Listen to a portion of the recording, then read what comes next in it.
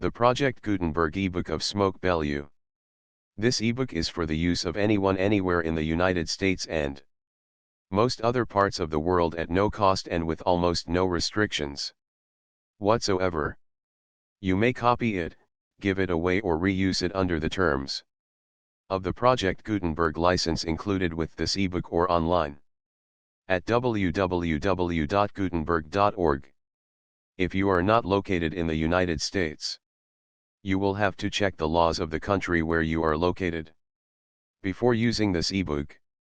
Title: Smoke Bellew. Author: Jack London. Release date: May 1, 2004. Ebook number 5737. Most recently updated, January 27, 2021. Language: English. Credits: produced by Leigh Bowler, Paul J. Hollander, and David Widger. Start of the Project Gutenberg ebook Smoke Bellew. Smoke Bellew. By Jack London. Contents: I. The taste of the meat. 2. The meat. 3. The stampede to Squaw Creek. 4. Shorty Dreams. V. The Man on the Other Bank. 6. The Race for Number 3. 7. The Little Man. 8. The Hanging of Cultist George. 9. The Mistake of Creation. X. A Flutter in Eggs. 11. The Townsite of Trolley. 12. Wonder of Woman. I. The Taste of the Meat. In the beginning he was Christopher Bellew. By the time he was at college, he had become Chris Bellew. Later, in the bohemian crowd of San Francisco, he was called Kid Bellew. And in the end he was known by no other name than Smoke Bellew. And this history of the evolution of his name is the history of his evolution. Nor would it have happened had he not had a fond mother and an iron uncle, and had he not received a letter from Gillett Bellamy. I have just seen a copy of the Bellew, Gillett wrote from Paris. Of course O'Hara will succeed with it. But he's missing some tricks. Here followed details in the improvement of the budding Society Weekly. Go down and see him. Let him think they're your own suggestions. Don't let him know they're from me. If you do, he'll make me Paris correspondent. Which I can't afford, because I'm getting real money for my stuff from the big magazines.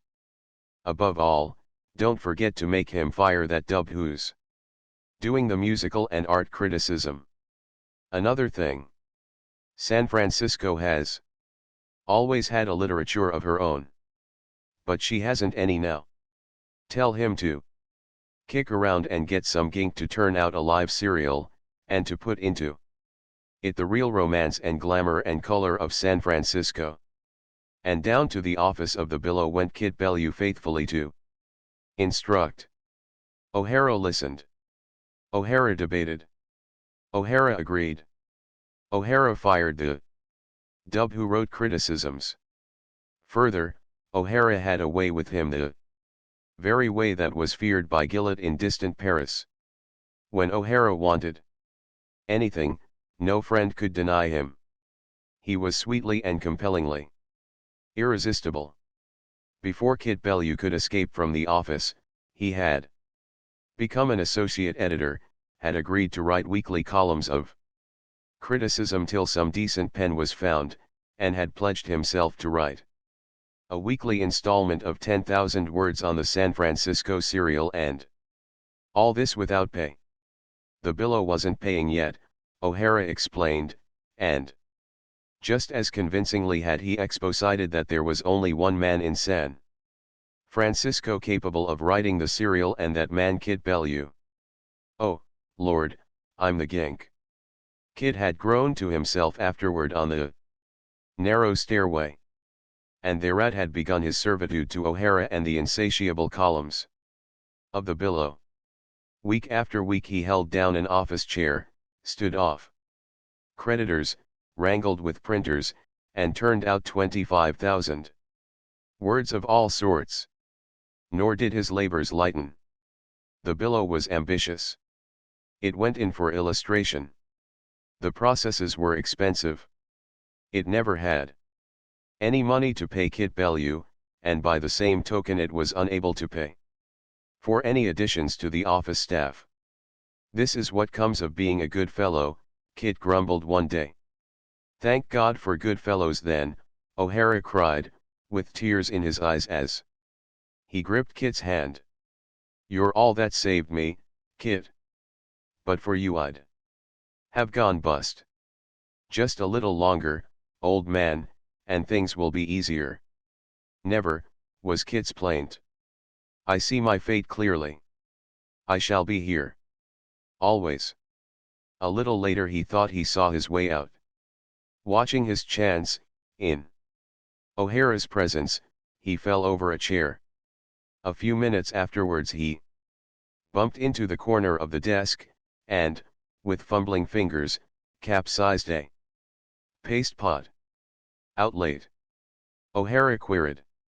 Kit brushed his eyes with his hands and peered about him anxiously before replying. "No, it's not that. It's my eyes. They seem to be going back on me, that's all." For several days he continued to fall over and bump into the office furniture. But O'Hara's heart was not softened. "I tell you what, Kit," he said one day, "you've got to see an oculist. There's Dr. Hastapple. He's a crackerjack. And it won't cost you anything. We can get it for advertising. I'll see him myself." And, true to his word, he dispatched Kit to the oculist. "There's nothing the matter with your eyes," was the doctor's verdict. After a lengthy examination. "In fact, your eyes are magnificent, a pair in a million." "Don't tell O'Hara," Kit pleaded. "And give me a pair of black glasses." The result of this was that O'Hara sympathized and talked glowingly of the time when the Bellew would be on its feet. Luckily for Kit Bellew, he had his own income.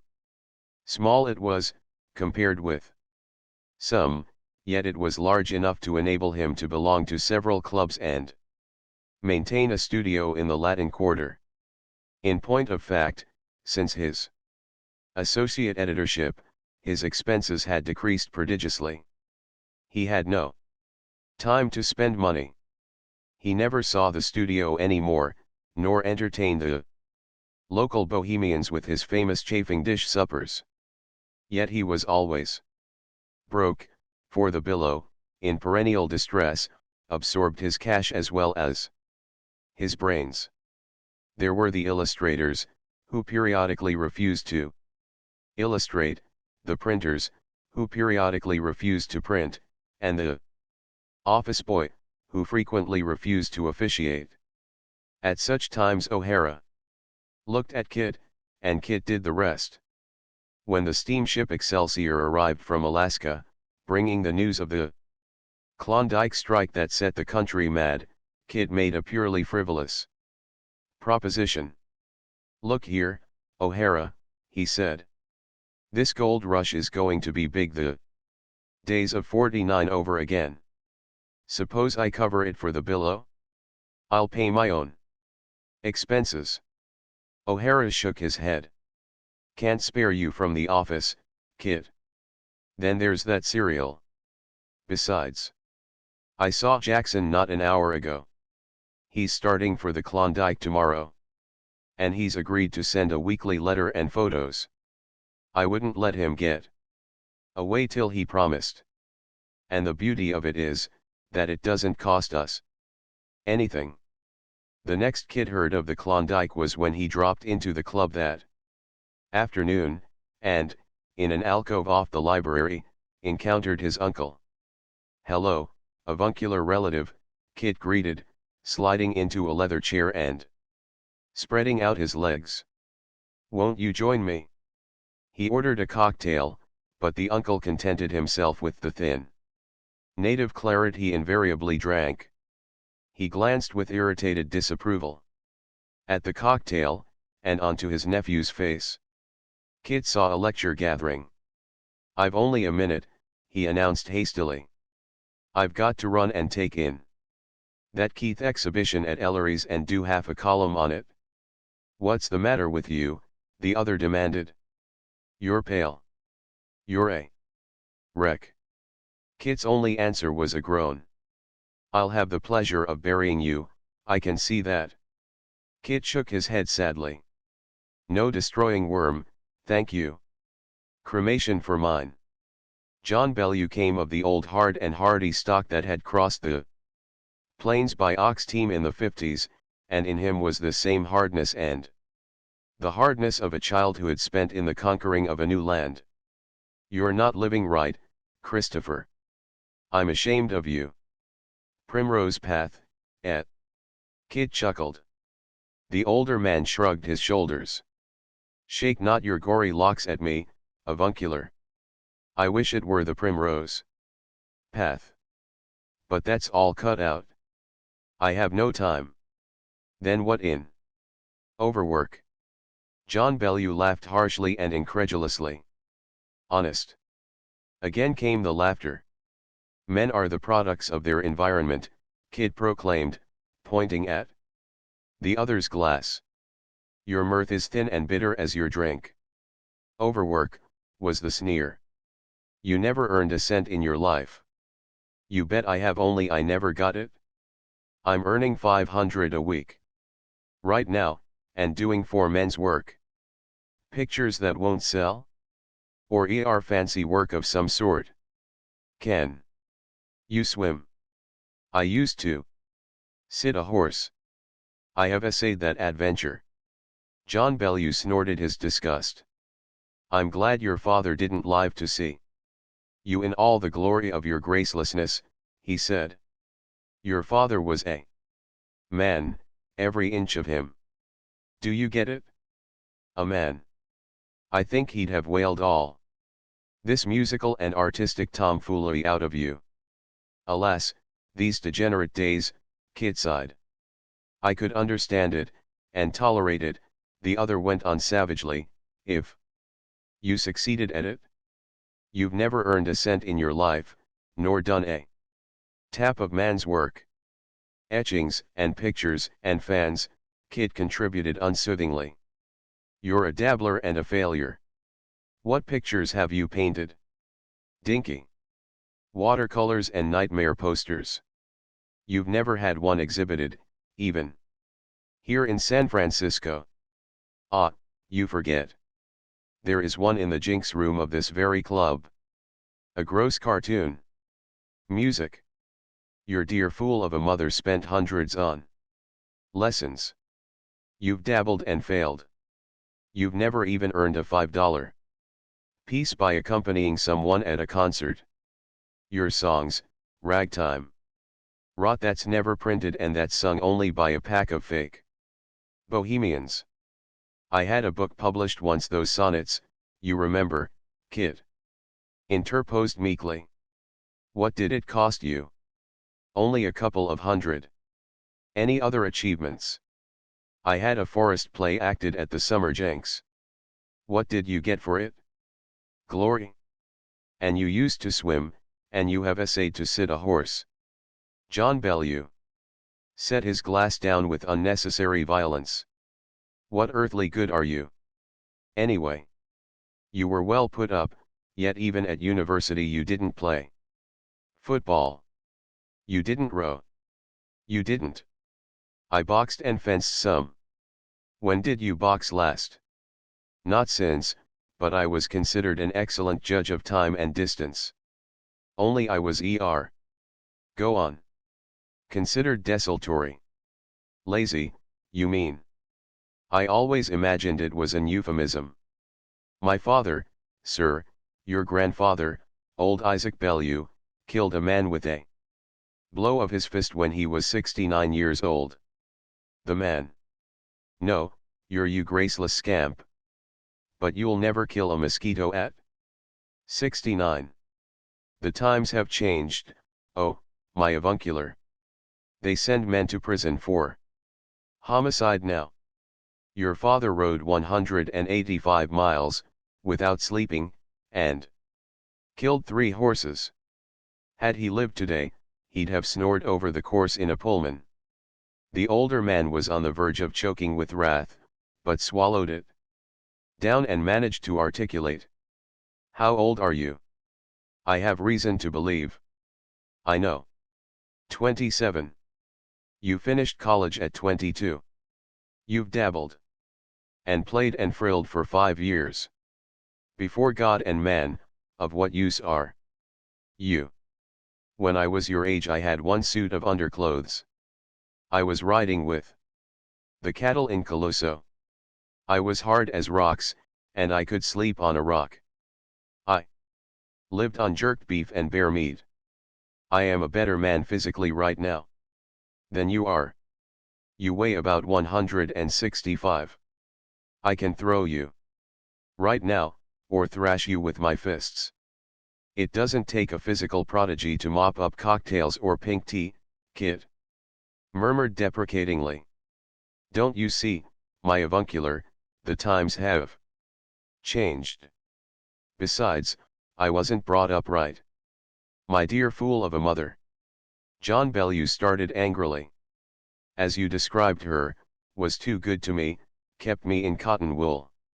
And all the rest. Now, if when I was a youngster I had taken some of those intensely masculine vacations you go in for, I wonder why you didn't invite me sometimes. You took Hal and Robbie all over the Sierras and on that Mexico trip. I guess you were too Lord Fauntleroyish. Your fault, avuncular, and my dear mothers. How was I to know the hard? I was only a child. What was there left but etchings and pictures and fans? Was it my fault that I never had to sweat? The older man looked at his nephew with unconcealed disgust. He had no patience with levity from the lips of softness. Well, I'm going to take another one of those what you call masculine vacations. Suppose I asked you to come along? Rather belated, I must say. Where is it? Hal and Robert are going into Klondike, and I'm going to see them across the pass and down to the lakes, then return. He got no further, for the young man had sprung forward and gripped his hand. My preserver. John Bellew was immediately suspicious. He had not dreamed the invitation would be accepted. You don't mean it, he said. When do we start? It will be a hard trip. You'll be in the way. No, I won't. I'll work. I've learned to work since I went on the Bellew. Each man has to take a year's supplies in with him. There'll be such a jam the Indian packers won't be able to handle it. Hal and Robert will have to pack their outfits across themselves. That's what I'm going along for, to help them pack. If you come you'll have to do the same. Watch me. You can't pack, was the objection. When do we start? Tomorrow. You needn't take it to yourself that your lecture on the hard has done it, Kit said, at parting. I just had to get away, somewhere, anywhere. From O'Hara. Who is O'Hara? A Jap. No, he's an Irishman, and a slave driver, and my best friend. He's the editor and proprietor and all-round big squeeze of the Bellew. What he says goes. He can make ghosts walk. That night Kit Bellew wrote a note to O'Hara. It's only a several weeks vacation, he explained. You'll have to get some gink to dope out installments for that cereal. Sorry, old man, but my health demands it. I'll kick in twice as hard when I get back. Kit Bellew landed through the madness of the Dia Beach, congested with 1,000-pound outfits of thousands of men. This immense mass of luggage and food, flung ashore in mountains by the steamers, was beginning slowly to dribble up the Dia Valley and across Chilkoot. It was a portage of 28 miles, and could be accomplished only on the backs of men. Despite the fact that the Indian packers had jumped the freight from 8 cents a pound to 40, they were swamped with the work, and it was plain that winter would catch the major portion of the outfits on the wrong side of the divide. Tenderest of the tenderfeet was Kit. Like many hundreds of others, he carried a big revolver swung on a cartridge belt. Of this, his uncle, filled with memories of old lawless days, was likewise guilty. But Kit Bellew was romantic. He was fascinated by the froth and sparkle of the gold rush, and viewed its life and movement with an artist's eye. He did not take it seriously. As he said on the steamer, it was not his funeral. He was merely on a vacation, and intended to peep over the top of the pass for a look-see and then to return. Leaving his party on the sand to wait for the putting ashore of the freight, he strolled up the beach toward the old trading post. He did not swagger, though he noticed that many of the be-revolvered individuals did. A strapping, 6-foot Indian passed him, carrying an unusually large pack. Kit swung in behind, admiring the splendid calves of the man, and the grace and ease with which he moved along under his burden. The Indian dropped his pack on the scales in front of the post, and Kit joined the group of admiring gold rushers who surrounded him. The pack weighed 125 pounds, which fact was uttered back and forth in tones of awe. It was going some, Kit decided, and he wondered if he could lift such a weight, much less walk off with it. Going to Lake Linderman with it, old man? He asked. The Indian, swelling with pride, grunted an affirmative.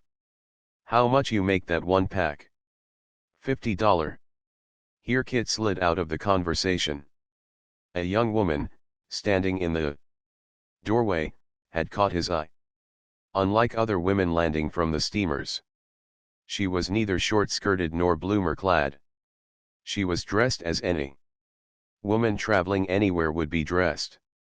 What struck him was the justness of her being there, a feeling that somehow she belonged. Moreover, she was young and pretty. The bright beauty and color of her oval face held him, and he looked till she resented, and her own eyes, long-lashed and dark, met his in cool survey. From his face they traveled in evident amusement down to the big revolver at his thigh. Then her eyes came back to his, and in them was amused contempt. It struck him like a blow. She turned to the man beside her and indicated Kit. The man glanced him over with the same amused contempt. Chechiko, the girl said. The man, who looked like a tramp in his cheap overalls and dilapidated woolen jacket, grinned dryly, and Kit felt withered, though he knew not why.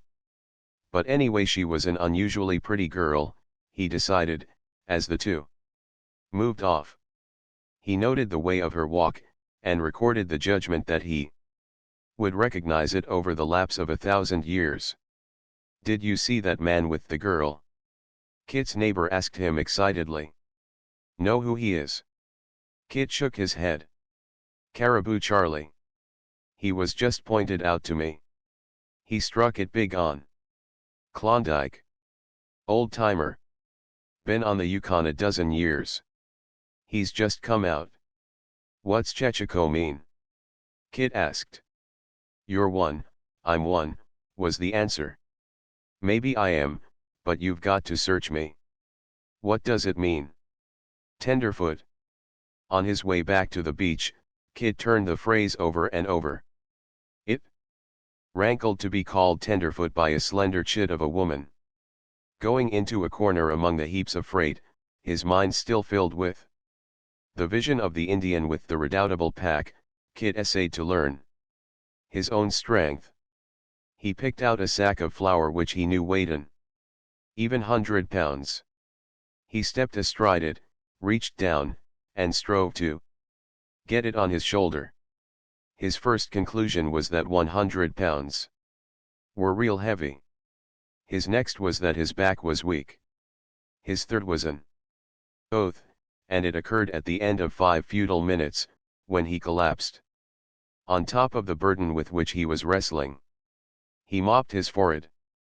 And across a heap of grubsacks saw John Bellew gazing at him, wintry. Amusement in his eyes. God, proclaimed that apostle of the hard. Out of our loins has come a race of weaklings. When I was 16 I toyed with things like that. You forget, avuncular, kid retorted, that I wasn't raised on bear meat. And I'll toy with it when I'm 60. You've got to show me. John Bellew did.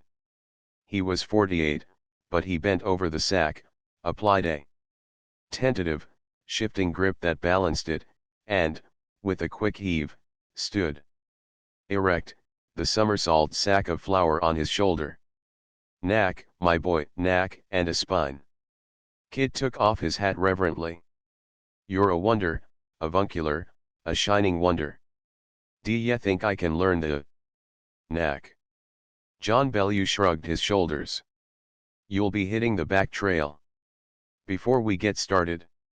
Never you fear, Kid groaned. There's O'Hara, the roaring lion, down there. I'm not going back till I have to. Kid's first pack was a success. Up to Finnegan's Crossing they had managed to get Indians to carry the 2,500-pound outfit. From that point their own backs must do the work. They planned to move forward at the rate of a mile a day. It looked easy on paper.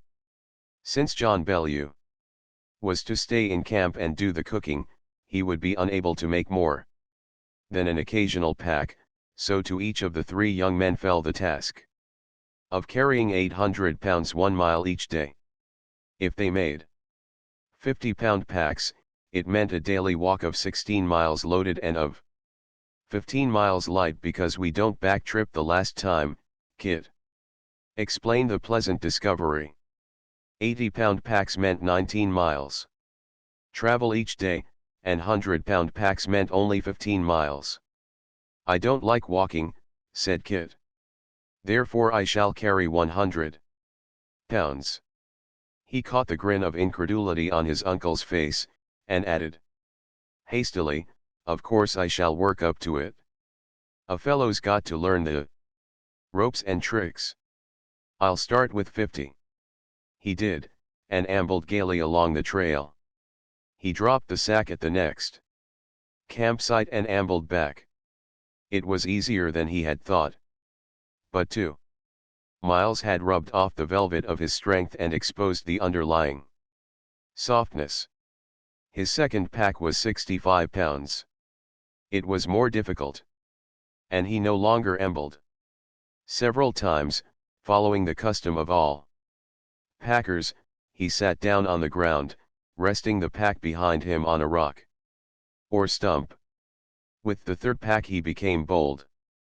He fastened the straps to a 95-pound sack of beans and started. At the end of 100 yards, he felt that he must collapse. He sat down and mopped his face. Short hauls and short rests, he muttered. That's the trick. Sometimes he did not make 100 yards, and each time he struggled to his feet for another short haul the pack became undeniably heavier.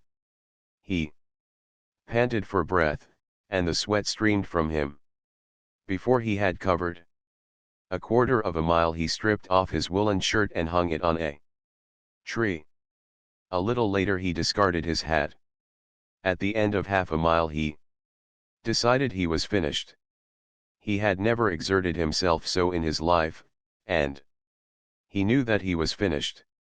As he sat and panted, his gaze fell upon the big revolver and the heavy cartridge belt.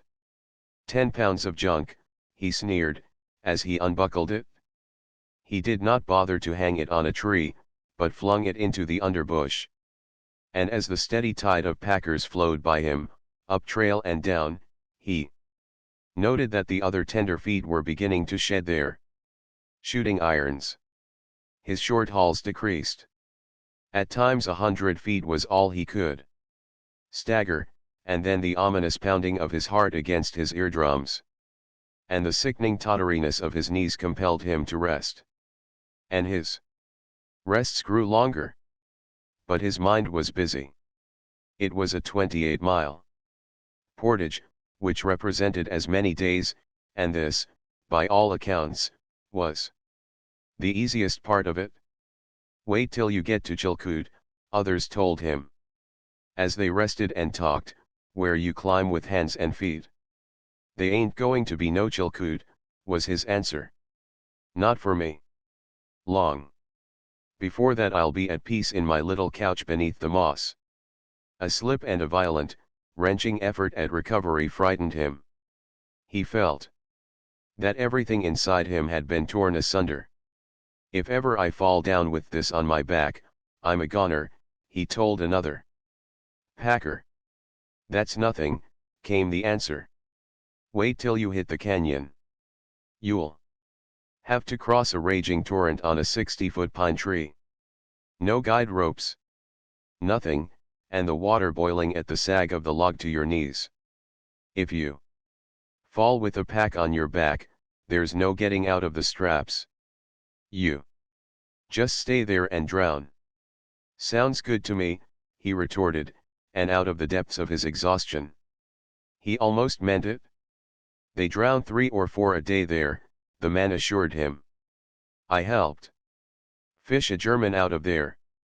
He had 4,000 in greenbacks on him. Cheerful, I must say, said Kit, battling his way to his feet and tottering on. He and the sack of beans became a perambulating tragedy. It reminded him of the old man of the sea who sat on Sinbad's neck. And this was one of those intensely masculine vacations, he meditated. Compared with it, the servitude to O'Hara was sweet. Again and again he was nearly seduced by the thought of abandoning the sack of beans in the brush and of sneaking around the camp to the beach and catching a steamer for civilization. But he didn't. Somewhere in him was the strain of the hard, and he repeated over and over to himself that what other men could do, he could. It became a nightmare chant, and he gibbered it to those that passed him on the trail.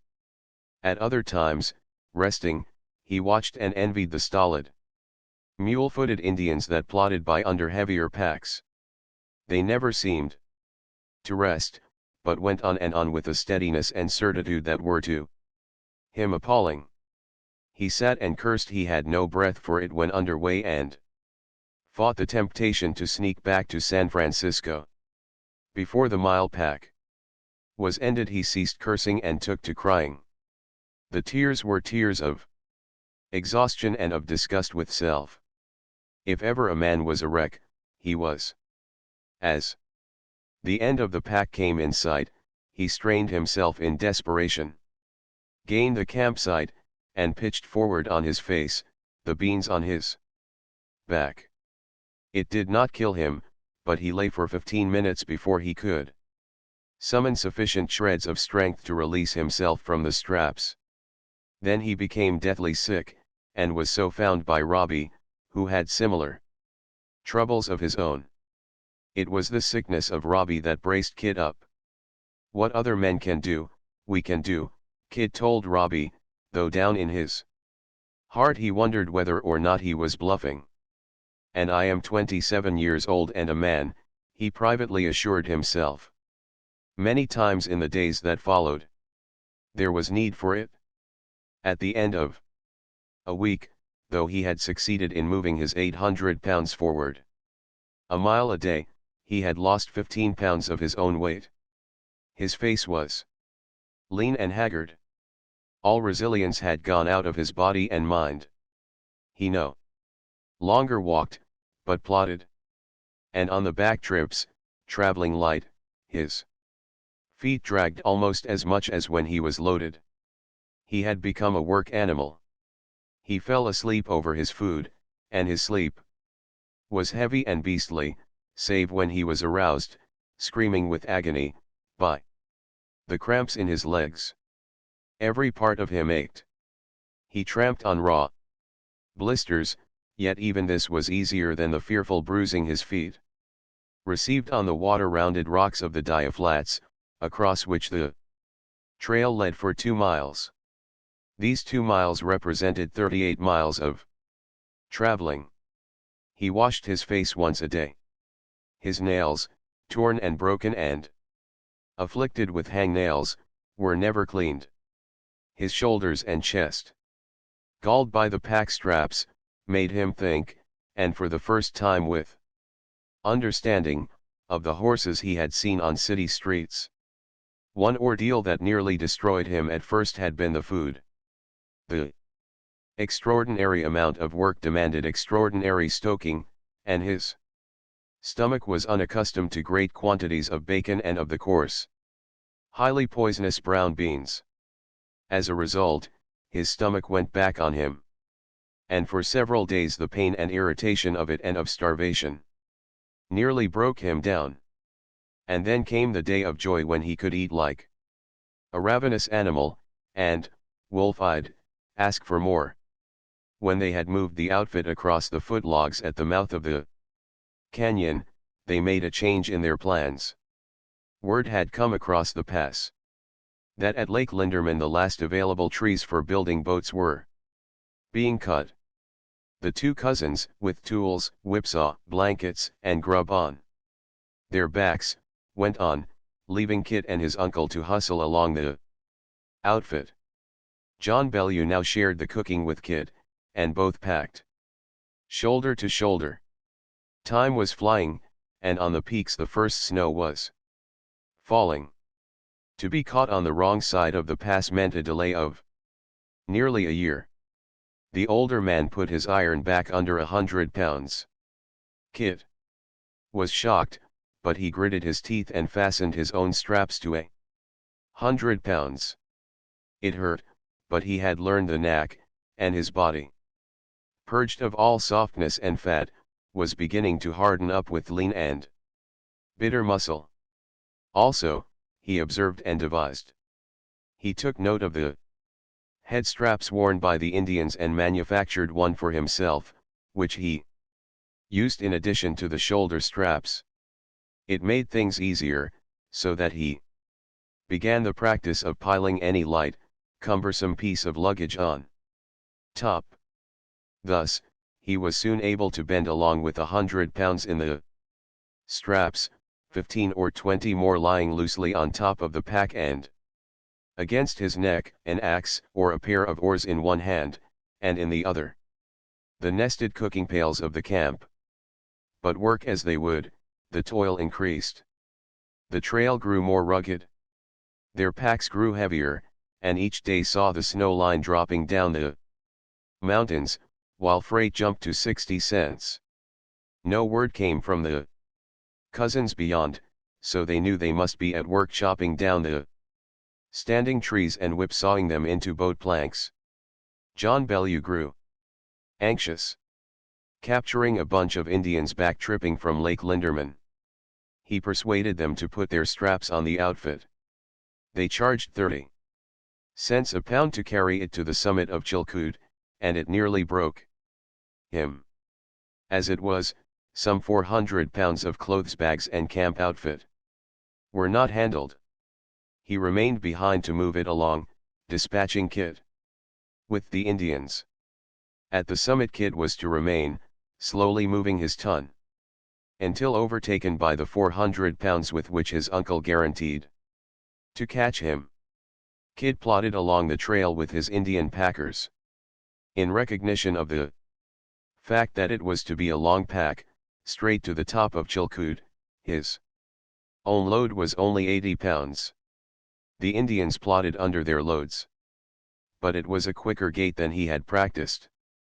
Yet he felt no apprehension, and by now had come to deem himself almost the equal of an Indian. At the end of a quarter of a mile he desired to rest. But the Indians kept on. He stayed with them, and kept his place in the line. At the half-mile, he was convinced that he was incapable of another step, yet he gritted his teeth, kept his place, and at the end of the mile was amazed that he was still alive. Then, in some strange way, came the thing called second wind. And the next mile was almost easier than the first. The third mile nearly killed him, but, though half delirious with pain and fatigue, he never whimpered. And then, when he felt he must surely faint, came the rest. Instead of sitting in the straps, as was the custom of the white packers, the Indian slipped out of the shoulder and head straps and lay at ease, talking and smoking. A full half-hour passed before they made another start. To Kit's surprise he found himself a fresh man, and long hauls and long rests became his newest motto. The pitch of Chilkoot was all he had heard of it, and many were the occasions when he climbed with hands as well as feet. But when he reached the crest of the divide in the thick of a driving snow squall, it was in the company of his Indians, and his secret pride was that he had come through with them and never squealed and never lagged. To be almost as good as an Indian was a new ambition to cherish.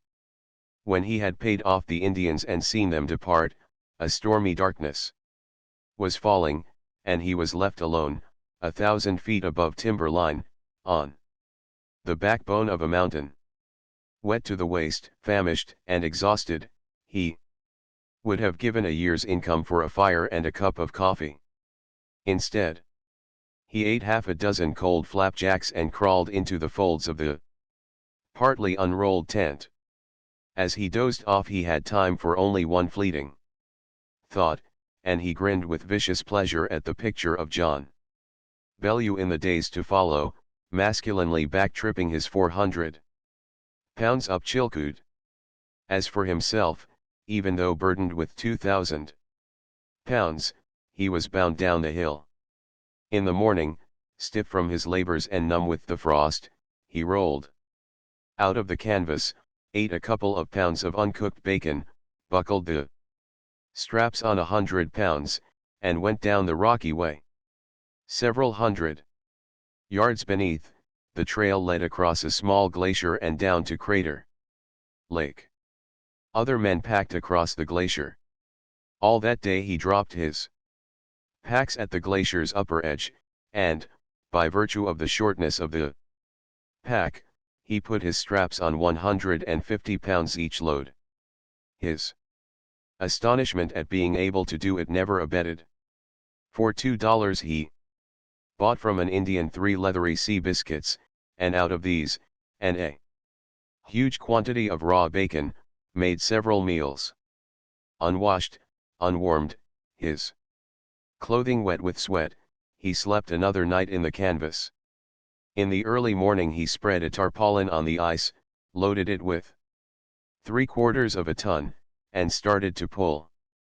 Where the pitch of the glacier accelerated, his load likewise accelerated, overran him, scooped him in on top, and ran away with him. 100 packers, bending under their loads, stopped to watch him. He yelled frantic warnings, and those in his path stumbled and staggered. Clear below, on the lower edge of the glacier, was pitched a small tent, which seemed leaping toward him, so rapidly did it grow larger. He left the beaten track where the packers' trail swerved to the left, and struck a patch of fresh snow. This arose about him in frosty smoke, while it reduced his speed. He saw the tent the instant he struck it, carrying away the corner guys, bursting in the front flaps, and fetching up inside. Still on top of the tarpaulin and in the midst of his grub sacks, the tent rocked drunkenly, and in the frosty vapor he found himself face to face with a startled young woman who was sitting up in her blankets, the very one who had called him a tenderfoot at Dia. "Did you see my smoke?" he queried cheerfully. She regarded him with disapproval. "Talk about your magic carpets," he went on. "Do you mind removing that sack from my foot?" she said coldly. He looked, and lifted his weight quickly. It wasn't a sack. It was my elbow. Pardon me. The information did not perturb her, and her coolness was a challenge. It was a mercy you did not overturn the stove, she said. He followed her glance and saw a sheet iron stove and a coffee pot, attended by a young squaw. He sniffed the coffee and looked back to the girl. I'm a Chechiko, he said. Her bored expression told him that he was stating the obvious. But he was unabashed. I've shed my shooting irons, he added. Then she recognized him, and her eyes lighted. I never thought you'd get this far, she informed him. Again, and greedily, he sniffed the air. As I live, coffee. He turned and directly addressed her, I'll give you my little finger, cut it? Right off now, I'll do anything, I'll be your slave for a year and a day. Or any other old time, if you'll give me a cup out of that pot. And over the coffee he gave his name and learned hers, Joy Gastel. Also, he learned that she was an old-timer in the country. She had been born in a trading post on the Great Slave, and as a child had crossed the Rockies with her father and come down to the Yukon. She was going in, she said, with her father, who had been delayed by business in Seattle, and who had then been wrecked on the ill-fated Chanter and carried back to Puget Sound by the rescuing steamer. In view of the fact that she was still in her blankets, he did not make it a long conversation, and, heroically declining a second cup of coffee, he removed himself and his heaped and shifted baggage from her tent. Further, he took several conclusions away with him. She had a fetching name and fetching eyes, could not be more than 20, or 21 or -2, her father must be French, she had a will of her own and temperament to burn. And she had been educated elsewhere than on the frontier. Over the ice-scoured rocks and above the timber line, the trail ran around Crater Lake and gained the rocky defile that led toward Happy Camp and the first scrub pines. To pack his heavy outfit around would take days of heartbreaking toil. On the lake was a canvas boat employed in freighting.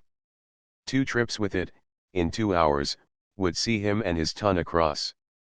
But he was broke, and the ferryman charged $40 a ton. You've got a gold mine, my friend, in that dinky boat, Kit said to the ferryman. Do you want another gold mine? Show me, was the answer. I'll sell it to you for the price of ferrying my outfit. It's an idea. Not patented, and you can jump the deal as soon as I tell you it. Are you game? The ferryman said he was, and Kit liked his looks. Very well. You see that glacier? Take a pickaxe and wade into it. In a day you can have a decent groove from top to bottom. See the point? The Chilkoot and Crater Lake Consolidated Chute Corporation, Limited. You can charge 50 cents a hundred, get 100 tons a day, and have no work to do but collect the coin. 2 hours later, Kit's ton was across the lake, and he had gained 3 days on himself.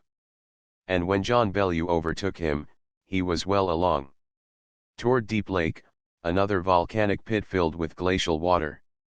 The last pack, from Long Lake to Linderman, was 3 miles, and the trail, if trail it could be called, rose up over 1,000-foot hogback, dropped down a scramble of slippery rocks, and crossed a wide stretch of swamp.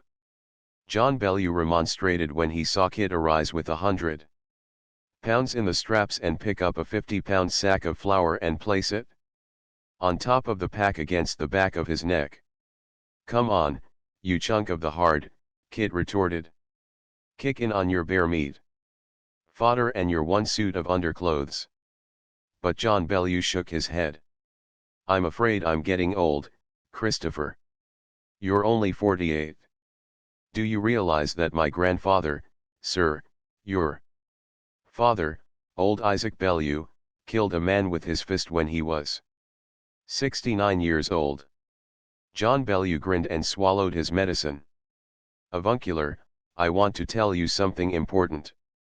I was raised a lord. Fauntleroy, but I can outpack you, outwalk you, put you on your back, or lick you with my fists right now. John Bellew thrust out his hand and spoke solemnly. Christopher, my boy. I believe you can do it. I believe you can do it with that pack on your back at the same time. You've made good, boy, though it's too unthinkable to believe. Kid made the round trip of the last pack 4 times a day, which is to say that he daily covered 24 miles of mountain climbing, 12 miles of it under 150 pounds. He was proud, hard, and tired, but in splendid physical condition. He ate and slept as he had never eaten and slept in his life, and as the end of the work came in sight, he was almost half sorry. One problem bothered him. He had learned that he could fall with a hundredweight on his back and survive, but he was confident, if he fell with that additional 50 pounds across the back of his neck, that it would break it clean. Each trail through the swamp was quickly churned bottomless by the thousands of packers, who were compelled continually to make new trails. It was while pioneering such a new trail, that he solved the problem of the extra 50. The soft, lush surface gave way under him, he floundered, and pitched forward on his face. The 50 pounds crushed his face in the mud and went clear without snapping his neck. With the remaining 100 pounds on his back, he arose on hands and knees. But he got no farther. One arm sank to the shoulder, pillowing his cheek in the slush. As he drew this arm clear, the other sank to the shoulder. In this position it was impossible to slip the straps, and the hundredweight on his back would not let him rise. On hands and knees, sinking first one arm and then the other, he made an effort to crawl to where the small sack of flour had fallen. But he exhausted himself without advancing, and so churned and broke the grass surface, that a tiny pool of water began to form in perilous proximity to his mouth and nose. He tried to throw himself on his back with the pack underneath, but this resulted in sinking both arms to the shoulders and gave him a foretaste of drowning. With exquisite patience, he slowly withdrew one sucking arm and then the other and rested them flat on the surface for the support of his chin. Then he began to call for help. After a time he heard the sound of feet sucking through the mud as someone advanced from behind. "Lend a hand, friend," he said. "Throw out a lifeline or something." It was a woman's voice that answered, and he recognized it. "If you'll unbuckle the straps I can get up." The 100 pounds rolled into the mud with a soggy noise, and he slowly gained his feet. "A pretty predicament," Miss Gastel laughed, at sight of his mud-covered face. "Not at all," he replied airily. "My favorite physical exercise stunt. Try it sometime. It's great for the pectoral muscles and the spine." He wiped his face, flinging the slush from his hand with a snappy jerk.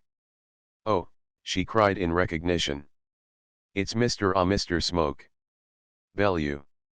I thank you gravely for your timely rescue and for that name," he answered. "I have been doubly baptized. Henceforth I shall insist always on being called Smoke Bellew. It is a strong name, and not without significance." He paused, and then voice and expression became suddenly fierce. "Do you know what I'm going to do?" he demanded. "I'm going back to the States.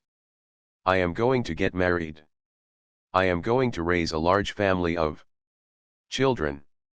And then, as the evening shadows fall, I shall gather those children about me and relate the sufferings and hardships I endured on the Chilkoot Trail. And if they don't cry, I repeat, if they don't cry, I'll lambaste the stuffing out of them. The Arctic winter came down apace. Snow that had come to stay lay 6 inches on the ground, and the ice was forming in quiet ponds, despite the fierce gales that blew.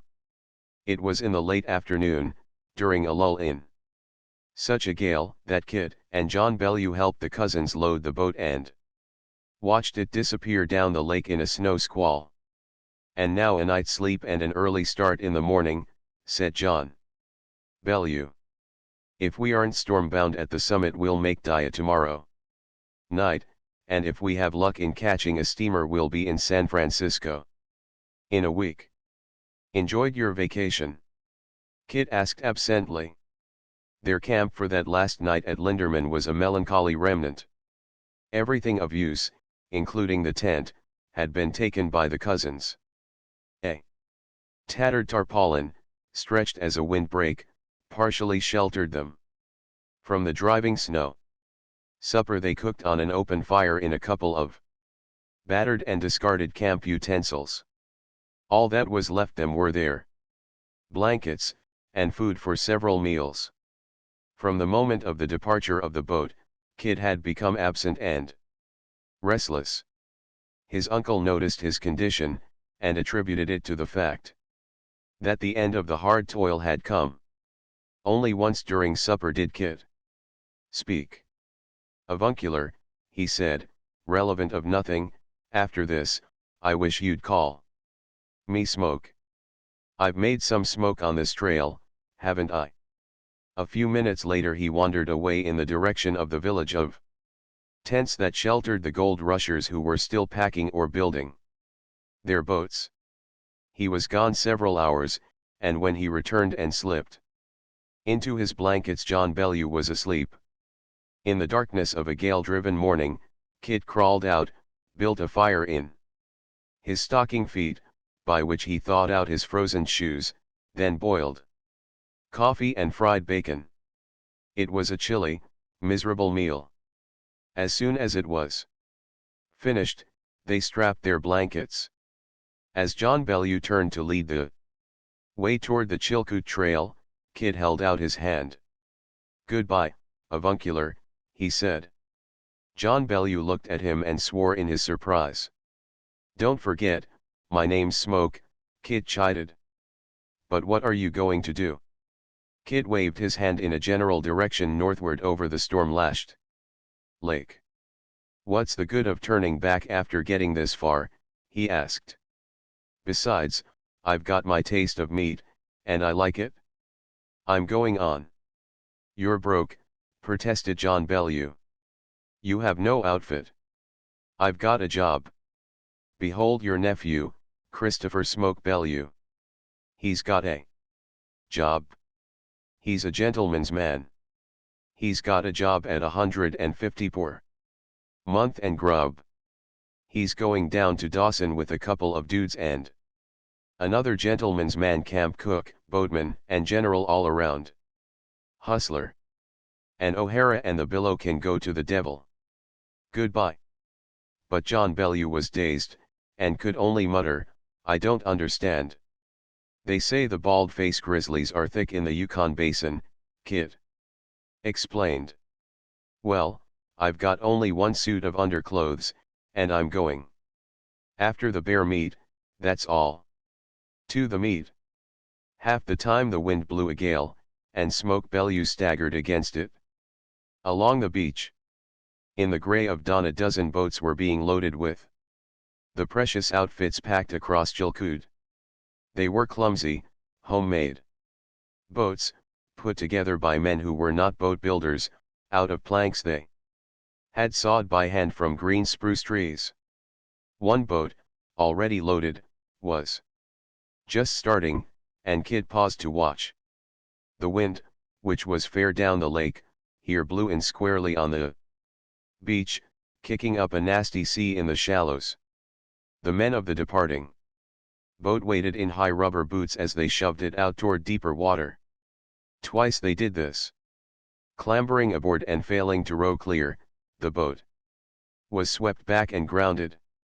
Kit noticed that the spray on the sides of the boat quickly turned to ice. The third attempt was a partial success. The last two men to climb in were wet to their waists, but the boat was afloat. They struggled awkwardly at the heavy oars, and slowly worked off shore. Then they hoisted a sail made of blankets, had it carry away in a gust, and were swept a third time back on the freezing beach. Kit grinned to himself and went on. This was what he must expect to encounter, for he, too, in his new role of gentleman's man, was to start from the beach in a similar boat that very day. Everywhere men were at work, and at work desperately, for the closing down of winter was so imminent that it was a gamble whether or not they would get across the great chain of lakes before the freeze-up. Yet, when Kit arrived at the tent of Messrs. Sprague and Stein, he did not find them stirring. By a fire, under the shelter of a tarpaulin, squatted a short, thick man, smoking a brown paper cigarette. "Hello," he said. "Are you Mr. Sprague's new man?" As Kit nodded, he thought he had noted a shade of emphasis on the Mr. and the man, and he was sure of a hint of a twinkle in the corner of the eye. "Well, I'm Doc Stein's man," the other went on. "I'm 5 feet 2 inches long, and my name's Shorty, Jack Short for short, and sometimes known as Johnny on the Spot." Kit put out his hand and shook. "Were you raised on bear meat?" he queried. "Sure," was the answer, "though my first feedin' was buffalo milk as near as I can remember. Sit down and have some grub. The bosses ain't turned out yet." And despite the one breakfast, Kit sat down under the tarpaulin and ate a second breakfast thrice as hearty. The heavy, purging toil of weeks had given him the stomach and appetite of a wolf. He could eat anything, in any quantity, and be unaware that he possessed a digestion. Shorty he found voluble and pessimistic, and from him he received surprising tips concerning their bosses and ominous forecasts of the expedition. Thomas Stanley Sprague was a budding mining engineer and the son of a millionaire. Dr. Adolf Stein was also the son of a wealthy father. And, through their fathers, both had been backed by an investing syndicate. In the Klondike adventure. "Oh, they're sure made of money," Shorty expounded. When they hit the beach at Dia, freight was 70 cents, but no Indians. There was a party from Eastern Oregon, real miners, that had managed to get a team of Indians together at 70 cents. Indians had the straps on the outfit. 3,000 pounds of it, when along comes Sprague and Stein.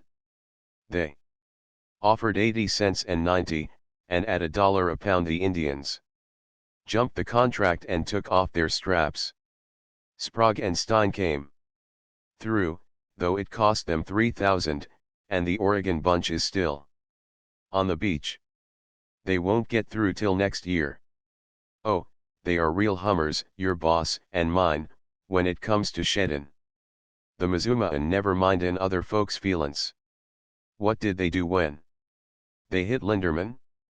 The Carpenters was just putting in the last licks on a boat they'd contracted to a Frisco bunch for 600. Sprague and Stein slipped an even thousand, and they jumped their contract. It's a good-looking boat, but it's jiggered the other bunch. They've got their outfit right here, but no boat. And they're stuck for next year. Have another cup of coffee, and take it from me that I wouldn't travel with no such outfit if I didn't want to get to Klondike so blamed bad. They ain't hearted right. They'd take the crepe off the door of a house in morning if they needed it in their business. Did you sign a contract? Kit shook his head. Then I'm sorry for you, partner. They ain't no grub in the country, and they'll drop you cold as soon as they hit Dawson. Men are going to starve there this winter. They agreed. Kit began. Verbal, Shorty snapped him short. It's your say-so against theirs. That's all. Well, anyway, what's your name, partner? Call me Smoke, said Kit. Well, Smoke, you'll have a run for your verbal contract just the same. This is a plain sample of what to expect. They can sure shed Mazuma, but they can't work, or turn out of bed in the morning. We should have been loaded and started an hour ago. It's you and me for the big work. Pretty soon you'll hear 'em shoutin' for their coffee in bed, mind you, and them grown men. What do ye know about boatin' on the water?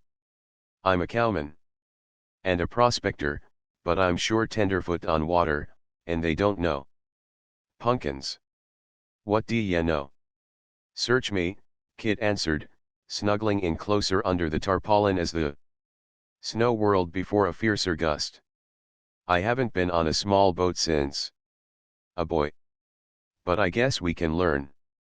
A corner of the tarpaulin tore loose, and Shorty received a jet of driven snow down the back of his neck. Oh, we can learn all right, he muttered wrathfully. Sure we can.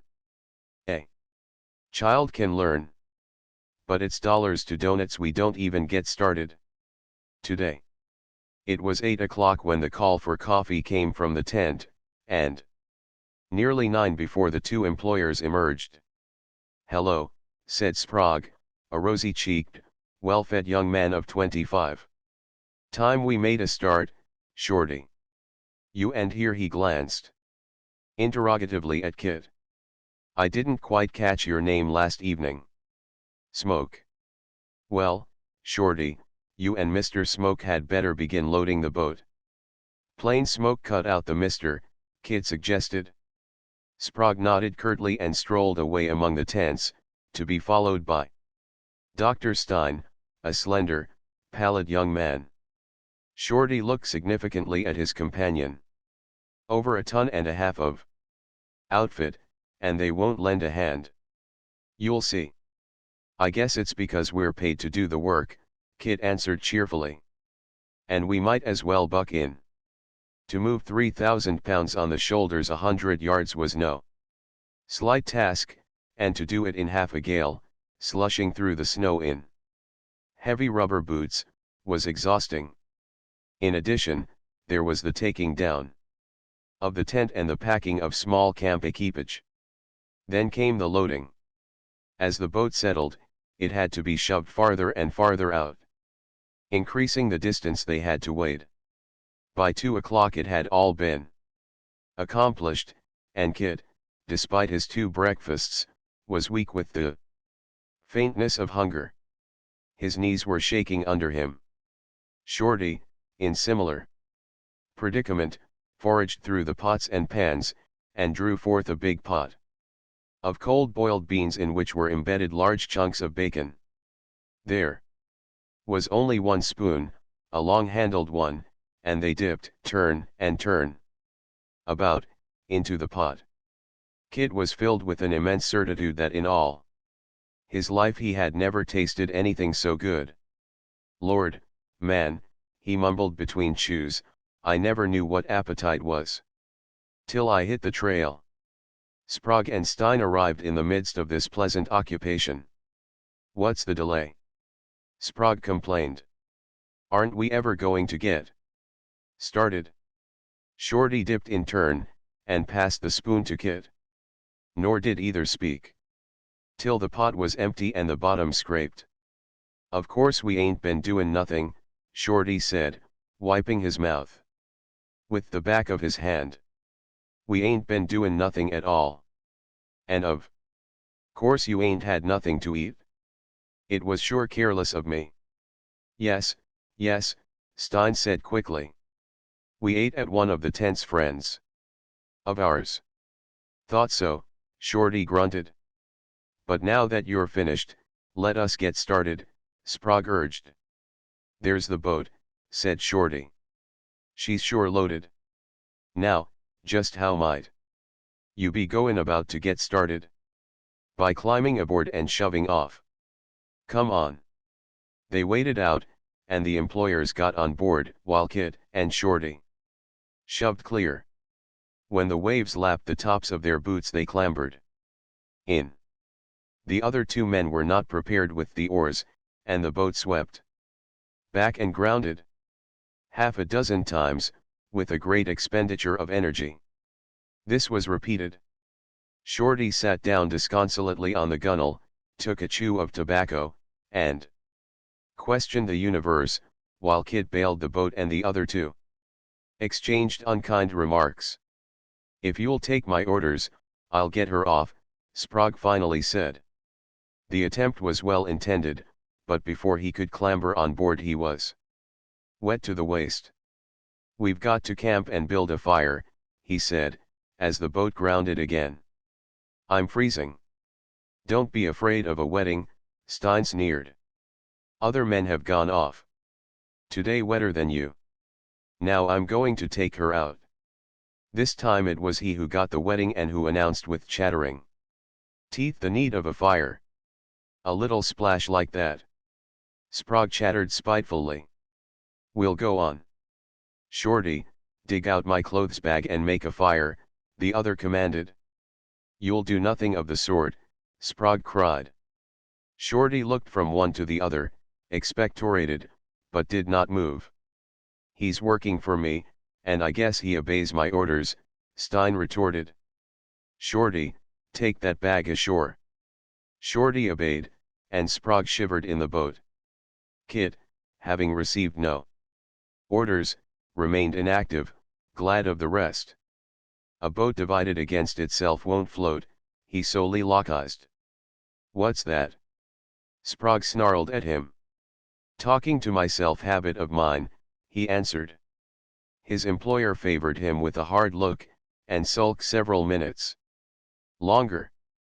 Then he surrendered. "Get out my bag, Smoke," he ordered, "and lend a hand with that fire. We won't get off till morning now." Next day the gale still blew. Lake Linderman was no more than a narrow mountain gorge filled with water, sweeping down from the mountains through this funnel. The wind was irregular, blowing great guns at times and at other times dwindling to a strong breeze. "If you give me a shot at it, I think I can get her off," Kit said, when all was ready for the start. "What do you know about it?" Stein snapped at him. "Search me," Kit answered, and subsided.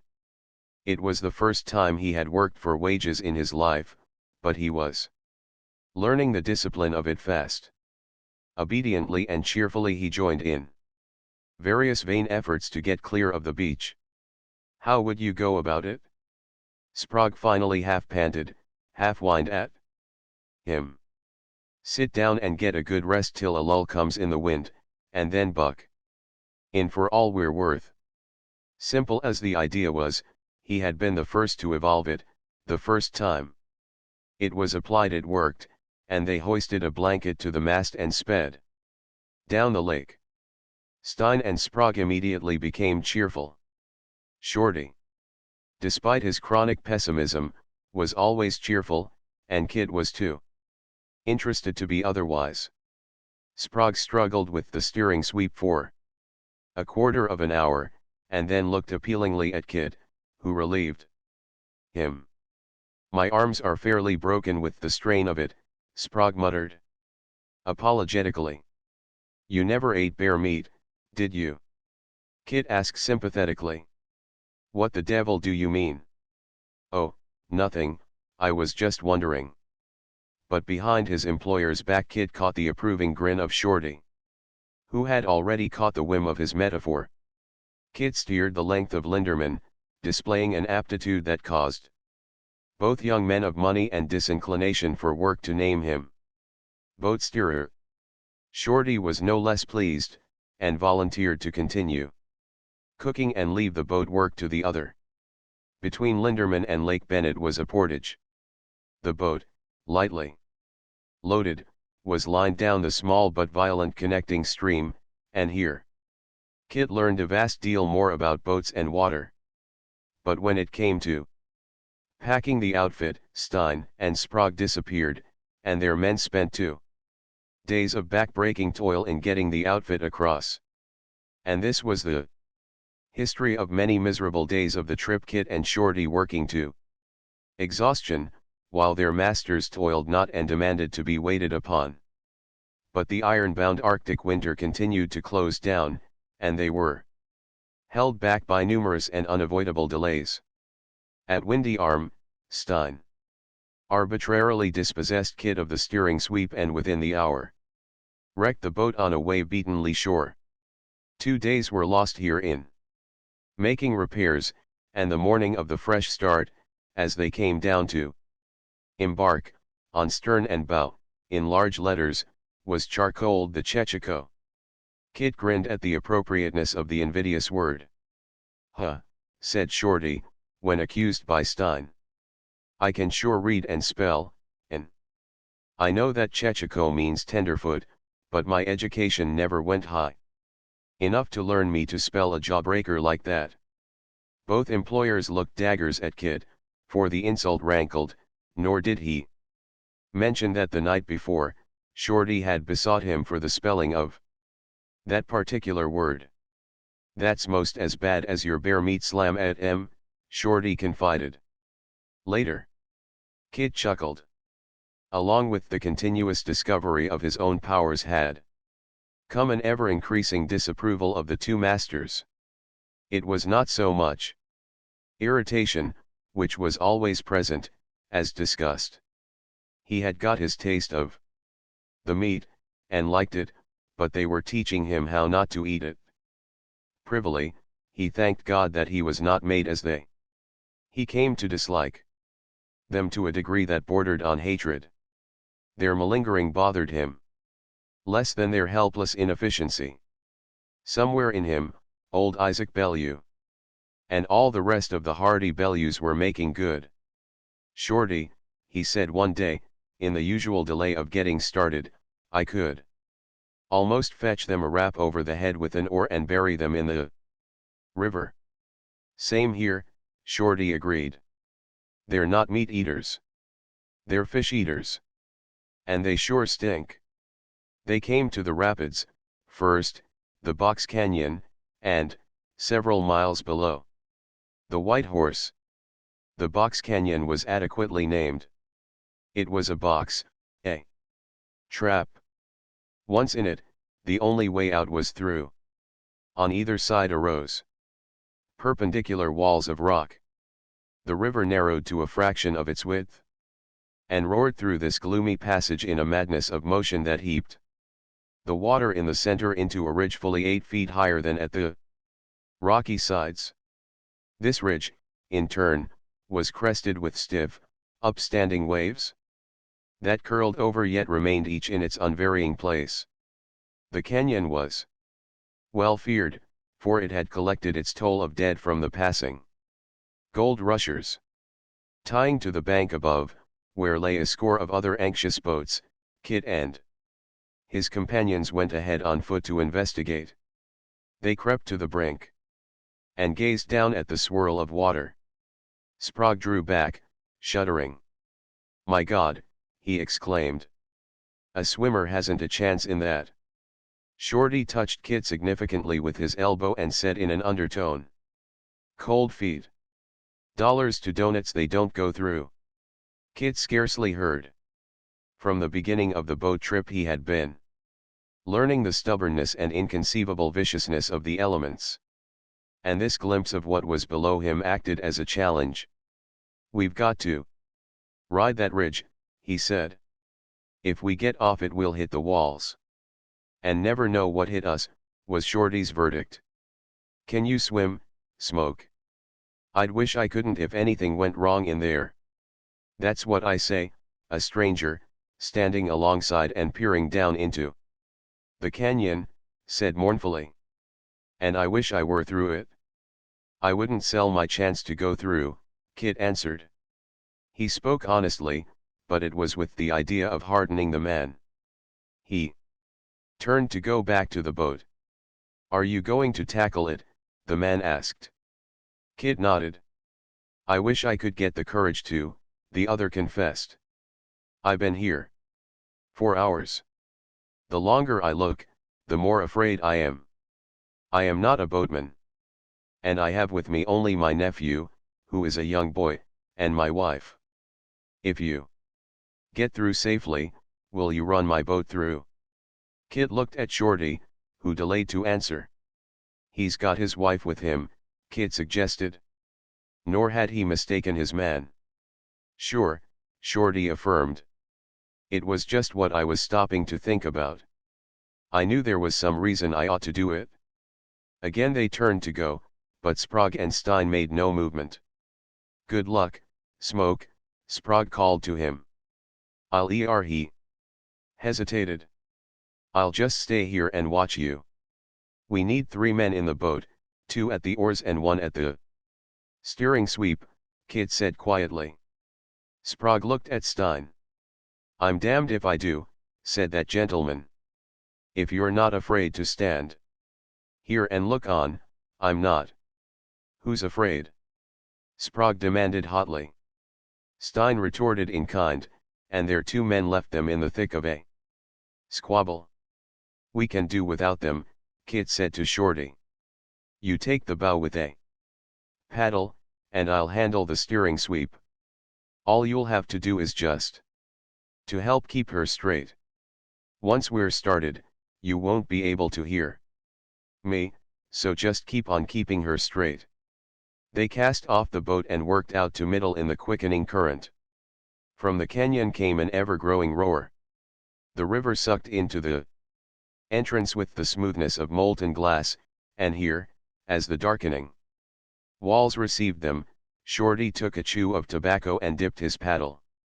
The boat leaped on the first crests of the ridge, and they were deafened by the uproar of wild water that reverberated from the narrow walls and multiplied itself. They were half smothered with flying spray. At times, Kit could not see his comrade at the bow. It was only a matter of 2 minutes, in which time they rode the ridge 3/4 of a mile and emerged in safety and tied to the bank in the eddy below. Shorty emptied his mouth of tobacco juice he had forgotten to spit and spoke. That was bear meat, he exulted, the real bear meat. Say, we want a few. Didn't we? Smoke, I don't mind telling you in confidence that before we started I was the gosh dangdest scaredest man this side of the Rocky Mountains. Now I'm a bear eater. Come on and we'll run that other boat through.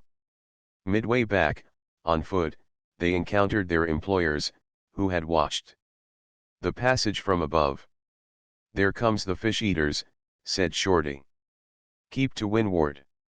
After running the stranger's boat through, whose name proved to be Breck, Kit and Shorty met his wife, a slender, girlish woman whose blue eyes were moist with gratitude.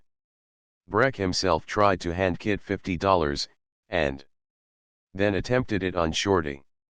Stranger, was the latter's rejection, I come into this country to make money out of the ground and not out of my fellow critters.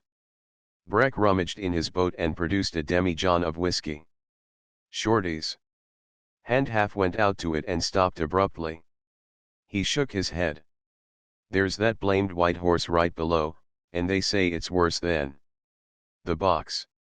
I reckon I don't dast tackle any lightning. Several miles below they ran into the bank, and all 4 walked down to look at the bad water. The river, which was a succession of rapids, was here deflected toward the right bank by a rocky reef. The whole body of water, rushing crookedly into the narrow passage, accelerated its speed frightfully and was upflung into huge waves, white and wrathful. This was the dread mane of the white horse, and here an even heavier toll of dead had been exacted. On one side of the mane was a corkscrew curl over and suck under, and on the opposite side was the big whirlpool to go through. The mane itself must be ridden. This plumb rips the strings out of the box, Shorty concluded. As they watched, a boat took the head of the rapids above.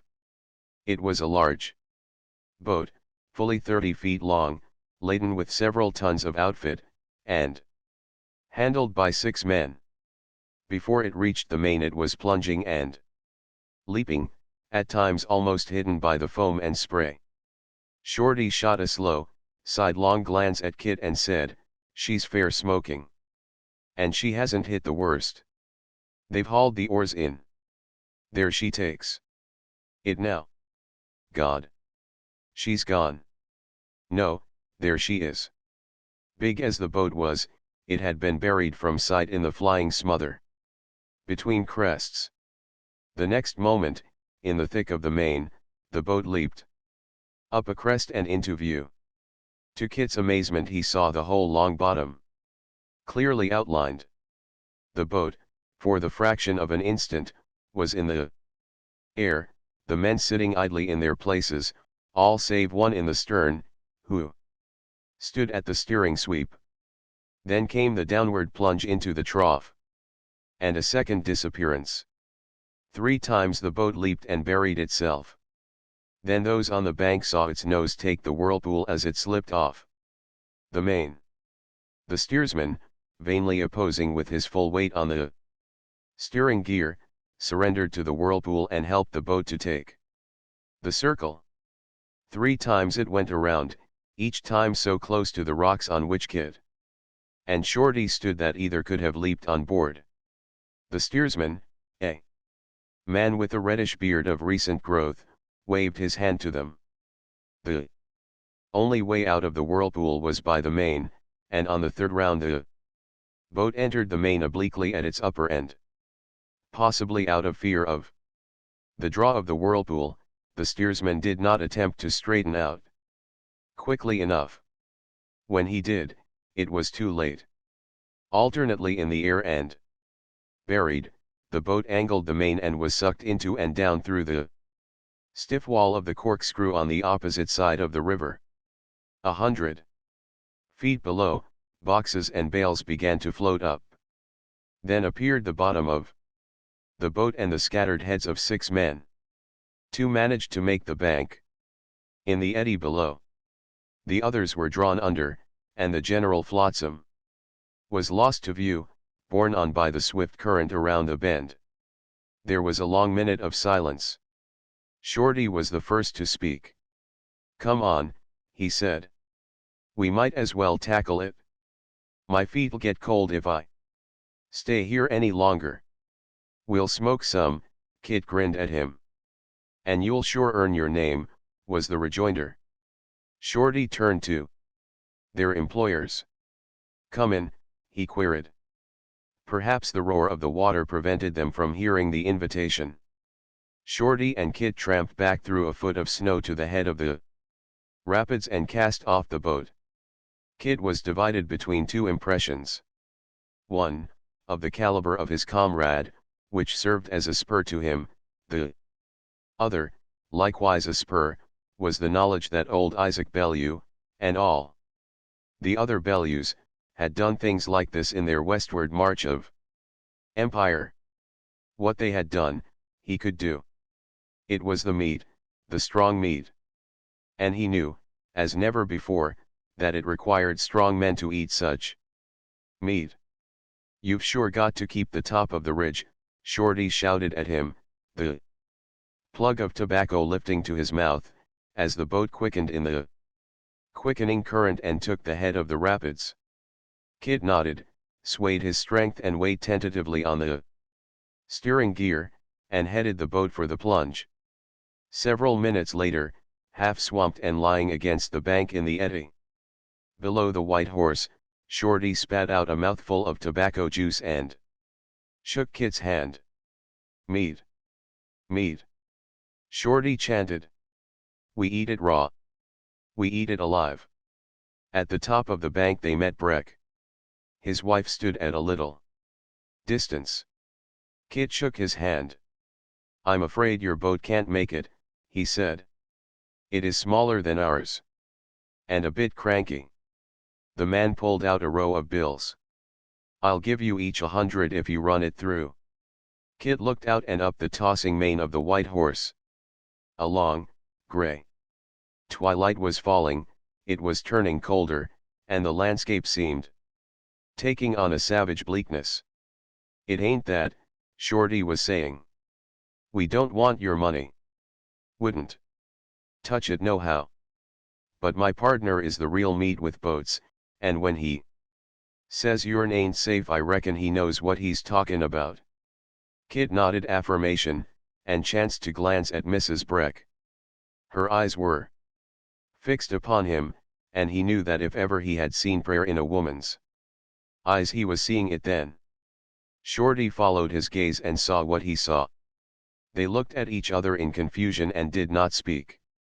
Moved by the common impulse, they nodded to each other and turned to the trail that led to the head of the rapids. They had not gone 100 yards when they met Stein and Sprague coming down. "Where are you going?" the latter demanded. "To fetch that other boat through," Shorty answered. "No, you're not. It's getting dark. You two are going to pitch camp." So huge was Kit's disgust that he forbore to speak. "He's got his wife with him," Shorty said. "That's his lookout," Stein contributed. "And Smoke's and mine," was Shorty's retort. "I forbid you," Sprague said harshly. "Smoke, if you go another step I'll discharge you." "And you, too, Shorty," Stein added. "And a hell of a pickle you'll be in with us fired," Shorty replied. "How'll you get your blamed boat to Dawson?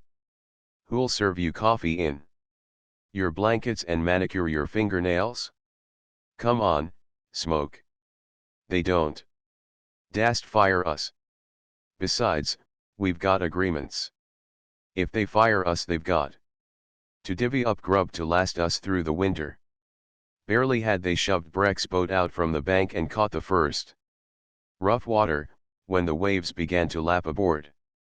They were small waves, but it was an earnest of what was to come. Shorty cast back a quizzical glance as he gnawed at his inevitable plug, and Kit felt a strange rush of warmth at his heart for this man who couldn't swim and who couldn't back out. The rapids grew stiffer, and the spray began to fly. In the gathering darkness, Kit glimpsed the mane and the crooked fling of the current into it. He worked into this crooked current, and felt a glow of satisfaction as the boat hit the head of the mane squarely in the middle. After that, in the smother, leaping and burying and swamping, he had no clear impression of anything save that he swung his weight on the steering oar and wished his uncle were there to see. They emerged, breathless, wet, through the boat filled with water almost to the gunwale. Lighter pieces of baggage and outfit were floating inside the boat. A few careful strokes on Shorty's part worked the boat into the draw of the eddy, and the eddy did the rest till the boat softly touched the bank. Looking down from above was Mrs. Breck. Her prayer had been answered, and the tears were streaming down her cheeks. "You boys have simply got to take the money," Breck called down to them. Shorty stood up, slipped, and sat down in the water, while the boat dipped one gunwale under and righted again. "Damn the money," said Shorty. "Fetch out that whiskey. Now that it's over. I'm getting cold feet, and I'm sure likely to have a chill." In the morning, as usual, they were among the last of the boats to start. Breck, despite his boating inefficiency, and with only his wife and nephew for crew, had broken camp, loaded his boat, and pulled out at the first streak of day. But there was no hurrying Stein and Sprague, who seemed incapable of realizing that the freeze-up might come at any time. They, mailing Erd, got in the way, delayed, and doubled the work of Kit and Shorty. "I'm sure losing my respect for God, seein' as he must have made them too. Mistakes in human form," was the latter's blasphemous way of expressing his disgust. "Well, you're the real goods, at any rate," Kit grinned back at him. It makes me respect God the more just to look at you. He was sure goin' some, was Shorty's fashion of overcoming the embarrassment of the compliment. The trail by water crossed Lake Labarge. Here was no fast current, but a tideless stretch of 40 miles which must be rode unless a fair wind blew. But the time for fair wind was past, and an icy gale blew in their teeth out of the north. This made a rough sea, against which it was almost impossible to pull the boat. Added to their troubles was driving snow. Also, the freezing of the water on their oar blades kept one man occupied in chopping it off with a hatchet. Compelled to take their turn at the oars, Sprague and Stein patently loafed. Kit had learned how to throw his weight on an oar, but he noted that his employers made a seeming of throwing their weights and that they dipped their oars at a cheating angle.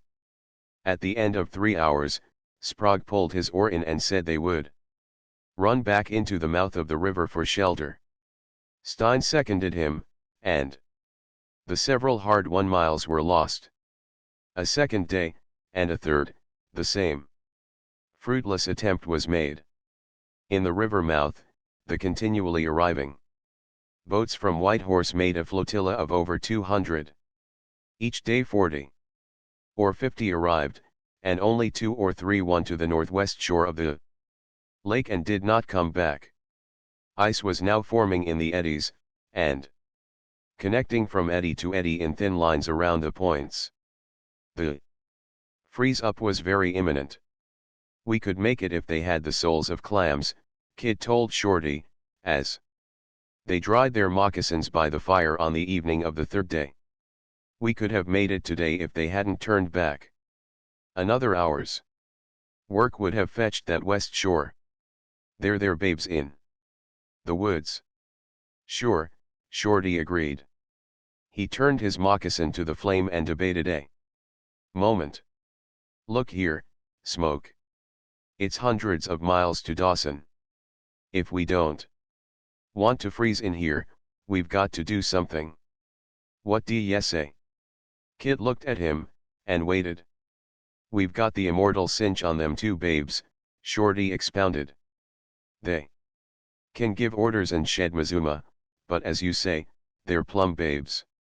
If we're goin' to Dawson, we got to take charge of this here outfit. They looked at each other. It's a go, said Kit, as his hand went out in ratification.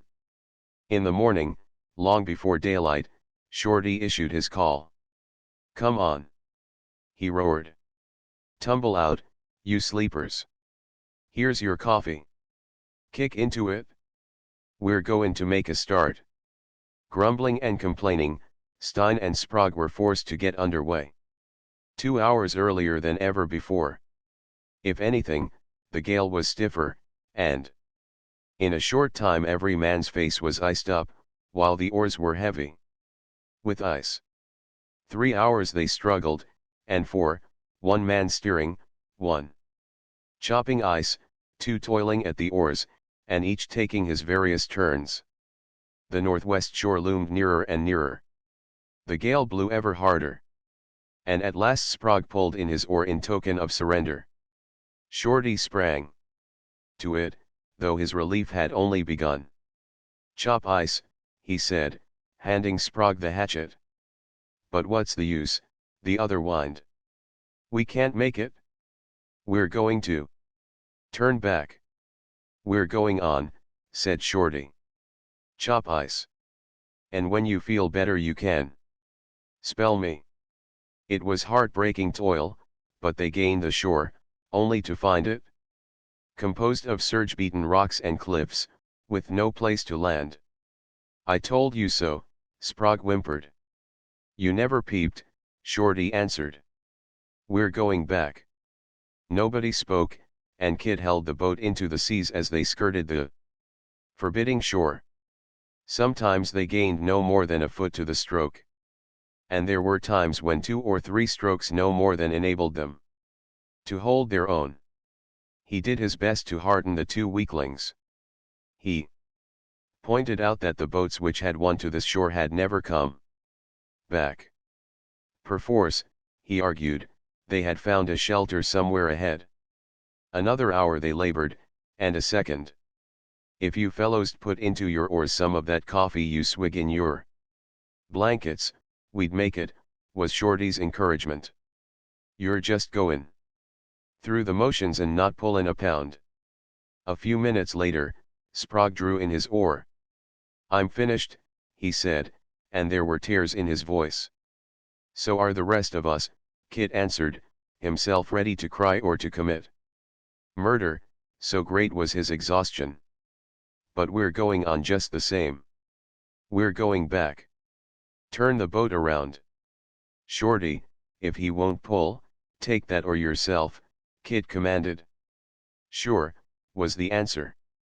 He can chop ice. But Sprague refused to give over the oar. Stein had ceased rowing, and the boat was drifting backward. Turn around, Smoke, Sprague ordered. And Kit, who never in his life had cursed any man, astonished himself. I'll see you in hell, first, he replied. Take hold of that oar and pull. It is in moments of exhaustion that men lose all their reserves of civilization, and such a moment had come. Each man had reached the breaking point. Sprague jerked off a mitten, drew his revolver, and turned it on his steersman. This was a new experience to Kit. He had never had a gun presented at him in his life. And now, to his surprise, it seemed to mean nothing at all. It was the most natural thing in the world. If you don't put that gun up, he said, I'll take it away and rap you over the knuckles with it. If you don't turn the boat around, I'll shoot you, Sprague threatened. Then Shorty took a hand. He ceased chopping ice and stood up behind Sprague. Go on and shoot, said Shorty, wiggling the hatchet. I'm just aching for a chance to brain you. Go on and start the festivities. This is mutiny, Stein broke in. You were engaged to obey orders. Shorty turned on him. Oh, you'll get yours as soon as I finish with your partner, you little hog-wallopin' snooper, you. Sprague, Kit said, I'll give you just 30 seconds to put away that gun and get that oar out. Sprague hesitated, gave a short hysterical laugh, put the revolver away, and bent his back to the work. For 2 hours more, inch by inch, they fought their way along the edge of the foaming rocks, until Kit feared he had made a mistake. And then, when on the verge of himself turning back, they came abreast of a narrow opening, not 20 feet wide, which led into a landlocked enclosure, where the fiercest gusts scarcely flawed the surface. It was the haven gained by the boats of previous days. They landed on a shelving beach, and the two employers lay in collapse in the boat, while Kit and Shorty pitched the tent, built a fire, and started the cooking. What's a hog-walloping snooper, Shorty? Kit asked. Blamed if I know, was the answer, but he's one just the same. The gale, which had been dying quickly, ceased at nightfall, and it came on clear and cold. A cup of coffee, set aside to cool and forgotten, a few minutes later was found coated with half an inch of ice. At 8 o'clock, when Sprague and Stein, already rolled in their blankets, were sleeping the sleep of exhaustion, Kit came back from a look at the boat. It's the freeze-up, Shorty, he announced. There's a skin of ice over the whole pond already. What are you going to do? There's only one thing. The lake of course freezes first. The rapid current of the river may keep it open for days. This time tomorrow any boat caught in Lake Labarge remains there until next year. You mean we got to get out tonight? Now. Kit nodded. Tumble out, you sleepers, was Shorty's answer, couched in a roar, as he began casting off the guy ropes of the tent. The other two awoke, groaning with the pain of stiffened muscles and the pain of rousing from the sleep of exhaustion. "What time is it?" Stein asked. "8:30. "It's dark yet," was the objection. Shorty jerked out a couple of guy ropes, and the tent began to sag. "It's not morning," he said. "It's evening. Come on. The lake's freezin'. We got to get across." Stein sat up, his face bitter and wrathful. "Let it freeze. We're not going to stir." "All right," said Shorty. "We're goin' on with the boat. You were engaged to take your outfit to Dawson." Shorty caught him up. "Well, we're talkin' it, ain't we?" He punctuated his query by bringing half the tent down on top of them. They broke their way through the thin ice in the little harbor, and came out on the lake, where the water, heavy and glassy, froze on their oars. With every stroke, the water soon became like mush, clogging the stroke of the oars and freezing in the air even as it dripped. Later the surface began to form a skin, and the boat proceeded slower and slower. Often afterwards, when Kit tried to remember that night and failed to bring up aught but nightmare recollections, he wondered what must have been the sufferings of Stein and Sprague. His one impression of himself was that he struggled through biting frost and intolerable exertion for 1,000 years, more or less. Morning found them stationary. Stein complained of frosted fingers, and Sprague of his nose, while the pain in Kit's cheeks and nose told him that he, too, had been touched. With each accretion of daylight they could see farther, and as far as they could see was icy surface. The water of the lake was gone. 100 yards away was the shore of the north end. Shorty insisted that it was the opening of the river and that he could see water. He and Kit alone were able to work, and with their oars they broke the ice and forced the boat along. And at the last gasp of their strength they made the suck of the rapid river.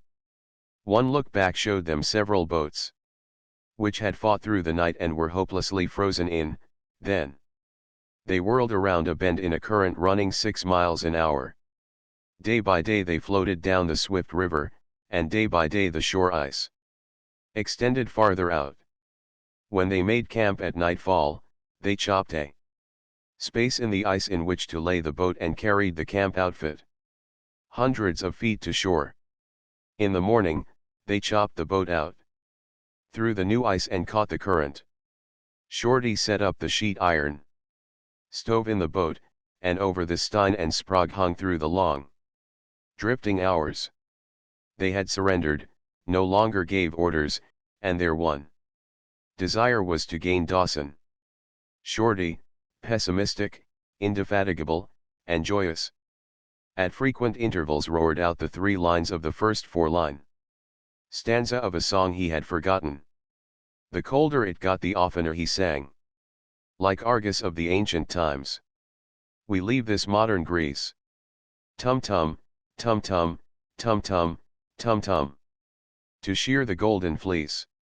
As they passed the mouths of the Hootalinka and the Big and Little Salmon, they found these streams throwing mush ice into the main Yukon.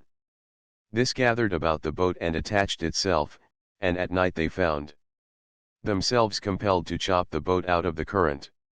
In the morning, they chopped the boat back into the current. The last night ashore was spent between the mouths of the White River and the Stewart.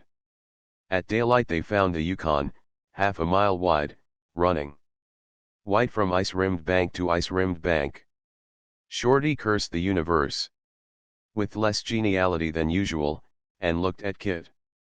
"We'll be the last boat this year to make Dawson," Kit said. "But they ain't no water, smoke. Then we'll ride the ice down. Come on." Futilely protesting, Sprague and Stein were bundled on board. "For half an With axes, Kit and Shorty struggled to cut a way into the swift but solid stream. When they did succeed in clearing the shore ice, the floating ice forced the boat along the edge for 100 yards, tearing away half of one gunwale and making a partial wreck of it. Then, at the lower end of the bend, they caught the current that flung offshore. They proceeded to work farther toward the middle. The stream was no longer composed of mush ice but of hard cakes. In between the cakes only was mush ice, that froze solidly as they looked at it. Shoving with the oars against the cakes, sometimes climbing out on the cakes in order to force the boat along, after an hour they gained the middle. 5 minutes after they ceased their exertions, the boat was frozen in. The whole river was coagulating as it ran. Cake froze to cake, until at last the boat was the center of a cake 75 feet in diameter. Sometimes they floated sideways, sometimes stern first, while gravity tore asunder the forming fetters in the moving mass, only to be manacled by faster forming ones. While the hours passed, Shorty stoked the stove, cooked meals, and chanted his war song. Night came, and after many efforts, they gave up the attempt to force the boat to shore, and through the darkness they swept helplessly onward. "What if we pass Dawson?" Shorty queried. "We'll walk back," Kit answered, "if we're not crushed in a jam." The sky was clear, and in the light of the cold, leaping stars they caught occasional glimpses of the loom of mountains on either hand. At 11 o'clock, from below, came a dull, grinding roar. Their speed began to diminish, and cakes of ice to upend and crash and smash about them. The river was jamming. One cake, forced upward, slid across their cake and carried one side of the boat away. It did not sink, for its own cake still upbore it, but in a whirl they saw dark water show for an instant within a foot of them. Then all movement ceased. At the end of half an hour the whole river picked itself up and began to move. This continued for an hour, when again it was brought to rest by a jam.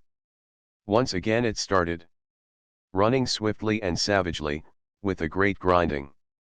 Then they saw lights ashore, and, when abreast, gravity and the Yukon surrendered, and the river ceased for 6 months. On the shore at Dawson, curious ones gathered to watch the river freeze. Heard from out of the darkness the war song of Shorty. Like Argus of the ancient times, we leave this modern Greece. Tum-tum, tum-tum, tum-tum, tum-tum. To shear the golden fleece. For 3 days Kit and Shorty labored, carrying the 1.5 tons of outfit from the middle of the river to the log cabin Stein and Sprague had bought on the hill overlooking Dawson. This work finished, in the warm cabin, as twilight was falling, Sprague motioned Kit to him. Outside the thermometer registered 65 below zero. "Your full month isn't up, Smoke," Sprague said. "But here it is in full. I wish you luck." "How about the agreement?" Kit asked. "You know there's a famine here. A man can't get work in the mines even, unless he has his own grub." "You agreed?" "I know of no agreement," Sprague interrupted. "Do you, Stein?" "We engaged. You by the month. There's your pay. Will you sign the receipt?" Kit's hands clenched, and for the moment he saw red. Both men shrank away from him. He had never struck a man in anger in his life, and he felt so certain of his ability to thrash Sprague that he could not bring himself to do it. Shorty saw his trouble and interposed. "Look here, Smoke, I ain't travelin' no more with a ornery outfit like this. Right here's where I sure jump it. You and me stick together. Savvy? Now, You take your blankets and hike down to the Elkhorn. Wait for me. I'll settle up, collect what's comin', and give them what's comin'. I ain't no good on the water, but my feet's on terry firmy now and I'm sure goin' to make smoke. Half an hour afterwards Shorty appeared at the Elkhorn. From his bleeding knuckles and the skin off one cheek, it was evident that he had given Stein and Sprague what was coming. You ought to see that cabin, he chuckled, as they stood at the bar. Rough house ain't no name for it. Dollars to donuts nary one of 'em. Shows up on the street for a week. And now it's all figured out for you. And me.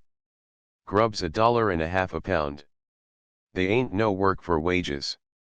Without you have your own grub. Moose meat sellin' for $2 a pound and they ain't none. We got enough money for a month's grubbin'. Ammunition, and we hike up the Klondike to the back country. If they ain't no moose, we go and live with the Indians. But if we ain't got 5,000 pounds of meat 6 weeks from now, I'll sure go back and apologize to our bosses. Is it a go? Kit's hand went out, and they shook. Then he faltered. I don't know anything about hunting, he said. Shorty lifted his glass. But you're a sure meat eater, and I'll learn you. 3. The stampede to Squaw Creek. 2 months after Smoke Bellew and Shorty went after moose for a grub steak, they were back in the Elkhorn Saloon at Dawson. The hunting was done, the meat hauled in and sold for $2.50 a pound. And between them they possessed $3,000 in gold dust and a good team of dogs. They had played in luck. Despite the fact that the gold rush had driven the game 100 miles or more into the mountains. They had, within half that distance, bagged 4 moose in a narrow canyon.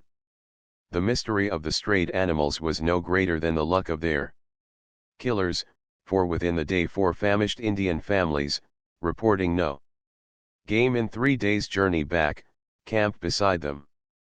Meat was traded for starving dogs, and after a week of feeding, Smoke and Shorty harnessed the animals and began freighting the meat to the eager Dawson market.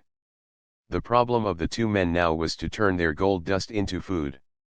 The current price for flour and beans was $1.50 a pound, but the difficulty was to find a seller.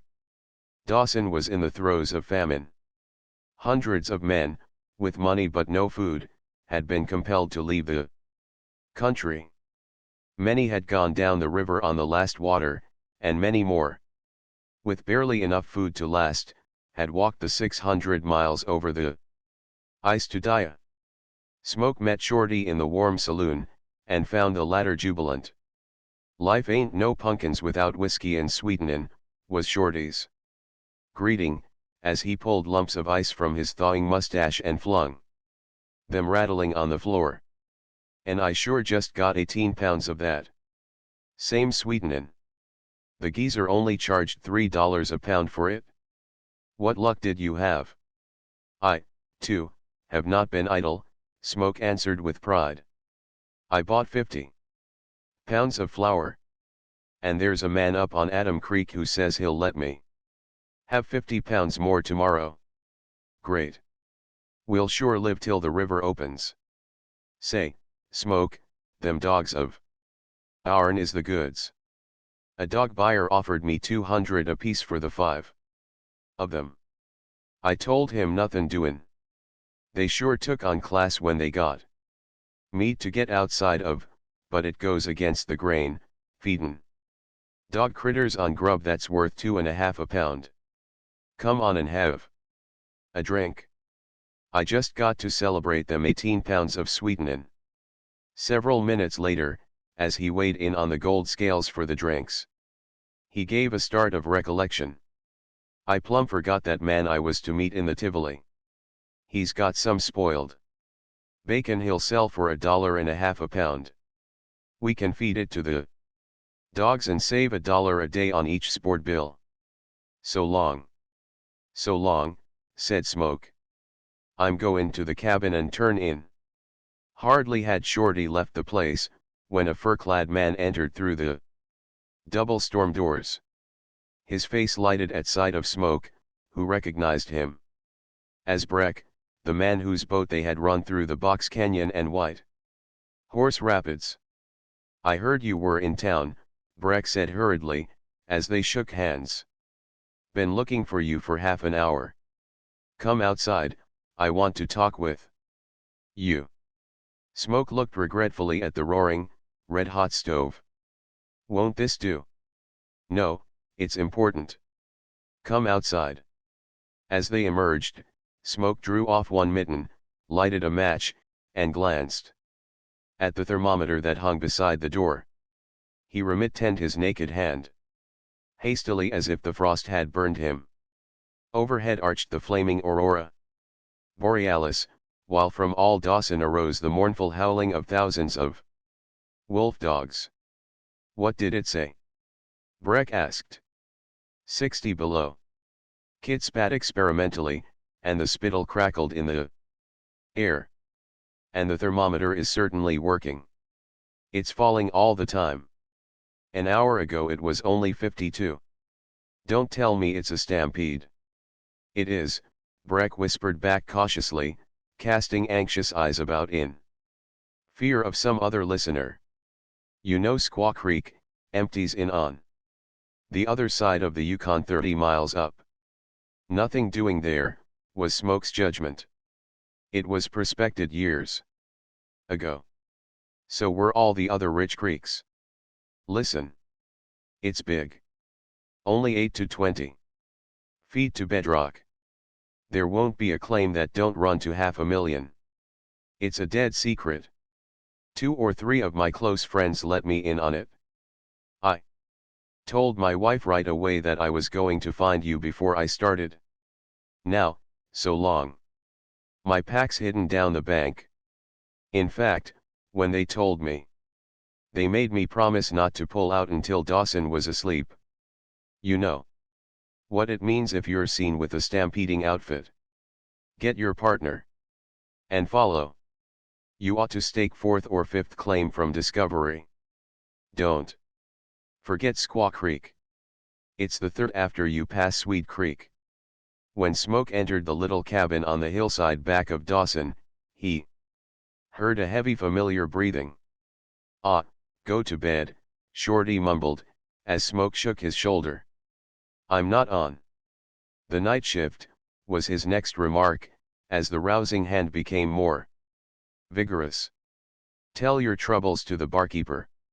Kick into your clothes," Smoke said.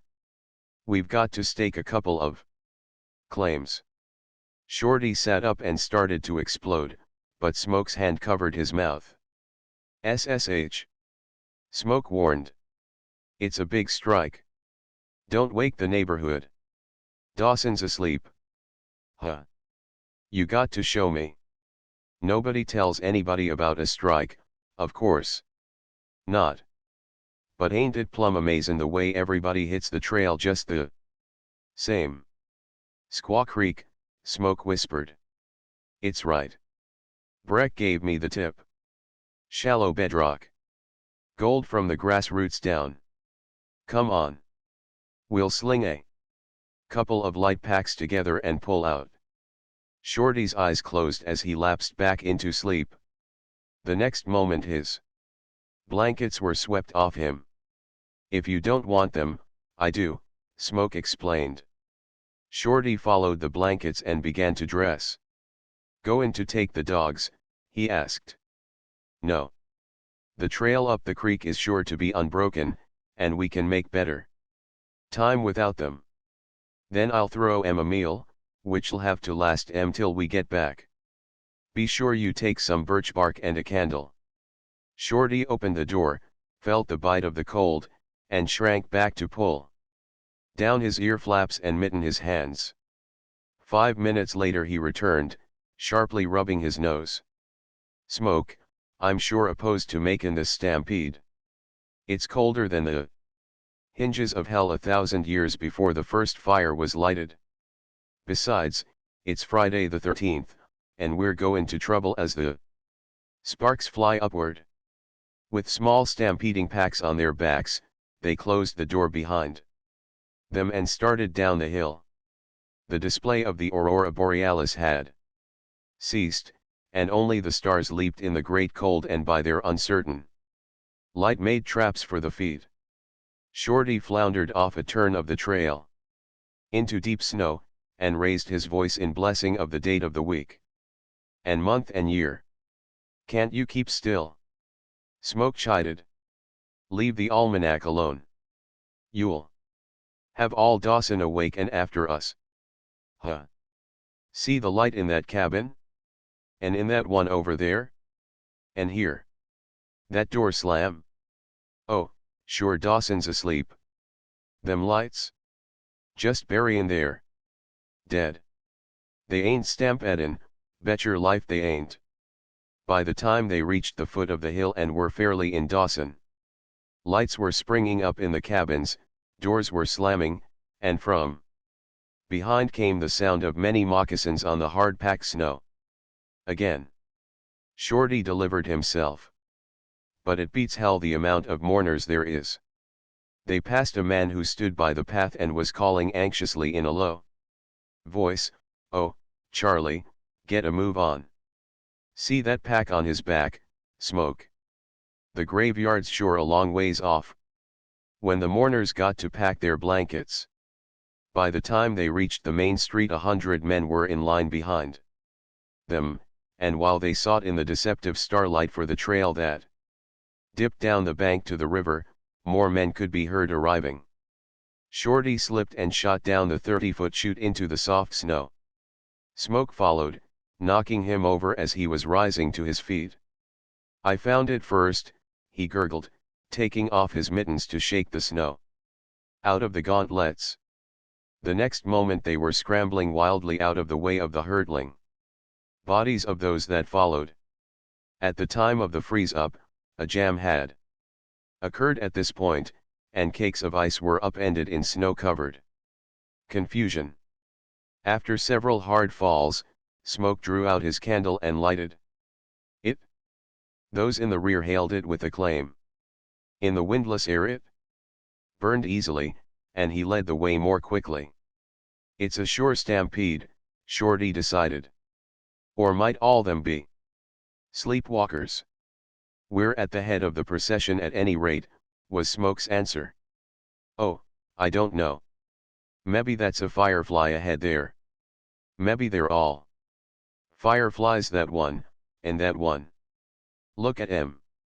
Believe me, they is a whole string of processions ahead." It was a mile across the jams to the west bank of the Yukon, and candles flickered the full length of the twisting trail. Behind them, clear to the top of the bank they had descended, were more candles. "Say, Smoke, this ain't no stampede. It's a exodus. They must be 1,000 men ahead of us and 10,000 behind. Now, you listen to your uncle. My medicine's good. When I get a hunch it's sure right. And we're in wrong on this stampede. Let's turn back and hit the sleep." "You'd better save your breath if you intend to keep up," Smoke retorted gruffly. "Huh.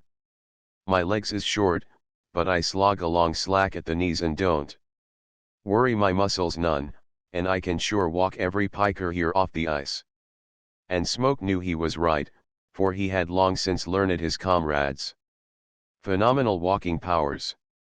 "I been holding back to give you a chance," Smoke jeered. "And I'm plumb trodden on your heels. If you can't do better, let me go ahead and set pace." Smoke quickened, and was soon at the rear of the nearest bunch of stampeders. "Hike along, you, Smoke," the other urged. "Walk over them unburied dead. This ain't no funeral. Hit the frost like you was goin' somewheres." Smoke counted 8 men and 2 women in this party, and before the way across the jam ice was one, he and Shorty had passed another party 20 strong. Within a few feet of the west bank, the trail swerved to the south, emerging from the jam upon smooth ice. The ice, however, was buried under several feet of fine snow. Through this the sled trail ran, a narrow ribbon of packed footing barely 2 feet in width. On either side one sank to his knees and deeper in the snow. The stampeders they overtook were reluctant to give way, and often Smoke and Shorty had to plunge into the deep snow and by supreme efforts flounder past. Shorty was irrepressible and pessimistic. When the stampeders resented being passed, he retorted in kind. "What's your hurry?"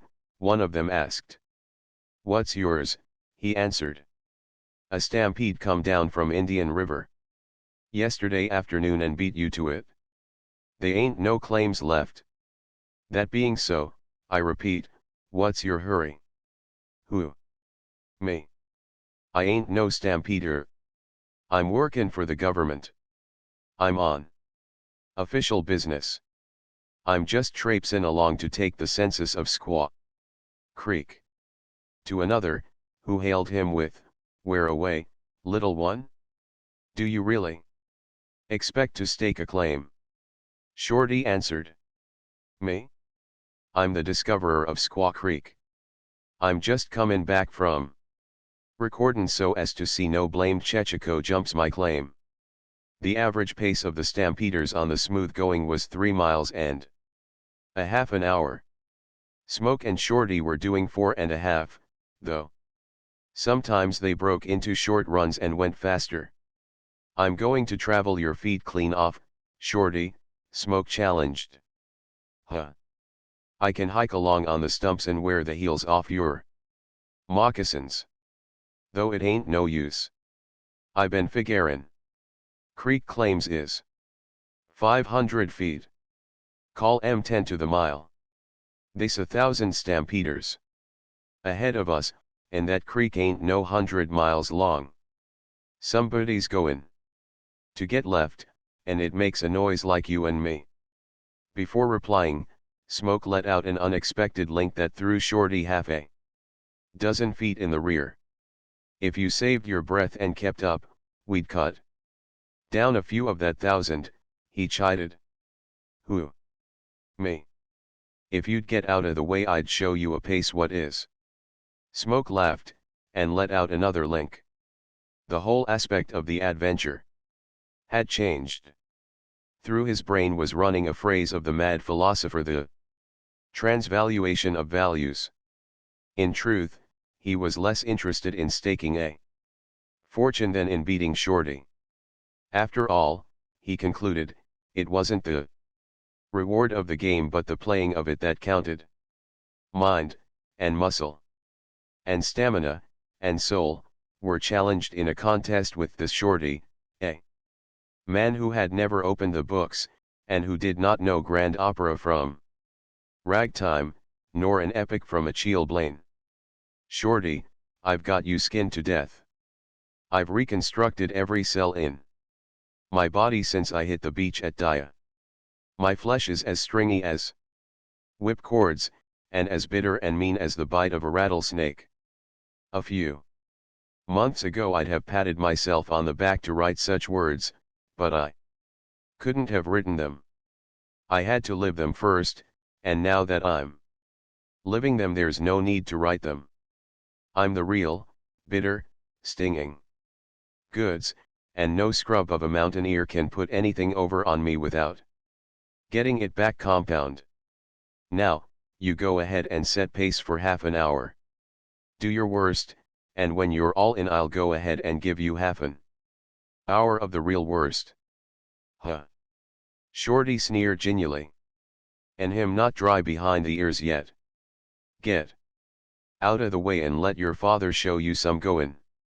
Half hour by half hour they alternated in setting pace. Nor did they talk much. Their exertions kept them warm, though their breath froze on their faces from lips to chin. So intense was the cold that they almost continually rubbed their noses and cheeks with their mittens. A few minutes' cessation from this allowed the flesh to grow numb, and then most Vigorous rubbing was required to produce the burning prickle of returning circulation. Often they thought they had reached the lead, but always they overtook more stampeders who had started before them. Occasionally, groups of men attempted to swing in behind to their pace, but invariably they were discouraged after a mile or two and disappeared in the darkness to the rear. "We been out on trail all winter," was Shorty's comment. "And them geezers, soft from layin' around their cabins, has the nerve to think they can keep our stride. Now, if they was real sourdoughs it'd be different. If there's one thing a sourdough can do it's sure walk." Once, Smoke lighted a match and glanced at his watch. He never repeated it, for so quick was the bite of the frost on his bared hands that half an hour passed before they were again comfortable. 4 o'clock, he said, as he pulled on his mittens, and we've already passed 300. 338, Shorty corrected. "I been keepin' count." "Get out of the way, stranger. Let somebody stampede that knows how to stampede." The latter was addressed to a man, evidently exhausted, who could no more than stumble along and who blocked the trail. This, and one other, were the only played-out men they encountered, for they were very near to the head of the stampede. Nor did they learn till afterwards the horrors of that night. Exhausted men sat down to rest by the way and failed to get up again. 7 were frozen to death, while scores of amputations of toes, feet, and fingers were performed in the Dawson hospitals on the survivors. For the stampede to Squaw Creek occurred on the coldest night of the year. Before morning, the spirit thermometers at Dawson registered 70 degrees below zero. The men composing the stampede, with few exceptions, were newcomers in the country who did not know the way of the cold. The other played-out man they found a few minutes later, revealed by a streamer of aurora borealis that shot like a searchlight from horizon to zenith. He was sitting on a piece of ice beside the trail. "Hop along, Sister Mary," Shorty gaily greeted him. "Keep movin'. If you sit there you'll freeze stiff." The man made no response, and they stopped to investigate. "Stiff as a poker," was Shorty's verdict. "If you tumbled him over he'd break." "See if he's breathing," Smoke said, as, with bared hand, he sought through furs and woolens for the man's heart. Shorty lifted one ear flap and bent to the iced lips. "Nary breathe," he reported. "Nor heartbeat," said Smoke. He mittened his hand and beat it violently for a minute before exposing it to the frost to strike a match. It was an old man, incontestably dead.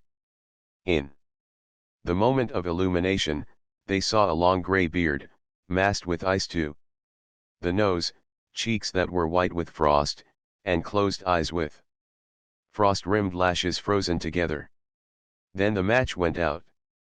"Come on," Shorty said, rubbing his ear.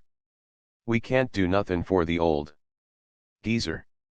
And I've sure frosted my ear. Now all the blamed skin'll peel off. And it'll be sore for a week." A few minutes later, when a flaming ribbon spilled pulsating fire over the heavens, they saw on the ice a quarter of a mile ahead 2 forms. Beyond, for a mile, nothing moved. "They're leading the procession," Smoke said, as darkness fell again. "Come on, let's get them." At the end of half an hour, not yet having overtaken the 2 in front, Shorty broke into a run. "If we catch 'em we'll never pass 'em," he panted. "Lord, what a pace. They're hittin' dollars to donuts, they're no chechikos. They're the real sourdough variety, you can stack on that." Smoke was leading when they finally caught up, and he was glad to ease to a walk at their heels. Almost immediately he got the impression that the one nearer him was a woman. How this impression came, he could not tell. Hooded and furred, the dark form was as any form, yet there was a haunting sense of familiarity about it. He waited for the next flame of the aurora, and by its light saw the smallness of the moccasined feet. But he saw more the walk, and knew it for the unmistakable walk he had once resolved never to forget. "She's a sure goer," Shorty confided hoarsely. "I'll bet it's an Indian." "How do you do, Miss Gastel?" Smoke addressed her. "How do you do," she answered, with a turn of the head and a quick glance. "It's too dark to see." "Who are you?" "Smoke." She laughed in the frost, and he was certain it was the prettiest laughter he had ever heard. "And have you married and raised all those children you were telling me about?" Before he could retort, she went on. "How many Chechikos are there behind?" "Several thousand, I imagine. We passed over 300. And they weren't wasting any time." "It's the old story," she said bitterly. "The newcomers get in on the rich creeks, and the old-timers, who dared and suffered and made this country, get nothing. Old-timers made this discovery on Squaw Creek. How it leaked out is the mystery, and they sent word up to all the old-timers on Sea Lion. But it's 10 miles farther than Dawson, and when they arrive they'll find the creek staked to the skyline by the Dawson Chechikos. It isn't right, it isn't fair, such perversity of luck." "It is too bad," Smoke sympathized. "But I'm hanged if I know what you're going to do about it. First come, first served, you know." "I wish I could do something," she flashed back at him. "I'd like to see them all freeze on the trail, or have everything terrible happen to them. So long as the sea lion stampede arrived first." "You've certainly got it in for us hard," he laughed. "It isn't that," she said quickly. "Man by man, I know the crowd from Sea Lion, and they are men. They starved in this country in the old days, and they worked like giants to develop it. I went through the hard times on the Kayakuk with them when I was a little girl. And I was with them in the Birch Creek famine, and in the 40-mile famine. They are heroes, and they deserve some reward, and yet here are thousands of green softlings who haven't earned the right to stake anything, miles and miles ahead of them. And now, if you'll forgive my tirade, I'll save my breath, for I don't know when you and all the rest may try to pass Dad and me." No further talk passed between Joy and Smoke for an hour or so, though he noticed that for a time she and her father talked in low tones. "I know him now," Shorty told Smoke. "He's old Louis Gastel, and the real goods. That must be his kid. He come into this country so long ago they ain't nobody can recollect, and he brought the girl with him, she only a baby. Him and Beatles was trade-in partners and they ran the first dinky little steamboat up the Kayakuk. I don't think we'll try to pass them," Smoke said. "We're at the head of the stampede, and there are only 4 of us." Shorty agreed, and another hour of silence followed, during which they swung steadily along. At 7 o'clock, the blackness was broken by a last display of the aurora borealis, which showed to the west a broad opening between snow-clad mountains. "Squaw Creek!" Joy exclaimed. "Go in some," Shorty exulted. "We oughtn't to been there for another half hour to the least, accordin' to my reckonin'. I must have been spreadin' my legs." It was at this point that the Dia Trail, baffled by ice jams, swerved abruptly across the Yukon to the east bank. And here they must leave the hard-packed, main-traveled trail, mount the jams, and follow a dim trail, but slightly packed, that hovered the west bank. Louis Gastel, leading, slipped in the darkness on the rough ice, and sat up, holding his ankle in both his hands. He struggled to his feet and went on, but at a slower pace and with a perceptible limp. After a few minutes, he abruptly halted. "It's no use," he said to his daughter. "I've sprained a tendon. You go ahead and stake for me as well as yourself. Can't we do something?" Smoke asked solicitously. Louis Gastel shook his head. "She can stake 2 claims as well as 1. I'll crawl over to the bank, start a fire, and bandage my ankle. I'll be all right. Go on, Joy. Stake ours above the discovery claim, it's richer. Higher up. Here's some birch bark," Smoke said, dividing his supply equally. "We'll take care of your daughter." Louis Gastel laughed harshly. "Thank you just the same," he said. "But she can take care of herself. Follow her and watch her." "Do you mind if I lead?" she asked Smoke, as she headed on. "I know this country better than you." "Lead on," Smoke answered gallantly, "though I agree with you it's a darned shame all us Chechikos are going to beat that sea lion bunch to it. Isn't there some way to shake them?" She shook her head. "We can't hide our trail, and they'll follow it like sheep." After a quarter of a mile, she turned sharply to the west. Smoke noticed that they were going through unpacked snow, but neither he nor Shorty observed that the dim trail they had been on still led south. Had they witnessed the subsequent procedure of Louis Gastel, the history of the Klondike would have been written differently, for they would have seen that old-timer, no longer limping, running with his nose to the trail like a hound, following them. Also, they would have seen him trample and widen the turn to the fresh trail they had made to the west. And, finally, they would have seen him keep on the old dim trail that still led south. A trail did run up the creek, but so slight was it that they continually lost it in the darkness. After a quarter of an hour, Joy Gastel was willing to drop into the rear and let the 2 men take turns in breaking a way through the snow. This slowness of the leaders enabled the whole stampede to catch up, and when daylight came, at 9 o'clock, as far back as they could see was an unbroken line of men. Joy's dark eyes sparkled at the sight. "How long since we started up the creek?" she asked. "Fully 2 hours," Smoke answered. "And 2 hours back make 4, she laughed. "The stampede from Sea Lion is saved."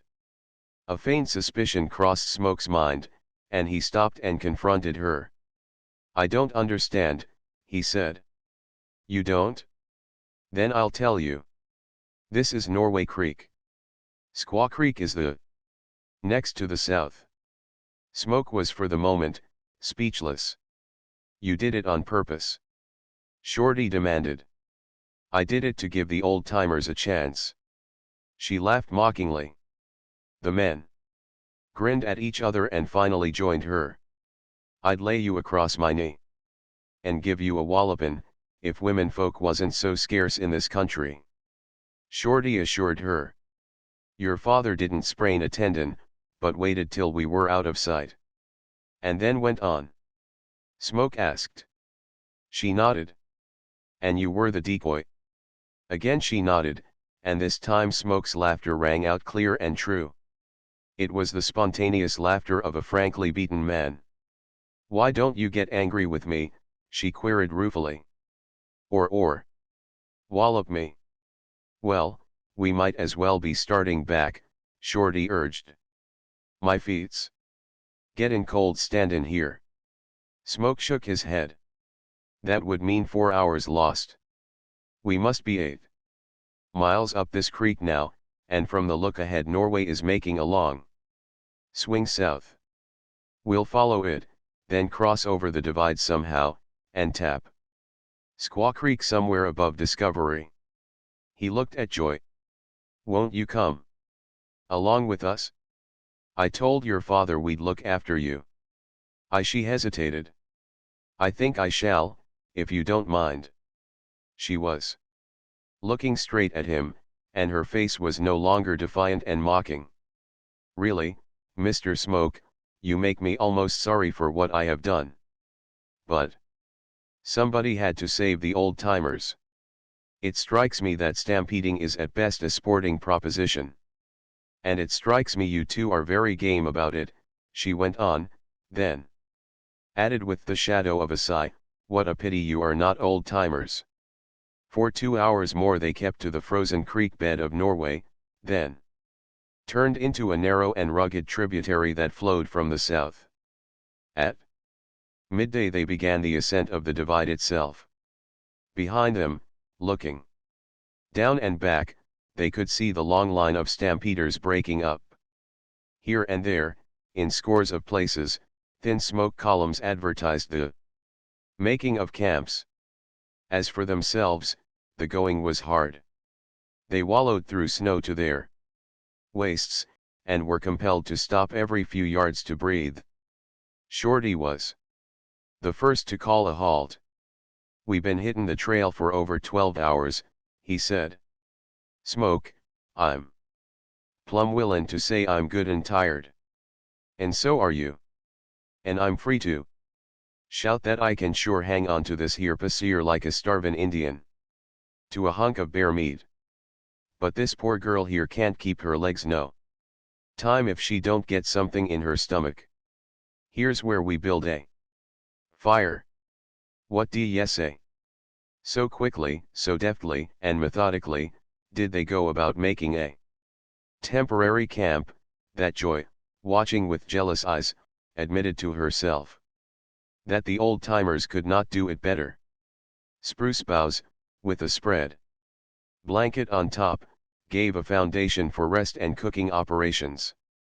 But they kept away from the heat of the fire until noses and cheeks had been rubbed cruelly. Smoke spat in the air, and the resultant crackle was so immediate and loud that he shook his head. I give it up, he said. I've never seen cold like this. One winter on the Kayakuk it went to 86 below, Joy answered. It's at least 70 or 75 right now, and I know I've frosted my cheeks. They're burning like fire. On the steep slope of the divide there was no ice, so snow, as fine and hard and crystalline as granulated sugar, was poured into the gold pan by the bushel until enough water was melted for the coffee. Smoke fried bacon and thawed biscuits. Shorty kept the fuel supplied and tended the fire. And Joy set the simple table composed of 2 plates, 2 cups, 2 spoons, a tin of mixed salt and pepper, and a tin of sugar. When it came to eating, she and Smoke shared one set between them. They ate out of the same plate and drank from the same cup. It was nearly 2 in the afternoon when they cleared the crest of the divide and began dropping down a feeder of Squaw Creek. Earlier in the winter some moose hunter had made a trail up the canyon that is, in going up and down he had stepped always in his previous tracks. As a result, in the midst of soft snow, and veiled under later snowfalls, was a line of irregular hummocks. If one's foot missed a hummock, he plunged down through unpacked snow and usually to a fall. Also, the moose hunter had been an exceptionally long-legged individual. Joy, who was eager now that the 2 men should stake, and fearing that they were slackening their pace on account of her evident weariness, insisted on taking her turn in the lead. The speed and manner in which she negotiated the precarious footing called out Shorty's unqualified approval. Look at her, he cried. She's the real goods and the red meat. Look at them moccasins swing along. No high heels there. She uses the legs God gave her. She's the right squaw for any bear hunter. She flashed back a smile of acknowledgement that included Smoke. He caught a feeling of chumminess, though at the same time he was bitingly aware that it was very much of a woman who embraced him in that comradely smile. Looking back, as they came to the bank of Squaw Creek, they could see the stampede, strung out irregularly, struggling along the descent of the divide. They slipped down the bank to the creek bed. The stream, frozen solidly to bottom, was from 20 to 30 feet wide and ran between 6 and 8-foot earth banks of alluvial wash. No recent feet had disturbed the snow that lay upon its ice, and they knew they were above the Discovery Claim and the last stakes of the sea lion stampeders. "Look out for springs," Joy warned, as Smoke led the way down the creek. "At 70 below you'll lose your feet if you break through. These springs, common to most Klondike streams, never cease at the lowest temperatures. The water flows out from the banks and lies in pools which are cuddled from the cold by later surface freezings and snowfalls. Thus, a man, stepping on dry snow, might break through half an inch of ice skin and find himself up to the knees in water. In 5 minutes, unless able to remove the wet gear, the loss of one's foot was the penalty. Though only 3 in the afternoon, the long gray twilight of the Arctic had settled down. They watched for a blazed tree on either bank, which would show the center stake of the last claim located. Joy, impulsively eager, was the first to find it. She darted ahead of Smoke, crying, "Somebody's been here. See the snow. Look for the blaze. There it is. See that spruce." She sank suddenly to her waist in the snow. "Now I've done it," she said woefully. Then she cried, "Don't come near me. I'll wait out." Step by step, each time breaking through the thin skin of ice concealed under the dry snow, she forced her way to solid footing. Smoke did not wait, but sprang to the bank, where dry and seasoned twigs and sticks, lodged amongst the brush by spring freshets, waited the match. By the time she reached his side, the first flames and flickers of an assured fire were rising. "Sit down," he commanded. She obediently sat down in the snow. He slipped his pack from his back and spread a blanket for her feet. From above came the voices of the stampeders who followed them. "Let Shorty stake," she urged. "Go on, Shorty," Smoke said, as he attacked her moccasins, already stiff with ice. "Pace off 1,000 feet and place the 2 center stakes. We can fix the corner stakes afterwards." With his knife Smoke cut away the lacings and leather of the moccasins. So stiff were they with ice that they snapped and crackled under the hacking and sawing. The Siwash socks and heavy woolen stockings were sheaths of ice. It was as if her feet and calves were encased in corrugated iron. "How are your feet?" he asked, as he worked. "Pretty numb. I can't move nor feel my toes. But it will be all right. The fire is burning beautifully. Watch out you don't freeze your own hands. They must be numb now from the way you're fumbling." He slipped his mittens on, and for nearly a minute smashed the open hands savagely against his sides. When he felt the blood prickles, he pulled off the mittens and ripped and tore and sawed and hacked at the frozen garments. The white skin of one foot appeared, then that of the other, to be exposed to the bite of 70 below zero, which is the equivalent of 102 below freezing. Then came the rubbing with snow, carried on with an intensity of cruel fierceness, till she squirmed and shrank and moved her toes, and joyously complained of the hurt. He half dragged her, and she half lifted herself, nearer to the fire. He placed her feet on the blanket close to the flesh-saving flames. "You'll have to take care of them for a while," he said. She could now safely remove her mittens and manipulate her own feet, with the wisdom of the initiated, being watchful that the heat of the fire was absorbed slowly. While she did this, he attacked his hands. The snow did not melt nor moisten. Its light crystals were like so much sand. Slowly, the stings and pangs of circulation came back into the chilled flesh. Then, he tended the fire, unstrapped the light pack from her back, and got out a complete change of footgear. Shorty returned along the creek bed and climbed the bank to them. "I sure staked a full 1,000 feet, he proclaimed. Number 27 and number 28, though I'd only got the upper stake of 27. When I met the first geezer of the bunch behind, he just straight declared I wasn't going to stake 28. And I told him. Yes, yes, Joy cried. What did you tell him? Well, I told him straight that if he didn't back up plumb 500 feet I'd sure punch his frozen nose into ice cream and chocolate eclairs. He backed up, and I've got in the center stakes of two full and honest 500-foot creek claims. He staked next, and I guess by now the bunch has Squaw Creek located to headwaters and down the other side. Ourn is safe.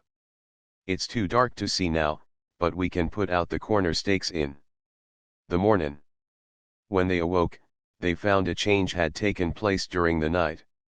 So warm was it, that Shorty and Smoke, still in their mutual blankets, estimated the temperature at no more than 20 below. The cold snap had broken. On top of their blankets lay 6 inches of frost crystals. "Good morning, how are your feet?" was Smoke's greeting across the ashes of the fire to where Joy Gastel, carefully shaking aside the snow, was sitting up in her sleeping furs.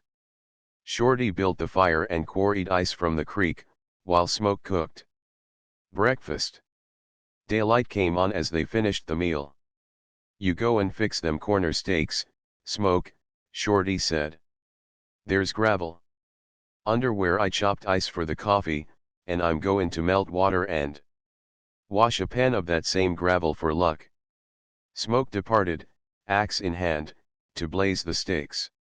Starting from the downstream center stake of 27, he headed at right angles across the narrow valley towards its rim. He proceeded methodically, almost automatically, for his mind was alive with recollections of the night before.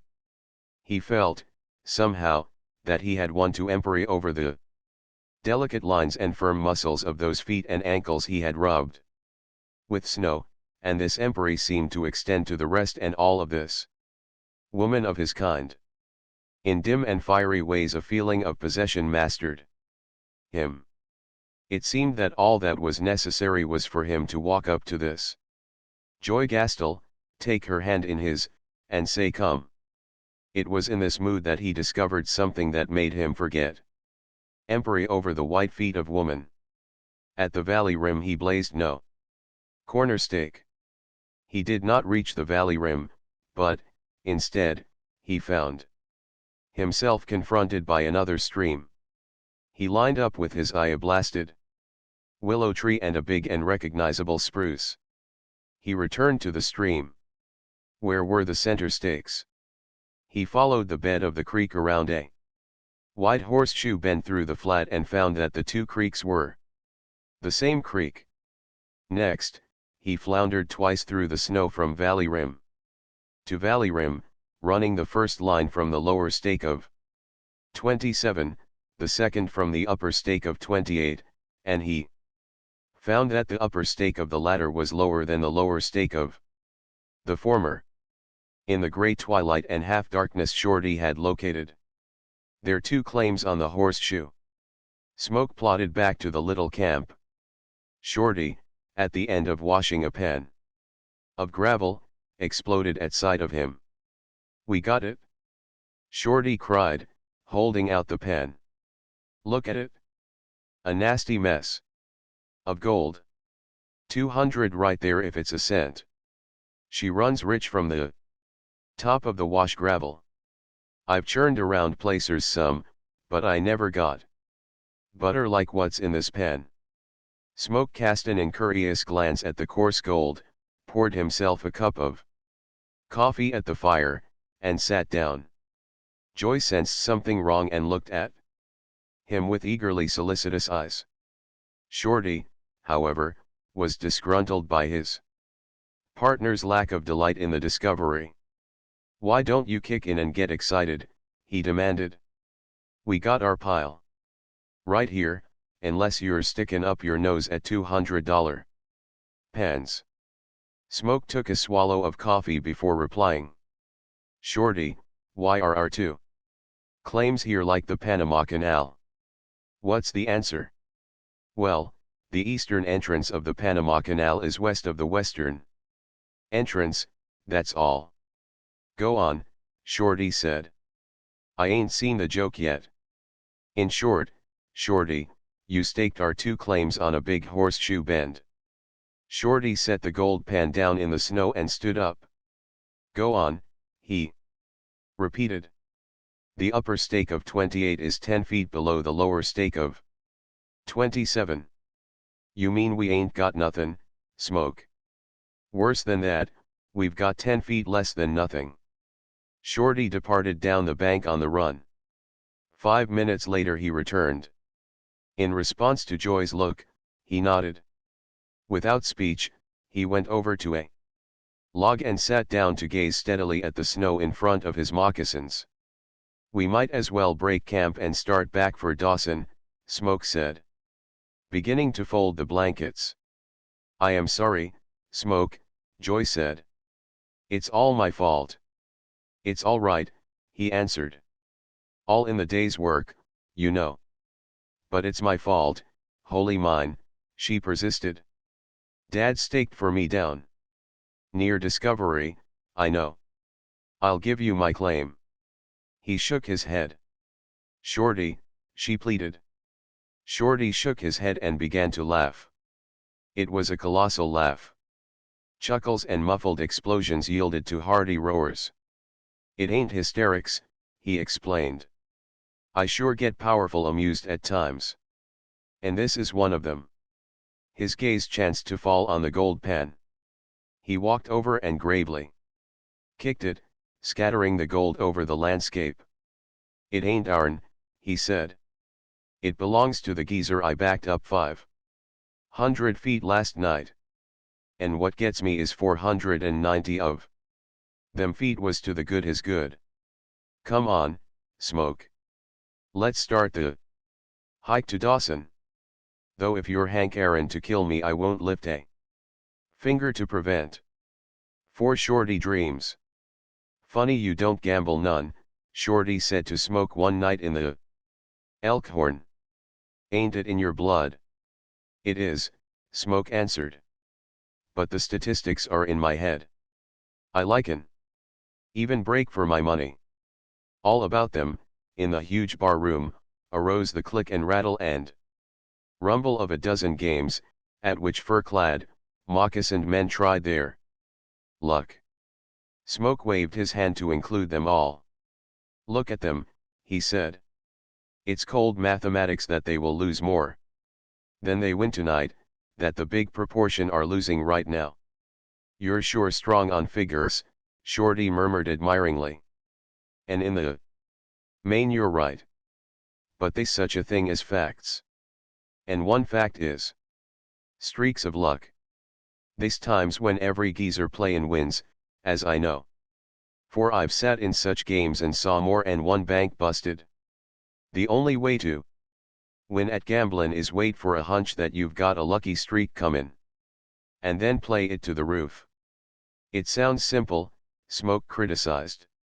"So simple I can't see how men can lose."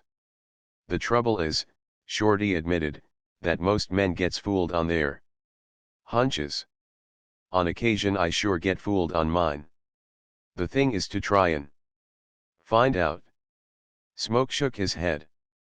"That's a statistic, too, Shorty. Most men prove wrong on their hunches. But don't you ever get one of them streaky feelin's that all you got to Do is put your money down and pick a winner. Smoke laughed. I'm too scared of the percentage against me. But I'll tell you what, Shorty. I'll throw $1 on the high card right now and see if it will buy us a drink. Smoke was edging his way into the faro table, when Shorty caught his arm. Hold on. I'm getting one of them hunches now. You put that dollar on roulette. They went over to a roulette table near the bar. Wait till I give the word, Shorty counseled. What number? Smoke asked. Pick it yourself. But wait till I say let her go. You don't mean to say I've got an even chance on that table? Smoke argued. As good as the next geezers. But not as good as the banks. Wait and see, Shorty urged. Now. Let her go. The gamekeeper had just sent the little ivory ball whirling around the smooth rim above the revolving, many-slotted wheel. Smoke, at the lower end of the table, reached over a player, and blindly tossed the dollar. It slid along the smooth, green cloth and stopped fairly in the center of 34. The ball came to rest, and the gamekeeper announced, 34 wins. He swept the table, and alongside of Smoke's dollar, stacked $35. Smoke drew the money in, and Shorty slapped him on the shoulder. Now, that was the real goods of a hunch, Smoke. How'd I know it? There's no tellin'. I just knew you'd win.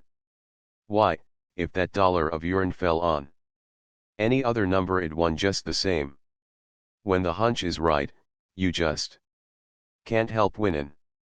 Suppose it had come double naught? Smoke queried, as they made their way to the bar. Then your dollar'd been on double naught, was Shorty's answer. They's no gettin' away from it. A hunch is a hunch.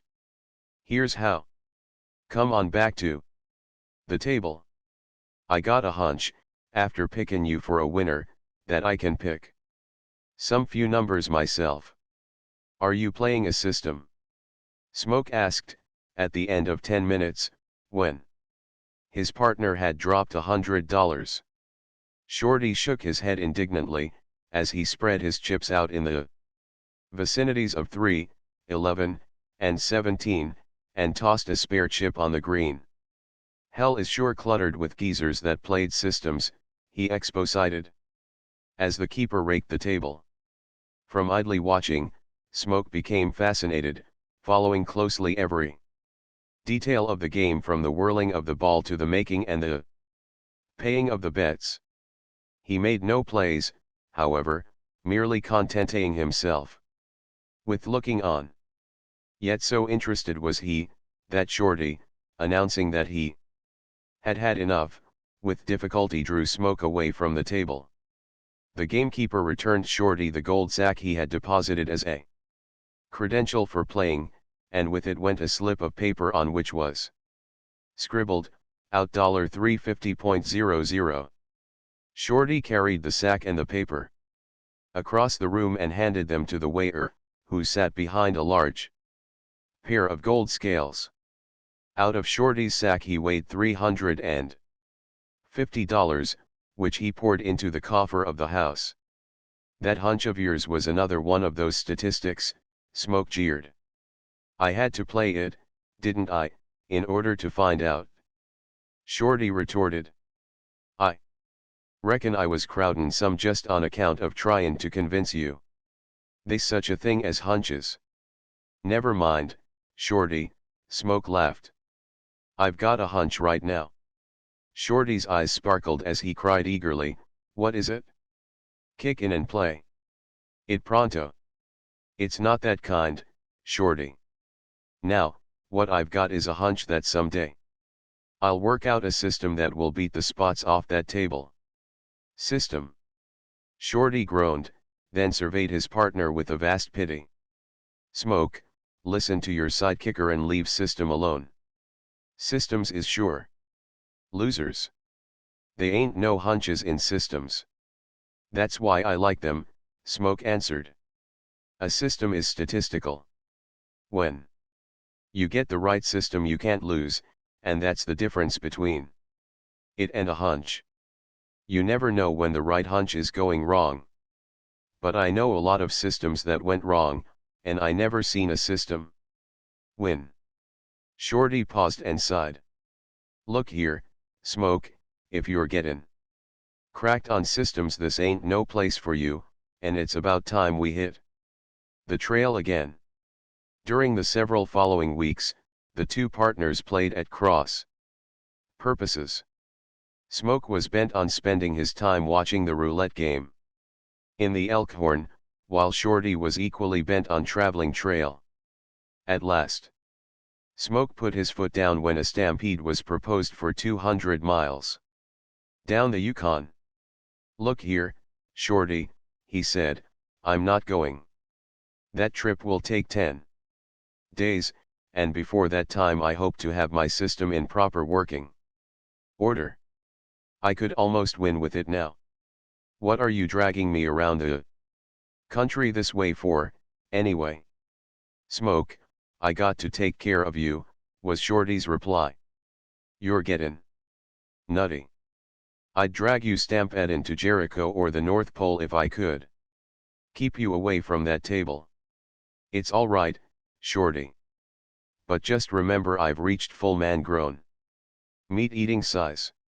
The only dragging you'll do, will be dragging home the dust I'm going to win with that system of mine, and you'll most likely have to do it with a dog team. Shorty's response was a groan. And I don't want you to be bucking any games on your own, Smoke went on. We're going to divide the winnings, and I'll need all our money to get started. That system's young yet, and it's liable to trip me for a few falls before I get it lined up. At last, after long hours and days spent at watching the table, the night came when Smoke proclaimed he was ready, and Shorty, glum and pessimistic, with all the seeming of one attending a funeral, accompanied his partner to the Elkhorn.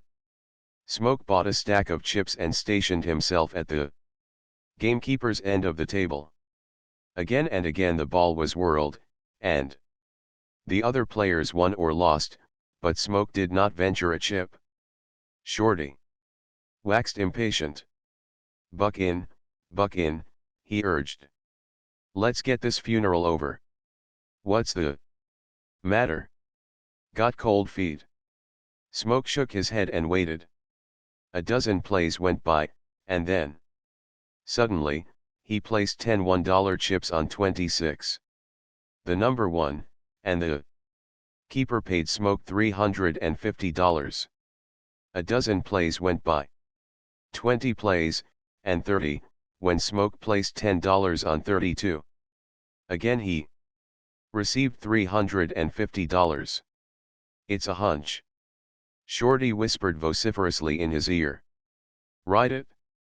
Ride it? Half an hour went by, during which Smoke was inactive, then he placed $10 on 34 and won. A hunch. Shorty whispered. Nothing of the sort, Smoke whispered back. It's the system. Isn't she a dandy? You can't tell me, Shorty contended. Hunches comes in mighty funny ways. You might think it's a system, but it ain't. Systems is impossible. They can't happen. It's a sure hunch you're playin'. Smoke now altered his play.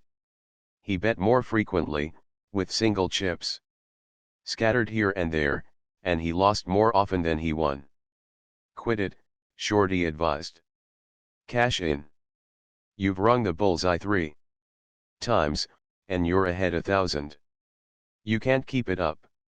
At this moment the ball started whirling, and Smoke dropped 10 chips on 26. The ball fell into the slot of 26, and the keeper again paid him $350. If you're plumb crazy and got the immortal cinch, bet the limit, Shorty said. Put down 25 next time. A quarter of an hour passed, during which Smoke won and lost on small, scattering bets. Then, with the abruptness that characterized his big betting, he placed $25 on the double knot, and the keeper paid him $875.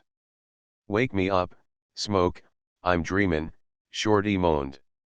Smoke smiled, consulted his notebook, and became absorbed in calculation. He continually drew the notebook from his pocket, and from time to time jotted down figures. A crowd had packed densely around the table, while the players themselves were attempting to cover the same numbers he covered. It was then that a change came over his play. 10 times in succession he placed $10 on 18 and lost. At this stage he was deserted by the hardiest. He changed his number and won another $350. Immediately the players were back with him, deserting again after a series of losing bets. "Quit it, Smoke, quit it," Shorty advised. "The longest string of hunches is only so long, and your string's finished. No more bullseyes for you." "I'm going to ring her once again before I cash in," Smoke answered. For a few minutes, with varying luck, he played scattering chips over the table, and then dropped $25 on the double knot. "I'll take my slip now," he said to the dealer, as he won. "Oh, you don't need to show it to me," Shorty said, as they walked to the waiter.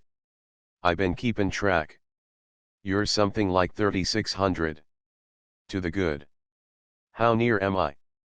3,660, Smoke replied. "And now you've got to pack the dust home." That was the agreement. "Don't crowd your luck," Shorty pleaded with Smoke, the next night, in the cabin, as he evidenced preparations to return to the Elkhorn. "You played a mighty long string of hunches, but you played it out. If you go back, you'll sure drop all your winnings. But I tell you it isn't hunches, Shorty. It's statistics. It's a system. It can't lose. System be damned. They ain't no such a thing as system. I made 17 straight passes at a crap table once. Was it system? Nope. It was fool luck, only I had cold feet and didn't dast let it ride. If it rid, instead of me drawin' down after the third pass, I'd a won over 30,000 on the original 2-bit piece. Just the same, Shorty, this is a real system." "Huh. You got to show me." "I did show you. Come on with me now, and I'll show you again."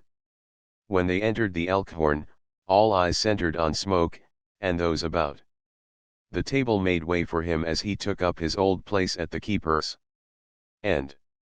His play was quite unlike that of the previous night. In the course of an hour and a half he made only 4 bets, but each bet was for $25, and each bet won. He cashed in $3,500, and Shorty carried the dust home to the cabin. "Now's the time to jump the game," Shorty advised, as he sat on the edge of his bunk and took off his moccasins. "You're 7,000 ahead. Eh? Man's a fool that'd crowd his luck harder. Shorty, a man would be a blithering lunatic if he didn't keep on backing a winning system like mine. Smoke, you're a sure bright boy. You're college learned. You know more in a minute than I could know in 40,000 years. But just the same you're dead wrong when you call your luck a system. I been around some, and seen a few, and I tell you straight and confidential and all assurin', a system to beat a bankin' game ain't possible. But I'm showing you this one. It's a pipe. No, you're not, Smoke. It's a pipe dream. I'm asleep. Bime by I'll wake up, and build the fire, and start breakfast. Well, my unbelieving friend, there's the dust. Heft it." So saying, Smoke tossed the bulging gold sack upon his partner's knees. It weighed 35 pounds, and Shorty was fully aware of the crush of its impact on his flesh. It's real, Smoke hammered his point home. Huh. I've saw some mighty real dreams in my time. In a dream all things is possible. In real life a system ain't possible.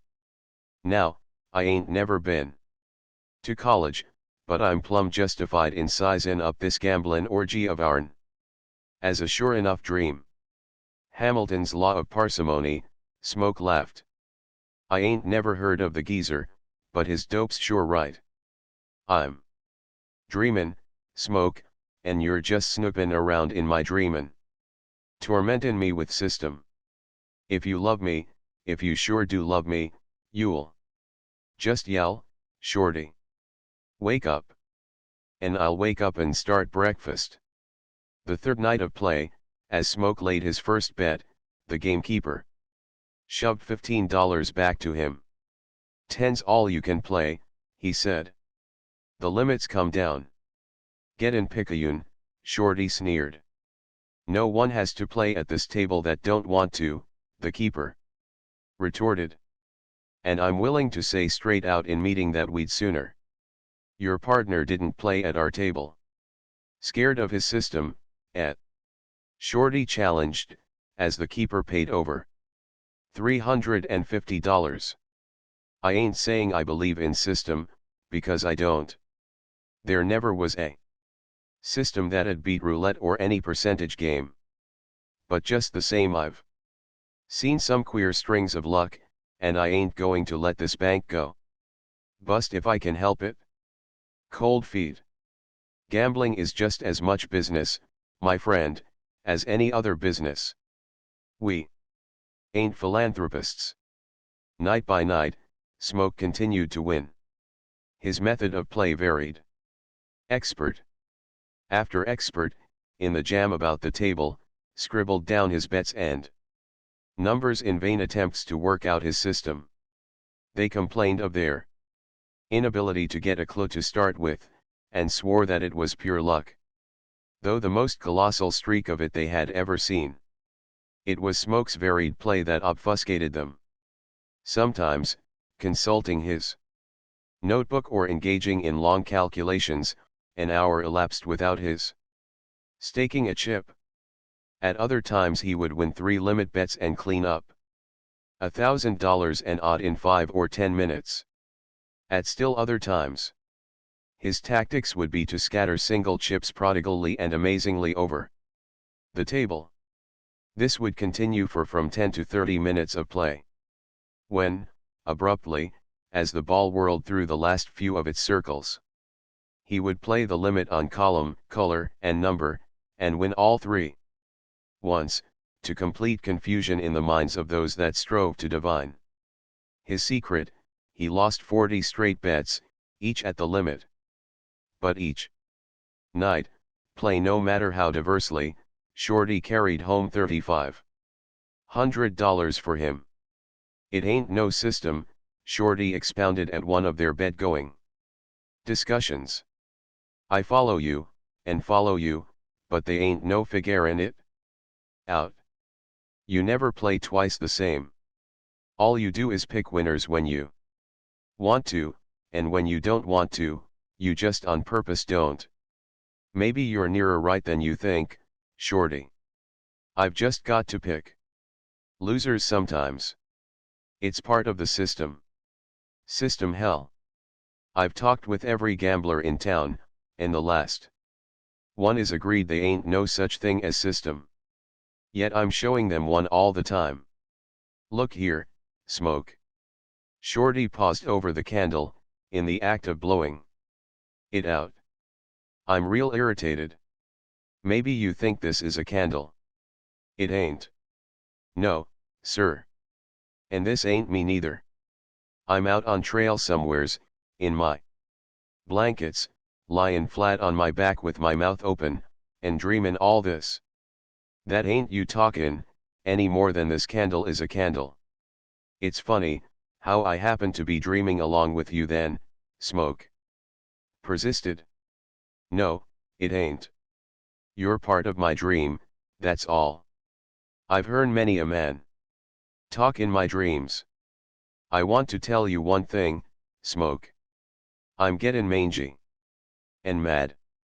If this here dream keeps up much more, I'm goin' to bite my veins and howl. On the sixth night of play at the Elkhorn, the limit was reduced to $5. It's all right, Smoke assured the gamekeeper. I want 3,500 tonight, as usual, and you only compel me to play longer.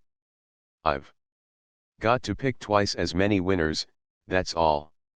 Why don't you buck somebody else's table? The keeper demanded wrathfully. Because I like this one. Smoke glanced over to the roaring stove only a few feet away. Besides, there are no drafts here, and it is warm and comfortable. On the ninth night, when Shorty had carried the dust home, he had a fit. I quit, Smoke, I quit, he began. I know when I got enough. I ain't dreamin'. I'm wide awake. A system can't be, but you got one just the same. There's nothin' in the Rule o' 3. The almanac's clean out. The world's gone smash.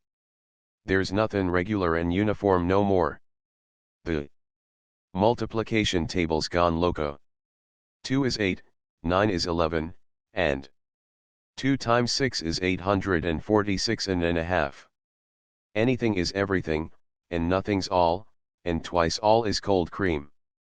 Milkshakes, and calico horses. You've got a system. Figure beat the figurin'. What ain't is, and what isn't has to be. The sun rises in the west, the moon's a pay streak, the stars is canned corned beef, scurvy's the blessin' of God, him that dies kicks again, rocks floats, water's gas, I ain't me, you're somebody else, and mebbe we're twins if we ain't. Hashed brown potatoes fried in verdigris. Wake me up. Somebody. Oh. Wake me up. The next morning a visitor came to the cabin. Smoke knew him, Harvey Moran, the owner of all the games in the Tivoli. There was a note of appeal in his deep gruff voice as he plunged into his business. It's like this, Smoke, he began. You've got us all guessing. I'm representing 9 other game owners and myself from all the saloons in town. We don't understand. We know that no system ever worked against roulette. All the mathematic sharps in the colleges have told us gamblers the same thing. They say that roulette itself is the system, the one and only system, and, therefore, that no system can beat it, for that would mean arithmetic has gone bug house. Shorty nodded his head violently. If a system can beat a system, then there's no such thing as system, the gambler went on. In such a case anything could be possible. A thing could be in 2 different places at once, or 2 things could be in the same place that's only large enough for one at the same time. Well, you've seen me play, Smoke answered defiantly, and if you think it's only a string of luck on my part, why worry? That's the trouble. We can't help worrying.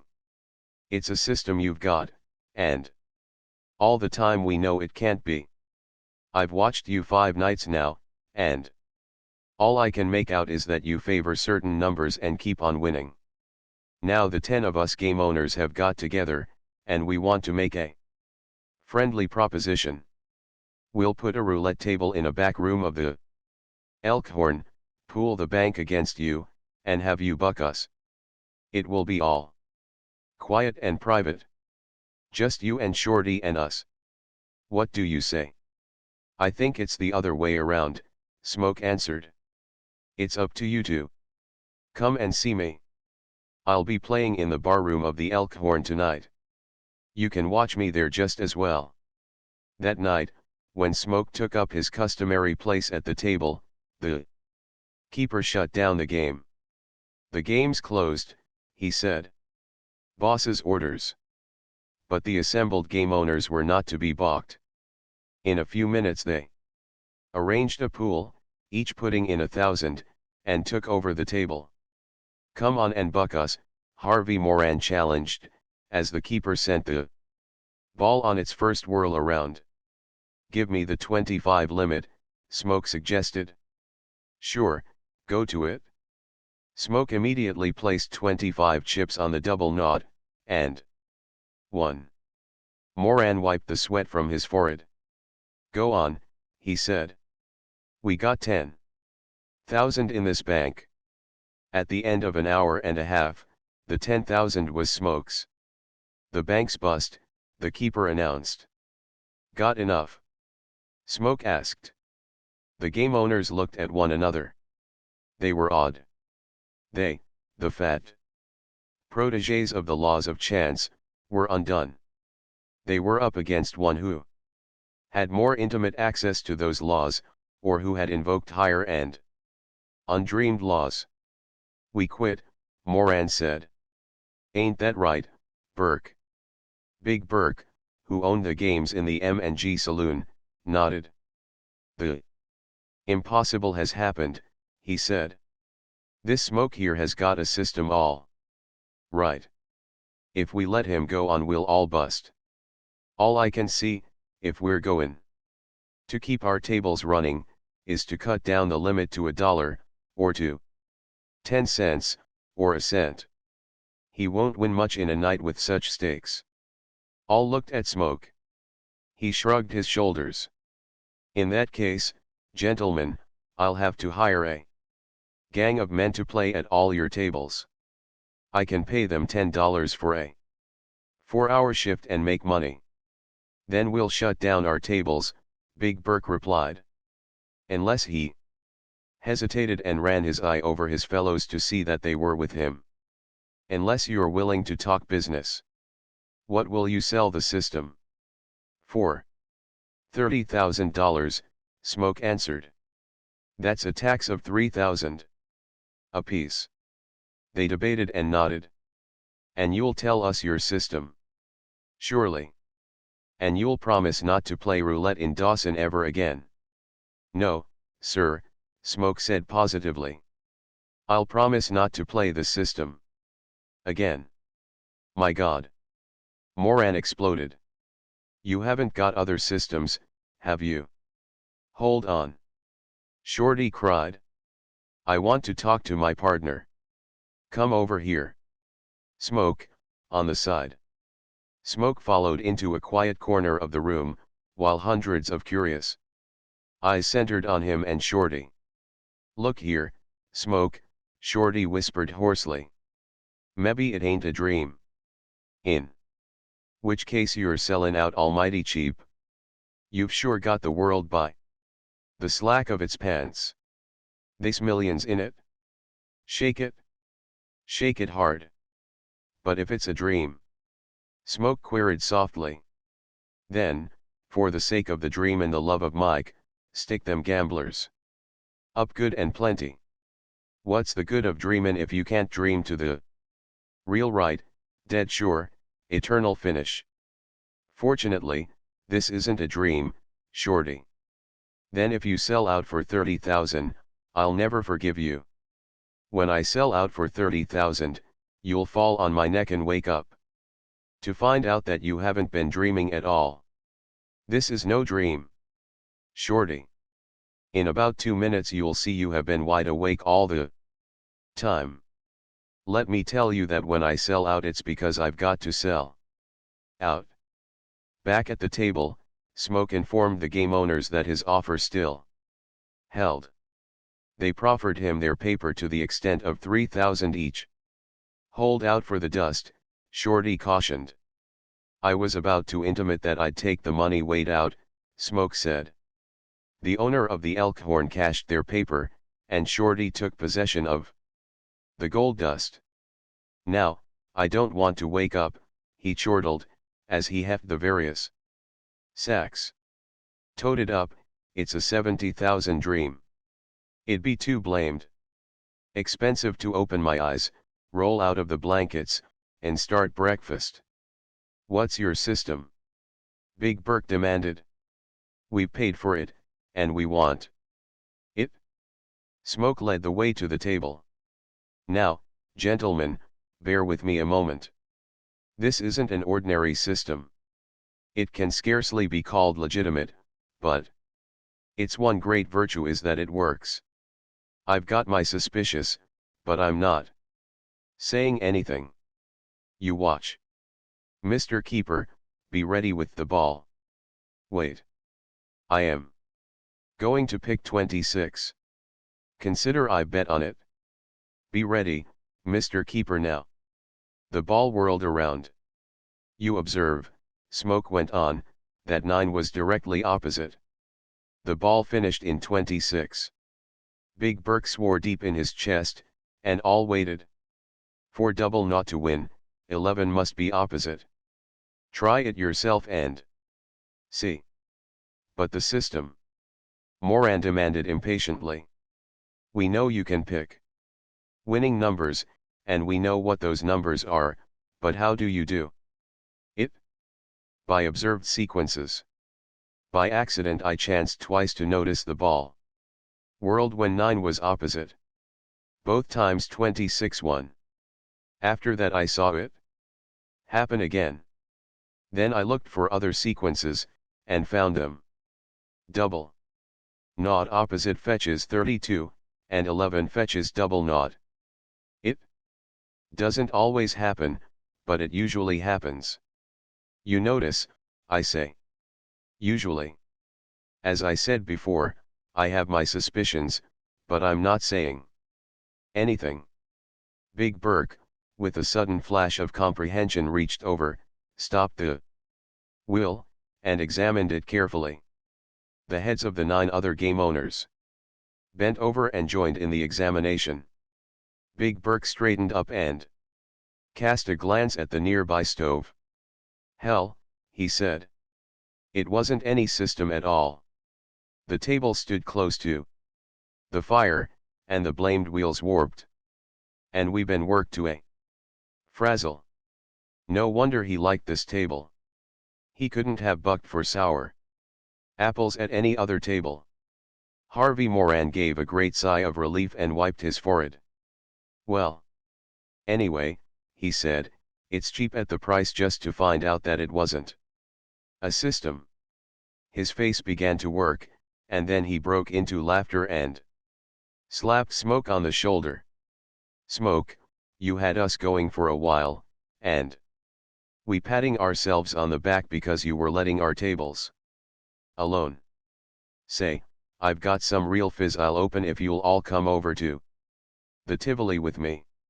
Later, back in the cabin, Shorty silently overhauled and hefted the various bulging gold sacks.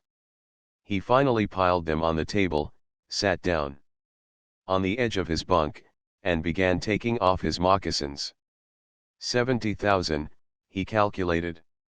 It weighs 350 pounds. And all out of a warped wheel and a quick eye. Smoke, you eat 'em raw, you eat 'em alive, you work underwater, you've given me the Jim Jams. But just the same I know it's a dream. It's only in dreams that the good things comes true. I'm almighty unanxious to wake up. I hope I never wake up. Cheer up, Smoke answered. You won't. There are a lot of philosophy sharps that think men are sleepwalkers. You're in good company.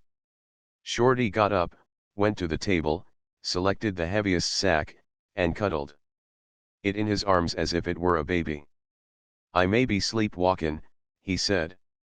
But as you say, I'm sure in mighty good company. The man on the other bank.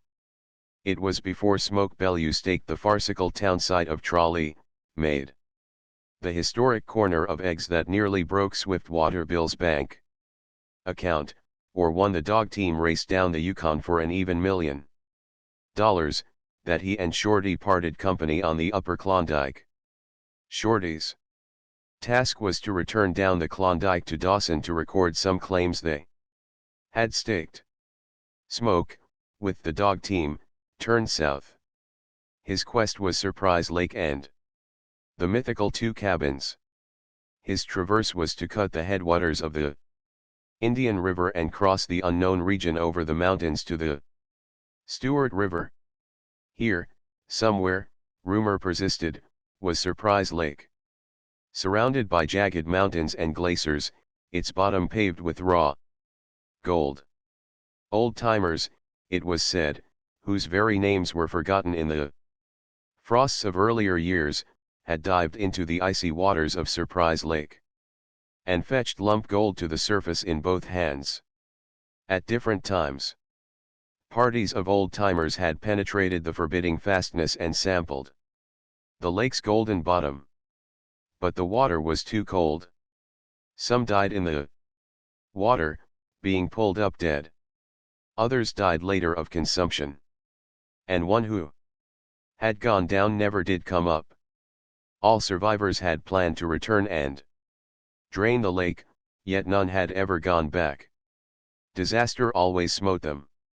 One man fell into an air hole below 40 Mile, another was killed and eaten by his dogs, a third was crushed by a falling tree.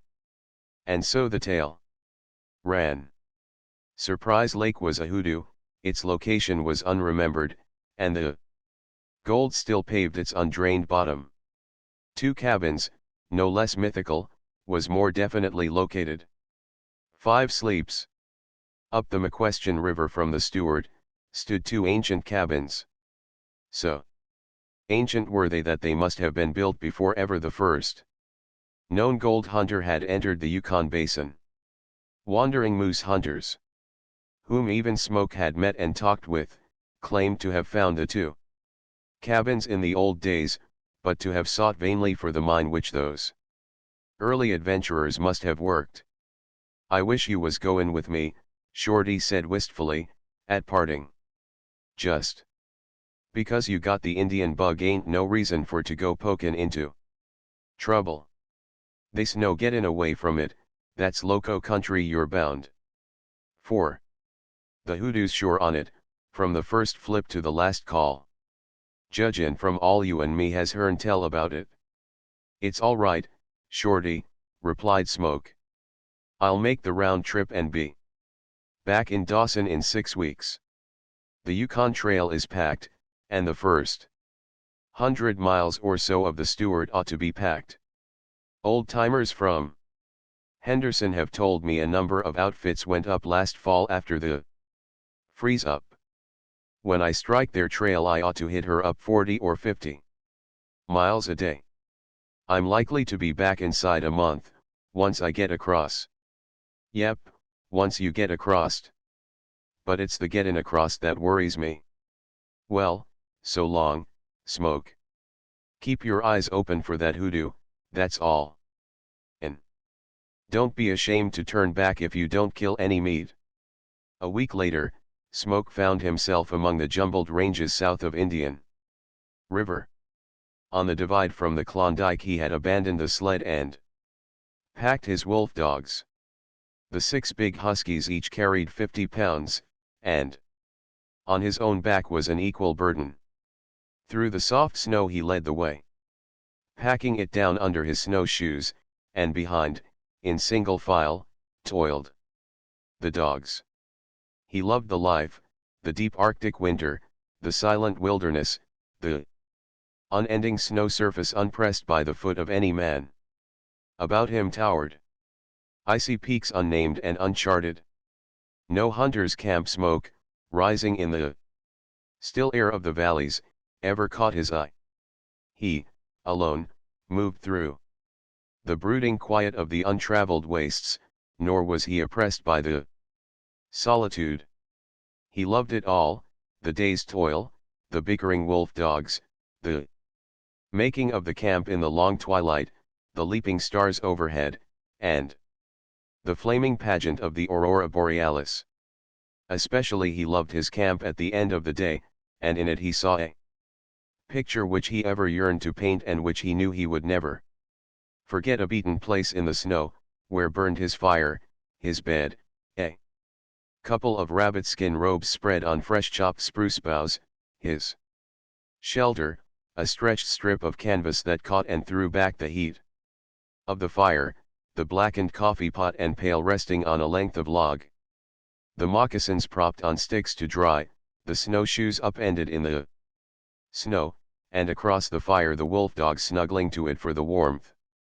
Wistful and eager, furry and frost-rimed, with bushy tails curled protectingly over their feet, and all about, pressed backward but a space. The wall of encircling darkness. At such times San Francisco, the Bellew, and O'Hara seemed very far away. Lost in a remote past, shadows of dreams that had never happened. He found it hard to believe that he had known any other life than this of the wild. And harder still was it for him to reconcile himself to the fact that he had once dabbled and dawdled in the bohemian drift of city life. Alone. With no one to talk to, he thought much, and deeply, and simply. He was appalled by the wastage of his city years, by the cheapness, now, of the philosophies of the schools and books, of the clever cynicism of the studio and editorial room, of the cant of the businessmen in their clubs. They knew neither food, nor sleep, nor health, nor could they ever possibly know the sting of real appetite, the goodly ache of fatigue, nor the rush of mad strong blood that bit like wine through all one's body as work was done. And all the time this fine, wise, Spartan Northland had been here, and he had never known. What puzzled him was, that, with such intrinsic fitness, he had never heard the slightest calling whisper, had not himself gone forth to seek. But this, too, he solved in time. Look here, yellow face, I've got it clear. The dog addressed lifted first one forefoot and then the other with quick, appeasing movements, curled his bush of a tail about them again, and laughed across the fire. Herbert Spencer was nearly 40 before he caught the vision of his greatest efficiency and desire. I'm none so slow. I didn't have to wait till I was 30 to catch mine. Right here is my efficiency and desire. Almost, yellow face, do I wish I had been born a wolf boy and been brother. All my days to you and yours. For days he wandered through a chaos of canyons and divides which did not yield themselves to any rational topographical plan. It was as if they had been flung there by some cosmic joker. In vain he sought for a creek or feeder that flowed truly south toward the McQuestion and the Stewart. Then came a mountain storm that blew a blizzard across the riffraff of high and shallow divides. Above timberline, fireless, for 2 days, he struggled blindly to find lower levels. On the second day he came out upon the rim of an enormous palisade. So thickly drove the snow that he could not see the base of the wall, nor dared he attempt the descent. He rolled himself in his robes and huddled the dogs about him in the depths of a snowdrift, but did not permit himself to sleep. In the morning, the storm spent, he crawled out to investigate. A quarter of a mile beneath him, beyond all mistake, lay a frozen, snow-covered lake. About it, on every side, rose jagged peaks. It answered the description. Blindly, he had found Surprise Lake. Well named, he muttered, an hour later, as he came out upon its margin. A clump of aged spruce was the only woods. On his way to it, he stumbled upon 3 graves, snow-buried, but marked by hand-hewn headposts and undecipherable writing. On the edge of the woods was a small ramshackle cabin. He pulled the latch and entered. In a corner, on what had once been a bed of spruce boughs, still wrapped in mangy furs that had rotted to fragments, lay a skeleton. The last visitor to Surprise Lake was Smokes. Conclusion, as he picked up a lump of gold as large as his doubled fist. Beside the lump was a pepper can filled with nuggets of the size of walnuts, rough surfaced, showing no signs of wash. So true had the tale run that Smoke accepted without question that the source of the gold was the lake's bottom. Under many feet of ice and inaccessible, there was nothing to be done, and at midday, from the rim of the palisade, he took a farewell look back and down at his find. "It's all right, Mr. Lake," he said. "You just keep right on staying there. I'm coming back to drain you if that hoodoo doesn't catch me. I don't know how I got here, but I'll know by the way I go out." In a little valley, beside a frozen stream and under beneficent spruce trees, he built a fire 4 days later. Somewhere in that white anarchy he had left behind him was Surprise Lake somewhere, he knew not where. For 100 hours of driftage and struggle through blinding, driving snow had concealed his course from him, and he knew not in what direction lay behind. It was as if he had just emerged from a nightmare. He was not sure whether 4 days or a week had passed. He had slept with the dogs, fought across a forgotten number of shallow divides, followed the windings of weird canyons that ended in pockets, and twice had managed to make a fire and thaw out frozen moose meat. And here he was, well fed and well camped. The storm had passed, and it had turned clear and cold. The lay of the land had again become rational. The creek he was on was natural in appearance, and tended as it should toward the southwest. But Surprise Lake was as lost to him as it had been to all its seekers in the past. Half a day's journey down the creek brought him to the valley of a larger stream which he decided was the McQuestion. Here he shot a moose, and once again each wolf dog carried a full 50-pound pack of meat. As he turned down the McQuestion, he came upon a sled trail. The late snows had drifted over, but underneath, it was well packed by travel. His conclusion was that 2 camps had been established on the McQuestion, and that this was the connecting trail. Evidently, 2 cabins had been found, and it was the lower camp, so he headed down the stream. It was 40 below zero when he camped that night, and he fell asleep, wondering who were the men who had rediscovered the 2 cabins, and if he would fetch it next day. At the first hint of dawn he was underway, easily following the half-obliterated trail and packing the recent snow with his webbed shoes so that the dogs should not wallow. And then it came, the unexpected, leaping out upon him on a bend of the river. It seemed to him that he heard and felt simultaneously. The crack of the rifle came from the right, and the bullet, tearing through and across the shoulders of his drill parka and woolen coat, pivoted him half around with the shock of its impact. He staggered on his twisted snowshoes to recover balance, and heard a second crack of the rifle. This time it was a clean miss. He did not wait for more, but plunged across the snow for the sheltering trees of the bank 100 feet away. Again and again the rifle cracked, and he was unpleasantly aware of a trickle of warm moisture down his back. He climbed the bank, the dogs floundering behind, and dodged in among the trees and brush. Slipping out of his snowshoes, he wallowed forward at full length and peered cautiously out. Nothing was to be seen. Whoever had shot at him was lying quiet among the trees of the opposite bank.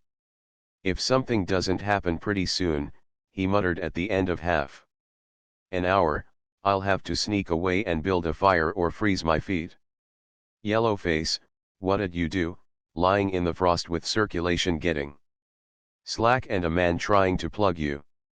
He crawled back a few yards, packed down the snow, danced a jig that sent the blood back into his feet, and managed to endure another half hour. Then, from down the river, he heard the unmistakable jingle of dog bells. Peering out, he saw a sled round the bend. Only one man was with it, straining at the G-pole and urging the dogs along. The effect on Smoke was one of shock, for it was the first human he had seen since he parted from Shorty 3 weeks before. His next thought was of the potential murderer concealed on the opposite bank.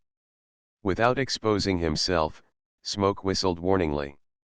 The man did not hear, and came on rapidly. Again, and more sharply, Smoke whistled. The man woed his dogs, stopped, and had turned and faced Smoke when the rifle cracked. The instant afterwards, Smoke fired into the wood in the direction of the sound. The man on the river had been struck by the first shot. The shock of the high-velocity bullet staggered him. He stumbled awkwardly to the sled, half falling, and pulled a rifle out from under the lashings. As he strove to raise it to his shoulder, he crumpled at the waist and sank down slowly to a sitting posture on the sled. Then, abruptly, as the gun went off aimlessly, he pitched backward and across a corner of the sled load, so that Smoke could see only his legs and stomach. From below came more jingling bells. The man did not move. Around a bend swung 3 sleds, accompanied by half a dozen men. Smoke cried warningly. But they had seen the condition of the first sled, and they dashed onto it. No shots came from the other bank, and Smoke, calling his dogs to follow, emerged into the open. There were exclamations from the men, and 2 of them, flinging off the mittens of their right hands, leveled their rifles at him. "Come on, you red-handed murderer, you," one of them, a black-bearded man, commanded. "And just pitch that gun of yourn in the snow." Smoke hesitated, then dropped his rifle and came up to them. "Go through him, Lewis, and take his weapons," the black-bearded man ordered. Lewis was a French-Canadian voyageur, Smoke decided, as were 4 of the others. His search revealed only Smoke's hunting knife, which was appropriated. "Now, what have you got to say for yourself, stranger, before I shoot you?" "Dead," the black-bearded man demanded. "That you're making a mistake if you think I killed that man," Smoke answered. A cry came from one of the voyageurs. He had quested along the trail and found Smoke's tracks where he had left it to take refuge on the bank. The man explained the nature of his find. "What'd you kill Joe Kynad for?" he of the black beard asked. "I tell you I didn't," Smoke began. "Ah, what's the good of talkin'? We got you red-handed. Right up there's where you left the trail when you heard him comin'. You laid among the trees and bushwhacked him. A short shot. You couldn't a missed. Pierre, go and get that gun," he dropped. "You might let me tell what happened," Smoke objected. "You shut up," the man snarled at him. "I reckon your gun'll tell the story." All the men examined Smoke's rifle, ejecting and counting the cartridges, and examining the barrel at muzzle and breech. "One shot," Blackbeard concluded. Pierre, with nostrils that quivered and distended like a deer's, sniffed at the breech. "Him one fresh shot," he said. "The bullet entered his back," Smoke said. "He was facing me when he was shot. You see, it came from the other bank." Blackbeard considered this proposition for a scant second, and shook his head. "Nope. It won't do. Turn him around to face the other bank, that's how you whopped him in the back. Some of you boys run up and down the trail, and see if you can see any tracks making for the other bank." Their report was that on that side the snow was unbroken. Not even a snowshoe rabbit had crossed it. Blackbeard, bending over the dead man, straightened up, with a woolly, furry wad in his hand. Shredding this, he found embedded in the center the bullet which had perforated the body. Its nose was spread to the size of a $50, its butt end, steel-jacketed, was undamaged. He compared it with a cartridge from Smoke's belt. That's plain enough evidence, stranger, to satisfy a blind man. It's soft-nosed and steel-jacketed, urine is soft-nosed and steel-jacketed. It's 30-30, urine is 30-30. It's manufactured by the J&T Arms Company, urine is manufactured by the J&T Arms Company. Now you come along, and we'll go over to the bank and see just how you done it. I was bushwhacked myself, Smoke said. Look at the hole in my parka. While Blackbeard examined it, one of the voyagers threw open the breech of the dead man's gun. It was patent to all that it had been fired once. The empty cartridge was still in the chamber.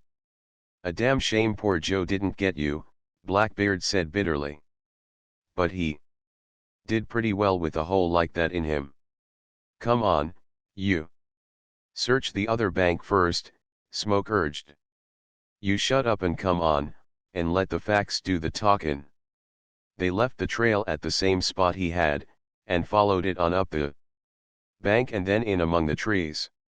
Him dance that place keep him feet warm, Lewis pointed out. That place. Him crawl on belly. That place him put one elbow W and him shoot.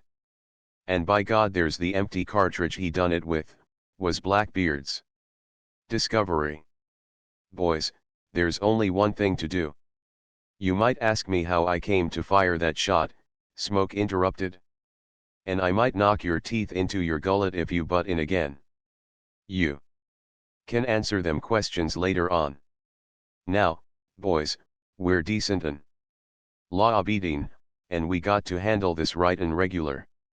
How far do you reckon we've come, Pierre? 20 mile, I think for sure.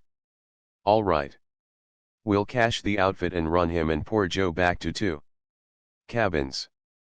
I reckon we've seen and can testify to what'll stretch his neck. It was 3 hours after dark when the dead man, Smoke, and his captors arrived at 2 cabins. By the starlight, Smoke could make out a dozen or more recently built cabins snuggling about a larger and older cabin on a flat by the river bank. Thrust inside this older cabin, he found it tenanted by a young giant of a man, his wife, and an old blind man. The woman, whom her husband called Lucy, was herself a strapping creature of the frontier type. The old man, as Smoke learned afterwards, had been a trapper on the Stewart for years, and had gone finally blind the winter before. The camp of 2 cabins, he was also to learn, had been made the previous fall by a dozen men who arrived in half as many poling boats, loaded with provisions. Here they had found the blind trapper, on the site of 2 cabins, and about his cabin they had built their own. Later arrivals, mushing up the ice with dog teams, had tripled the population. There was plenty of meat in camp, and good low-pay dirt had been discovered and was being worked. In 5 minutes, all the men of 2 cabins were jammed into the room. Smoke, shoved off into a corner, ignored and scowled at, his hands and feet tied with thongs of moose hide, looked on. 38 men he counted, a wild and husky crew, all frontiersmen of the States or voyagers from Upper Canada.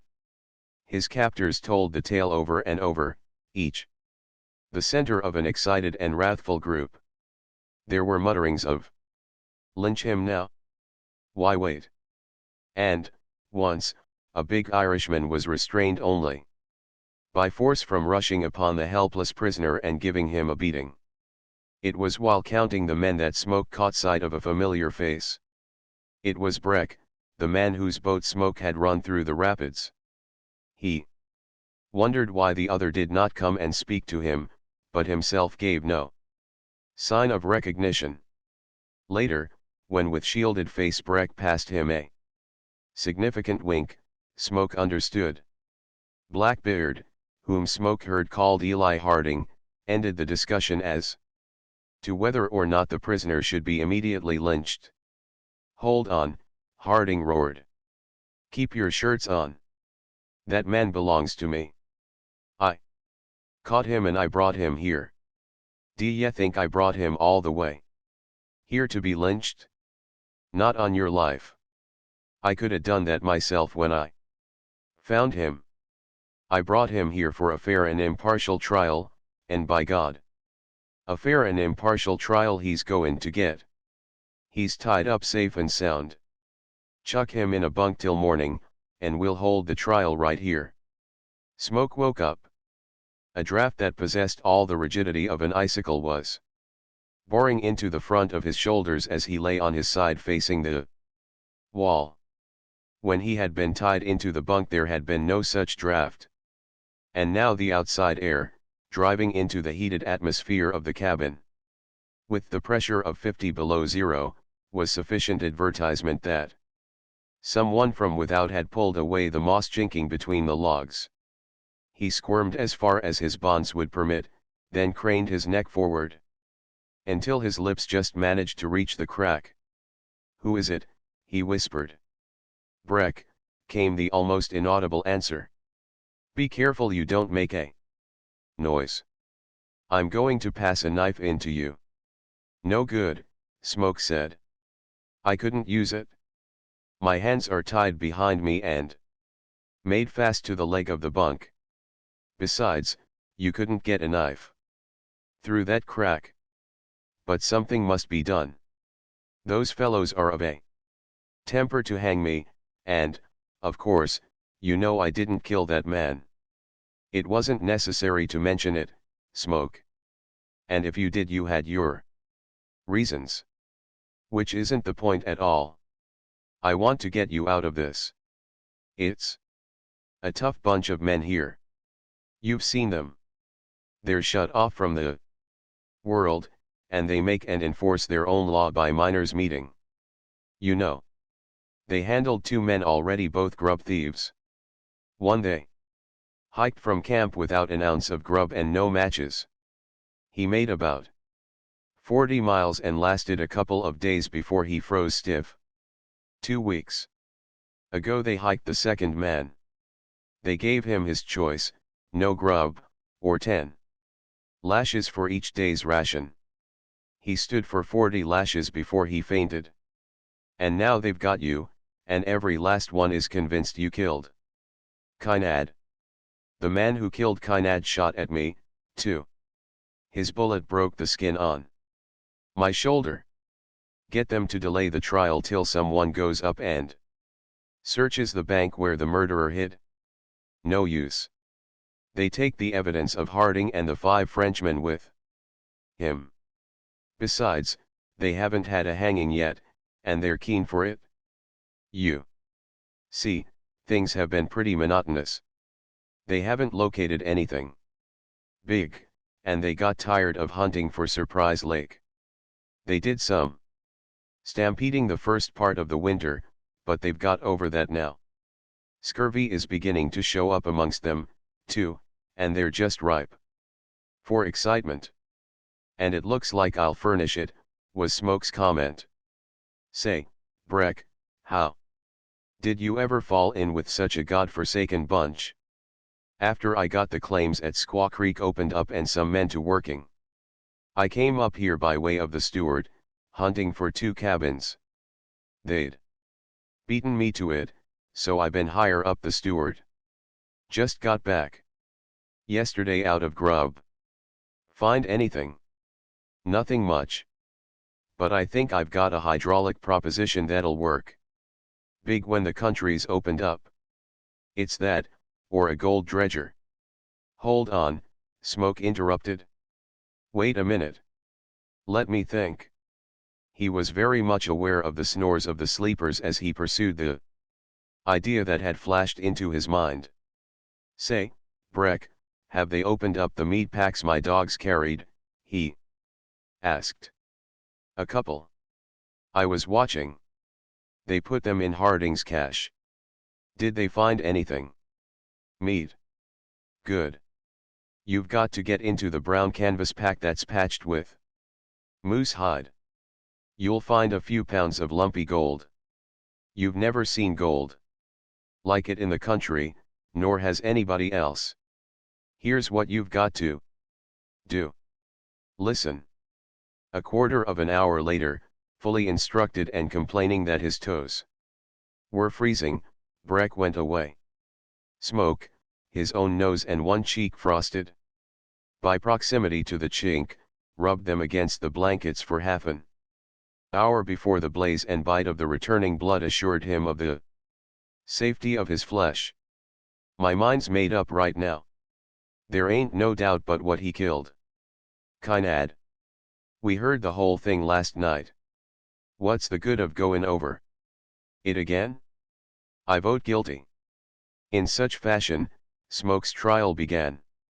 The speaker, a loose-jointed, hard rock man from Colorado, manifested irritation and disgust when Harding set his suggestion aside, demanded the proceedings should be regular, and nominated one Shunk Wilson for judge and chairman of the meeting. The population of 2 cabins constituted the jury, though, after some discussion, the woman, Lucy, was denied the right to vote on Smoke's guilt or innocence. While this was going on, Smoke, jammed into a corner on a bunk, overheard a whispered conversation between Breck and a miner. "You haven't 50 pounds of flour you'll sell?" Breck queried. "You ain't got the dust to pay the price I'm a skin," was the reply. "I'll give you 200. The man shook his head. 300. 350. At 400, the man nodded, and said, "Come on over to my cabin and weigh out the dust." The two squeezed their way to the door, and slipped out. After a few minutes Breck returned alone. Harding was testifying, when Smoke saw the door shoved open slightly, and in the crack appear the face of the man who had sold the flour. He was grimacing and beckoning emphatically to someone inside, who arose from near the stove and started to work toward the door. "Where are you goin', Sam?" Shunk Wilson demanded. "I'll be back in a jiffy," Sam explained. "I just got to go." Smoke was permitted to question the witnesses, and he was in the middle of the cross-examination of Harding when from without came the whining of dogs in harness, and the grind and churn of sled runners. "Somebody near." The door peeped out. "It's Sam and his partner and a dog team hell-bent down the trail for Stewart River," the man reported. Nobody spoke for a long half-minute, but men glanced significantly at one another, and a general restlessness pervaded the packed room. Out of the corner of his eye, Smoke caught a glimpse of Breck, Lucy, and her husband whispering together. "Come on, you," Shunk Wilson said gruffly to Smoke. "Cut this questionin' short. We know what you're tryin' to prove, that the other bank WANT searched. The witness admits it?" "We admit it. It WANT necessary. No tracks led to that bank. The snow WANT broke. There was a man on the other bank just the same," Smoke insisted. "That's too thin for skatin', young man. There ain't many of us on the question, and we got every man accounted for." "Who was the man you hiked out of camp 2 weeks ago?" Smoke asked. "Alonzo Miramar. He was a Mexican." "What's that grub thief got to do with it?" "Nothing, except that you haven't accounted for him, Mr. Judge. He went down the river, not up." "How do you know where he went?" "Saw him start." "And that's all you know of what became of him?" "No, it ain't, young man. I know, we all know, he had 4 days grubbin'. No gun to shoot meat with. If he didn't make the settlement on the Yukon, he'd croaked long before this. I suppose you've got all the guns in this part of the country accounted? 4, 2, Smoke observed pointedly. Shunk Wilson was angry. You'd think I was the prisoner the way you slam questions into me. Now then, come on with the next witness. Where's French Louis? While French Louis was shoving forward, Lucy opened the door. Where you goin'? Shunk Wilson shouted. I reckon I don't have to stay, she answered defiantly. I ain't got no vote, and besides, my cabin's so jammed up I can't breathe. In a few minutes her husband followed. The closing of the door was the first warning the judge received of it. Who was that? He interrupted Pierre's narrative to ask. Bill Peabody, somebody spoke up. Said he wanted to ask his wife something and was coming right back. Instead of Bill, it was Lucy who re-entered, took off her furs, and resumed her place by the stove. I reckon we don't need to hear the rest of the witnesses, was Shunk Wilson's decision, when Pierre had finished.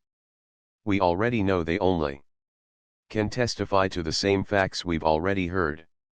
Say, Sorensen, you go and bring Bill Peabody back. We'll be votin' a verdict pretty short. Now, stranger, you can get up and say your say concernin' what happened. In the meantime, we'll just be savin' delay by passin' around the two rifles, the ammunition, and the bullet that done the killin'. Midway in his story of how he had arrived in that part of the country, and at the point in his narrative where he described his own ambush and how he had fled to the bank, Smoke was interrupted by the indignant Shunk Wilson. Young man, what sense is there in you testifying that way? You're just talking up valuable time. Of course you got the right to lie to save your neck, but we ain't goin' to stand for such foolishness. The rifle, the ammunition, and the bullet that killed Joe Kynat is against you. What's that? Open the door, somebody. The frost rushed in, taking form and substance in the heat of the room. While through the open door came the whining of dogs that decreased rapidly with distance. It's Sorensen and Peabody, someone cried, throwin' the whip into the dogs and headin' down river. Now, what the hell?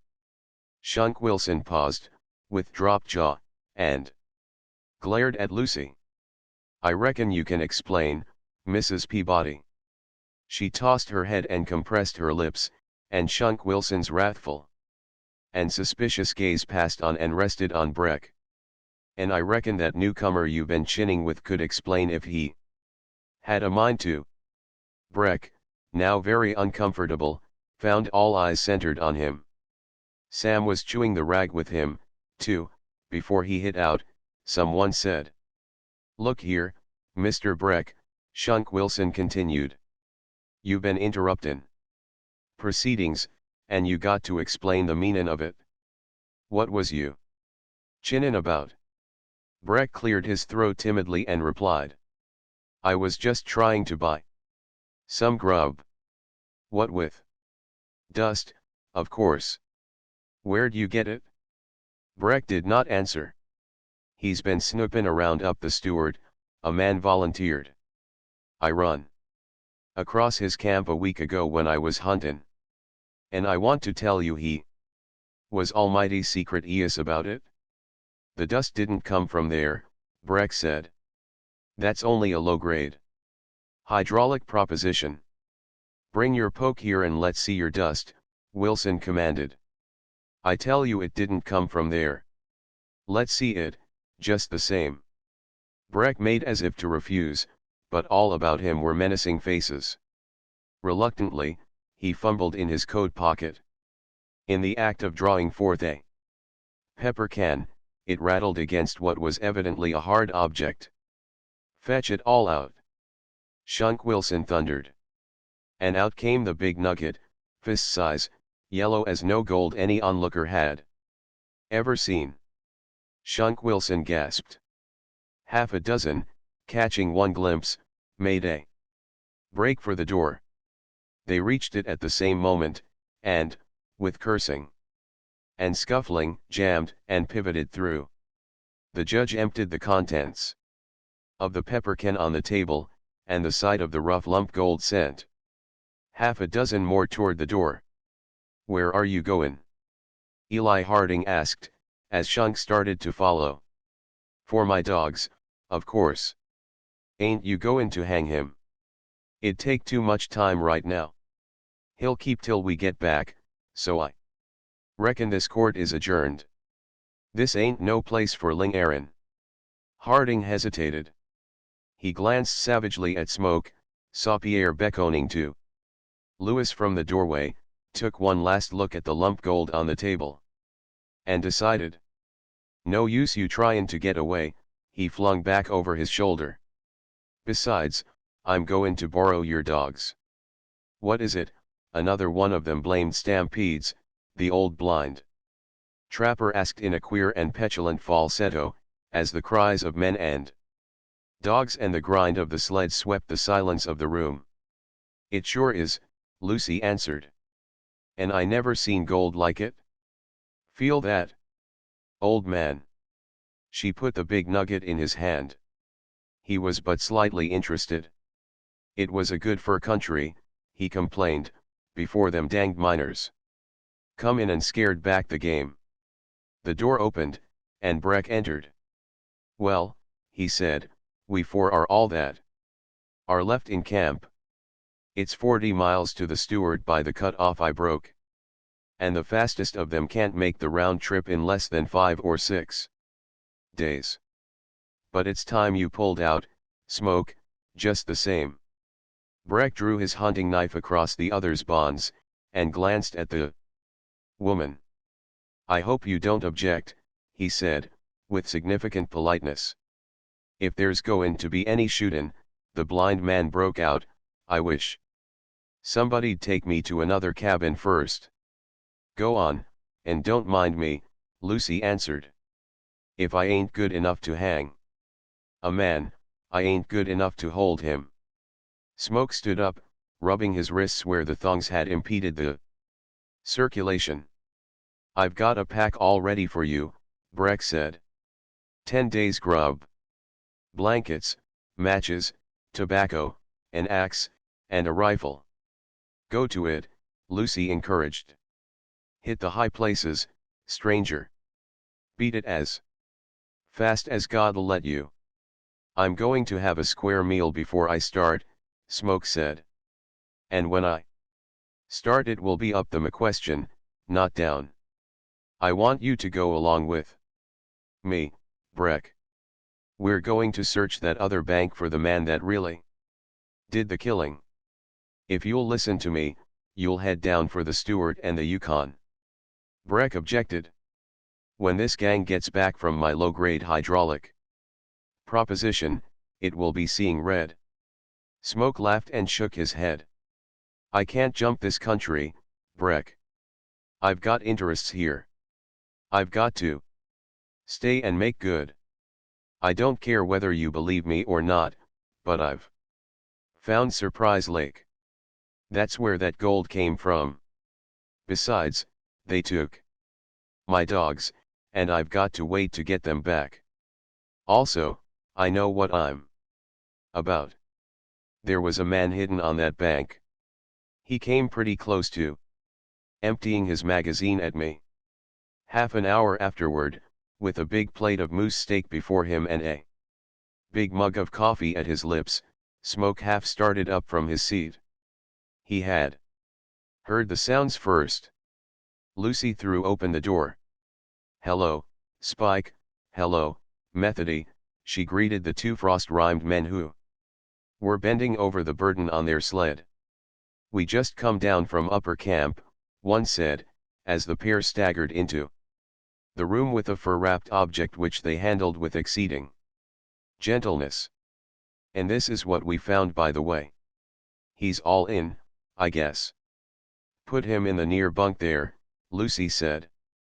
She bent over and pulled back the furs, disclosing a face composed principally of large, staring, black eyes, and of skin, dark and scabbed by repeated frostbite, tightly stretched across the bones. "If it ain't Alonzo," she cried. "You poor, starved devil." "That's the man on the other bank," Smoke said in an undertone to Breck. "We found it right in a cache that Harding must have made," one of the men was explaining. "He was eatin' raw flour and frozen bacon, and when we got he was cryin' and squealin' like a hog. Look at him. He's all starved. And most of him frozen.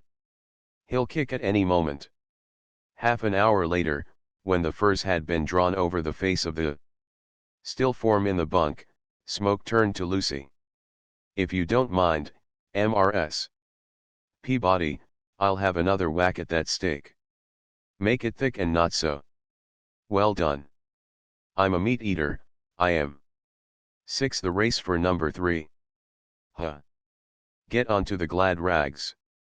Shorty surveyed his partner with simulated disapproval, and Smoke, vainly attempting to rub the wrinkles out of the pair of trousers he had just put on, was irritated. "They sure fit you clothes for a second-hand buy," Shorty went on. "What was the tax?" $150 for the suit," Smoke answered. The man was nearly my own size. I thought it was remarkably reasonable. "What are you kicking about?" "Who? Me? Oh, nothin'. I was just thinkin' it was goin' some for a meat eater that hit Dawson in an ice jam, with no grub, one suit of underclothes, a pair of mangy moccasins, and overalls that looked like they'd been through the wreck of the Hesperus. Pretty gay front, partner. Pretty gay front. Say. What do you want now?" Smoke demanded testily. "What's her name?" "There isn't any her, my friend. I'm to have dinner at Colonel Bowie's, if you want to know. The trouble with you, Shorty, is you're envious because I'm going into high society and you're not invited. Ain't you some late?" Shorty queried with concern. "What do you mean?" "For dinner. They'll be eatin' supper when you get there." Smoke was about to explain with crudely elaborate sarcasm when he caught the twinkle in the other's eye. He went on dressing, with fingers that had lost their deftness, tying a Windsor tie in a bow knot at the throat of his soft cotton shirt. "Wished I hadn't sent all my starched shirts to the laundry," Shorty murmured sympathetically. "I might have fitted you out." By this time Smoke was straining at a pair of shoes. The woolen socks were too thick to go into them. He looked appealingly at Shorty, who shook his head. "Nope. If I had thin ones I wouldn't lend 'em to you. Back to the moccasins, partner. You'd sure freeze your toes in skimpy fangled gear like that." "I paid $15 for them, second hand," Smoke lamented. "I reckon they won't be a man not in moccasins. But there are to be women, Shorty. I'm going to sit down and eat with real live women, Mrs. Bowie, and several others," so the colonel told me. "Well, moccasins won't spoil their appetite none," was Shorty's comment. "Wonder what the colonel wants with you." "I don't know, unless he's heard about my finding Surprise Lake. It will take a fortune to drain it, and the Guggenheims are out for investment." "Reckon that's it?" "That's right, stick to the moccasins." "Gee. That coat is sure wrinkled, and it fits you a mite too swift. Just peck around at your vittles. If you eat hearty you'll bust through. And if them women folks gets to droppin' handkerchiefs, just let 'em lay. Don't do any pickin' up. Whatever you do, don't." As became a high-salaried expert and the representative of the great house of Guggenheim, Colonel Bowie lived in one of the most magnificent cabins in Dawson. Of squared logs, hand-hewn, it was 2 stories high, and of Such extravagant proportions that it boasted a big living room that was used for a living room and for nothing else. Here were big bearskins on the rough board floor, and on the walls horns of moose and caribou. Here roared an open fireplace and a big wood-burning stove. And here smoke met the social elect of Dawson, not the mere pick-handle millionaires, but the ultra-cream of a mining city whose population had been recruited from all the world, men like Warburton Jones, the explorer and writer, Captain Considine of the Mounted Police, Haskell, Gold Commissioner of the Northwest Territory, and Baron von Schroeder, an emperor's favorite with an international dueling reputation. And here, dazzling in evening gown, he met Joygastel, whom hitherto he had encountered only on trail, befurred and moccasined. At dinner he found himself beside her. "I feel like a fish out of water," he confessed. "All you folks are so real grand, you know. Besides, I never dreamed such oriental luxury existed in the Klondike. Look at von Schroeder there. He's actually got a dinner jacket, and Considine's got a starched shirt. I noticed he wore moccasins. Just the same. How do you like my outfit?" He moved his shoulders about as if preening himself for Joy's approval. "It looks as if you'd grown stout since you came over the pass," she laughed. "Wrong. Guess again. It's somebody else's. You win. I bought it for a price from one of the clerks at the AC Company. It's a shame clerks are so narrow-shouldered," she sympathized. "And you haven't told me what you think of my outfit." "I can't," he said. "I'm out of breath. I been living on trail too long. This sort of thing comes to me with a shock, you know. I'd quite forgotten that women have arms and shoulders. Tomorrow morning, like my friend Shorty, I'll wake up and know it's all a dream. Now, the last time I saw you on Squaw Creek." "I was just a squaw," she broke in. "I hadn't intended to say that. I was remembering that it was on Squaw Creek that I discovered you had feet. And I can never forget that you saved them for me," she said. "I've been wanting to see you ever since to thank you," he shrugged his shoulders deprecatingly. "And that's why you are here tonight. You asked the Colonel to invite me." "No, Mrs. Bowie. And I asked her to let me have you at table. And here's my chance. Everybody's talking. Listen, and don't interrupt. You know Mono Creek?" "Yes. It has turned out rich, dreadfully rich. They estimate the claims as worth $1 million and more apiece. It was only located the other day. I remember the stampede. Well, the whole creek was staked to the skyline, and all the feeders too.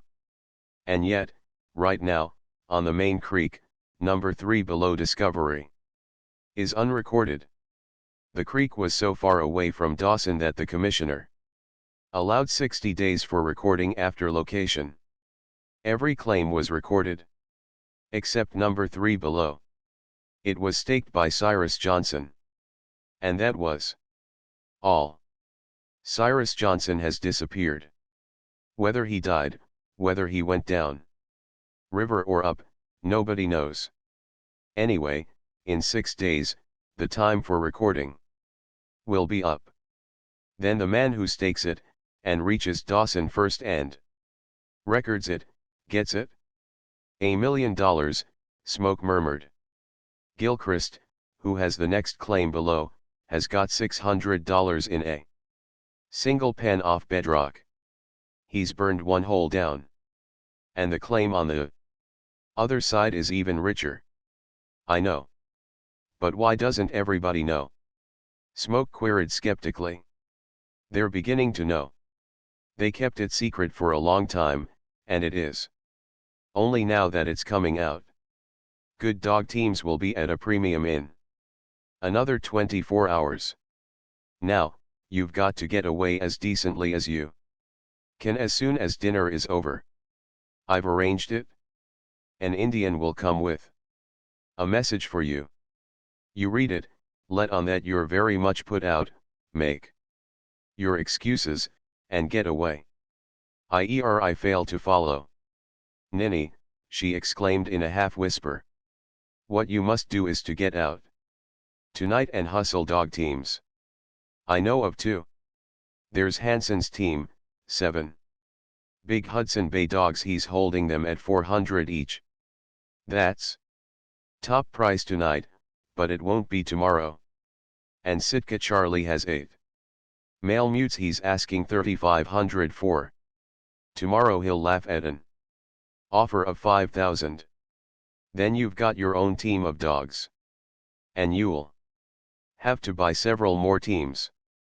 That's your work tonight. Get the best. It's dogs as well as men that will win this race. It's 110 miles, and you'll have to relay as frequently as you can. Oh, I see, you want me to go in for it, Smoke drawled. If you haven't the money for the dogs, she faltered, but before she could continue, Smoke was speaking. I can buy the dogs. But aren't you afraid this is gambling? After your exploits at roulette in the Elkhorn, she retorted, I'm not afraid that you're afraid. It's a sporting proposition, if that's what you mean. A race for $1 million, and with some of the stiffest dog mushers and travelers in the country entered against you. They haven't entered yet. But by this time tomorrow they will, and dogs will be worth what the richest man can afford to pay. Big Olaf is in town. He came up from Circle City last month. He is one of the most terrible dog mushers in the country, and if he enters he will be your most dangerous man. Arizona Bill is another. He's been a professional freighter and mail carrier for years. If he goes in, interest will be centered on him and Big Olaf. And you intend me to come along as a sort of dark horse? Exactly. And it will have its advantages. You will not be supposed to stand a show. After all, you know, you are still classed as a Chechiko. You haven't seen the 4 seasons go around. Nobody will take notice of you until you come into the home stretch in the lead. It's on the home stretch the dark horse is to show up its classy form. She nodded, and continued earnestly, remember, I shall never forgive myself for the trick I played on the Squaw Creek Stampede unless you win this monoclaim. And if any man can win this race against the old-timers, it's you. It was the way she said it. He felt warm all over, and in his heart and head. He gave her a quick, searching look, involuntary and serious, and for the moment that her eyes met his steadily, ere they fell, it seemed to him that he read something of vaster import than the claim Cyrus Johnson had failed to record. I'll do it, he said. I'll win it. The glad light in her eyes seemed to promise a greater meed than all the gold in the monoclaim. He was aware of a movement of her hand in her lap. Next to his. Under the screen of the tablecloth he thrust his own hand across and met a firm grip of woman's fingers that sent another wave of warmth through him. What will Shorty say, was the thought that flashed whimsically through his mind as he withdrew his hand. He glanced almost jealously at the faces of von Schroeder and Jones, and wondered if they had not divined the remarkableness and deliciousness of this woman who sat beside him. He was aroused by her voice, and realized that she had been speaking some moments. So you see, Arizona Bill is a white Indian, she was saying. And Big Olaf is a bear wrestler, a king of the snows, a mighty savage. He can out-travel and out-endure an Indian, and he's never known any other life but that of the wild and the frost. Who's that? Captain Consadine broke in from across the table. Big Olaf, she answered. I was just telling Mr. Bellew what a traveler he is. You're right, the captain's voice boomed. Big Olaf is the greatest traveler in the Yukon. I'd back him against old Nick himself for snowbucking and ice travel. He brought in the government dispatches in 1895, and he did it after 2 couriers were frozen on Chilkoot and the third drowned in the open water of 30 Mile. Smoke had traveled in a leisurely fashion up to Mono Creek, fearing to tire his dogs before the big race. Also, he had familiarized himself with every mile of the trail and located his relay camps. So many men had entered the race that the 110 miles of its course was almost a continuous village. Relay camps were everywhere along the trail.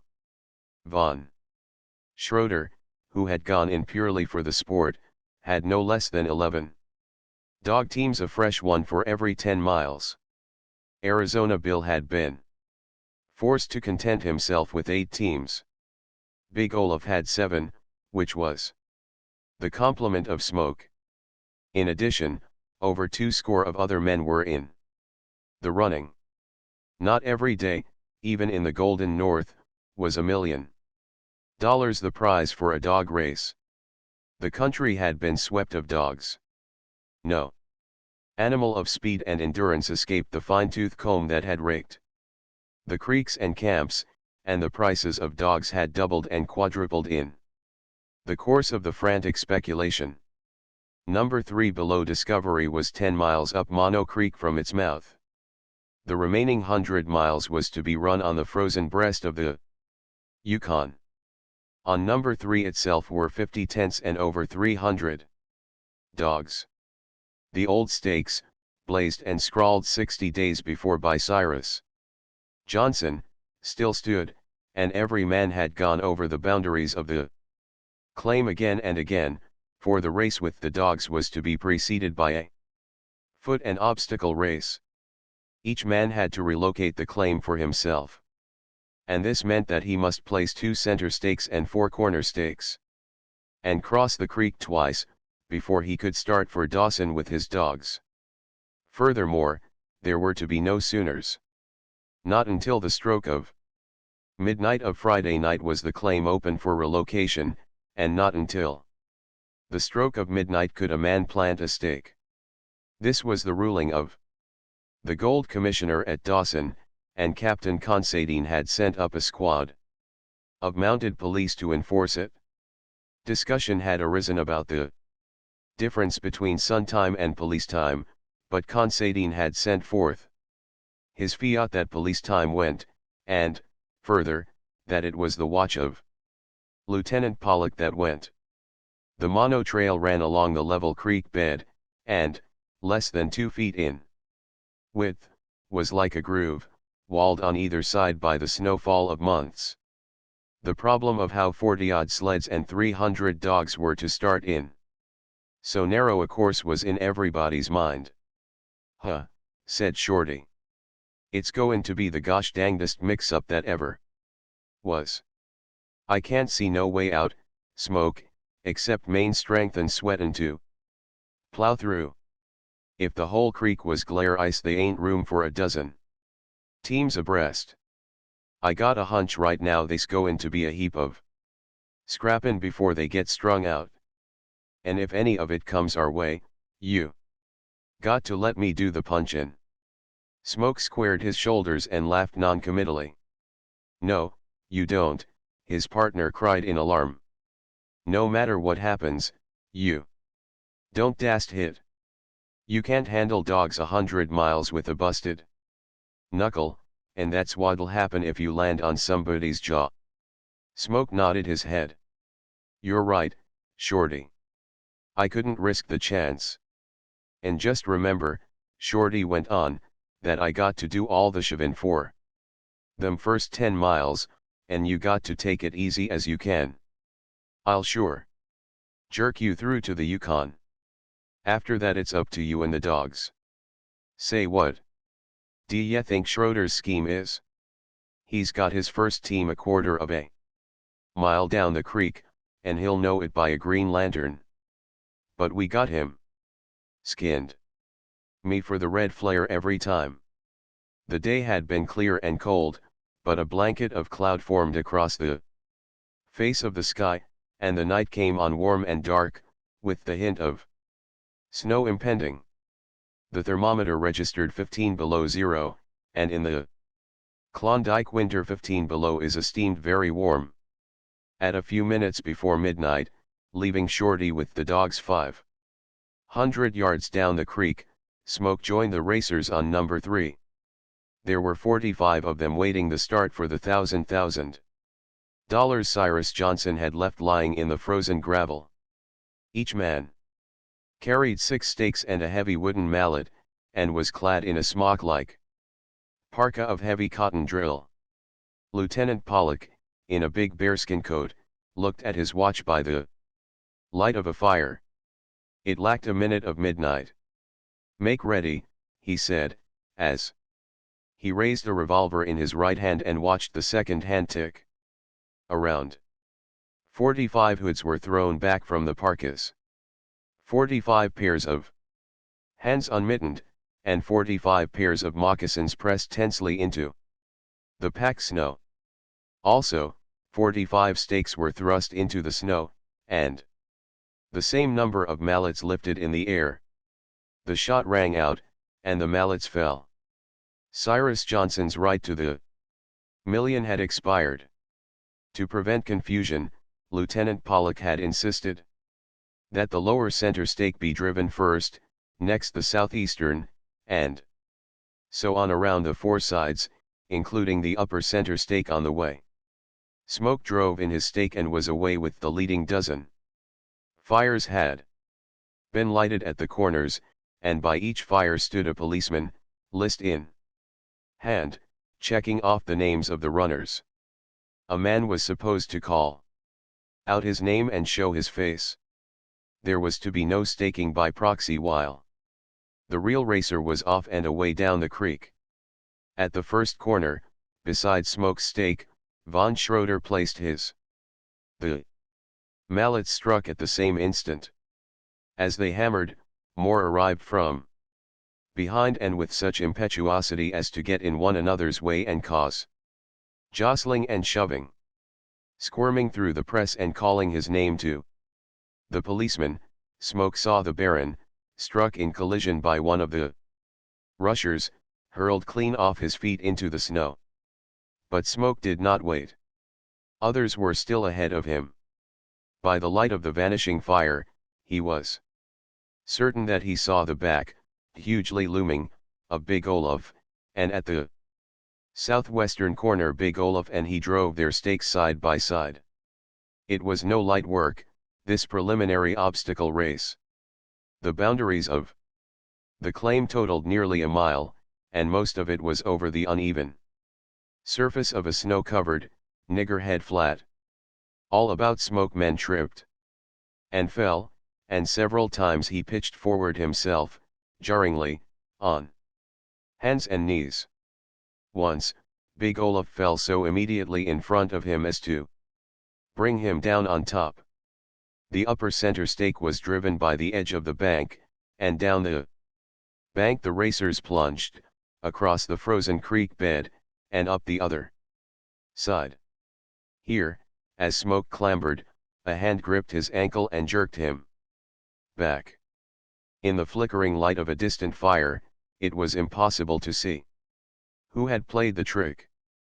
But Arizona Bill, who had been treated similarly, rose to his feet and drove his fist with a crunch into the offender's face.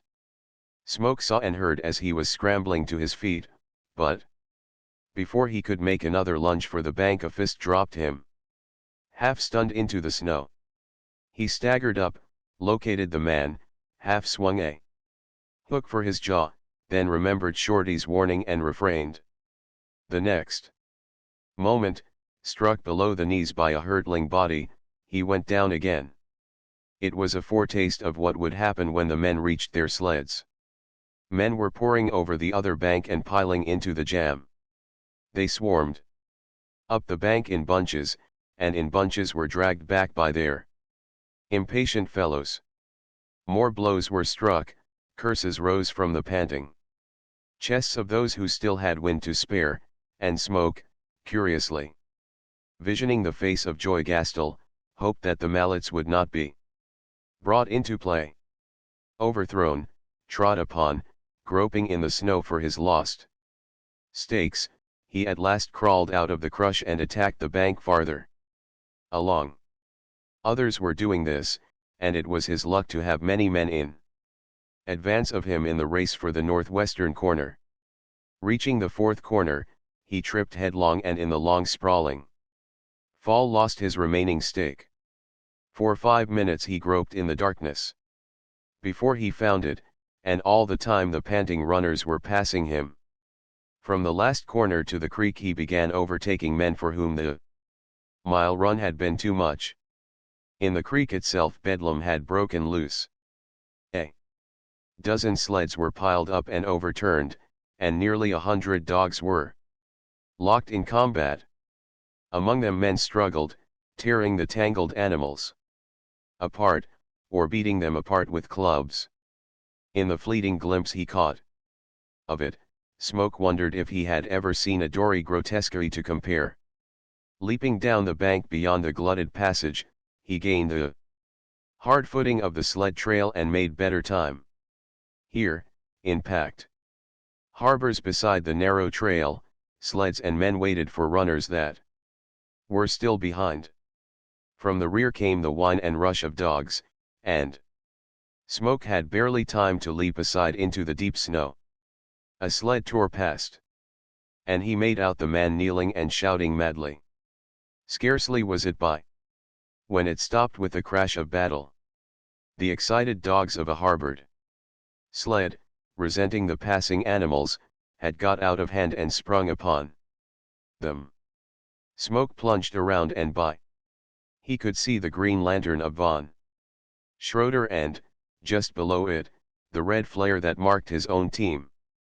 2 men were guarding Schroeder's dogs, with short clubs interposed between them and the trail. "Come on, you Smoke. Come on, you Smoke," he could hear Shorty calling anxiously. "Coming," he gasped. By the red flare, he could see the snow torn up and trampled, and from the way his partner breathed he knew a battle had been fought. He staggered to the sled, and, in a moment he was falling on it. Shorty's whip snapped as he yelled, "Mush, you devils! Mush!" The dogs sprang into the breast bands, and the sled jerked abruptly ahead. They were big animals, Hanson's prize team of Hudson Bays, and Smoke had selected them for the first stage, which included the 10 miles of Mono, the heavy going of the cut-off across the flat at the mouth, and the first 10 miles of the Yukon stretch. "How many are ahead?" he asked. "You shut up and save your wind," Shorty answered. "Hi, you brutes. Hit her up. Hit her up." He was running behind the sled, towing on a short rope. Smoke could not see him, nor could he see the sled on which he lay at full length. The fires had been left in the rear, and they were tearing through a wall of blackness as fast as the dogs could spring into it. This blackness was almost sticky, so nearly did it take on the seeming of substance. Smoke felt the sled heel up on one runner as it rounded an invisible curve, and from ahead came the snarls of beasts and the oaths of men. This was known afterward as the Barn Slocum Jam. It was the teams of these 2 men which first collided, and into it, at full career, piled Smoke's 7 big fighters. Scarcely more than semi-domesticated wolves, the excitement of that night on Mono Creek had sent every dog fighting mad. The Klondike dogs, driven without reins, cannot be stopped except by voice, so that there was no stopping this glut of struggle that heaped itself between the narrow rims of the creek. From behind, sled after sled hurled into the turmoil. Men who had their teams nearly extricated were overwhelmed by fresh avalanches of dogs, each animal well fed, well rested, and ripe for battle. It's knock down and drag out and plow through. Shorty yelled in his partner's ear. And watch out for your knuckles. You drag dogs out and let me do the punchin'. What happened in the next half hour Smoke never distinctly remembered. At the end he emerged exhausted, sobbing for breath, his jaw sore from a fist blow, his shoulder aching from the bruise of a club, the blood running warmly down one leg from the rip of a dog's fangs, and both sleeves of his parka torn to shreds. As in a dream, while the battle still raged behind, he helped Shorty reharness the dogs. One, dying, they cut from the traces, and in the darkness they felt their way to the repair of the disrupted harness. Now you lie down and get your wind back, Shorty commanded. And through the darkness the dogs sped, with unabated strength, down Mono Creek, across the long cut-off, and to the Yukon. Here, at the junction with the main river trail, somebody had lighted a fire, and here Shorty said goodbye. By the light of the fire, as the sled leaped behind the flying dogs, Smoke caught another of the unforgettable pictures of the Northland. It was of Shorty, swaying and sinking down limply in the snow, yelling his parting encouragement, one eye blackened and closed, knuckles bruised and broken, and one arm, ripped and fang-torn, gushing forth a steady stream of blood. How many ahead? Smoke asked, as he dropped his tired Hudson Bays and sprang on the waiting sled at the first relay station. I counted 11, the man called after him, for he was already away behind the leaping dogs. 15 miles they were to carry him on the next stage, which would fetch him to the mouth of White River. There were 9 of them, but they composed his weakest team. The 25 miles between White River and 60 Mile he had broken into 2 stages because of ice jams, and here 2 of his heaviest, toughest teams were stationed. He lay on the sled at full length, face down, holding on with both hands. Whenever the dog slacked from topmost speed he rose to his knees, and, yelling and urging, clinging precariously with one hand, threw his whip into them.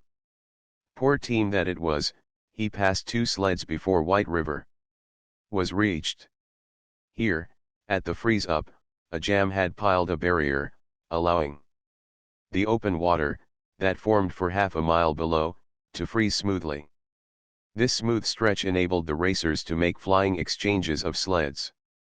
And down all the course they had placed their relays below the jams. Over the jam and out onto the smooth, Smoke tore along, calling loudly. Billy! Billy! Billy heard and answered, and by the light of the many fires on the ice, Smoke saw a sled swing in from the side and come abreast. Its dogs were fresh and overhauled his. As the sleds swerved toward each other he leaped across, and Billy promptly rolled off. "Where's Big Olaf?" Smoke cried. "Leading." Billy's voice answered, and the fires were left behind, and Smoke was again flying through the wall of blackness. In the jams of that relay, where the way led across a chaos of upended ice cakes, and where Smoke slipped off the forward end of the sled and, with the haul rope toiled behind the wheel dog, he passed 3 sleds. Accidents had happened, and he could hear the men cutting out dogs and mending harnesses. Among the jams of the next short relay into 60 Mile, he passed 2 more teams. And that he might know adequately what had happened to them, one of his own dogs wrenched a shoulder, was unable to keep up, and was dragged in the harness. Its teammates, angered, fell upon it with their fangs, and Smoke was forced to club them off with the heavy butt of his whip. As he cut the injured animal out, he heard the whining cries of dogs behind him. And the voice of a man that was familiar. It was von Schroeder. Smoke called a warning to prevent a rear-end collision, and the Baron, hawing his animals and swinging on the G-pole, went by a dozen feet to the side. Yet so impenetrable was the blackness that Smoke heard him pass but never saw him. On the smooth stretch of ice beside the trading post at 60 Mile, Smoke overtook two more sleds. All had just changed teams, and for 5 minutes they ran abreast, each man on his knees and pouring whip and voice into the maddened dogs. But Smoke had studied out that portion of the trail, and now marked the tall pine on the bank that showed faintly in the light of the many fires.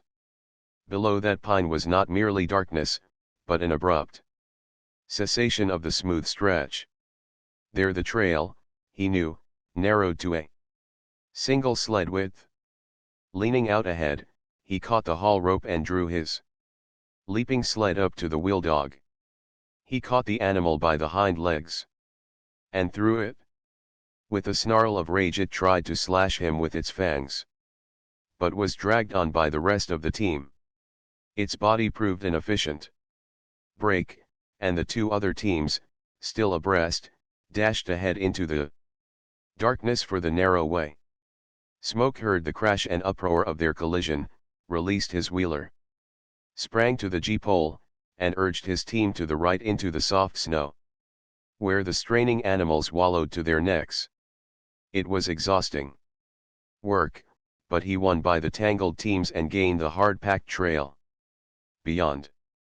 On the relay out of 60 Mile, Smoke had next to his poorest team, and though the going was good, he had set it a short 15 miles. 2 more teams would bring him into Dawson and to the gold recorder's office, and Smoke had selected his best animals for the last 2 stretches. Sitka Charlie himself waited with the 8 male mutes that would jerk Smoke along for 20 miles, and for the finish, with a 15-mile run, was his own team, the team he had had all winter and which had been with him in the search for Surprise Lake. The 2 men he had left entangled at 60 Mile failed to overtake him. And, on the other hand, his team failed to overtake any of the 3 that still led. His animals were willing, though they lacked stamina and speed. And little urging was needed to keep them jumping into it at their best. There was nothing for Smoke to do but to lie face downward and hold on. Now and again he would plunge out of the darkness into the circle of light about a blazing fire, catch a glimpse of furred men standing by harnessed and waiting dogs, and plunge into the darkness again. Mile after mile. With only the grind and jar of the runners in his ears, he sped on. Almost automatically he kept his place as the sled bumped ahead or half lifted and heeled on the swings and swerves of the bends. First one, and then another, without apparent rhyme or reason, 3 faces limned themselves. On his consciousness, Joy Gastell's, laughing and audacious, Shorty's, battered and exhausted by the struggle down Mono Creek, and John Bellew's, seamed and rigid, as if cast in iron, so unrelenting was its severity. And sometimes Smoke wanted to shout aloud, to chant a paean of savage exultation, as he remembered the office of the Bellew and the serial story of San Francisco which he had left unfinished, along with the other fripperies of those empty days. The grey twilight of morning was breaking as he exchanged his weary dogs for the 8 fresh male mutes. Lighter animals than Hudson Bay's, they were capable of greater speed, and they ran with the supple tirelessness of true wolves. Sitka Charlie called out the order of the teams ahead. Big Olaf led, Arizona Bill was second, and von Schroeder third. These were the 3 best men in the country. In fact, ere Smoke had left Dawson, the Popular betting had placed them in that order. While they were racing for a million, at least 500,000 had been staked by others on the outcome of the race. No one had bet on Smoke, who, despite his several known exploits, was still accounted a chechacho with much to learn. As daylight strengthened, Smoke caught sight of a sled ahead, and, in half an hour, his own lead dog was leaping at its tail. Not until the man turned his head to exchange greetings, did Smoke recognize him as Arizona Bill. Von Schroeder had evidently passed him. The trail, hard-packed, ran too narrowly through the soft snow, and for another half-hour Smoke was forced to stay in the rear. Then they topped an ice jam and struck a smooth stretch below, where were a number of relay camps and where the snow was packed widely. On his knees, swinging his whip and yelling, Smoke drew abreast. He noted that Arizona Bill's right arm hung dead at his side, and that he was compelled to pour leather with his left hand. Awkward as it was, he had no hand left with which to hold on, and frequently he had to cease from the whip and clutch to save himself from falling off. Smoke remembered the scrimmage in the creek bed at 3 below Discovery, and understood. Shorty's advice had been sound. "What's happened?" Smoke asked, as he began to pull ahead. "I don't know," Arizona Bill answered. "I think I threw my shoulder out in the scrapping." He dropped behind very slowly, though when the last relay station was in sight he was fully half a mile in the rear. Ahead, bunched together, Smoke could see Big Olaf and Von Schroeder. Again Smoke arose to his knees, and he lifted his jaded dogs into a burst of speed such as a man only can who has the proper instinct for dog driving. He drew up close to the tail of Von Schroeder's sled, and in this order the three sleds dashed out on the smooth going below a jam, where many men and many dogs waited. Dawson was 15 miles away. Von Schroeder, with his 10-mile relays, had changed 5 miles back and would change 5 miles ahead. So he held on, keeping his dogs at full leap. Big Olaf and Smoke made flying changes, and their fresh teams immediately regained what had been lost to the Baron. Big Olaf led past, and Smoke followed into the narrow trail beyond. "Still good, but not so good," Smoke paraphrased Spencer to himself. Of Von Schroeder, now behind, he had no fear, but ahead was the greatest dog driver in the country. To pass him seemed impossible. Again and again, many times, Smoke forced his leader to the other's sled tail, and each time Big Olaf let out another link and drew away. Smoke contented himself with taking the pace, and hung on grimly. The race was not lost until one or the other won, and in 15 miles many things could happen. 3 miles from Dawson something did happen. To Smoke's surprise, Big Olaf rose up and with oaths and leather proceeded to fetch out the last ounce of effort in his animals. It was a spurt that should have been reserved for the last 100 yards instead of being begun 3 miles from the finish. Sheer dog killing that it was, Smoke followed. His own team was superb.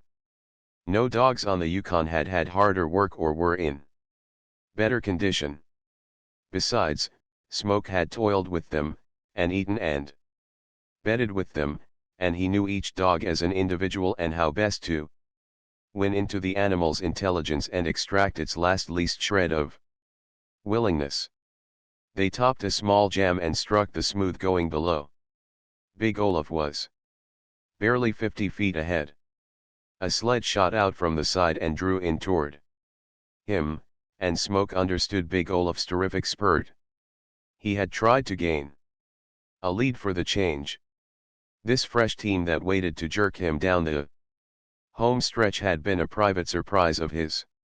Even the men who had backed him to win had no knowledge of it. Smoke strove desperately to pass during the exchange of sleds.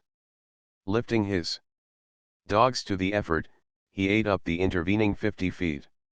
With urging and pouring of leather, he went to the side and on until his lead dog was jumping abreast of Big Olaf's wheeler. On the other side, abreast, was the relay sled. At the speed they were going, Big Olaf did not dare try the flying leap. If he missed and fell off, Smoke would be in the lead and the race would be lost. Big Olaf tried to spurt ahead, and he lifted his dogs magnificently, but Smoke's leader still continued to jump beside Big Olaf's wheeler. For half a mile the three sleds tore and bounced along side by side. The smooth stretch was nearing its end when Big Olaf took the chance. As the flying sleds swerved toward each other, he leaped, and the instant he struck he was on his knees, with whip and voice spurting the fresh team. The smooth stretch pinched out into the narrow trail, and he jumped his dogs ahead and into it with a lead of barely a yard. A man was not beaten until he was beaten, was Smoke's conclusion, and drive no matter how, Big Olaf failed to shake him off. No team Smoke had driven that night could have stood such a killing pace and kept up with fresh dogs, no team save this one. Nevertheless, the pace was killing it, and as they began to round the bluff at Klondike City, he could feel the pitch of strength going out of his animals. Almost imperceptibly they lagged behind, and foot by foot Big Olaf drew away until he led by a score of yards. A great cheer went up from the population of Klondike City assembled on the ice. Here the Klondike entered the Yukon, and half a mile away, across the Klondike, on the north bank, stood Dawson. An outburst of matter cheering arose, and Smoke caught a glimpse of a sled shooting out to him. He recognized the splendid animals that drew it.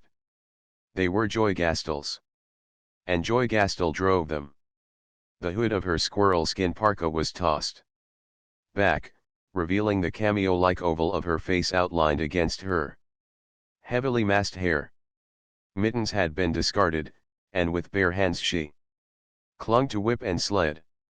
"Jump," she cried, as her leader snarled at Smoke's. Smoke struck the sled behind her. It rocked violently from the impact of his body, but she was full up on her knees and swinging the whip. "Hi! You! Mush on! Shook! Shook!" she was crying, and the dogs whined and yelped in eagerness of desire and effort to overtake Big Olaf.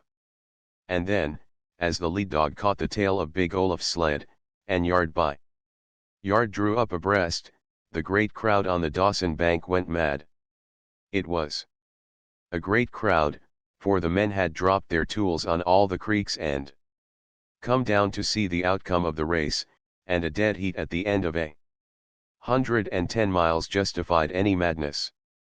"When you're in the lead I'm going to drop off," Joy cried out over her shoulder. Smoke tried to protest. "And watch out for the dip curve halfway up the bank," she warned. Dog by dog, separated by half a dozen feet, the two teams were running abreast. Big Olaf, with whip and voice, held his own for a minute.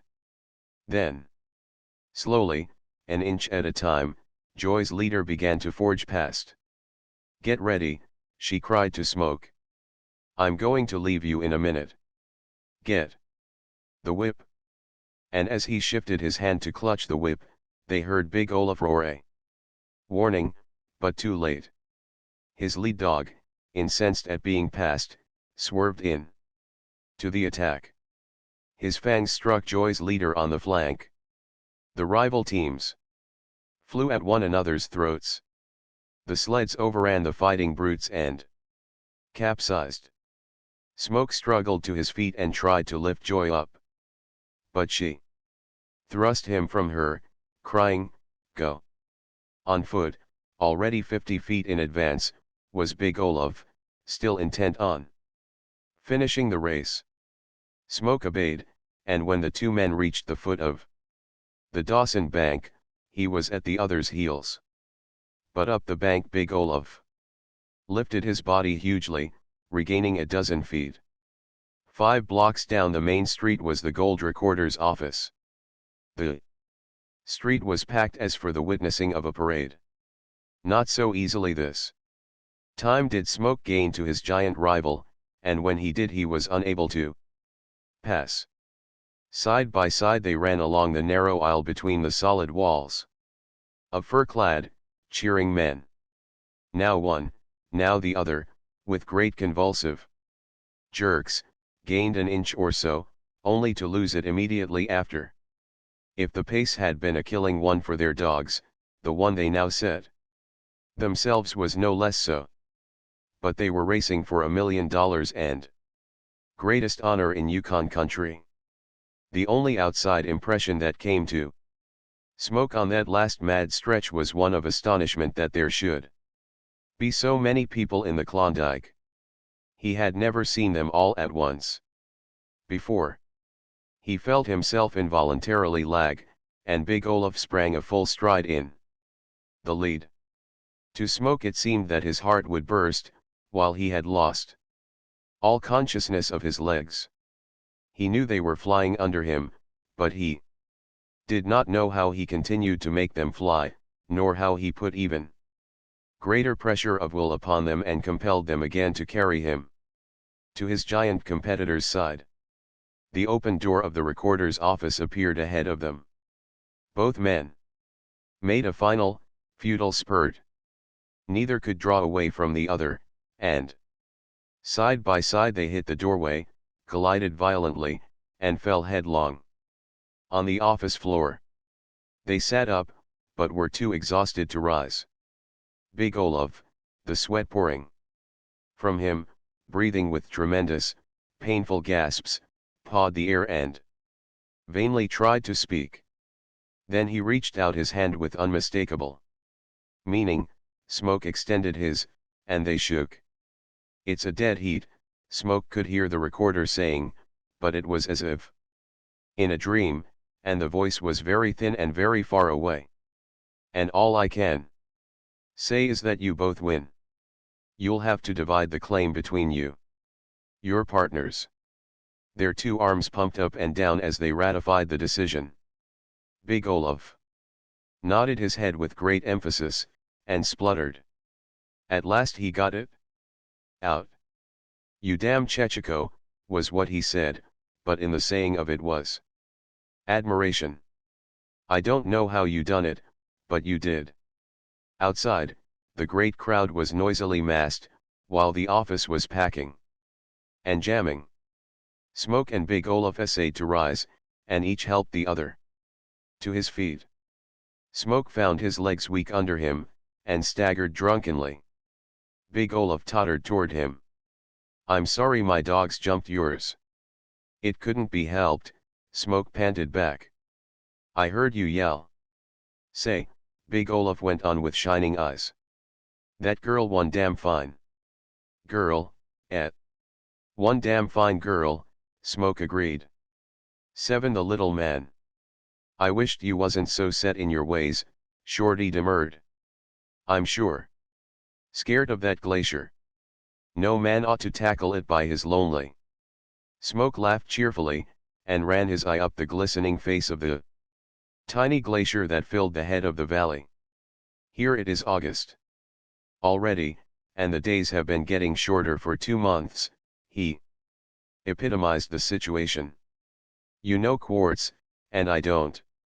But I can bring up the grub, while you keep after that mother lode. So long. I'll be back by tomorrow evening." He turned and started. "I got a hunch something's goin' to happen," Shorty pleaded after him. But Smoke's reply was a bantering laugh. He held on down the little valley, occasionally wiping the sweat from his forehead, the while his feet crushed through ripe mountain raspberries and delicate ferns that grew beside patches of sun-sheltered ice. In the early spring he and Shorty had come up the Stewart River and launched out into the amazing chaos of the region where Surprise Lake lay. And all of the spring and half of the summer had been consumed in futile wanderings, when, on the verge of turning back, they caught their first glimpse of the baffling, gold-bottomed sheet of water which had lured and fooled a generation of miners. Making their camp in the old cabin which Smoke had discovered on his previous visit, they had learned three things. First, heavy nugget gold was carpeted thickly on the lake bottom. Next, the gold could be dived for in the shallower portions, but the temperature of the water was man-killing, and, finally, the draining of the lake was too stupendous a task for two men in the shorter half of a short summer. Undeterred, reasoning from the coarseness of the gold that it had not traveled far, they had set out in search of the mother lode. They had crossed the big glacier that frowned on the southern rim and devoted themselves to the puzzling maze of small valleys and canyons beyond, which, by most unmountain-like methods, drained, or had at one time drained, into the lake. The valley Smoke was descending gradually widened after the fashion of any normal valley, but, at the lower end, it pinched narrowly between high, precipitous walls and abruptly stopped in a cross wall. At the base of this, in a welter of broken rock, the streamlet disappeared, evidently finding its way out underground. Climbing the cross wall, from the top, Smoke saw the lake beneath him. Unlike any mountain lake he had ever seen, it was not blue. Instead, its intense peacock green tokened its shallowness. It was this shallowness that made its draining feasible. All about arose jumbled mountains, with ice-scarred peaks and crags, grotesquely shaped and grouped. All was topsy-turvy and unsystematic, a dory nightmare.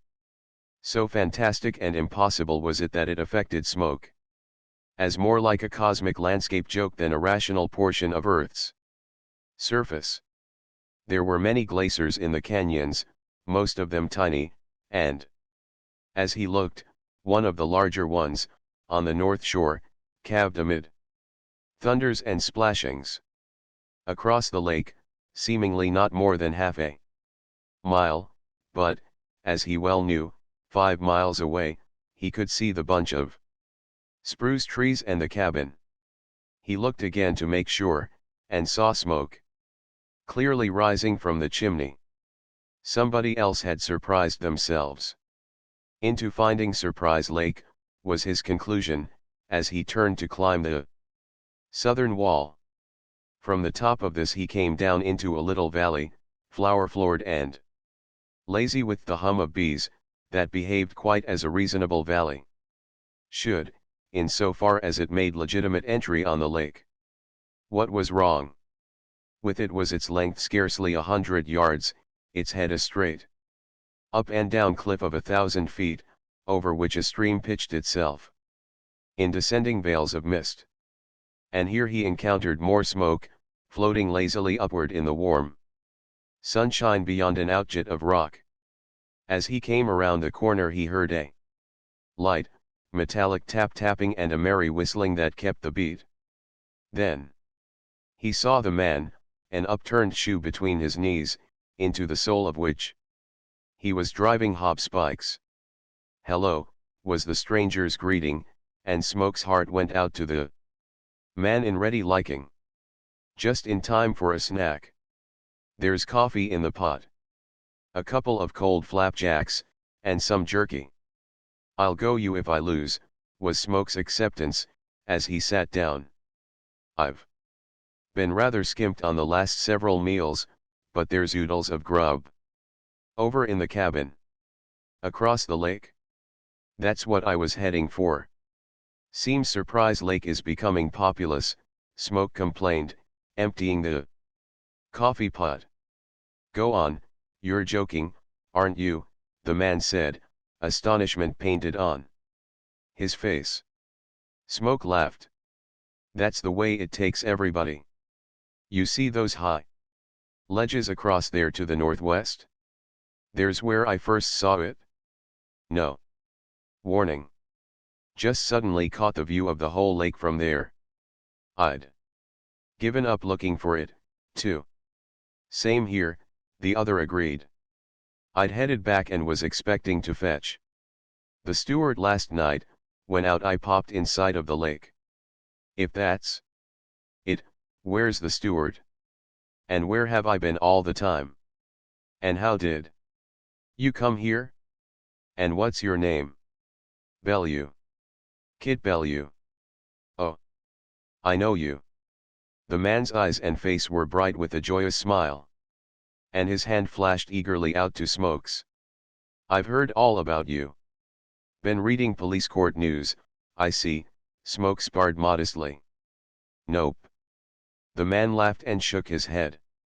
Merely recent Klondike history. I might have recognized you if you'd been shaved. I watched you putting it all over the gambling crowd when you were bucking roulette in the Elkhorn. My name's Carson, Andy Carson, and I can't begin to tell you how glad I am to meet up with you. He was a slender man, wiry with health, with quick black eyes and a magnetism of camaraderie. And this is Surprise Lake, he murmured incredulously. It certainly is. And its bottom's buttered with gold. Sure. There's some of the churning. Smoke dipped in his overalls pocket and brought forth half a dozen nuggets. That's the stuff. All you have to do is go down to bottom, blind if you want to, and pick up a handful. Then you've got to run half a mile to get up your circulation. Well, gosh dash my dingbats, if you haven't beaten me to it, Carson swore whimsically, but his disappointment was patent. And I thought I'd scoop the whole Cabo Odal. Anyway, I've had the fun of getting here. Fun? Smoke cried.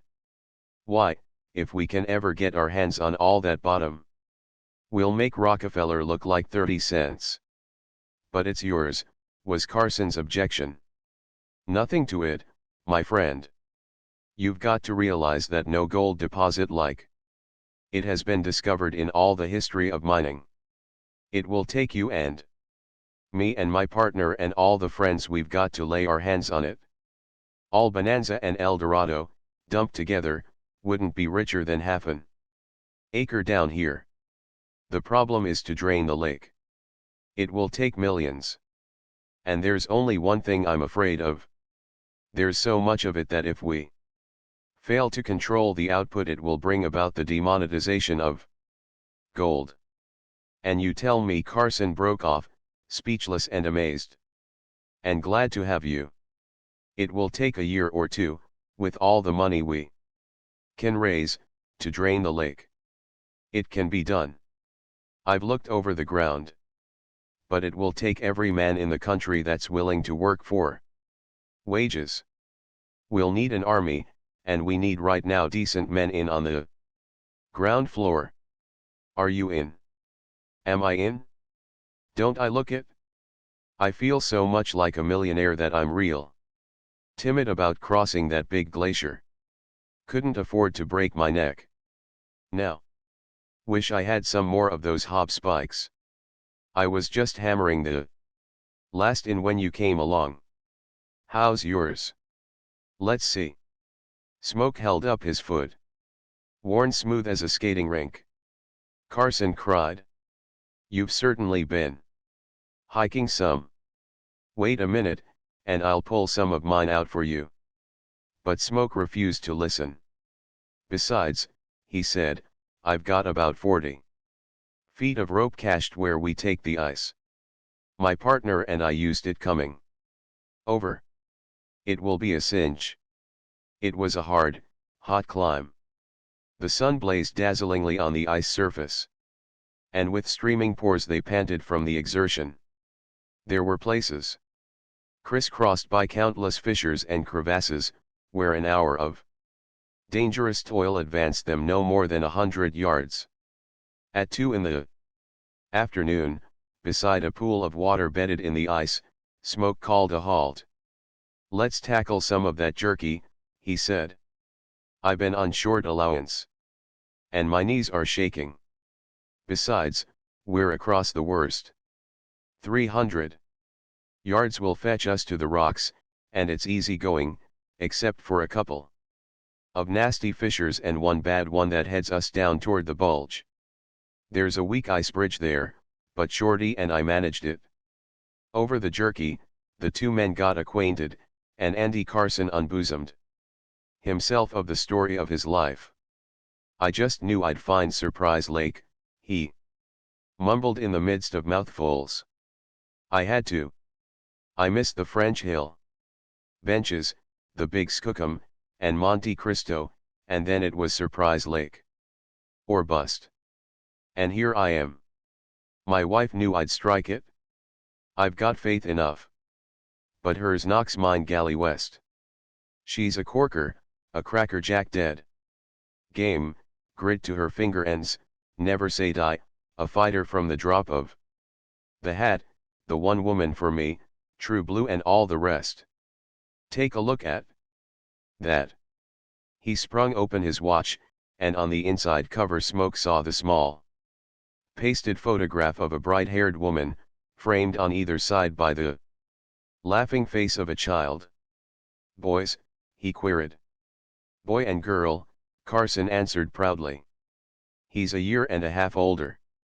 He sighed. "They might have been some grown, but we had to wait. You see. She was sick. Lungs. But she put up a fight. What'd we know about such stuff? I was clerking, railroad clerk, Chicago, when we got married. Her folks were tuberculous. Doctors didn't know much in those days. They said it was hereditary. All her family had it. Caught it from each other, only. They never guessed it. Thought they were born with it. Fate. She and I lived with them the first couple of years. I wasn't afraid. No. Tuberculosis in my family. And I got it. That set me thinking. It was contagious. I caught it from breathing their air. We talked it over, she and I. Then I jumped the family doctor and consulted an up-to-date expert. He told me what I'd figured out for myself, and said Arizona was the place for us. We pulled up stakes and went down. No money, nothing. I got a job sheep herding, and left her in town a long town. It was filled to spilling with lungers. Of course, living and sleeping in the clean open, I started right into mend. I was away months at a time. Every time I came back, she was worse. She just couldn't pick up. But we were learning. I jerked her out of that town, and she went to sheep herding with me. In 4 years, winter and summer, cold and heat, rain, snow, and frost, and all the rest, we never slept under a roof, and we were moving camp all the time. You ought to have seen the change: brown as berries, lean as Indians, tough as rawhide. When we figured we were cured, we pulled out for San Francisco. But we were too previous. By the second month we both had slight hemorrhages. We flew the coop back to Arizona and the sheep. 2 years. More of it. That fixed us. Perfect cure. All her family's dead. Wouldn't listen to us. Then we jumped cities for keeps. Knocked around on the Pacific coast, and Southern Oregon looked good to us. We settled in the Rogue River Valley apples. There's a big future there, only nobody knows it.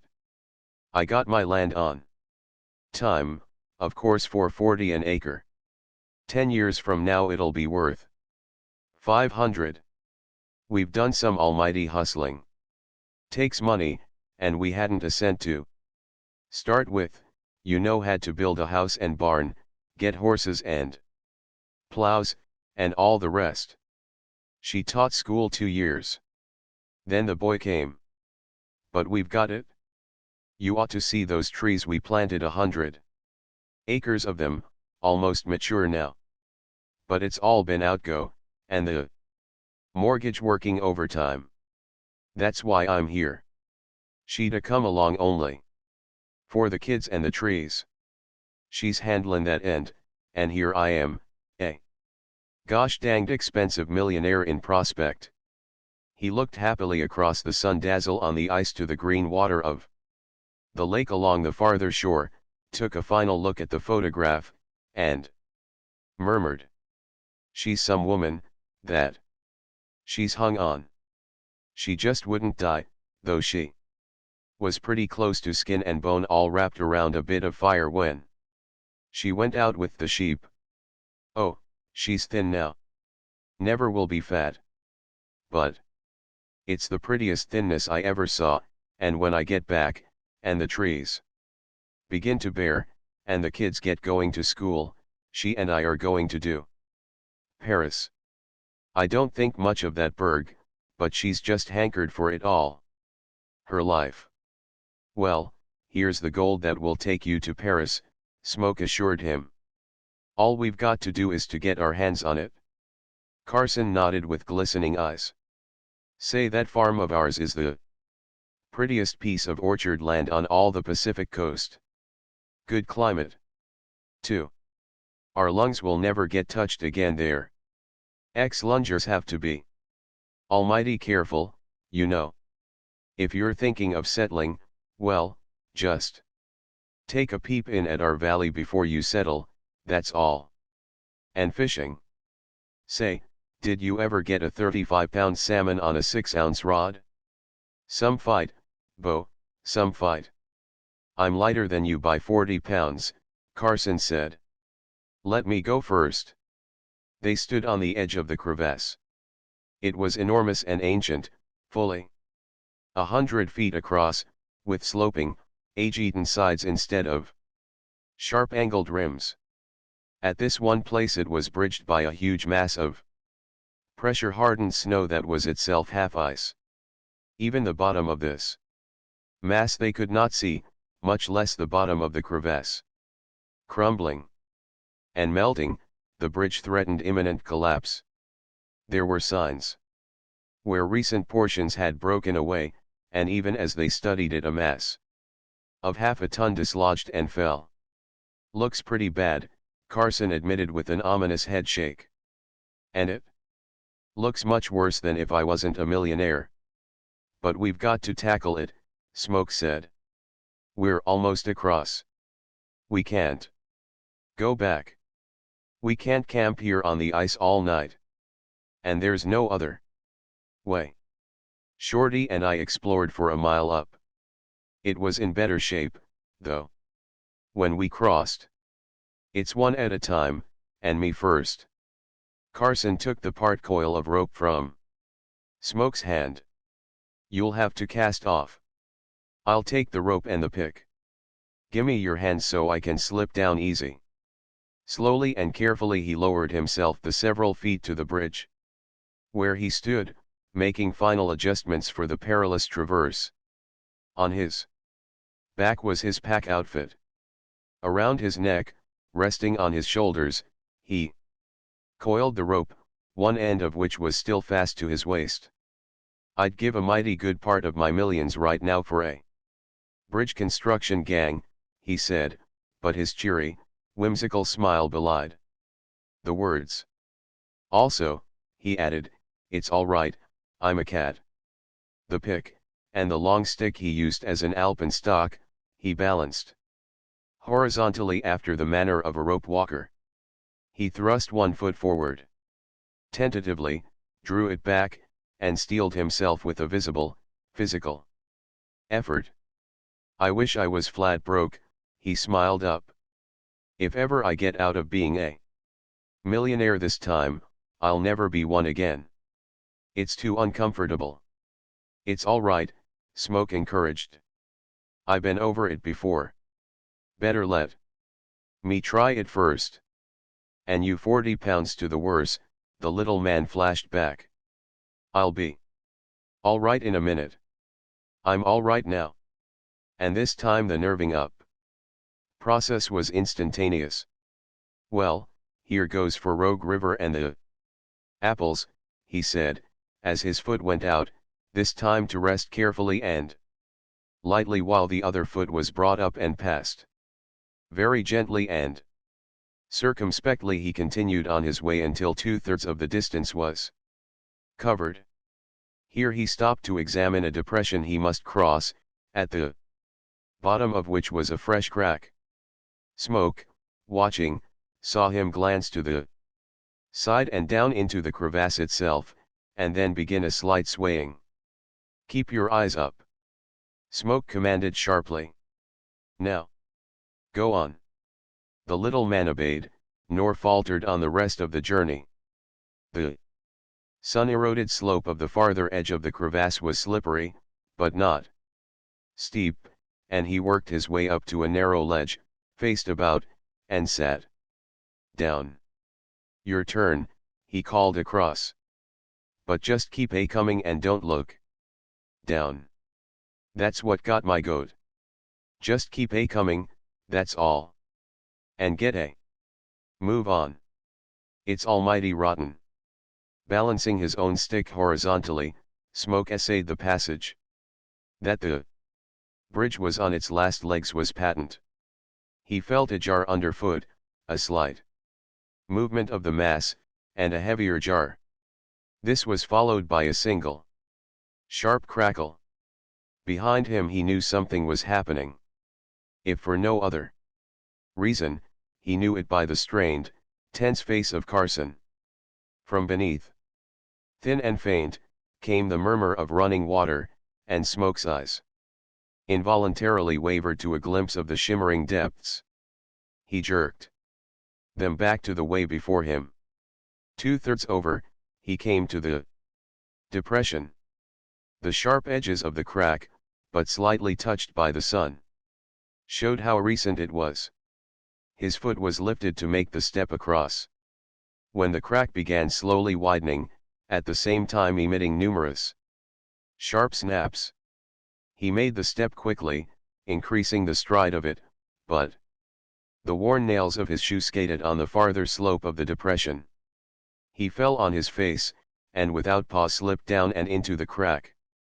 His legs hanging clear, his chest supported by the stick which he had managed to twist crosswise as he fell. His first sensation was the nausea caused by the sickening upleap of his pulse. His first idea was of surprise that he had fallen no farther.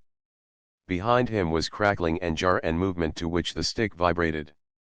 From beneath, in the heart of the glacier, came the soft and hollow thunder of the dislodged masses striking bottom. And still the bridge, broken from its farthest support and ruptured in the middle, held, though the portion he had crossed tilted downward at a pitch of 20 degrees. He could see Carson, perched on his ledge, his feet braced against the melting surface, swiftly recoiling the rope from his shoulders to his hand. "Wait," he cried.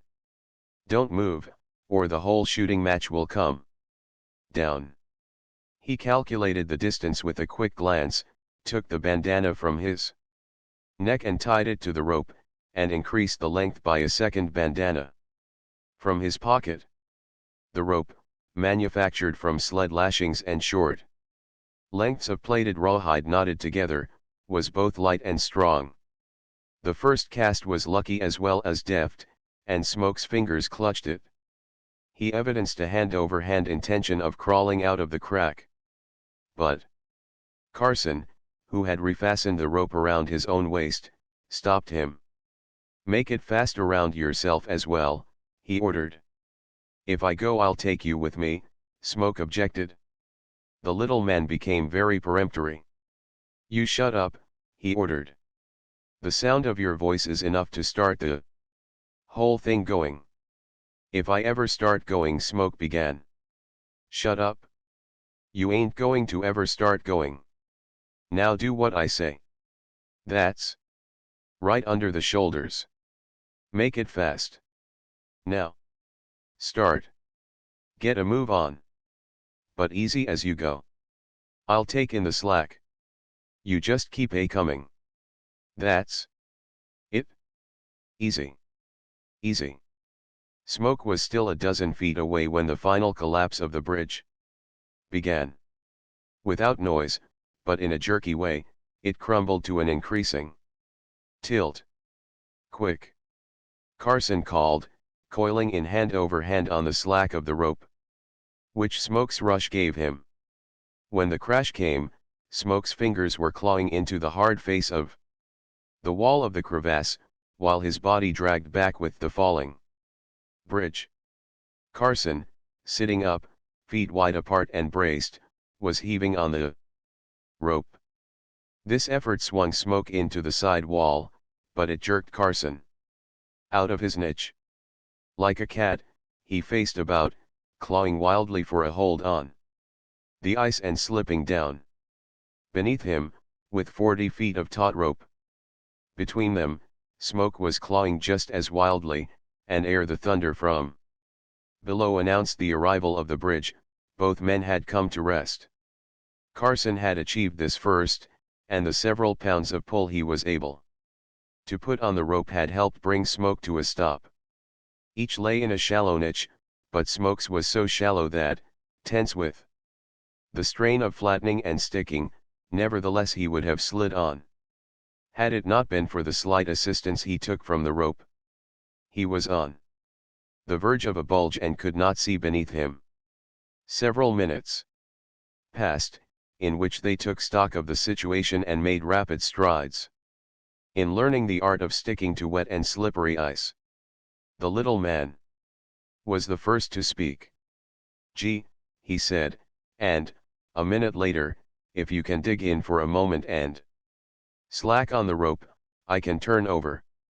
Try it." Smoke made the effort, then rested on the rope again. "I can do it," he said. "Tell me when you're ready. And be quick." "About 3 feet down is holding for my heels," Carson said. "It won't take a moment. Are you ready? Go on." It was hard work to slide down a yard, turn over and sit up, but it was even harder for Smoke to remain flattened and maintain a position that, from instant to instant, made a greater call upon his muscles. As it was, he could feel the almost perceptible beginning of the slip when the rope tightened and he looked up into his companion's face. Smoke noted the yellow pallor of suntan forsaken by the blood, and wondered what his own complexion was like. But when he saw Carson, with shaking fingers, fumble for his sheath knife, he decided the end had come. The man was in a funk, and was going to cut the rope. "Don't mind me," the little man chattered. "I ain't scared. It's only my nerves, gosh dang them. I'll be all right in a minute." And Smoke watched him, doubled over, his shoulders between his knees, shivering and awkward, holding a slight tension on the rope with one hand, while with the other he hacked and gouged holes for his heels in the ice. "Carson," he breathed up to him, "you're some bear, some bear." The answering grin was ghastly and pathetic. "I never could stand height," Carson confessed. "It always did get me. Do you mind if I stop a minute and clear my head? Then I'll make those heel holds deeper so I can heave you up." Smoke's heart warmed. "Look here, Carson. The thing for you to do is to cut the rope. You can never get me up, and there's no use both of us being lost. You can make it out with your knife." "You shut up," was the hurt retort. "Who's running this?" And Smoke could not help but see that anger was a good restorative for the other's nerves. As for himself, it was the more nerve-wracking strain. Lying plastered against the ice with nothing to do but strive to stick on. A groan and a quick cry of "hold on," warned him. With face pressed against the ice, he made a supreme sticking effort, felt the rope slacken, and knew Carson was slipping toward him. He did not dare look up until he felt the rope tighten and knew the other had again come to rest. "Gee, that was a near go," Carson chattered. "I came down over a yard. Now. You wait. I've got to dig new holds. If this danged ice wasn't so melty, we'd be hunky-dory." Holding the few pounds of strain necessary for Smoke with his left hand, the little man jabbed and chopped at the ice with his right. 10 minutes of this passed. "Now, I'll tell you what I've done," Carson called down. "I've made heel holds and hand holes for you alongside of me. I'm going to heave the rope in slow and easy, and you just come along sticking and not too fast. I'll tell you what, first of all, I'll take you on the rope and you worry out of that pack. Get me?" Smoke nodded, and with infinite care unbuckled his pack straps. With a wriggle of the shoulders he dislodged the pack, and Carson saw it slide over the bulge and out of sight. "Now, I'm going to ditch mine," he called down. "You just take it easy and wait." 5 minutes later the upward struggle began. Smoke, after drying his hands on the insides of his arm sleeves, clawed into the climb bellied and clung and stuck and plastered, sustained and helped by the pull of the rope. Alone, he could not have advanced. Despite his muscles. Because of his 40 pounds handicap, he could not cling as did Carson. A third of the way up, where the pitch was steeper and the ice less eroded, he felt the strain on the rope decreasing. He moved slower and slower. Here was no place to stop and remain. His most desperate effort could not prevent the stop, and he could feel the downslip beginning. "I'm going," he called up. "So am I," was the reply, gritted through Carson's teeth. Then cast loose. Smoke felt the rope tauten in a futile effort, then the pace quickened. And as he went past his previous lodgment and over the bulge, the last glimpse he caught of Carson, he was turned over, with madly moving hands and feet striving to overcome the downward draw. To Smoke's surprise, as he went over the bulge, there was no sheer fall. The rope restrained him. As he slid down a steeper pitch, which quickly eased until he came to a halt in another niche on the verge of another bulge.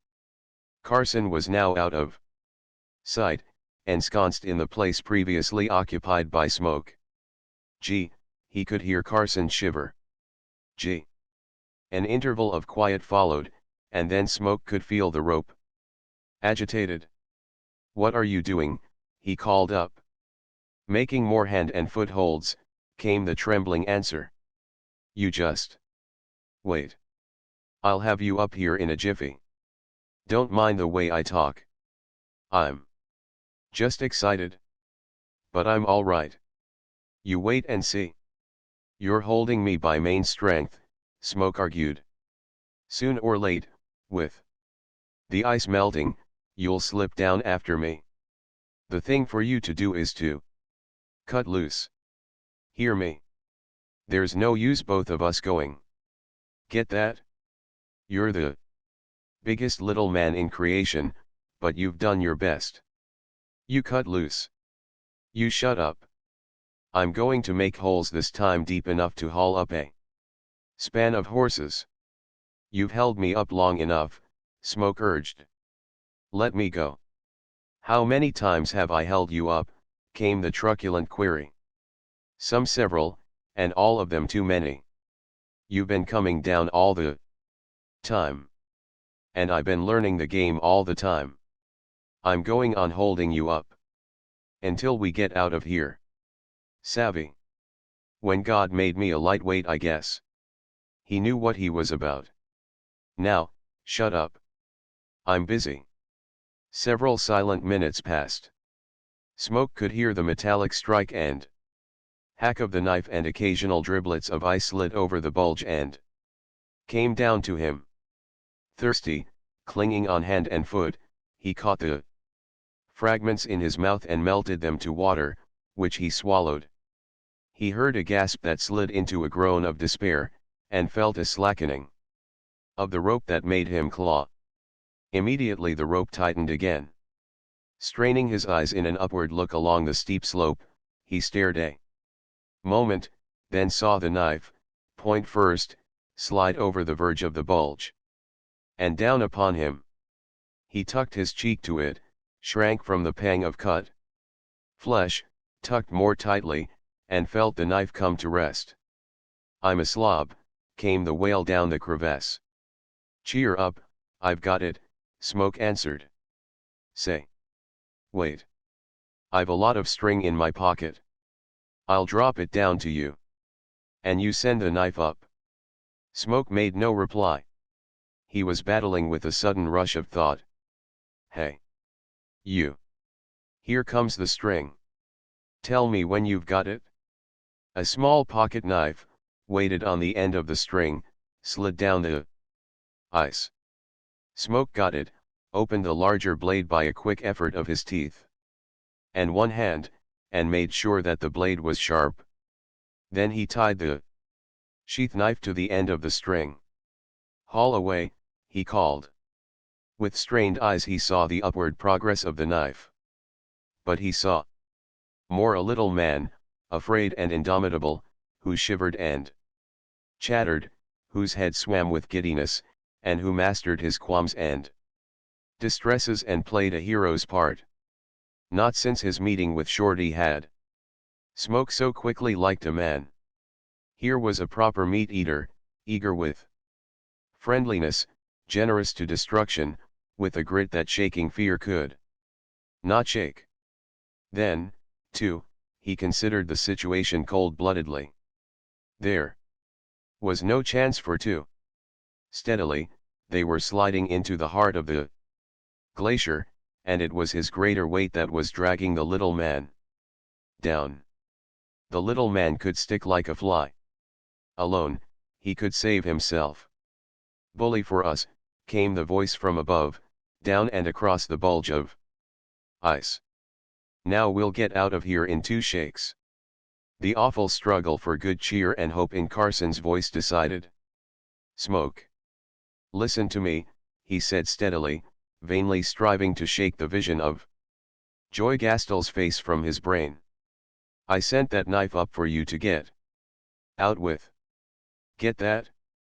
I'm going to chop loose with the jackknife. It's one or both of us. Get that? 2 or nothing," came the grim but shaky response. "If you'll hold on a minute. I've held on for too long now. I'm not married. I have no adorable thin woman nor kids nor apple trees waiting for me. Get me? Now, you hike up. And out of that. Wait. For God's sake, wait." Carson screamed down. "You can't do that. Give me a chance to get you out. Be calm, old horse. We'll make the turn. You'll see. I'm going to dig holes that'll lift a house and barn." Smoke made no reply. Slowly and gently, fascinated by the sight, he cut with the knife until one of the 3 strands popped and parted. "What are you doing?" Carson cried desperately. "If you cut, I'll never forgive you, never. I tell you it's 2 or nothing. We're going to get out. Wait. For God's sake." And Smoke, staring at the parted strand, 5 inches before his eyes, knew fear in all its weakness. He did not want to die. He recoiled from the shimmering abyss beneath him, and his panic brain urged all the preposterous optimism of delay. It was fear that prompted him to compromise. "All right," he called up. "I'll wait. Do your best. But I tell you, Carson, if we both start slipping again, I'm going to cut." "Huh. Forget it. When we start, old horse, we start up. I'm a porous plaster. I could stick here if it was twice as steep. I'm getting a sizable hole for one heel already. Now, you hush, and let me work. The slow minutes passed. Smoke centered his soul on the dull hurt of a hangnail on one of his fingers. He should have clipped it away that morning. It was hurting then, he decided, and he resolved, once clear of the crevasse, that it should immediately be clipped. Then, with short focus, he stared at the hangnail and the finger with a new comprehension. In a minute, or a few minutes at best, that hangnail, that finger, cunningly jointed and efficient, might be part of a mangled carcass at the bottom of the crevasse. Conscious of his fear, he hated himself. Bear-eaters were made of sterner stuff. In the anger of self-revolt he all but hacked at the rope with his knife. But fear made him draw back the hand and to stick himself again, trembling and sweating, to the slippery slope, to the fact that he was soaking wet by contact with the thawing ice. He tried to attribute the cause of his shivering, but he knew, in the heart of him, that it was untrue. A gasp and a groan and an abrupt slackening of the rope warned him. He began to slip. The movement was very slow. The rope tightened loyally, but he continued to slip. Carson could not hold him, and was slipping with him. The digging toe of his farther extended foot encountered vacancy, and he knew that it was over the straight-away fall. And he knew, too, that in another moment his falling body would jerk Carson's after it. Blindly, desperately, all the vitality and life-love of him beaten down in a flashing instant by a shuddering perception of right and wrong, he brought the knife edge across the rope, saw the strands part, felt himself slide more rapidly, and then fall. What happened then, he did not know. He was not unconscious, but it happened too quickly, and it was unexpected. Instead of falling to his death, his feet almost immediately struck in water, and he sat violently down in water that splashed coolingly on his face. His first impression was that the crevasse was shallower than he had imagined and that he had safely fetched bottom. But of this he was quickly disabused. The opposite wall was a dozen feet away. He lay in a basin formed in an outjut of the ice wall by melting water that dribbled and trickled over the bulge above, and fell sheer down a distance of a dozen feet. This had hollowed out the basin. Where he sat the water was 2 feet deep, and it was flush with the rim. He peered over the rim and looked down the narrow chasm hundreds of feet to the torrent that foamed along the bottom. "Oh, why did you?" he heard a wail from above. "Listen," he called up. "I'm perfectly safe, sitting in a pool of water up to my neck. And here's both our packs. I'm going to sit on them. There's room for a half-dozen here. If you slip, stick close, and you'll land. In the meantime you hike up and get out. Go to the cabin. Somebody's there. I saw the smoke. Get a rope, or anything that will make rope, and come back. And fish for me." "Honest," came Carson's incredulous voice. "Cross my heart and hope to die. Now, get a hustle on, or I'll catch my death of cold." Smoke kept himself warm by kicking a channel through the rim with the heel of his shoe. By the time he had drained off the last of the water, a faint call from Carson announced that he had reached the top. After that Smoke occupied himself with drying his clothes. The late afternoon sun beat warmly in upon him, and he wrung out his garments and spread them about him. His match case was waterproof, and he manipulated and dried sufficient tobacco and rice paper to make cigarettes. 2 hours later, perched naked on the 2 packs and smoking, he heard a voice above that he could not fail to identify. "Oh, Smoke. Smoke. Hello, Joy Gastel," he called back. "Where'd you drop from?" Are you hurt? Not even any skin off. Father's paying the rope down now. Do you see it? Yes, and I've got it, he answered. Now, wait a couple of minutes. Please. What's the matter? Came her anxious query, after several minutes. Oh, no, you're hurt. No, I'm not. I'm dressing. Dressing. Yes. I've been in swimming. Now. Ready. Hoist away.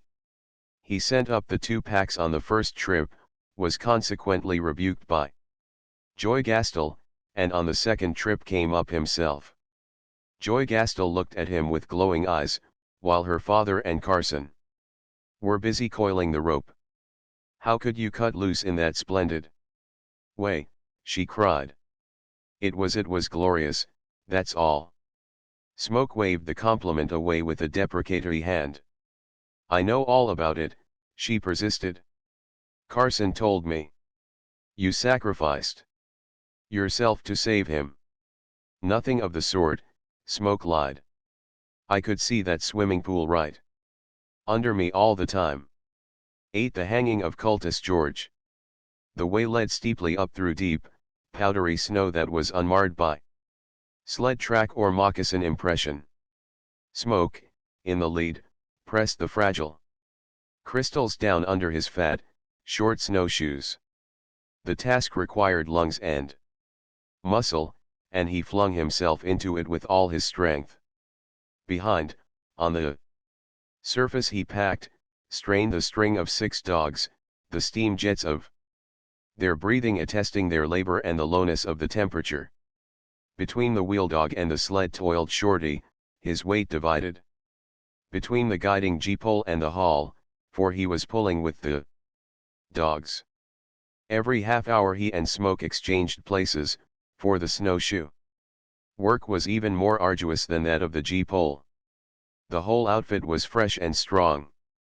It was merely hard work being efficiently done, the breaking of a midwinter trail across a divide. On this severe stretch, 10 miles a day they called a decent stint. They kept in condition, but each night crawled well tired into their sleeping furs. This was their 6th day out from the lively camp of Muckluck on the Yukon. In 2 days, with the loaded sled, they had covered the 50 miles of packed trail up Moose Creek. Then had come the struggle with the 4 feet of untouched snow that was really not snow, but frost crystals, so lacking in cohesion that when kicked it flew with the thin hissing of granulated sugar. In 3 days they had wallowed 30 miles up Minnow Creek and across the series of low divides that separate the several creeks flowing south into Siwash River, and now they were breasting the big divide, past the Bald Buttes, where the way would lead them down Porcupine Creek to the middle reaches of Milk River. Higher up Milk River, it was fairly rumored, were deposits of copper. And this was their goal, a hill of pure copper, half a mile to the right and up. The first creek after Milk River issued from a deep gorge to flow across a heavily timbered stretch of bottom. They would know it when they saw it. One-eyed McCarthy had described it with sharp definiteness. It was impossible to miss it unless McCarthy had lied. Smoke was in the lead, and the small scattered spruce trees were becoming scarcer and smaller, when he saw one, dead and bone dry, that stood in their path. There was no need for speech. His glance to Shorty was acknowledged by a stentorian whoa. The dogs stood in the traces till they saw Shorty begin to undo the sled lashings and Smoke attack the dead spruce with an axe, whereupon the animals dropped in the snow and curled into balls, the bush of each tail curved to cover 4 padded feet and an ice-rimmed muzzle. The men worked with the quickness of long practice. Gold pan, coffee pot, and cooking pail were soon thawing the heaped frost crystals into water. Smoke extracted a stick of beans from the sled, already cooked, with a generous admixture of cubes of fat pork and bacon, the beans had been frozen into this portable immediacy. He chopped off chunks with an axe, as if it were so much firewood, and put them into the frying pan to thaw. Solidly frozen sourdough biscuits were likewise placed to thaw. In 20 minutes from the time they halted, the meal was ready to eat. About 40 below, Shorty mumbled through a mouthful of beans. "Say, I hope it don't get colder or warmer, neither. It's just right for trail breaking." Smoke did not answer. His own mouth full of beans, his jaws working, he had chanced to glance at the lead dog, lying half a dozen feet away. That gray and frosty wolf was gazing at him with the infinite wistfulness and yearning that glimmers and hazes so often in the eyes of Northland dogs. Smoke knew it well, but never got over the unfathomable wonder of it. As if to shake off the hypnotism, he set down his plate and coffee cup, went to the sled, and began opening the dried fish sack. "Hey!" Shorty expostulated. "What are you doin'?" "Breaking all law, custom, precedent, and trail usage," Smoke replied. "I'm going to feed the dogs in the middle of the day just this once. They've worked hard, and that last pull to the top of the divide is before them. Besides, Bright there has been talking to me, telling me all untellable things with those eyes of his." Shorty laughed skeptically. "Go on and spoil 'em. Pretty soon you'll be manicuring their nails. I'd recommend cold cream and electric massages. Great for sled dogs. And sometimes a Turkish bath does 'em fine." "I've never done it before," Smoke defended. "And I won't again.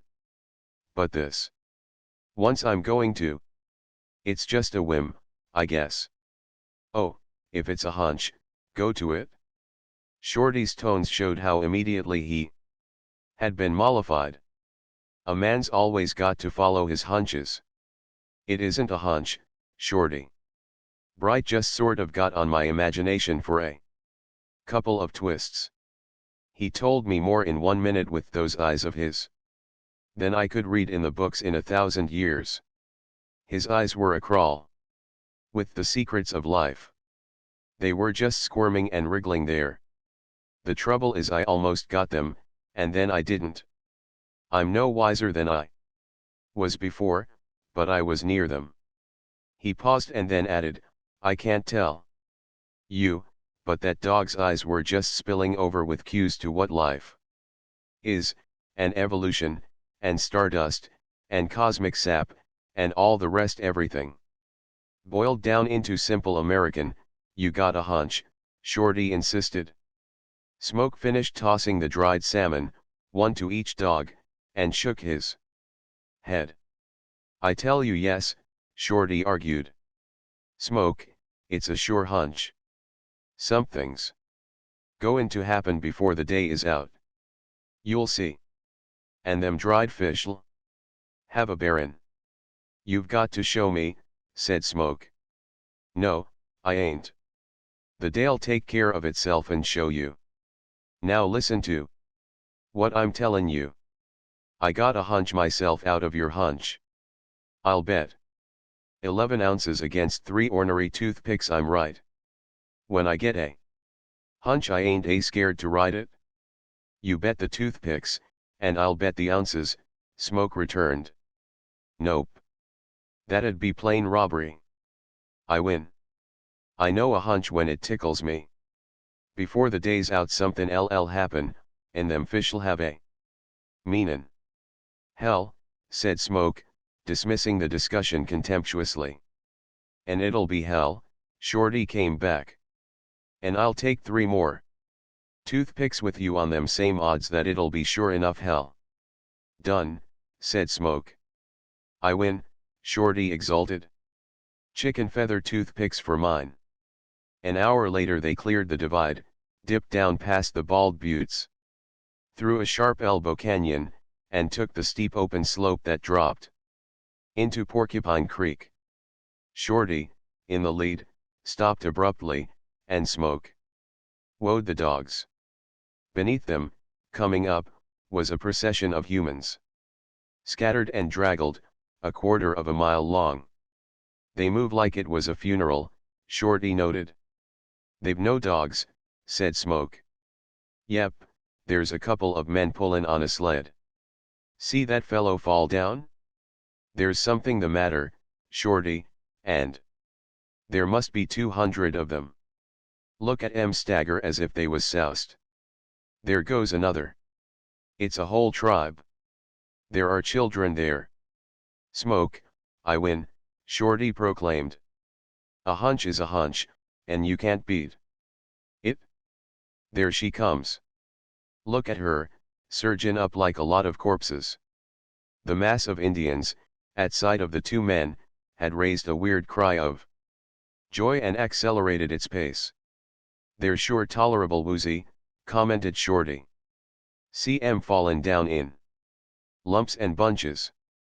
Look at the face of that first one, Smoke said. It's starvation that's. What's the matter with them? They've eaten their dogs. What'll we do? Run for it? And leave the sled and dogs? Smoke demanded reproachfully. They'll sure eat us if we don't. They look hungry enough for it. Hello. Old Skeezix. What's wrong with you? Don't look at that dog that way. No. Cookin' pot for him savvy. The forerunners were arriving and crowding about them, moaning and plainting in an unfamiliar jargon. To Smoke the picture was grotesque and horrible. It was famine unmistakable. Their faces, hollow-cheeked and skin-stretched, were so many death's heads. More and more arrived and crowded about, until Smoke and Shorty were hemmed in by the wild crew. Their ragged garments of skin and fur were cut and slashed away, and Smoke knew the reason for it when he saw a wizened child on a squaw's back that sucked and chewed a strip of filthy fur. Another child he observed, steadily masticating a leather thong. Keep off there, keep back. Shorty yelled, falling back on English. After futile attempts with the little Indian he did know, bucks and squaws and children tottered and swayed on shaking legs and continued to surge in, their mad eyes swimming with weakness and burning with ravenous desire. A woman, moaning, staggered past Shorty and fell with spread and grasping arms on the sled. An old man followed her, panting and gasping, with trembling hands striving to cast off the sled lashings, and get at the grub sacks beneath. A young man, with a naked knife, tried to rush in, but was flung back by Smoke. The whole mass pressed in upon them, and the fight was on. At first Smoke and Shorty shoved and thrust and threw back. Then they used the butt of the dog whip and their fists on the food-mad crowd. And all this against a background of moaning and wailing women and children. Here and there, in a dozen places, the sled lashings were cut. Men crawled in on their bellies, regardless of a rain of kicks and blows, and tried to drag out the grub. These had to be picked up bodily and flung back. And such was their weakness that they fell continually, under the slightest pressures or shoves. Yet they made no attempt to injure the two men who defended the sled. It was the utter weakness of the Indians that saved Smoke and Shorty from being overborne. In 5 minutes the wall of upstanding, unstruggling Indians had been changed to heaps of fallen ones that moaned and gibbered in the snow, and cried and sniveled as their staring, swimming eyes focused on the grub that meant life to them and that brought the slaver to their lips. And behind it all arose the wailing of the women and children. Shut up! Oh, shut up! Shorty yelled, thrusting his fingers into his ears and breathing heavily from his exertions. Ah, you would you, was his cry as he lunged forward and kicked a knife from the hand of a man who, bellying through the snow, was trying to stab the lead dog in the throat. This is terrible, Smoke muttered. I'm all head up, Shorty replied, returning from the rescue of Bright. I'm real sweaty. And now what are we going to do with this ambulance? Outfit. Smoke shook his head, and then the problem was solved for him. An Indian crawled forward, his one eye fixed on Smoke instead of on the sled, and in it Smoke could see the struggle of sanity to assert itself. Shorty remembered having punched the other eye, which was already swollen shut. The Indian raised himself on his elbow and spoke. Me Carluck.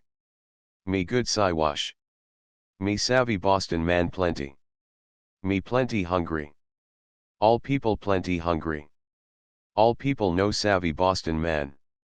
Me savvy. Me eat. Grub now. All people eat grub now. We buy grub. Got plenty gold. No. Got grub. Summer, salmon no come Milk River. Winter, caribou no come. No grub. Me make talk all people. Me tell plenty Boston man come. Yukon. Boston man have plenty grub. Boston man like gold. We take gold, go Yukon, Boston man give grub. Plenty gold. Me savvy Boston man. Like gold. He began fumbling with wasted fingers at the drawstring of a pouch he took from his belt. Too much make noise, Shorty broke in distractedly. You tell Squaw, you tell papoose, shut up mouth. Carluck turned and addressed the wailing women. Other bucks, listening, raised their voices authoritatively, and slowly the squaw stilled, and quieted the children near to them. Carluck paused from fumbling the drawstring and held up his fingers many times. Him people make die, he said. And Smoke, following the count, knew that 75 of the tribe had starved to death. Me buy grub, Carluck said, as he got the pouch open and drew out a large chunk of heavy metal. Others were following his example, and on every side appeared similar chunks. Shorty stared. Great Gemini, he cried. Copper. Raw, red copper. And they think it's gold. Him gold, Carluck assured them confidently, his quick comprehension having caught the gist of Shorty's exclamation. And the poor devils banked everything on it, Smoke muttered. Look at it. That chunk there weighs 40 pounds. They've got hundreds of pounds of it, and they've carried it when they didn't have strength enough to drag themselves. Look here, Shorty. We've got to feed them. Huh. Sounds easy. But how about statistics? You and me has a month's grub, which is 6 meals times 30, which is 180 meals. Here's 200 Indians, with real, full-grown appetites. How the blazes can we give 1 meal even? There's the dog grub, Smoke answered. A couple of 100 pounds of dried salmon ought to help out. We've got to do it. They've pinned their faith on the white man, you know. Sure, and we can't throw down, Shorty agreed. And we got too nasty. Jobs cut out for us, each just about twice it as nasty as the other. One of us has got to make a run of it to Muckluck and raise a relief. The other has to stay here and run the hospital and most likely be eaten. Don't let it slip your noodle that we been 6 days gettin' here, and travelin' light, and all played out, it can't be made back in less than 3 days. For a minute Smoke pondered the miles of the way they had come, visioning the miles in terms of time measured by his capacity for exertion. I can get there tomorrow night, he announced. All right, Shorty acquiesced cheerfully. And I'll stay and be eaten. But I'm going to take 1 fish each for the dogs, Smoke explained, and one meal for myself. And you'll sure need it if you make mukluk tomorrow night. Smoke, through the medium of Karluk, stated the program. Make fires, long. Fires, plenty fires, he concluded. Plenty Boston man stop mukluk. Boston man much good. Boston man plenty grub. 5 sleeps I come back plenty. Grub. This man, his name Shorty, very good friend of mine. He stop here. He big boss savvy. Karluk nodded and interpreted. All grub stop here. Shorty, he give em grub. He boss savvy. Karluk interpreted and nods and guttural cries of agreement proceeded from the men. Smoke remained and managed until the full swing of the arrangement was underway. Those who were able, crawled or staggered in the collecting of firewood. Long, Indian fires were built that accommodated all. Shorty, aided by a dozen assistants, with a short club handy for the rapping of hungry knuckles, plunged into the cooking. The women devoted themselves to thawing snow in every utensil that could be mustered.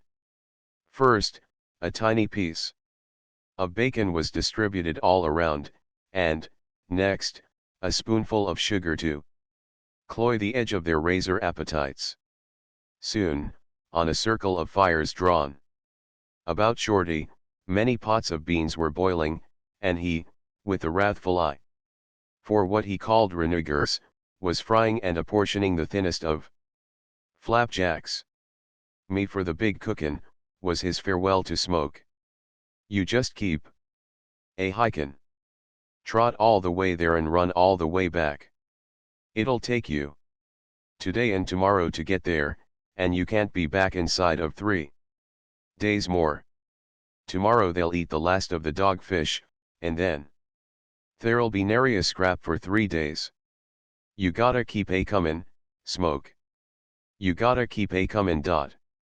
Though the sled was light, loaded only with 6 dried salmon, a couple of pounds of frozen beans and bacon, and a sleeping robe, Smoke could not make speed. Instead of riding the sled and running the dogs, he was compelled to plod at the gee-pole. Also, a day of work had already been done, and the freshness and spring had gone out of the dogs and himself. The long Arctic twilight was on when he cleared the divide and left the bald buttes behind.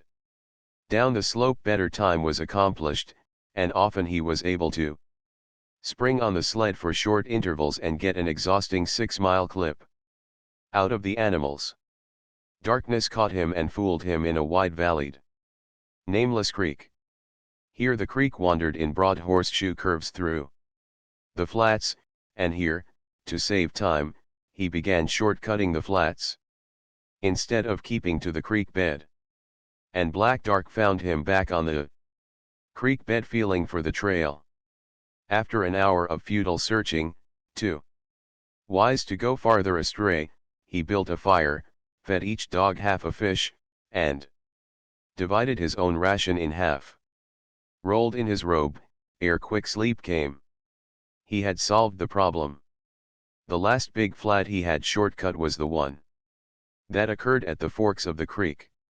He had missed the trail by a mile. He was now on the main stream and below where his and Shorty's trail crossed the valley and climbed through a small feeder to the low divide on the other side. At the first hint of daylight he got underway, breakfastless, and wallowed a mile upstream to pick up the trail. And breakfastless, man and dogs, without a halt, for 8 hours held back transversely across the series of small creeks and low divides and down Minnow Creek. By 4 in the afternoon, with darkness fast set about him, he emerged on the hard-packed, running trail of Moose Creek. 50 miles of it would end the journey. He called a rest, built a fire, threw each dog its half salmon, and thawed and ate his pound of beans. Then he sprang on the sled, yelled, "Mush," and the dogs went out strongly against their breastbands. "Hit her up, you huskies," he cried. "Mush on. Hit her up for grub. And no grub short of muckluck. Dig in, you wolves. Dig in." Midnight had gone a quarter of an hour in the Annie mine. The main room was comfortably crowded, while roaring stoves, combined with lack of ventilation, kept the big room unsanitarily warm. The click of chips and the boisterous play at the craps table furnished a monotonous background of sound to the equally monotonous rumble of men's voices where they sat and stood about and talked in groups and twos and threes. The gold weighers were busy at their scales, for dust was the circulating medium, and even a $1 drink of whiskey at the bar had to be paid for.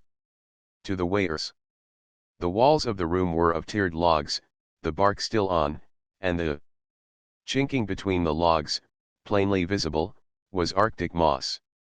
Through the open door that led to the dance room came the rollicking strains of a Virginia reel, played by a piano and a fiddle. The drawing of Chinese lottery had just taken place, and the luckiest player, having cashed at the scales, was drinking up his winnings with half a dozen cronies. The faro and roulette tables were busy and quiet. The draw poker and stud poker tables, each with its circle of onlookers, were equally quiet. At another table, a serious, concentrated game of blackjack was on. Only from the craps table came noise, as the man who played rolled the dice. Full sweep, down the green amphitheater of a table in pursuit of his elusive and long-delayed point. Ever he cried, "Oh, you Joe Cotton! Come a 4. Come a Joe. Little Joe. Bring home the bacon, Joe. Joe, you Joe. You." Cultus George, a big strapping Circle City Indian, leaned distantly and dourly against the log wall. He was a civilized Indian, if living like a white man connotes civilization, and he was sorely offended, though the offense was of long standing. For years he had done a white man's work. Had done it alongside of white men, and often had done it better than they did. He wore the same pants they wore, the same hardy woolens and heavy shirts. He sported as good a watch as they, parted his short hair on the side, and ate the same food, bacon, beans, and flour, and yet he was denied their greatest diversion and reward, namely, whiskey. Cultus George was a money earner. He had staked claims, and bought and sold claims. He had been grub staked, and he had accorded grub stakes. Just now he was a dog musher and freighter, charging 28 cents a pound for the winter haul from 60 Mile to Muckluck, and for bacon 33 cents, as was the custom. His poke was fat with dust. He had the price of many drinks. Yet no barkeeper would serve him whiskey, the hottest, swiftest, completest gratifier of civilization, was not for him. Only by subterranean and cowardly and expensive ways could he get a drink. And he resented this invidious distinction, as he had resented it for years. Deeply. And he was especially thirsty and resentful this night, while the white men he had so sedulously emulated he hated more bitterly than ever before. The white men would graciously permit him to lose his gold across their gaming tables, but for neither love nor money could he obtain a drink across their bars. Wherefore he was very sober, and very logical, and logically sullen. The Virginia reel in the dance room wound to a wild close that interfered not with the 3 camp drunkards who snored under the piano. "All couples promenade to the bar," was the caller's last cry as the music stopped. And the couples were so promenading through the wide doorway into the main room, the men in furs and moccasins, the women in soft fluffy dresses, silk stockings, and dancing slippers when the double storm doors were thrust open, and Smoke Bellew staggered wearily in. Eyes centered on him, and silence began to fall. He tried to speak, pulled off his mittens, which fell dangling from their cords, and clawed at the frozen moisture of his breath which had formed in 50 miles of running. He halted irresolutely, then went over and leaned his elbow on the end of the bar. Only the man at the craps table, without turning his head, continued to roll the dice and to cry, "Oh, Ujo! Come on, Ujo!" The gamekeeper's gaze, fixed on Smoke, caught the player's attention, and he, too, with suspended dice, turned and looked. "What's up, Smoke?" Matson, the owner of the Annie mine, demanded. With a last effort, Smoke clawed his mouth free. "I got some dogs out. They're dead beat," he said huskily. "Somebody go and take care of them, and I'll tell you what's the matter." In a dozen brief sentences, he outlined the situation. The craps player, his money still lying on the table and his slippery Joe Cotton still uncaptured, had come over to Smoke, and was now the first to speak. "We gotta do something. That's straight. But what? You've had time to think. What's your plan? Spit it out." "Sure," Smoke assented. "Here's what I've been thinking. We've got to hustle light sleds on the jump. Say 100 pounds of grub on each sled. The driver's outfit and dog grub will fetch it up 50 more. But they can make time. Say we start 5 of these sleds pronto, best running teams, best mushers, and trail eaters. On the soft trail the sleds can take the lead turnabout.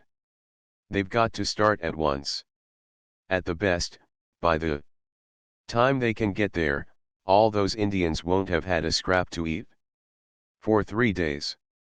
And then, as soon as we've got those sleds off, we'll have to follow up with heavy sleds. Figure it out yourself. 2 pounds a day is the very least we can decently keep those Indians traveling on. That's 400 pounds a day, and, with the old people and the children, 5 days is the quickest time we can bring them into muckluck. Now what are you going to do?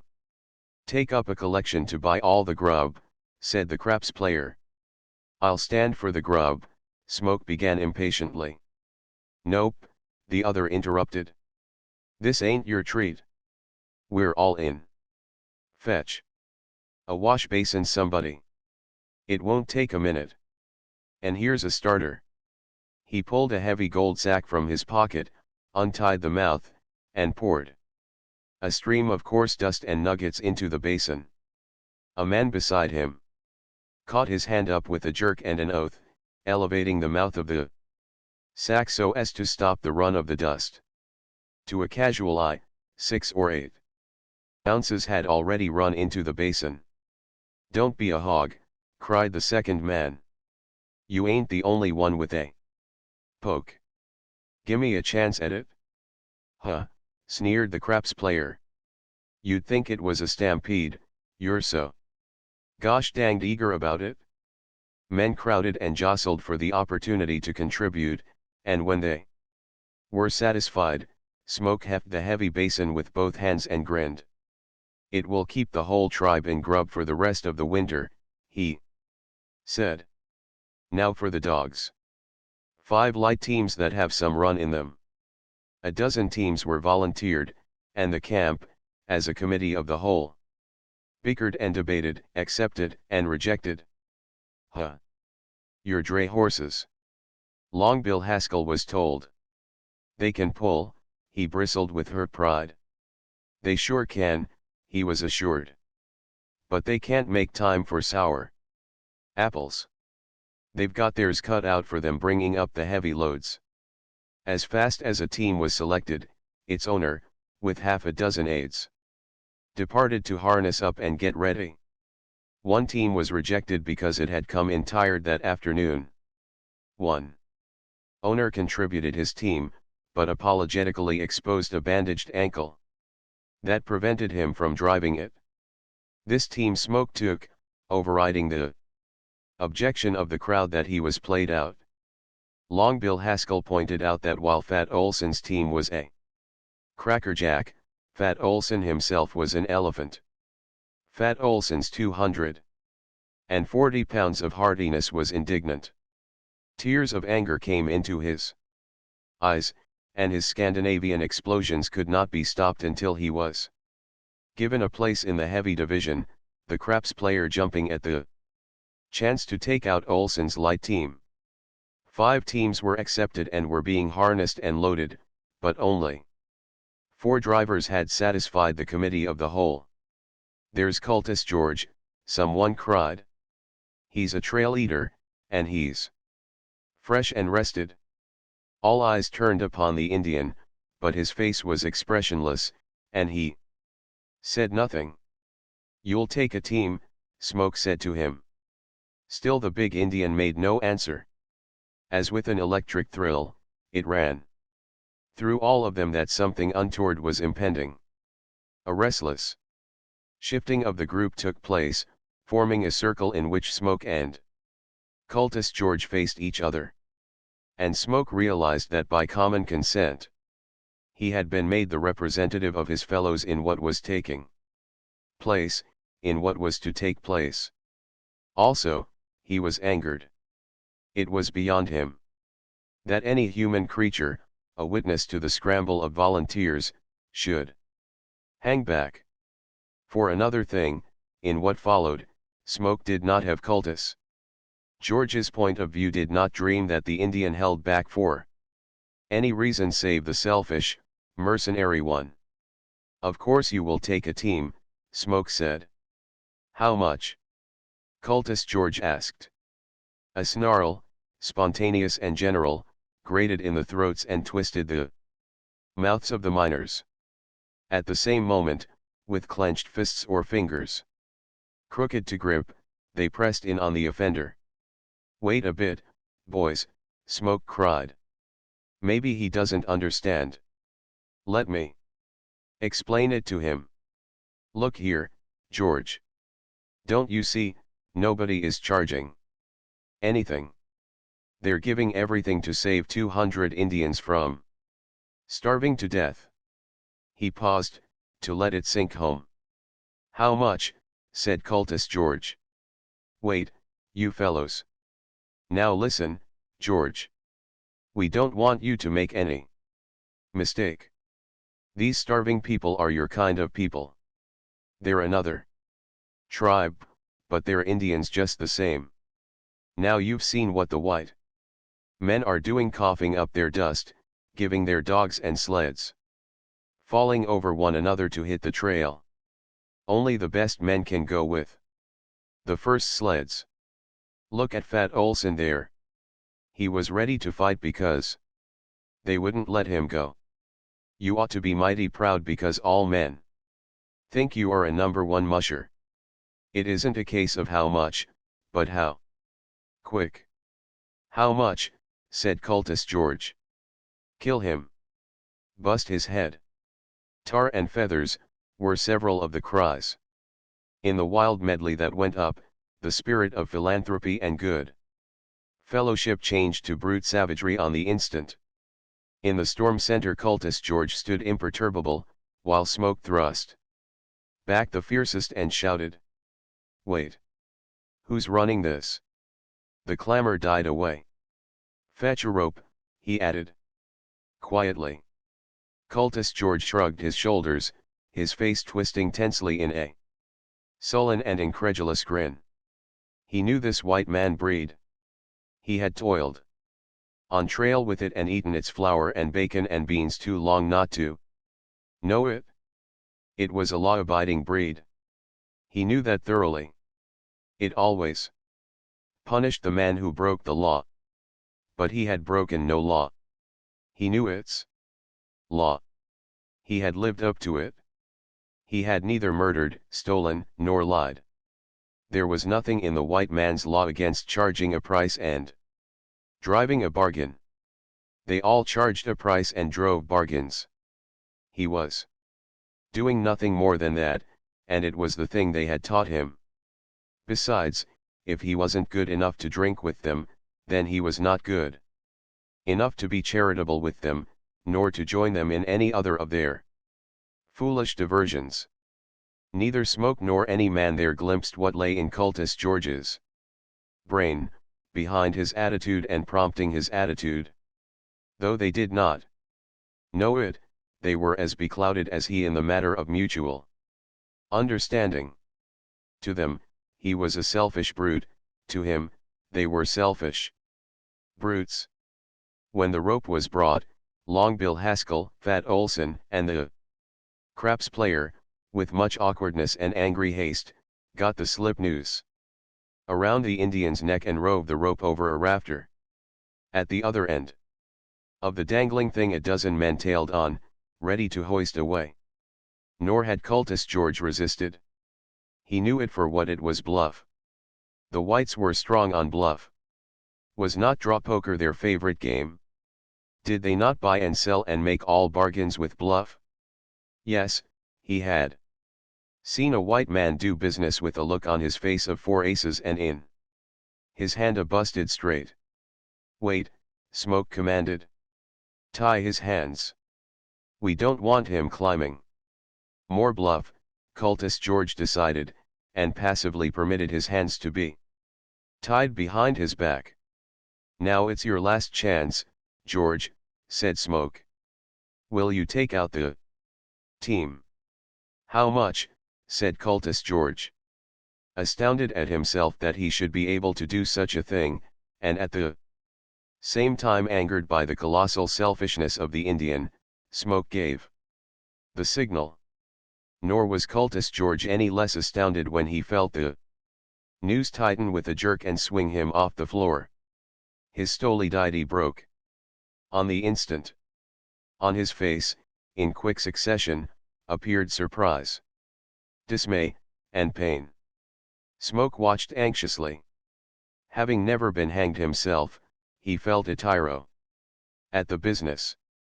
The body struggled convulsively, the tied hands strove to burst the bonds, and from the throat came unpleasant noises of strangulation.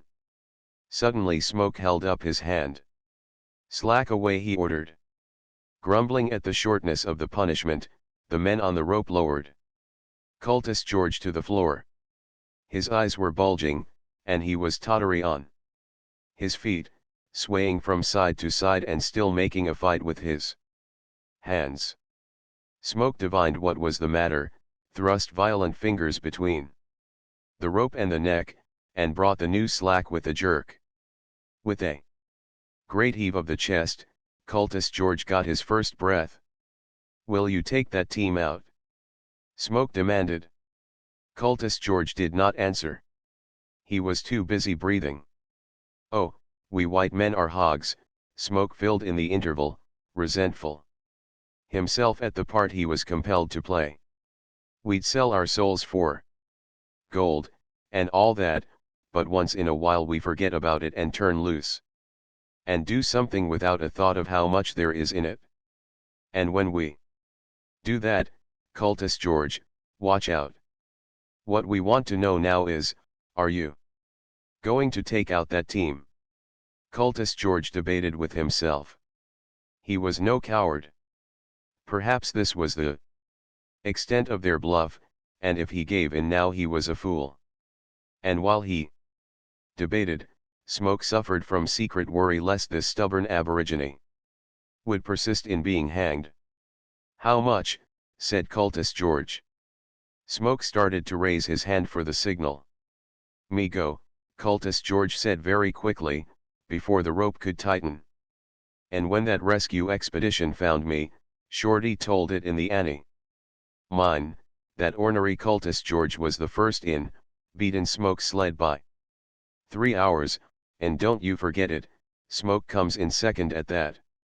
Just the same, it was about time, when I heard Cultus George yellin' at his Dogs from the top of the divide, for those blamed Siwashes had ate my moccasins, my mitts, the leather lacins, my knife sheath, and some of 'em was beginnin' to look mighty hungry at me bane better nourished. You see. And Smoke? He was near dead. He hustled around a while, helpin' to start a meal for them 200 sufferin' Siwashes, and then he fell asleep. Settin' on his haunches, thinkin' he was feedin' snow into a thawin' pail. I fixed him my bed, and dang me if I didn't have to help him into it. He was that give out. Sure, I win the toothpicks. Didn't them dogs just naturally need the 6 salmon Smoke fed 'em at the noonin? 9 The mistake of creation. Whoa. Smoke yelled at the dogs, throwing his weight back on the G-pole to bring the sled to a halt. What's eatin' you now? Shorty complained.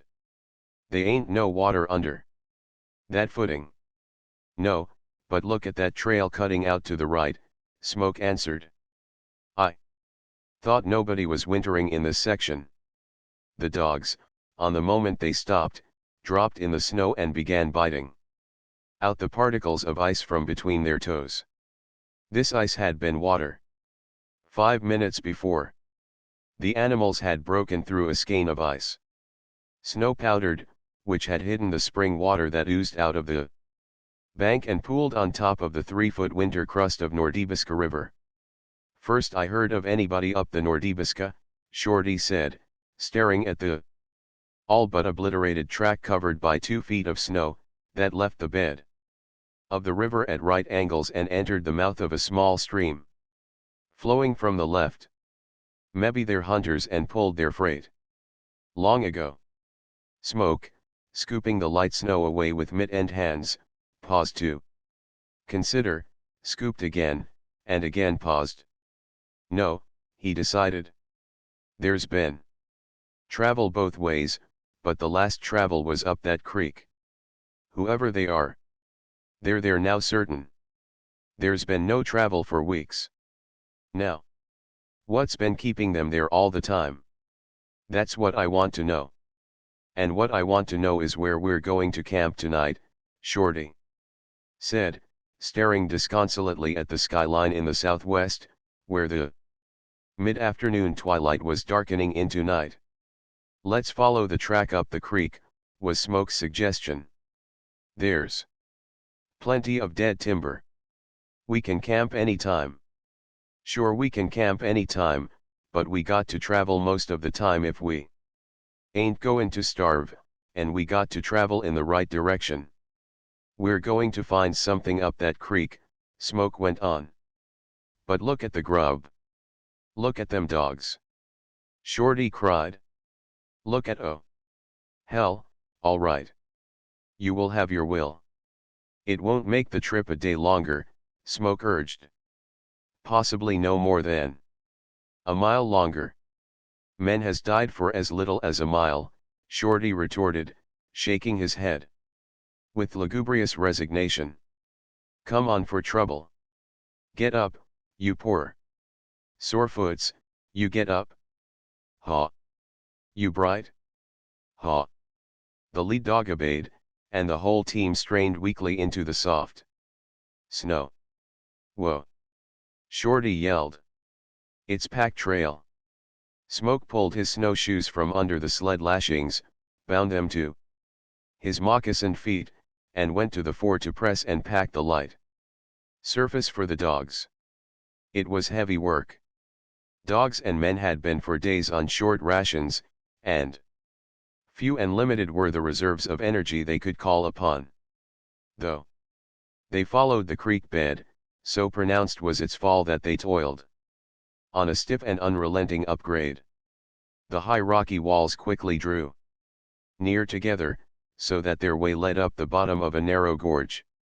The long lingering twilight, blocked by the high mountains, was no more than semi-darkness. It's a trap, Shorty said. The whole look of it is rotten. It's a hole in the ground. It's the stamping ground of trouble. Smoke made no reply, and for half an hour they toiled on in silence, a silence that was again broken by Shorty. "She's a workin'," he grumbled. "She's sure a workin', and I'll tell you. If you're minded to hear and listen." "Go on," Smoke answered. "Well, she tells me, plain and simple, that we ain't never goin' to get out of this hole in the ground in days and days. We're goin' to find trouble and be stuck in here a long time and then some." "Does she say anything about grub?" Smoke queried unsympathetically. "For we haven't grub for days and days and days and then some." "Nope. Nary whisper about grub. I guess we'll manage to make out. But I tell you one thing, Smoke, straight and flat. I'll eat any dog in the team. Exceptin' Bright. I got to draw the line on Bright. I just couldn't scoff him." "Cheer up," Smoke girded. "My hunch is working overtime. She tells me there'll be no dogs eaten, and, whether it's moose or caribou or quail on toast, we'll all fatten up." Shorty snorted his unutterable disgust, and silence obtained for another quarter of an hour. "There's the beginning of your trouble," Smoke said, halting on his snowshoes and staring at an object that lay on one side of the old trail. Shorty left the jeep-hole and joined him, and together they gazed down on the body of a man beside the trail. "Well fed," said Smoke. "Look at them lips," said Shorty. "Stiff as a poker," said Smoke, lifting an arm, that, without moving, moved the whole body. "Pick 'em up and drop 'em and he'd break to pieces," was Shorty's comment. The man lay on his side, solidly frozen. From the fact that no snow powdered him, it was patent that he had lain there but a short time. "There was a general fall of snow 3 days back," said Shorty. Smoke nodded, bending over the corpse, twisting it half up to face them, and pointing to a bullet wound in the temple. He glanced to the side and tilted his head at a revolver that lay on top of the snow. 100 yards farther on they came upon a second body that lay face downward in the trail. "Two things are pretty clear," Smoke said. "They're fat. That means no famine. They've not struck it rich, else they wouldn't have committed suicide." "If they did," Shorty objected. "They certainly did. There are no tracks besides their own, and each is powder burned." Smoke dragged the corpse to one side and with the toe of his moccasin nosed the revolver out of the snow into which it had been pressed by the body. "That's what did the work. I told you we'd find something. From the looks of it we ain't started yet.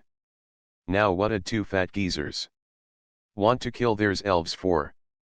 "When we find that out we'll have found the rest of your trouble," Smoke answered. "Come on. It's blowing dark." Quite dark it was when Smoke's snowshoe tripped him over a body. He fell across a sled, on which lay another body. And when he had dug the snow out of his neck and struck a match, he and Shorty glimpsed a third body, wrapped in blankets, lying beside a partially dug grave. Also, ere the match flickered out, they caught sight of half a dozen additional graves. "Brrr," Shorty shivered. "Suicide camp. All fed up. I reckon they're all dead. No peep at that." Smoke was looking farther along at a dim glimmer of light. "And there's another light and a third one there. Come on. Let's hike." No more corpses delayed them, and in several minutes, over a hard-packed trail, they were in the camp. "It's a city," Shorty whispered. "There must be 20 cabins. And not a dog. Ain't that funny?" "And that explains it," Smoke whispered back excitedly. "It's the Laura Sibley outfit. Don't you remember? Came up the Yukon last fall on the port. Townsend number 6. Went right by Dawson without stopping. The steamer must have landed them at the mouth of the creek. Sure. I remember. They was Mormons. No vegetarians. Smoke grinned in the darkness. They won't eat meat and they won't work dogs. It's all the same.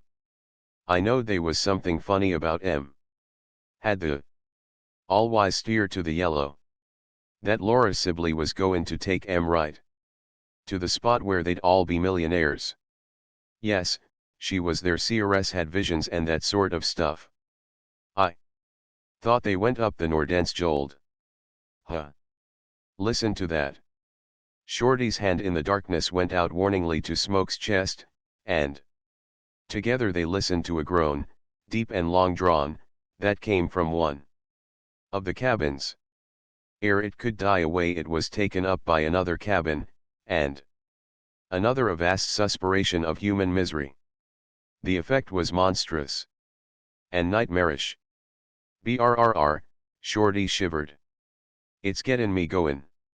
Let's break in and find what's eatin' Smoke knocked at a lighted cabin, and was followed in by Shorty in answer to the come-in of the voice they heard groaning. It was a simple log cabin, the walls moss-chinked, the earth floor covered with sawdust and shavings. The light was a kerosene lamp, and they could make out 4 bunks, 3 of which were occupied by men who ceased from groaning in order to stare. "What's the matter?" Smoke demanded of one whose blankets could not hide his broad shoulders and massively muscled body, whose eyes were pain-racked and whose cheeks were hollow. "Smallpox? What is it?" In reply, the man pointed at his mouth, spreading black and swollen lips. In the effort, and Smoke recoiled at the sight. "Scurvy," he muttered to Shorty, and the man confirmed the diagnosis with a nod of the head. "Plenty of grub?" Shorty asked. "Yep," was the answer from a man in another bunk. "Help yourself. There's slathers of it. The cabin next on the other side is empty. Cash is right alongside. Wade into it." In every cabin they visited that night they found a similar situation. Scurvy had smitten the whole camp. A dozen women were in the party, though the 2 men did not see all of them. Originally there had been 93 men and women. But 10 had died, and 2 had recently disappeared. Smoke told of finding the 2, and expressed surprise that none had gone that short distance down the trail to find out for themselves.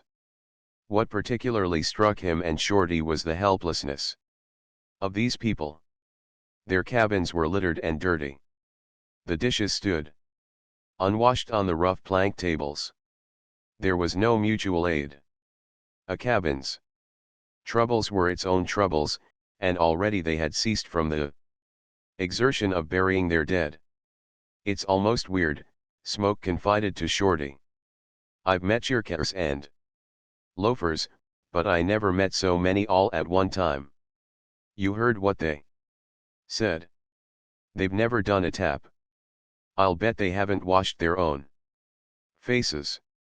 No wonder they got scurvy." "But vegetarians hadn't ought to get scurvy," Shorty contended. "It's the salt meat eaters that's supposed to fall for it. And they don't eat meat. Salt or fresh, raw, or cooked, or any other way." Smoke shook his head. "I know. And it's vegetable diet that cures scurvy.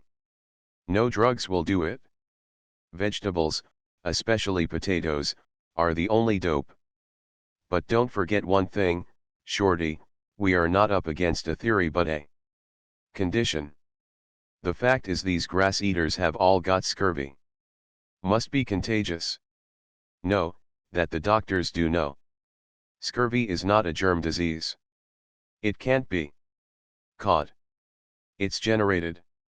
As near as I can get it, it's due to an impoverished condition of the blood. Its cause is not something they've got, but something they haven't got. A man gets scurvy for lack of certain chemicals in his blood, and those chemicals don't come out of powders and bottles, but do come out of vegetables. And these people eats nothing but grass, Shorty groaned. And they've got it up to their ears. That proves you're all wrong, Smoke. You're spieling a theory, but this condition sure knocks the spots out of your theory. Scurvy's catchin', and that's why they've all got it, and rotten bad at that. You and me'll get it too, if we hang around this diggin'. Brrr, I can feel the bugs crawlin' into my system right now. Smoke laughed skeptically, and knocked on a cabin door. I suppose we'll find the same old thing, he said. Come on. We've got to get a line on the situation. What do you want? Came a woman's sharp voice. We want to see you, Smoke answered. Who are you? Two doctors from Dawson, Shorty blurted in, with a levity that brought a punch in the short ribs from Smoke's elbow. Don't want to see any doctors, the woman said, in tones crisp and staccato with pain and irritation. Go away. Good night. We don't believe in doctors. Smoke pulled the latch, shoved the door open, and entered, turning up the low-flamed kerosene lamp so that he could see. In 4 bunks 4 women ceased from groaning and sighing to stare at the intruders. 2 were young, thin-faced creatures, the third was an elderly and very stout woman, and the fourth, the one whom Smoke identified by her voice, was the thinnest, friliest specimen of the human race he had ever seen. As he quickly learned, she was Laura Sibley, the CRS and professional clairvoyant who had organized the expedition in Los Angeles and led it to this death camp on the Nordibisca. The conversation that ensued was acrimonious. Laura Sibley did not believe in doctors. Also, to add to her purgatory, she had well nigh ceased to believe in herself. Why didn't you send out for help? Smoke asked, when she paused, breathless and exhausted, from her initial tirade. There's a camp at Stewart River, and 18 days' travel would fetch Dawson from here. Why didn't Amos Wentworth go? She demanded, with a wrath that bordered on hysteria. Don't know the gentleman, Smoke countered. What's he been doing? Nothing. Except that he's the only one that hasn't caught the scurvy. And why hasn't he caught the scurvy? I'll tell you. No, I won't. The thin lips compressed so tightly that through the emaciated transparency of them, Smoke was almost convinced he could see the teeth and the roots of the teeth. And what would have been the use? Don't I know? I'm not a fool. Our caches are filled with every kind of fruit juice and preserved vegetables. We are better situated than any other camp in Alaska to fight scurvy. There is no prepared vegetable, fruit, and nut food we haven't. And in plenty. She's got you there, Smoke, Shorty exulted. And it's a condition, not a theory. You say vegetables cures. Here's the vegetables, and where's the cure? There's no explanation I can see, Smoke acknowledged. Yet there is no camp in Alaska like this. I've seen scurvy a sprinkling of cases here and there, but I never saw a whole camp with it, nor did I ever see such terrible cases. Which is neither here nor there, Shorty. We've got to do what we can for these people, but first we've got to make camp and take care of the dogs. We'll see you in the morning, Mrs. Sibley. Miss Sibley, she bridled. And now, young man, if you come fooling around this cabin with any doctor's stuff, I'll fill you full of birdshot. This divine CRS is a sweet one, Smoke chuckled, as he and Shorty felt their way back through the darkness to the empty cabin next to the One they had first entered. It was evident that two men had lived until recently in the cabin, and the partners wondered if they weren't the two suicides down the trail. Together they overhauled the cache and found it filled with an undreamed of variety of canned, powdered, dried, evaporated, condensed, and desiccated foods. What in the name of reason do they want to go and get scurvy for? Shorty demanded, brandishing to the light packages of egg powder and Italian mushrooms. And look at that. And that. He tossed out cans of tomatoes. And corn and bottles of stuffed olives. And the divine Steerus got the scurvy, too. What do ye make of it? CRS, Smoke corrected. Steerus, Shorty reiterated. Didn't she steer em here to this hole in the ground? Next morning, after daylight, Smoke encountered a man carrying a heavy sledload of firewood. He was a little man, clean-looking and spry, who walked briskly despite the load. Smoke experienced an immediate dislike. "What's the matter with you?" he asked. "Nothing," the little man answered. "I know that," Smoke said. "That's why I asked you. You're Amos Wentworth. Now why under the sun haven't you the scurvy like all the rest?" "Because I've exercised," came the quick reply. "There wasn't any need for any of them to get it if they'd only got out and done something." "What did they do?" "Growled and kicked and grouched at the cold, the long nights, the hardships, the aches and pains and everything else. They loafed in their beds until they swelled up and couldn't leave them, that's all. Look at me. I've worked. Come into my cabin." Smoke followed him in. "Squint around. Clean as a whistle, eh? You bet. Everything shipshape. I wouldn't keep those chips and shavings on the floor except for the warmth. But they're clean chips and shavings. You ought to see the floor in some of the shacks. Pig pens. As for me, I haven't eaten a meal off an unwashed dish. No, sir. It meant work, and I've worked, and I haven't the scurvy. You can put that in your pipe and smoke it?" "You've hit the nail on the head," Smoke admitted. "But I see you've only one bunk. Why so unsociable?" "Because I like to be. It's easier to clean up for one than two, that's why. The lazy blanket loafers. Do you think that I could have stood one around? No wonder they got scurvy." It was very convincing, but Smoke could not rid himself of his dislike of the man. "What's Laura Sibley got it in for you for?" he asked abruptly. Amos Wentworth shot a quick look at him. "She's a crank," was the reply. "So are we all cranks, for that matter. But heaven save me from the crank. That won't wash the dishes that he eats off of, and that's what this crowd of cranks are like." A few minutes later, Smoke was talking with Laura Sibley.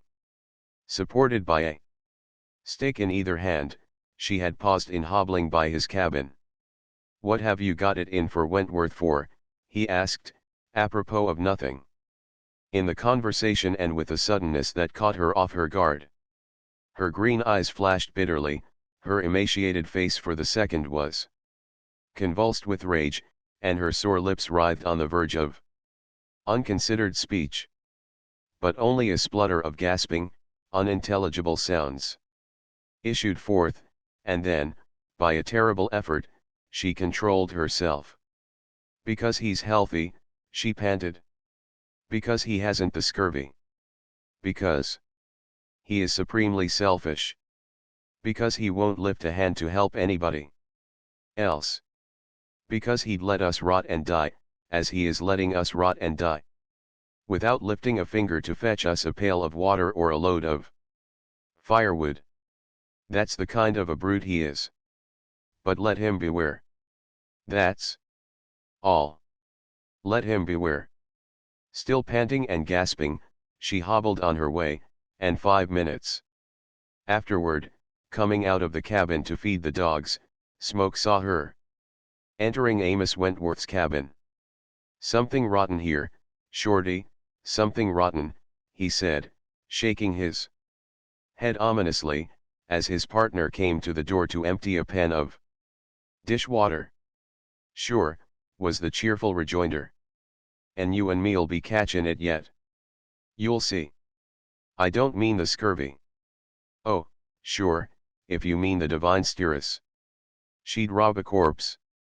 She's the hungriest lookin' female I ever seen. Exercise has kept you and me in condition, Shorty. It's kept Wentworth in condition. You see what lack of exercise has done for the rest.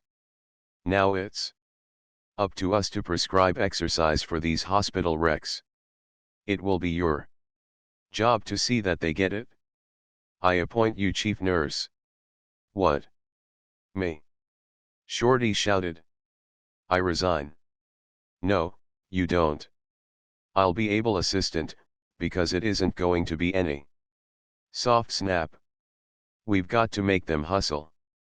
First thing, they'll have to bury their dead. The strongest for the burial squad, then the next strongest on the firewood squad.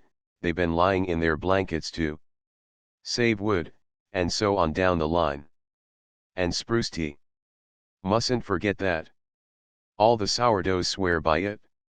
These people have never even heard of it. We sure got our'n cut out for us," Shorty grinned. "First thing we know, we'll be full of lead. And that's our first job," Smoke said. "Come on." In the next hour, each of the 20-odd cabins was raided. All ammunition and every rifle, shotgun, and revolver was confiscated. "Come on, you invalids," was Shorty's method. "Shoot an iron's fork. Over. We need 'em." "Who says so?" was the query at the first cabin. "Two doctors from Dawson," was Shorty's answer. "And what they say goes. Come on. Shell out the ammunition, too." "What do you want them for?" "To stand off a war party of canned beef comin' down the canyon. And I'm givin' you fair warnin' of a spruce tea invasion. Come across." And this was only the beginning of the day. Men were persuaded, coaxed, bullied or dragged by main strength from their bunks and forced to dress. Smoke selected the mildest cases for the burial squad. Another squad was told off to supply the wood by which the graves were burned down into the frozen muck and gravel. Still another squad had to chop firewood and impartially supply every cabin. Those who were too weak for outdoor work were put to cleaning and scrubbing the cabins and washing clothes. One squad brought in many loads of spruce boughs, and every stove was used for the brewing of spruce tea. But no matter what face Smoke and Shorty put on it, the situation was grim and serious. At least 30 fearful and impossible cases could not be taken from the beds, as the two men, with nausea and horror, learned. While one, a woman, died in Laura Sibley's cabin. Yet strong measures were necessary. "I don't like to wallop a sick man," Shorty explained, his fist doubled menacingly. "But I'd wallop his block off if it'd make him well. And what all you lazy bums needs is a wallopin'. Come on. Out of that and into them. Duds of yourn, double quick, or I'll sure muss up the front of your face." All the gangs groaned, and sighed, and wept, the tears streaming and freezing down their cheeks as they toiled, and it was patent that their agony was real. The situation was desperate, and Smoke's prescription was heroic. When the work gangs came in at noon, they found decently cooked dinners awaiting them, prepared by the weaker members of their cabins under the tutelage and drive of Smoke and Shorty. "That'll do," Smoke said at 3 in the afternoon. "Knock off. Go to your bunks. You may be feeling rotten now, but you'll be the better for it tomorrow. Of course it hurts to get well, but I'm going to get you well. Too late, Amos Wentworth sneered pallidly at Smoke's efforts. They ought to have started in that way last fall. Come along with me, Smoke answered. Pick up those 2 pails. You're not ailing. From cabin to cabin the 3 men went, dosing every man and woman with a full pint of spruce tea. Nor was it easy. You might as well learn at the start that we mean business, Smoke stated. To the first obdurate, who lay on his back, groaning through set teeth. Stand by, Shorty. Smoke caught the patient by the nose and tapped the solar plexus section so as to make the mouth gasp open. Now, Shorty. Down she goes. And down it went, accompanied with unavoidable splutterings and stranglings. Next time you'll take it easier, Smoke assured the victim, reaching for the nose of the man in the adjoining bunk. I'd sooner take castor oil, was Shorty's private confidence, ere he downed his own portion. Great jumpin' Methuselam, was his entirely public proclamation the moment after he had swallowed the bitter dose. It's a pint long, but hogshead strong. We're covering this spruce tea root 4 times a day, and there are 80 of you to be dosed each time, Smoke informed Laura Sibley. So we've no time to fool. Will you take it or must I hold your nose? His thumb and forefinger hovered eloquently above her. It's vegetable, so you needn't have any qualms. Qualms? Shorty snorted. No, sure, certainly not. It's the deliciousest dope. Laura Sibley hesitated. She gulped her apprehension. Well? Smoke demanded peremptorily. I'll take it, she quavered. Hurry up. That night, exhausted as by no hard day of trail, Smoke and Shorty crawled into their blankets. I'm fairly sick with it, Smoke confessed. The way they suffer is awful. But exercise is the only remedy I can think of, and it must be given a thorough trial. I wish we had a sack of raw potatoes. Sparkins he can't wash no more dishes, Shorty said. It hurts him so he sweats his pain. I seen him sweat it. I had to put him back in the bunk. He was that helpless. If only we had raw potatoes, Smoke went on. The vital, essential. Something is missing from that prepared stuff. The life has been evaporated out of it. And if that young fellow Jones in the Brownlow cabin don't croak before morning I miss my guess. For heaven's sake be cheerful, Smoke chided. We got to bury him, ain't we, came the indignant snort. I tell you that. Boy's something awful. Shut up, Smoke said. And after several more indignant snorts, the heavy breathing of sleep arose from Shorty's bunk. In the morning, not only was Jones dead, but one of the stronger men who had worked on the firewood squad was found to have hanged himself. A nightmare procession of days set in. For a week, steeling himself to the task, Smoke enforced the exercise and the spruce tea. And one by one, and in 2s and 3s, he was compelled to knock off the workers. As he was learning, exercise was the last thing in the world for scurvy patients. The diminishing burial squad was kept steadily at work, and a surplus half-dozen graves were always burned down and waiting. You couldn't have selected a worse place for a camp, Smoke told Laura Sibley. Look at it at the bottom of a narrow gorge, running east and west. The noon sun doesn't rise above the top of the wall. You can't have had sunlight for several months. But how was I to know? He shrugged his shoulders. I don't see why not, if you could lead 100 fools to a gold mine. She glared malevolently at him and hobbled on. Several minutes afterward, coming back from a trip to where a squad of groaning patients was gathering spruce boughs, Smoke saw the CRS entering Amos Wentworth's cabin and followed after her. At the door he could hear her voice, whimpering and pleading.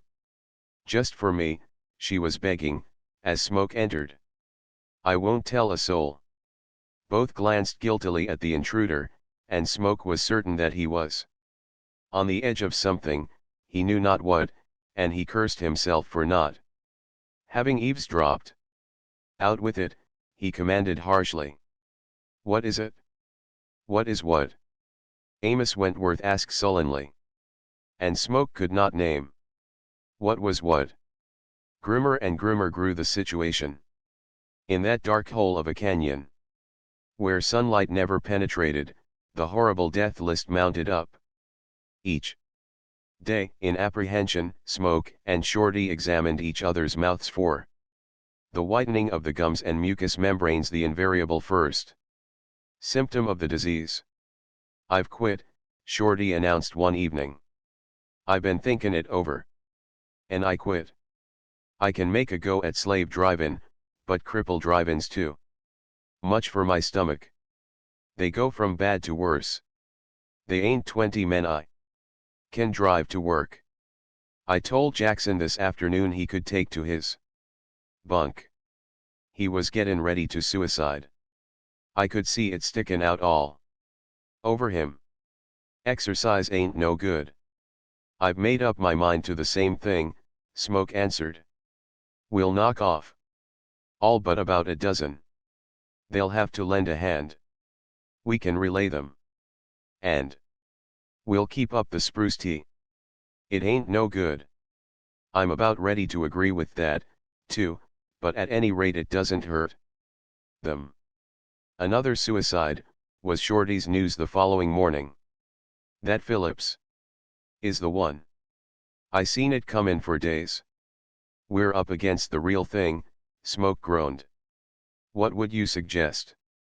Shorty. "Who? Me? I ain't got no suggestions. The thing's got to run its course." "But that means they'll all die," Smoke protested. "Except Wentworth," Shorty snarled, for he had quickly come to share his partner's dislike for that individual. The everlasting miracle of Wentworth's immunity perplexed Smoke. Why should he alone not have developed scurvy? Why did Laura Sibley hate him? And at the same time whine and snivel and beg from him? What was it she begged from him and that he would not give? On several occasions Smoke made it a point to drop into Wentworth's cabin at mealtime. But one thing did he note that was suspicious, and that was Wentworth's suspicion of him. Next he tried sounding out Laura Sibley. "Raw potatoes would cure everybody here," he remarked to the CRS. "I know it. I've seen it work before."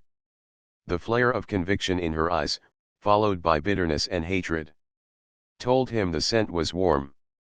"Why didn't you bring in a supply of fresh potatoes on the steamer?" he asked. "We did. But coming up the river we sold them all out at a bargain at Fort Yukon. We had plenty of the evaporated kinds, and we knew they'd keep better. They wouldn't even freeze." Smoke groaned. "And you sold them all?" he asked. "Yes. How were we to know? Now my tunty, there have been a couple of odd sacks left, accidentally. You know, mislaid on the steamer." She shook her head, as he thought, a trifle belatedly, then added, "We never found any." "But my tunty there," he persisted. "How do I know?" she rasped angrily. "I didn't have charge of the commissary." "And Amos Wentworth did," he jumped to the conclusion. "Very good. Now, what is your private opinion just between us two? Do you think Wentworth has any raw potatoes stored away somewhere?" "No, certainly not. Why should he? Why shouldn't he?" She shrugged her shoulders.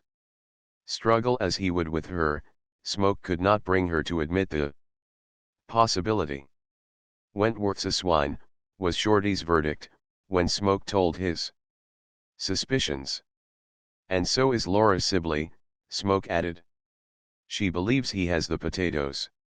And is keeping it quiet, and trying to get him to share with her. And he won't come across, et. Shorty cursed frail human nature with one of his best flights, and caught his breath. They both got their feet in the trough. May God rot them dead with scurvy for their reward, that's all I got to say, except I'm goin' right up now and knock Wentworth's block off. But Smoke stood out for diplomacy. That night, when the camp groaned and slept, or groaned and did not sleep, he went to Wentworth's unlighted cabin. Listen to me, Wentworth, he said. I've got $1,000 in dust. Right here in this sack. I'm a rich man in this country, and I can afford it. I think I'm getting touched. Put a raw potato in my hand and the dust is yours. Here, heft it. And Smoke thrilled when Amos Wentworth put out his hand in the darkness and hefted the gold. Smoke heard him fumble in the blankets, and then felt pressed into his hand, not the heavy gold sack, but the unmistakable potato, the size of a hen's egg, warm from contact with the other's body.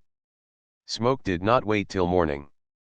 He and Shorty were expecting at any time the deaths of their worst two cases, and to this cabin the partners went. Grated and mashed up in a cup, skin and clinging specks of the earth, and all was the $1,000 potato, a thick fluid that they fed several drops at a time into the frightful orifices that had once been mouths.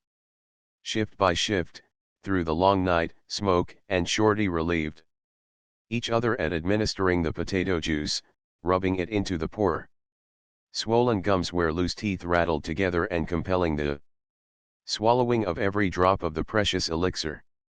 By evening of the next day the change for the better in the two patients was miraculous and almost unbelievable. They were no longer the worst cases. In 48 hours, with the exhaustion of the potato, they were temporarily out of danger, though far from being cured. I'll tell you what I'll do, Smoke said to Wentworth. I've got holdings in this country, and my paper is good anywhere. I'll give you $500 a potato up to $50,000 worth. That's 100 potatoes. Was that all the dust you had? Wentworth queried. Shorty and I scraped up all we had. But, straight, he and I are worth several millions between us. I haven't any potatoes, Wentworth said finally. Wish I had. That potato I gave you was the only one. I'd been saving it all the winter for fear I'd get the scurvy. I only sold it so as to be able to buy a passage out of the country when the river opens. Despite the cessation of potato juice, the two treated cases continued to improve through the third day. The untreated cases went from bad to worse. On the fourth morning, 3 horrible corpses were buried. Shorty went through the ordeal, then turned to Smoke. You've tried your way. Now it's me for mine. He headed straight for Wentworth's cabin. What occurred there, Shorty never told.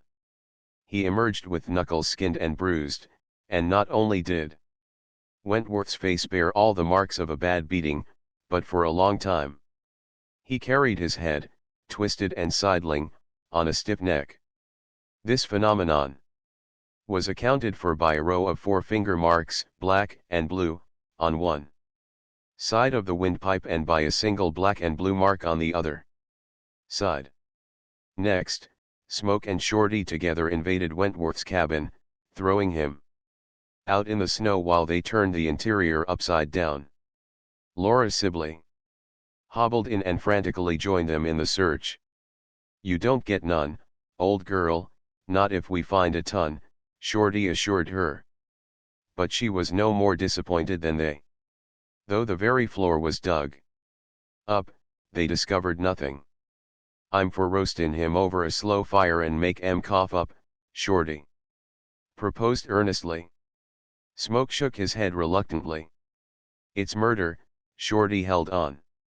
He's murderin' all them poor geezers just as much as if he knocked their brains out with an axe, only worse. Another day passed, during which they kept a steady watch on Wentworth's movements. Several times, when he started out, water bucket in hand, for the creek, they casually approached the cabin, and each time he hurried back without the water. They're cached right there in his cabin, Shorty said. As sure as God made little apples, they are. But where? We sure overhauled it plenty. He stood up and pulled on his mittens. I'm goin' to find 'em, if I have to. Pull the blame shack down a log at a time. He glanced at Smoke, who, with an intent, absent face, had not heard him. What's eatin' you? Shorty demanded wrathfully. Don't tell me you've gone and got the scurvy. Just trying to remember something, Shorty. What? I don't know. That's the trouble. But it has a bearing, if only I could remember it. Now you look here, Smoke, don't you go and get bug house, Shorty pleaded. Think of me. Let your think slats rip. Come on and help me pull that shack down. I'd set her afire, if it wasn't for roastin' them spuds. That's it? Smoke exploded, as he sprang to his feet. Just what I was trying to remember. Where's that kerosene can? I'm with you, Shorty. The potatoes are ours. What's the game? Watch me, that's all, Smoke baffled. I always told you, Shorty, that a deficient acquaintance with literature was a handicap, even in the Klondike. Now what we're going to do came out of a book. I read it when I was a kid, and it will work. Come on. Several minutes later, under a pale gleaming, greenish aurora borealis, the two men crept up to Amos Wentworth's cabin. Carefully and noiselessly, they poured kerosene over the logs, extra drenching the door frame and window sash. Then the match was applied, and they watched the flaming oil gather headway. They drew back beyond the growing light and waited. They saw Wentworth rush out, stare wildly at the conflagration, and plunge back into the cabin. Scarcely a minute elapsed when he emerged, this time slowly, half doubled over, his shoulders burdened by a sack heavy and unmistakable. Smoke and Shorty sprang at him like a pair of famished wolves. They hit him right and left, at the same instant. He crumpled down under the weight of the sack, which Smoke pressed over with his hands to make sure. Then he felt his knees clasped by Wentworth's arms as the man turned a ghastly face upward. Give me a dozen, only a dozen, half a dozen, and you can have the rest, he squalled. He bared his teeth and, with mad rage, half inclined his head to bite Smoke's leg, then he changed his mind and fell to pleading. Just half a dozen, he wailed. Just half a dozen. I was going to turn them over to you tomorrow. Yes, tomorrow. That was my idea. Their life. Their life. Just half a dozen. Where's the other sack? Smoke bluffed. I ate it up, was the reply, unimpeachably honest. That sack's all that's left. Give me a few. You can have the rest. Ate 'em up. Shorty screamed. A whole sack. And them geezers dyin' for want of 'em. This for you. And this. And this. And this. You swine. You. hog. The first kick tore Wentworth away from his embrace of Smoke's knees. The second kick turned him over in the snow. But Shorty went on kicking.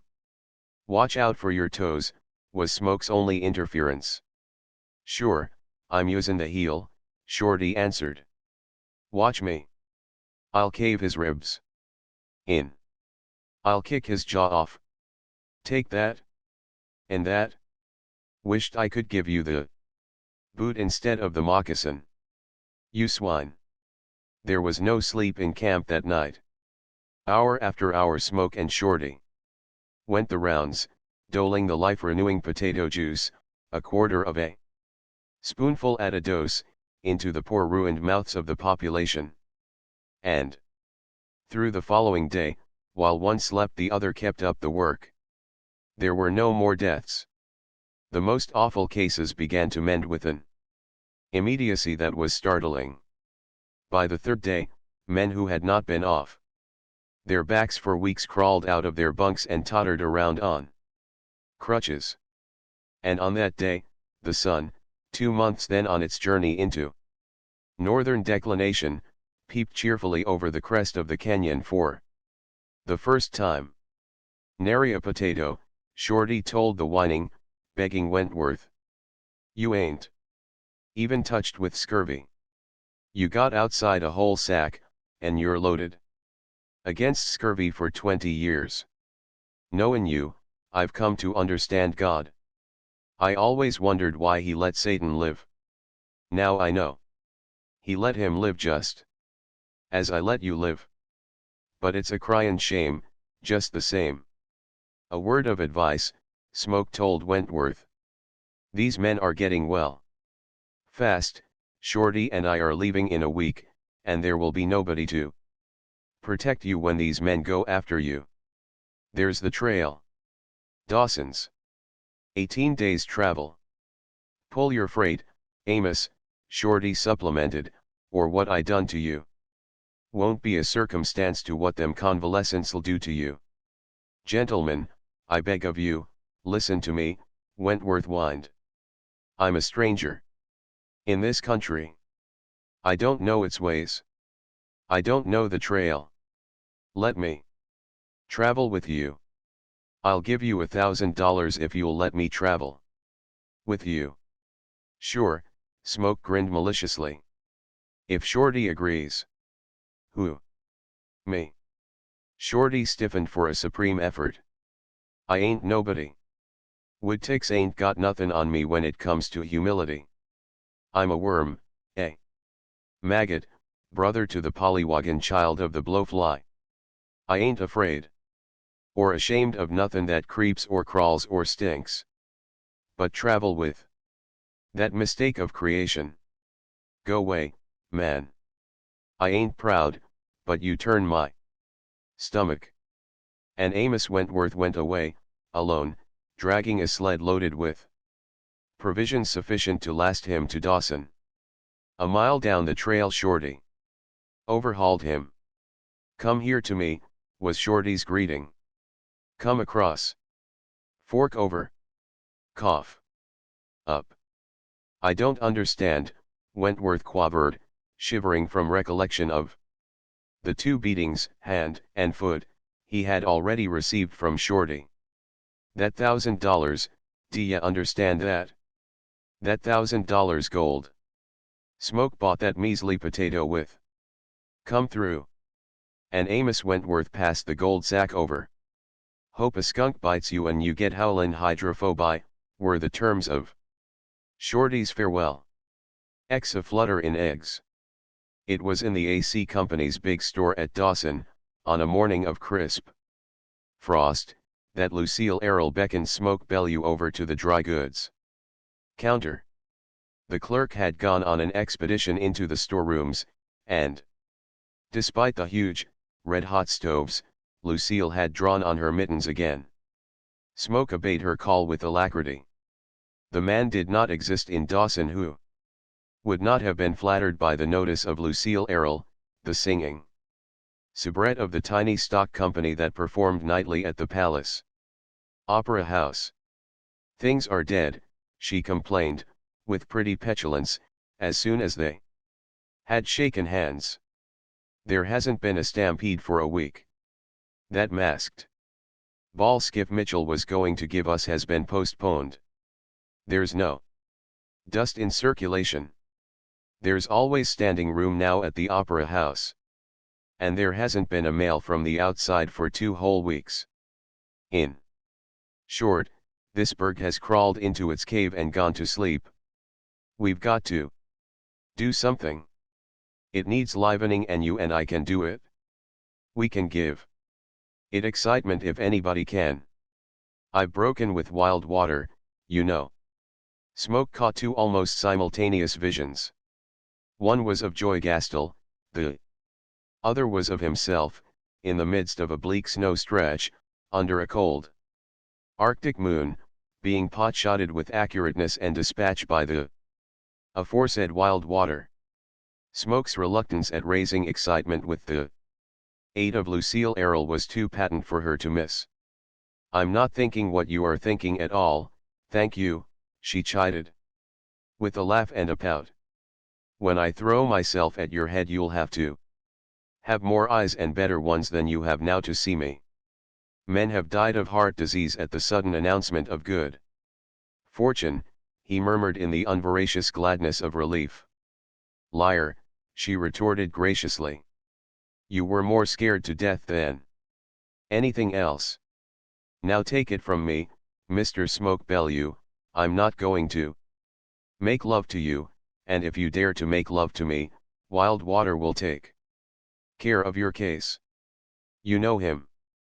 Besides, I haven't really broken with him. Go on with your puzzles, he jeered. Maybe I can start guessing what you're driving at after a while. There's no guessing, Smoke. I'll give it to you straight. Wild Water thinks I've broken with him, don't you see? Well, have you, or haven't you? I haven't there. But it's between you and me in confidence. He thinks I have. I made a noise like breaking with him, and he deserved it. 2. Where do I come in, stalking horse or fall guy? Neither. You make a pot of money, we put across the laugh on Wild Water. And cheer Dawson up, and, best of all, and the reason for it all, he gets disciplined. He needs it. He's, well, the best way to put it is, he's too turbulent. Just because he's a big husky, because he owns more rich claims than he can keep count of. And because he's engaged to the prettiest little woman in Alaska, Smoke interpolated. Yes, and because of that, too, thank you, is no reason for him to get riotous. He broke out last night again. Sowed the floor of the M&M with gold dust. All of $1,000. Just opened his poke and scattered it under the feet of the dancers. You've heard of it, of course. Yes, this morning. I'd like to be the sweeper in that establishment. But still I don't get you. Where do I come in? Listen. He was too turbulent. I broke our engagement, and he's going around making a noise like a broken heart. Now we come to it. I like eggs. They're off. Smoke cried in despair. Which way? Which way? Wait. But what have eggs and appetite got to do with it? He demanded. Everything, if you'll only listen. Listening, listening, he chanted. Then for heaven's sake listen. I like eggs. There's only a limited supply of eggs in Dawson. Sure. I know that, too. Slavovich's restaurant has most of them. Ham and 1 egg, $3. Ham and 2 eggs, $5. That means $2 an egg, retail. And only the swells and the Errols and the Wild Waters can afford them. He likes eggs, too, she continued. But that's not the point. I like them. I have breakfast every morning at 11 o'clock at Slavovich's. I invariably eat 2 eggs. She paused impressively. Suppose, just suppose, somebody corners eggs. She waited, and Smoke regarded her with admiring eyes, while in his heart he backed with approval Wildwater's choice of her. "You're not following," she said. "Go on," he replied. "I give up." "What's the answer?" "Stupid. You know Wildwater. When he sees I'm languishing for eggs, and I know his mind like a book, and I know how to languish, what will he do? You answer it. Go on." "Why, he'll just start stampeding for the man that's got the corner in eggs.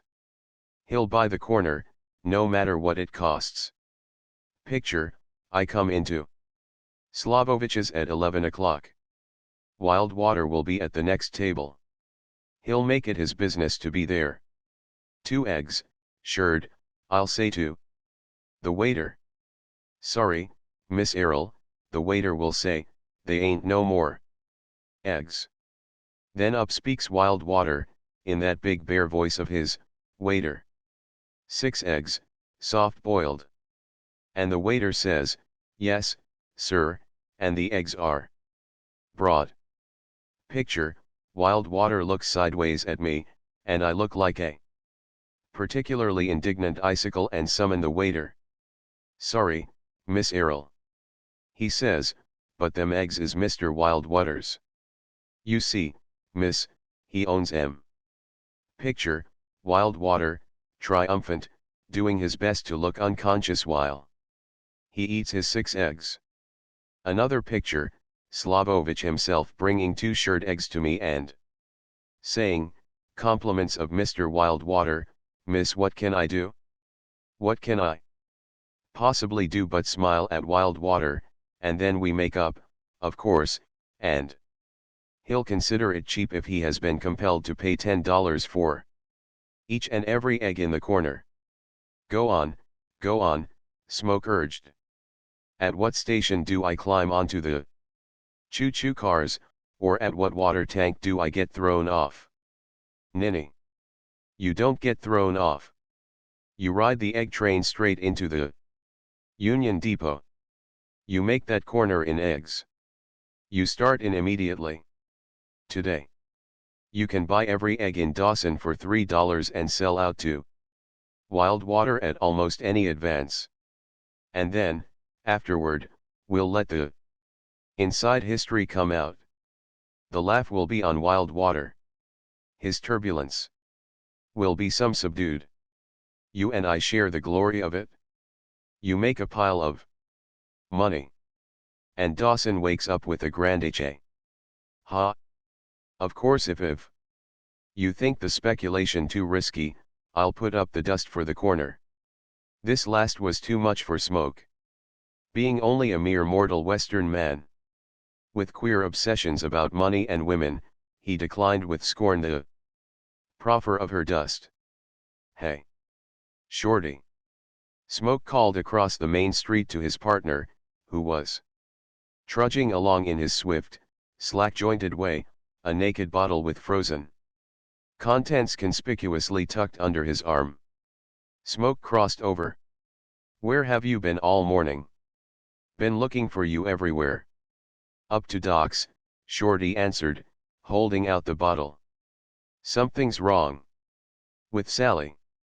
I seen last night, at feedin' time, the hair on her tail and flanks was fallin' out. The doc says. Never mind that, Smoke broke in impatiently. What I want? What's eatin' you? Shorty demanded in indignant astonishment. And Sally? Gettin' naked bald in this crimpy weather. I tell you that dog's sick. Doc says. Let Sally wait.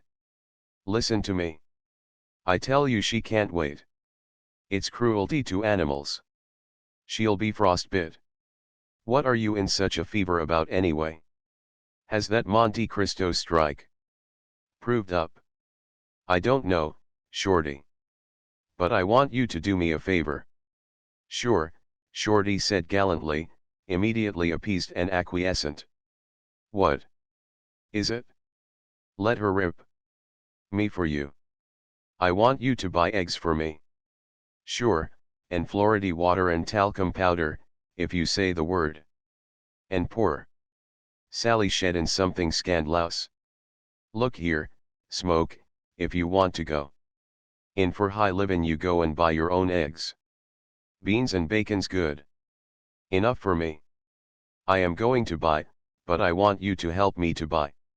Now, shut up. Shorty. I've got the floor. You go right straight to Slavovich's. Pay as high as $3, but buy all he's got. $3. Shorty groaned. And I heard tell only yesterday that he's got all of 700 in stock. $2,100 for hen fruit. Say, Smoke, I tell you what. You run right up and see the doc. He'll tend to your case. And he'll only charge you an ounce for the first prescription. So long, I gotta to be pullin' my freight. He started off, but Smoke caught his partner by the shoulder, arresting his progress and whirling him around. Smoke, I'd sure do anything for you, Shorty protested earnestly. If you had a cold in the head and was layin' with both arms broke, I'd set by your bedside, day and night, and wipe your nose for you. But I'll be everlastingly damned if I'll squander 2,100 good iron dollars on hen fruit for you or any other two-legged man. They're not your dollars, but mine, Shorty. It's a deal I have on. What I'm after is to corner every blessed egg in Dawson, in the Klondike, on the Yukon. You've got to help me out. I haven't the time to tell you of the inwardness of the deal. I will afterward, and let you go half on it if you want to. But the thing right now is to get the eggs. Now you hustle up to Slavovich's and buy all he's got. But what'll I tell em? He'll sure know I ain't goin' to eat em. Tell him nothing. Money talks. He sells them cooked for $2. Offer him up to $3 for them uncooked. If he gets curious, tell him you're starting a chicken ranch. What I want is the eggs. And then keep on, nose out every egg in Dawson and buy it. Understand? Buy it. That little joint across the street from Slavovich's has a few. Buy them. I'm going over to Klondike City. There's an old man there, with a bad leg, who's broke and who has 6 dozen. He's held them all winter for the rise, intending to get enough out of them to pay his passage back to Seattle. I'll see he gets his passage, and I'll get the eggs. Now hustle. And they say that little woman down beyond the sawmill who makes moccasins has a couple of dozen. All right, if you say so, Smoke. But Slavovich seems the main squeeze. I'll just get an iron-bound option, black and white, and gather in the scatterin' first. All right. Hustle. And I'll tell you the scheme tonight. But Shorty flourished the bottle. I'm goin' to doctor up Sally first. The eggs can wait that long. If they ain't all eaten, they won't be eaten. While I'm taking care of a poor sick dog that saved your life and mine. More 'n once. Never was a market cornered more quickly. In 3 days every known egg in Dawson, with the exception of several dozen, was in the hands of Smoke and Shorty. Smoke had been more liberal in purchasing. He unblushingly pleaded guilty to having given the old man in Klondike City $5 apiece for his 72 eggs. Shorty had bought most of the eggs, and he had driven bargains. He had given only $2 an egg to the woman who made moccasins, and he prided himself that he had come off fairly well with Slavovich, whose 715 eggs he had bought at a flat rate of $2.50. On the other hand, he grumbled, because the little restaurant across the street had held him up for $2.75 for a paltry 134 eggs. The several dozen not yet gathered in were in the hands of two persons. One, with whom Shorty was dealing, was an Indian woman who lived in a cabin on the hill back of the hospital.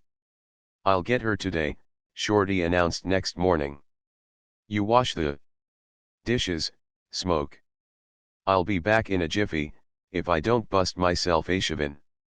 Dust at her. Gimme a man to deal with every time. These blamed women, it's something sad the way they can hold out on a buyer. The only way to get 'em is sellin'. Why, you'd think them eggs of hern was solid nuggets."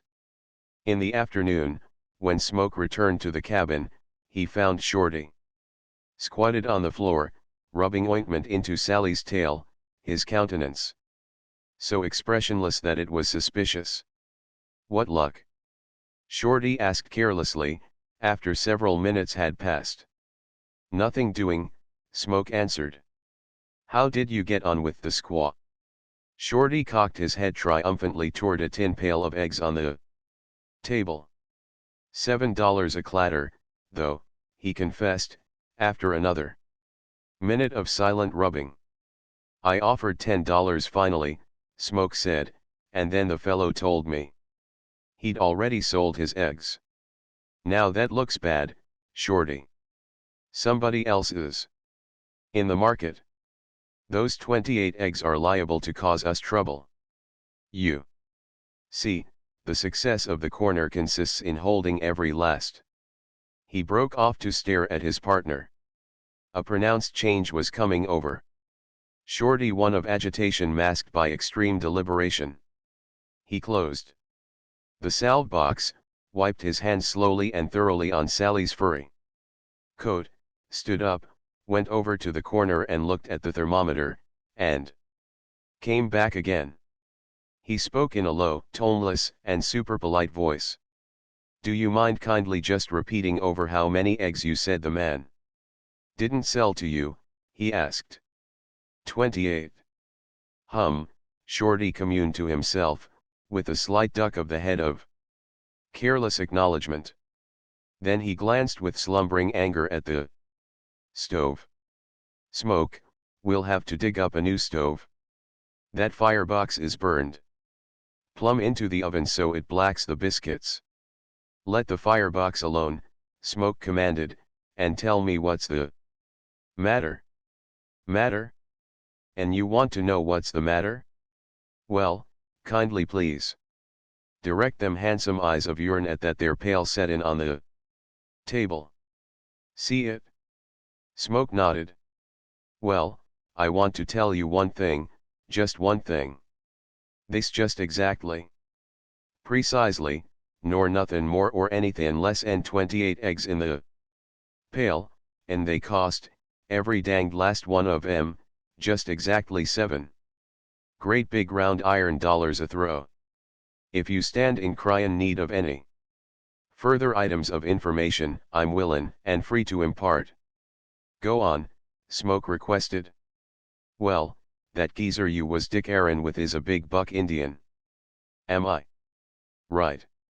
Smoke nodded, and continued to nod to each question. "He's got one cheek half gone where a bald-faced grizzly swatted him. Am I right? He's a dog trader, right, his name is Scarface Jim. That's so, ain't it? D'ye get my drift? You mean we been bidding against each other?" "Sure thing. That squaw's his wife, and they keep house on the hill back of the hospital. I coulda got them eggs for 2 a throw if you hadn't butted in." "And so could I," Smoke laughed, "if you'd kept out, blame you. But it doesn't amount to anything. We know that we've got the corner. That's the big thing." Shorty spent the next hour wrestling with the stub of a pencil on the margin of a 3-year-old newspaper, and the more interminable and hieroglyphic grew his figures, the more cheerful he became. "There she stands," he said at last. "Pretty? I guess yes. Lemme give you the totals. You and me has right now in our possession exactly 973 eggs. They cost us exactly $2,760, reckonin' dust at 16 an ounce and not countin' time. And now listen to me. If we stick up wild water for $10 a egg, we stand to win, clean net and all to the good, just exactly $6,970. Now that's a bookmakin'. What is, if anybody should ride up on a dog sled and ask you, and I'm in half on it? Put her there, Smoke. I'm that thankful I'm sure droolin'. Gratitude. Bookmakin'. Say, I'd sooner run with the chicks than the ponies any day. At 11 that night, Smoke was rooted from sound sleep by Shorty, whose fur parka exhaled an atmosphere of keen frost and whose hand was extremely cold in its contact with Smoke's cheek. "What is it now?" Smoke grumbled. "Rest of Sally's hair fallen out." "Nope. But I just had to tell you the good news. I seen Slavovich. Or Slavovich seen me, I guess, because he started the seance. He says to me, 'Shorty, I want to speak to you about them eggs. I've kept it quiet. Nobody knows I sold 'em to you. But if you're speculatin', I can put you wise to a good thing.' And he did, too, Smoke. Now what'd you guess that good thing is? Go on. Name it." "Well, maybe it sounds incredible, but that good thing was wild water. Charlie. He's lookin' to buy eggs. He goes around to Slavovich and offers him $5 an egg, and before he quits he's offerin' 8. And Slavovich ain't got no eggs. Last thing wild water says to Slavovich is that he'll beat the head off'n him if he ever finds out Slavovich has eggs cached away somewheres. Slavovich had to tell he'd sold the eggs, but that the buyer was secret. Slavovich says to let him say the word to wild water who's got the eggs. Shorty, he says to me, wild water'll come a runnin'. You can hold him up for $8. $8, your grandmother, I says. He'll fall for 10 before I'm done with him. Anyway, I told Slavovich I'd think it over and let him know in the mornin'. Of course we'll let him pass the word on to wild water. Am I right? You certainly are, Shorty. First thing in the morning tip off Slavovich. Have him tell wild water that you and I are partners in the deal." 5 minutes later Smoke was again aroused by Shorty. "Say. Smoke. Oh, Smoke. Yes. Not a cent less than 10 a throw. Do you get that?" "Sure thing, all right," Smoke returned sleepily. In the morning Smoke chanced upon Lucille Errol again at the dry goods counter of the AC store. "It's working," he jubilated. "It's working. Wild water's been around to Slavovich, trying to buy or bully eggs out of him. And by this time, Slavovich has told him that Shorty and I own the corner." Lucille Errol's eyes sparkled with delight. "I'm going to breakfast right now," she cried. "And I'll ask the waiter for eggs, and be so plaintive when there aren't any as to melt a heart of stone. And you know wild water's been around to Slavovich, trying to buy the corner if it costs him one of his mines. I know him. And hold out for a stiff figure. Nothing less than $10 will satisfy me, and if you sell for anything less, Smoke, I'll never forgive you." That noon, up in their cabin, Shorty placed on the table a pot of beans, a pot of coffee, a pan of sourdough biscuits, a tin of butter and a tin of condensed cream, a smoking platter of moose meat and bacon, a plate of stewed dried peaches, and called, "Grub's ready. Take a slant at Sally." First, Smoke put aside the harness on which he was sewing, opened the door, and saw Sally and Bright spiritedly driving away a bunch of foraging sled dogs that belonged to the next cabin. Also he saw something else that made him close the door hurriedly and dash to the stove. The frying pan, still hot from the moose meat and bacon, he put back on the front lid.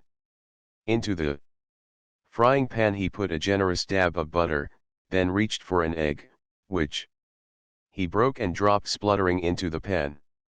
As he reached for a second egg, Shorty gained his side and clutched his arm in an excited grip. "Hey! What you doin'?" he demanded.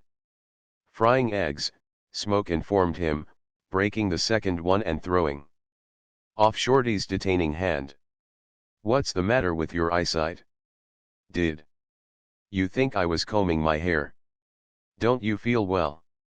Shorty queried anxiously, as Smoke broke a third egg and dexterously thrust him back with a stiff arm jolt on the breast.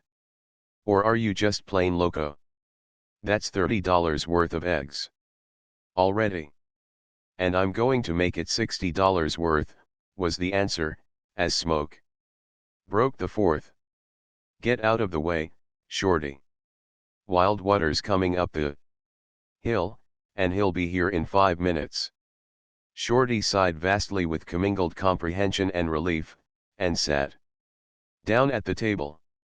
By the time the expected knock came at the door, Smoke was facing him across the table, and, before each, was a plate containing 3 hot, fried eggs. "Come in," Smoke called. Wild Water Charlie, a strapping young giant just a fraction of an inch under 6 feet in height and carrying a clean weight of 190 pounds, entered and shook hands. "Sit down and have a bite, Wild Water," Shorty invited. "Smoke, fry him some eggs. I'll bet he ain't scoffed an egg in a coon's age." Smoke broke 3 more eggs into the hot pan, and in several minutes placed them before his guest, who looked at them with so strange and strained an expression that Shorty confessed afterward his fear that Wild Water would slip them into his pocket and carry them away. "Say, them swells down in the States ain't got nothin' over us in the matter of eats," Shorty gloated. "Here's you and me and Smoke gettin' outside $90 worth of eggs and not battin' an eye." Wild Water stared at the rapidly disappearing eggs and seemed petrified. "Pitch in and eat," Smoke encouraged. They ain't worth no $10, Wild Water said slowly. Shorty accepted the challenge. "A thing's worth what you can get for it, ain't it?" he demanded. "Yes, but nothin'. I'm tellin' you what we can get for 'em. 10 a throw, just like that. We're the Egg Trust, Smoke and me, and don't you forget it. When we say 10 a throw, 10 a throw goes." He mopped his plate with a biscuit. "I could almost eat a couple more," he sighed, then helped himself to the beans. "You can't eat eggs like that," Wild Water objected. It ain't right. We just dote on eggs, Smoke and me," was Shorty's excuse.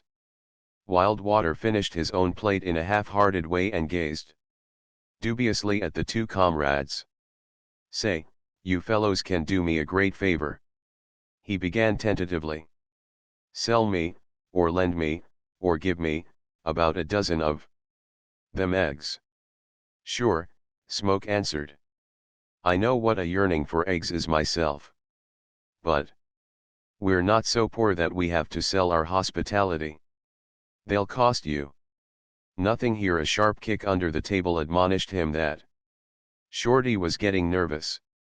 "A dozen, did you say, Wild Water?" Wild Water nodded. "Go ahead, Shorty," Smoke went on. "Cook them up for him." "I can." Sympathize. I've seen the time myself when I could eat a dozen, straight. Off the bat. But Wildwater laid a restraining hand on the eager Shorty as he explained.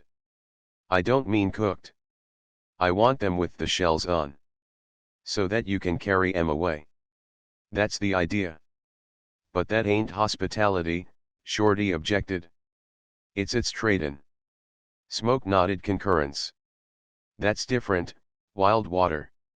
I thought you just wanted to eat them. You see, we went into this for a speculation. The dangerous blue of Wildwater's eyes began to grow more dangerous. I'll pay you for them, he said sharply. How much? Oh, not a dozen, Smoke replied. We couldn't sell a dozen. We're not retailers, we're speculators. We can't break our own market. We've got a hard and fast corner, and when we sell out it's the whole corner or nothing. How many have you got, and how much do you want for them? How many have we, Shorty? Smoke inquired. Shorty cleared his throat and performed mental arithmetic aloud. Lemme see. 973 minus 9, that leaves 962. And the whole shootin' match, at 10 a throw, will tote up just about 9,620 iron dollars. Of course. Wildwater, we're playin' fair, and it's money back for bad ones, though. They ain't none. That's one thing I never seen in the Klondike, a bad egg. No man's fool enough to bring in a bad egg. That's fair, Smoke added. Money back for the bad ones, Wildwater. And there's our proposition, $9,620. For every egg in the Klondike. You might play them up to 20 a throw and double your money, Shorty suggested. Wildwater shook his head sadly and helped himself to the beans. That would be too expensive, Shorty. I only want a few.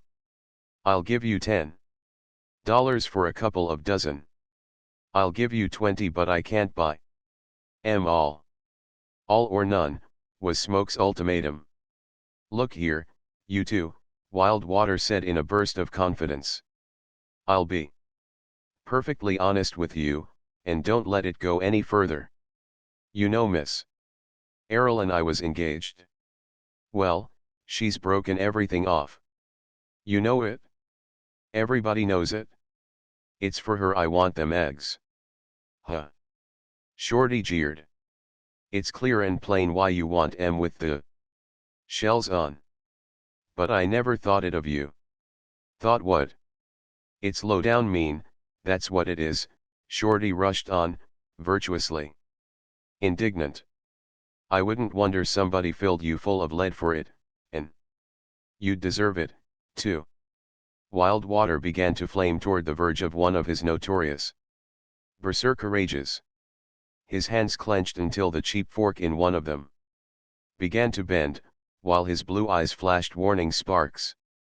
Now look here, Shorty, just what do you mean? If you think anything underhanded. I mean what I mean, Shorty retorted doggedly, and you bet your sweet life I don't mean anything underhanded. Overhand's the only way to do it. You can't throw 'em any other way. Throw what? Eggs, prunes, baseballs, anything. But Wildwater, you're makin' a mistake.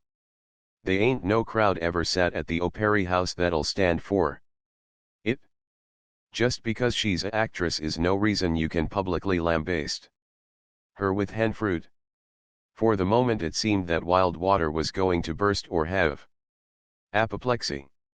He gulped down a mouthful of scalding coffee and slowly recovered himself. You're in wrong, Shorty, he said with cold deliberation. I'm not going to throw eggs at her. Why, man, he cried, with growing excitement, I want to give them eggs to her, on a platter, sure that's the way she likes 'em. I knowed I was wrong, Shorty cried generously, I knowed you couldn't do a low-down trick like that.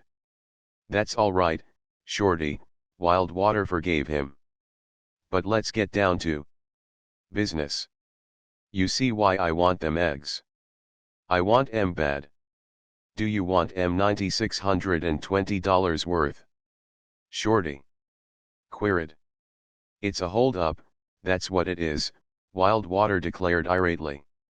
It's business, Smoke retorted. You don't think we're peddling eggs for our health, do you? Ah, listen to reason, Wildwater pleaded. I only want a couple of dozen. I'll give you 20 apiece for 'em. What do I want with all the rest of them eggs? I've went years in this country without eggs, and I guess I can keep on managin' without 'em somehow. Don't get het up about it, Shorty counseled. If you don't want 'em, that settles it.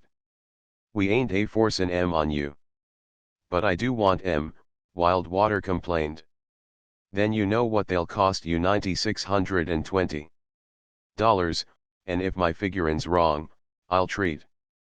But maybe they won't turn the trick, Wildwater objected. Maybe Miss Errol's lost her taste for eggs by this time.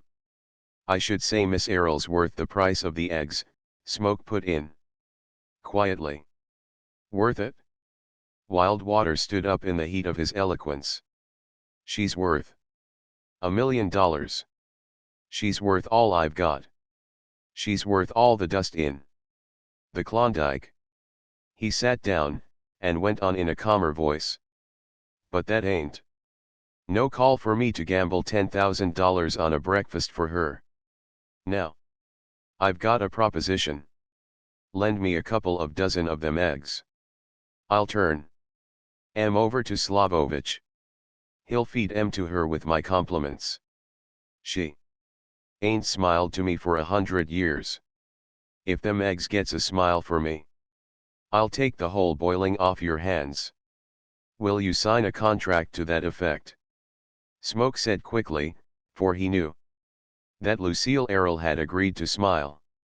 Wildwater gasped. You're almighty swift with business up here on the hill, he said, with a hint of a snarl.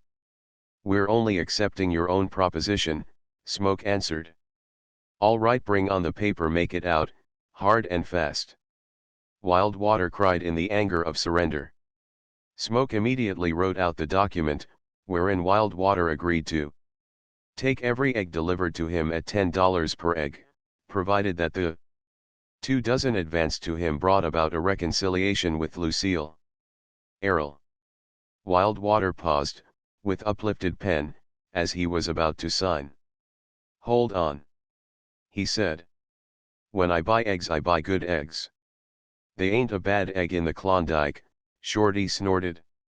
Just the same, if I find one bad egg, you've got to come back with the 10. I paid for it. That's all right, Smoke placated. It's only fair. And every bad egg you come back with I'll eat, Shorty declared. Smoke inserted the word good in the contract, and Wildwater sullenly signed, received the trial 2 dozen in a tin pail, pulled on his mittens, and opened the door. Goodbye, you robbers, he growled back at them, and slammed the door. Smoke was a witness to the play next morning in Slavovich's. He sat, as Wildwater's guest, at the table adjoining Lucille Errol's. Almost to the letter, as she had forecasted, did the scene come off. Haven't you found any eggs yet? She murmured plaintively to the waiter. No, ma'am, came the answer. They say somebody's cornered every egg in Dawson. Mr. Slavovich is trying to buy a few just especially for you. But the fellow that's got the corner won't let loose. It was at this juncture that Wildwater beckoned the proprietor to him, and, with one hand on his shoulder, drew his head down. Look here, Slavovich, Wildwater whispered hoarsely, I turned over a couple of dozen eggs to you last night. Where are they? In the safe, all but that 6 I have all thought and ready for you any time you sing out. I don't want for myself, Wild Water breathed in a still lower voice. Sure up and present to Miss Errol there. I'll attend to it personally myself, Slavovich assured him. And don't forget compliments of me, Wild Water concluded, relaxing his detaining clutch on the proprietor's shoulder. Pretty Lucille Errol was gazing forlornly at the strip of breakfast bacon and the tinned mashed potatoes on her plate when Slavovich placed before her 2 shirred eggs. Compliments of Mr. Wildwater, they at the next table heard him say. Smoke acknowledged to himself that it was a fine bit of acting, the quick, joyous flash in the face of her, the impulsive turn of the head. The spontaneous forerunner of a smile that was only checked by a superb self-control which resolutely drew her face back so that she could say something to the restaurant proprietor. Smoke felt the kick of Wildwater's moccasined foot under the table. Will she eat that's the question, will she eat the latter whispered agonizingly. And with sidelong glances they saw Lucille Errol hesitate, almost push the dish from her, then surrender to its lure. I'll take them eggs, Wildwater said to Smoke. The contract holds.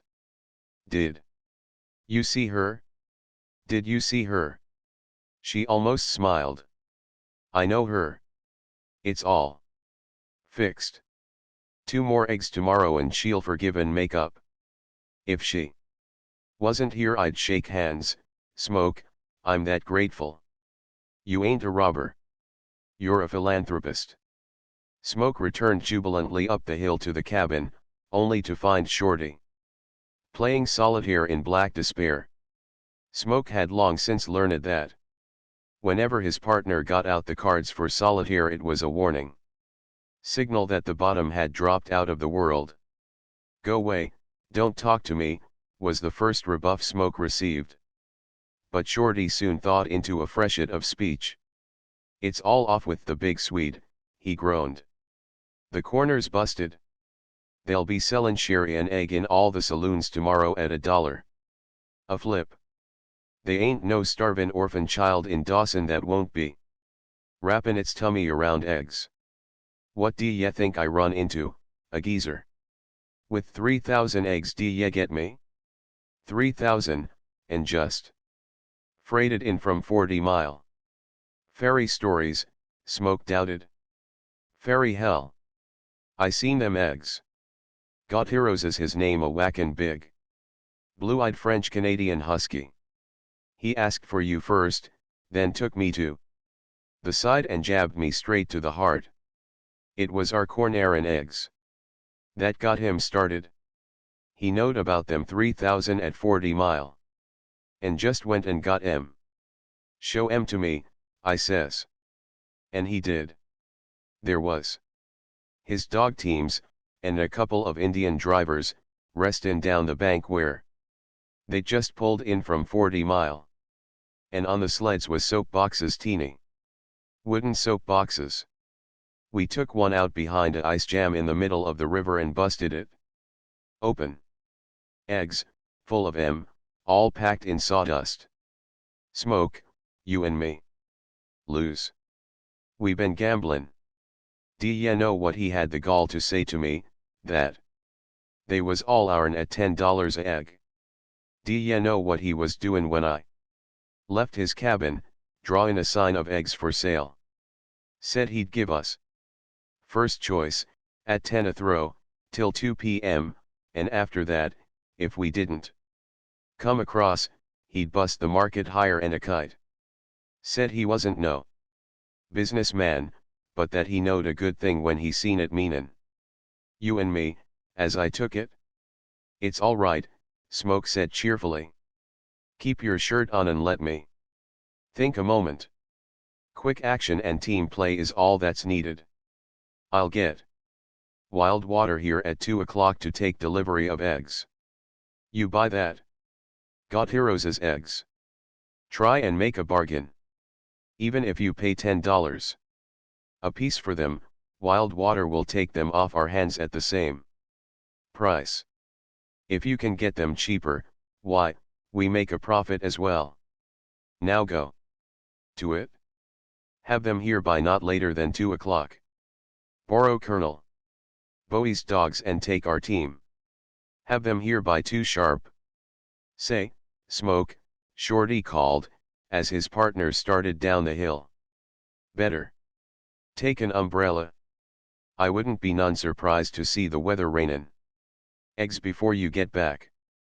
Smoke found Wild Water at the M&M, and a stormy half-hour ensued. I warn you, we picked up some more eggs, Smoke said, after Wild Water had agreed to bring his dust to the cabin at 2 o'clock and pay on delivery. You're luckier at finding eggs than me, Wild Water admitted.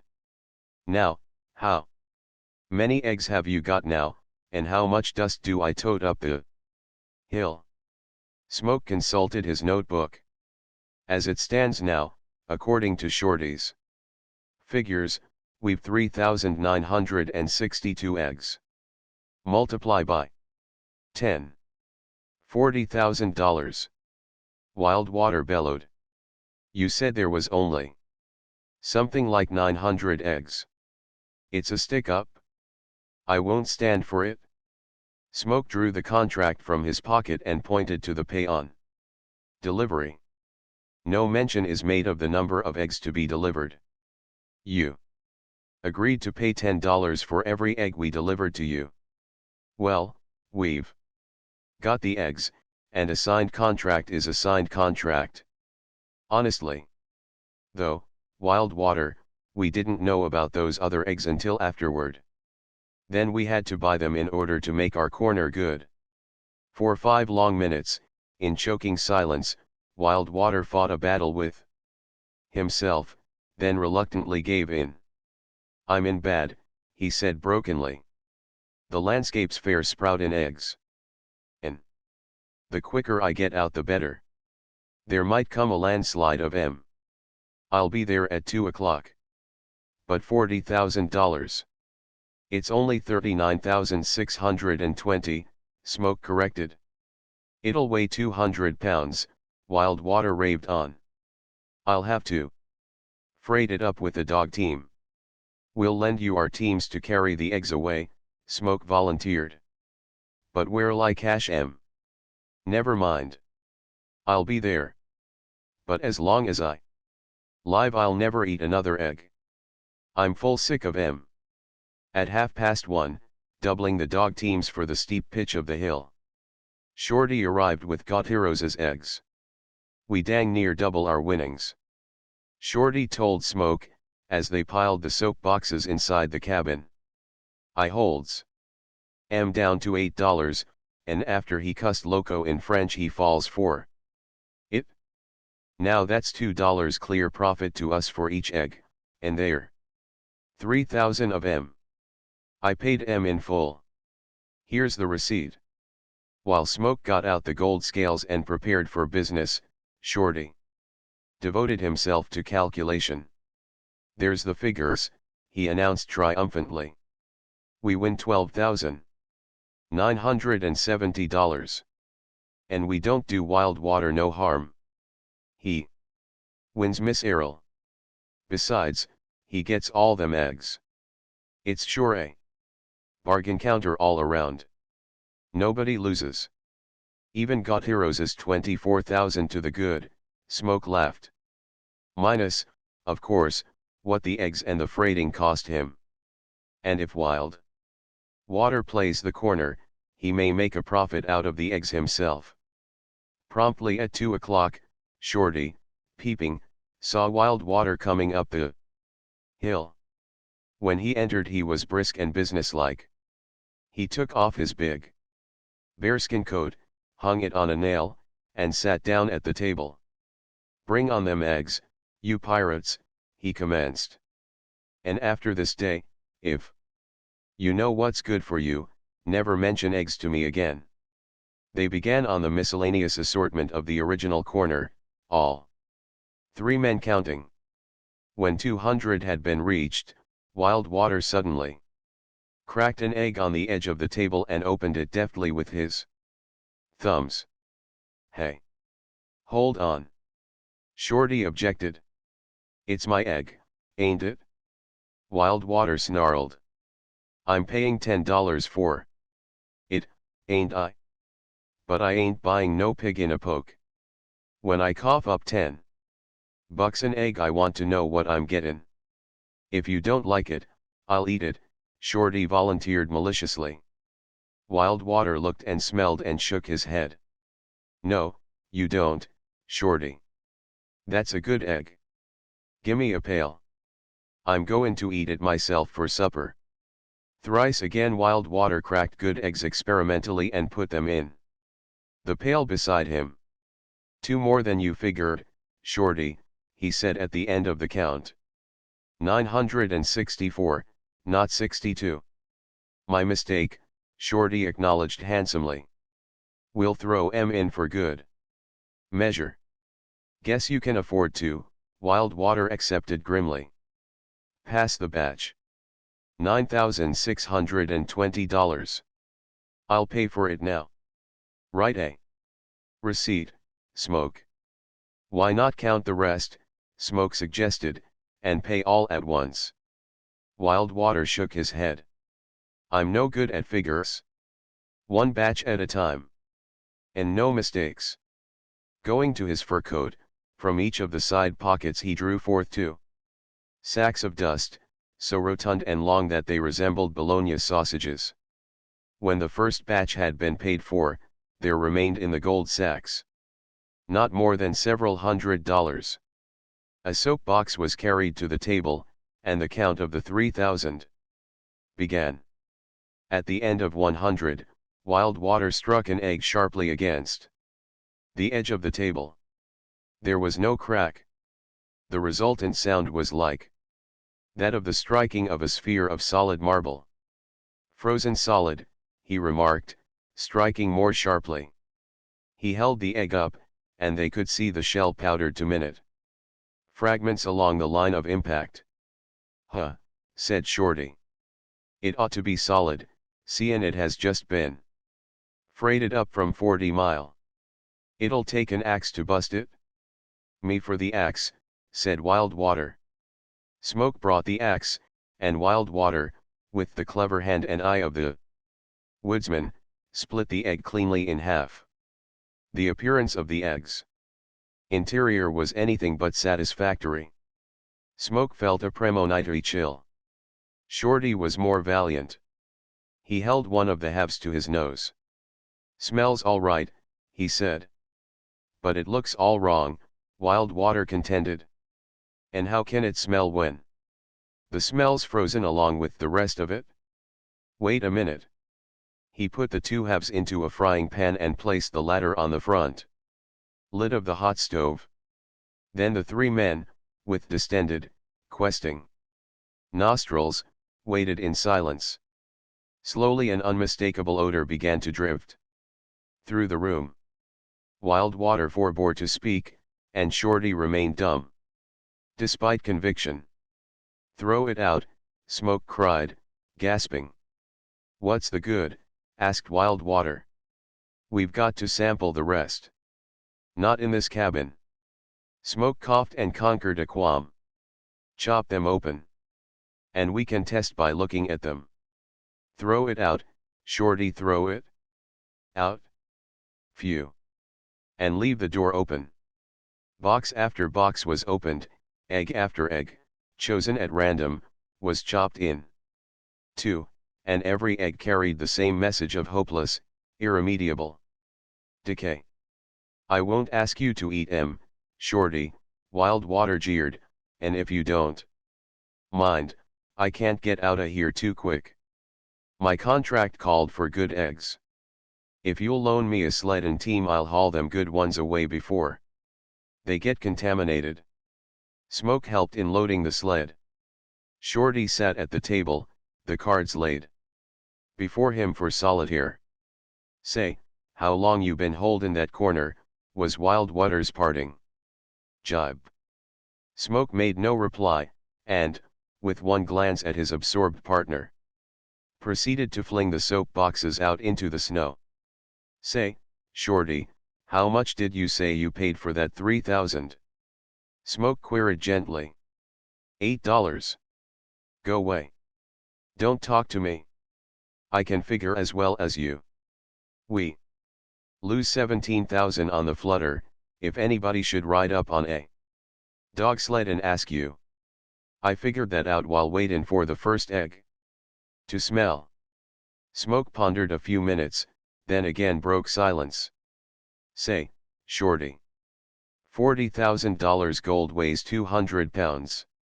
Wildwater borrowed our sled and team to haul away his eggs. He came up the hill without a sled. Those 2 sacks of dust in his coat pockets weighed about 20 pounds each. The understanding was cash on delivery. He brought enough dust to pay for the good eggs. He never expected to pay for those 3,000. He knew they were bad. Now how did he know they were bad? What do you make of it, anyway? Shorty gathered the cards, started to shuffle a new deal, then paused. Huh. That ain't nothin'. A child could answer it. We lose 17,000. Wildwater wins 17,000. Them eggs have got heroes. Was Wildwater's all the time. Anything else you're curious to know? Yes. Why in the name of common sense didn't you find out whether those eggs were good before you paid for them? Just as easy as the first question. Wildwater swung the bunco game timed 2 seconds. I hadn't no time to examine them eggs. I had to hustle to get 'em here for delivery. And now, Smoke, lemme ask you one civil question. What did you say was the party's name that put this egg corner idea into your head? Shorty had lost the 16th consecutive game of solitaire, and Smoke was casting about to begin the preparation of supper, when Colonel Bowie knocked at the door, handed Smoke a letter, and went on to his own cabin. Did you see his face? Shorty raved. He was almost bustin' to keep it straight. It's the big ha. For you and me, Smoke. We won't never dast show our faces again in Dawson. The letter was from Wildwater, and Smoke read it aloud. Dear Smoke and Shorty, I write to ask, with compliments of the season, your presence at a supper tonight at Slavovich's joint. Miss Errol will be there and so will Gatos. Him and me was partners down at Circle 5 years ago. He is all right and is going to be best man. About them eggs. They come into the country 4 years back. They was bad when they come in. They was bad when they left California. They always was bad. They stopped at Carluck one winter, and one winter at Nutlick, and last winter at 40 Mile, where they was sold for storage. And this winter I guess they stop at Dawson. Don't keep them in a hot room. Lucille says to say you and her and me has sure made some excitement for Dawson. And I say the drinks is on you, and that goes. Respectfully your friend. WW. Well? What have you got to say? Smoke queried. We accept the invitation, of course. I got one thing to say, Shorty answered. And that is Wildwater won't never suffer if he goes broke. He's a good actor, a gosh blamed good actor. And I got another thing to say, my figures is all wrong. Wildwater wins 17,000 all right, but he wins more and that. You and me has made him a present of every good egg in the Klondike 964 of them, 2 thrown in for good measure. And he was that ornery, mean cussed that he packed off the 3 opened ones in the pail. And I got a last thing to say. You and me is legitimate prospectors and practical gold miners. But when it comes to finance we're sure the fattest suckers that ever fell for the get-rich-quick bunco. After this it's you and me for the high rocks and tall timber, and if you ever mention eggs to me we dissolve partnership there and then. Get me? 11 The town site of Trolley. Smoke and Shorty encountered each other, going in opposite directions, at the corner where stood the Elkhorn Saloon. The former's face wore a pleased expression, and he was walking briskly. Shorty, on the other hand, was slouching along in a depressed and indeterminate fashion. "Whither away?" Smoke challenged gaily. "Danged if I know," came the disconsolate answer. "Wished I did. They ain't nothin' to take me anywheres. I've set 2 hours in the deadest game of draw, nothing excitin', no hands, and broke even. Played a rubber of cribbage with Skiff Mitchell for the drinks, and now I'm that languid for somethin' doin' that I'm perambulatin' the streets on the chance of seein' a dogfight, or a argument, or somethin'. I've got something better on hand," Smoke answered. "That's why I was looking for you. Come on along. Now." "Sure. Where to?" "Across the river to make a call on old Dwight Sanderson." "Never heard of him," Shorty said dejectedly. "And never heard of no one living across the river anyway. What's he want to live there for? Ain't he got no sense?" "He's got something to sell," Smoke laughed. "Dogs? A gold mine? Tobacco? Rubber boots?" Smoke shook his head to each question. "Come along on and find out. Because I'm going to buy it from him on a spec, and if you want you can come in half." "Don't tell me it's eggs!" Shorty cried, his face twisted into an expression of facetious and sarcastic alarm. "Come on along," Smoke told him. "And I'll give you 10 guesses while we're crossing the ice." They dipped down the high bank at the foot of the street and came out upon the ice-covered Yukon. 3/4 of a mile away, directly opposite the other bank of the stream uprose in precipitous bluffs hundreds of feet in height. Toward these bluffs, winding and twisting in and out among broken and upthrown blocks of ice, ran a slightly traveled trail. Shorty trudged at Smoke's heels, beguiling the time with guesses at what Dwight Sanderson had to sell. Reindeer? Copper mine or brickyard? That's one guess.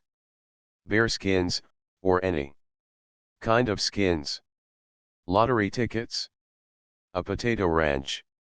Getting near it, Smoke encouraged. And better than that. 2 potato ranches? A cheese factory? A moss farm? That's not so bad, Shorty. It's not 1,000 miles away. A quarry? That's as near as the moss farm and the potato ranch. Hold on. Let me think. I got one guess comin'. 10 silent minutes passed. "Say, Smoke, I ain't goin' to use that last guess. When this thing you're buyin' sounds like a potato ranch, a moss farm, and a stone quarry, I quit. And I don't go in on the deal till I see it and size it up." "What is it?" "Well, you'll see the cards on the table soon enough. Kindly cast your eyes up there. Do you see the smoke from that cabin? That's where Dwight Sanderson lives. He's holding down a townsite location." "What else is he holding down?" "That's all," Smoke laughed. "Except rheumatism. I hear he's been suffering from it." "Say." Shorty's hand flashed out and with an abrupt shoulder grip brought his comrade to a halt. "You ain't telling me you're buyin' a townsite at this fallen off place? That's your 10th guess, and you win. Come on." "But wait a moment," Shorty pleaded. "Look at it, nothin' but bluffs and slides, all up and down. Where could the town stand?" "Search me." "Then you ain't buyin' it for a town." "But Dwight Sanderson's selling it for a town," Smoke baffled. Come on. We've got to climb this slide. The slide was steep, and a narrow trail zigzagged up it on a formidable Jacob's ladder. Shorty moaned and groaned over the sharp corners and the steep pitches. Think of a town site here. They ain't a flat space big enough for a postage stamp. And it's the wrong side of the river. All the freightin' goes the other way. Look at Dawson there. Room to spread for 40,000 more people. Say, Smoke. You're a meat eater. I know that. And I know you ain't buyin' it for a town. Then what in heaven's name are you buyin' it for? To sell, of course. But other folks ain't as crazy as old man Sanderson and you. Maybe not in the same way, Shorty. Now I'm going to take this town site, break it up in parcels, and sell it to a lot of sane people who live over in Dawson. Huh. All Dawson's still laughing at you and me and them eggs. You want to make 'em laugh some more, hey? I certainly do. But it's too danged expensive, Smoke. I helped you make 'em laugh on the eggs, and my share of the laugh cost me nearly $9,000. All right. You don't have to come in on this. The profits will be all mine, but you've got to help me just the same. Oh, I'll help all right. And they can laugh at me some more. But nary a ounce do I drop this time. What's old Sanderson holdin' it at? A couple of hundred. 10,000. I ought to get it for 5. Wished I was a minister, Shorty breathed fervently. What for? So I could preach the gosh dangdest, eloquentest sermon on a text you may have heard, to wit, a fool and his money. Come in, they heard Dwight Sanderson yell irritably, when they knocked at his door, and they entered to find him squatted by a stone fireplace and pounding coffee wrapped in a piece of flour sacking. What do ye want? He demanded harshly, emptying the pounded coffee into the coffee pot that stood on the coals near the front of the fireplace. To talk business, Smoke answered. You've a town site located here, I understand. What do you want for it? $10,000, came the answer. And now that I've told you, you can laugh, and get out. There's the door. Goodbye. But I don't want to laugh. I know plenty of funnier things to do than to climb up this cliff of yours. I want to buy your town site. You do, eh? Well, I'm glad to hear sense. Sanderson came over and sat down facing his visitors, his hands resting on the table and his eyes cocking apprehensively toward the coffee pot. I've told you my price, and I ain't ashamed to tell you again, 10,000. And you can laugh or buy, it's all one to me. To show his indifference he drummed with his knobby knuckles on the table and stared at the coffee pot. A minute later he began to hum a monotonous tra-la-loo, tra-la-lee, tra-la-lee, tra-la-loo. Now look here, Mr. Sanderson, said Smoke. This town site isn't worth 10,000. If it was worth that much it would be worth 100,000 just as easily. If it isn't worth 100,000 and you know it isn't, then it isn't worth 10 cents. Sanderson drummed with his knuckles and hummed, tra-la-loo, tra-la-lee, until the coffee pot boiled over. Settling it with a part cup of cold water, and placing it to one side of the warm hearth, he resumed his seat. How much will you offer? He asked of Smoke. 5,000. Shorty groaned. Again came an interval of drumming and of trallooing and trolleying. You ain't no fool, Sanderson announced to Smoke. You said if it wasn't worth 100,000 it wasn't worth 10 cents. Yet you offer 5,000 for it? Then it is worth 100,000. You can't make 20 cents out of it, Smoke replied heatedly.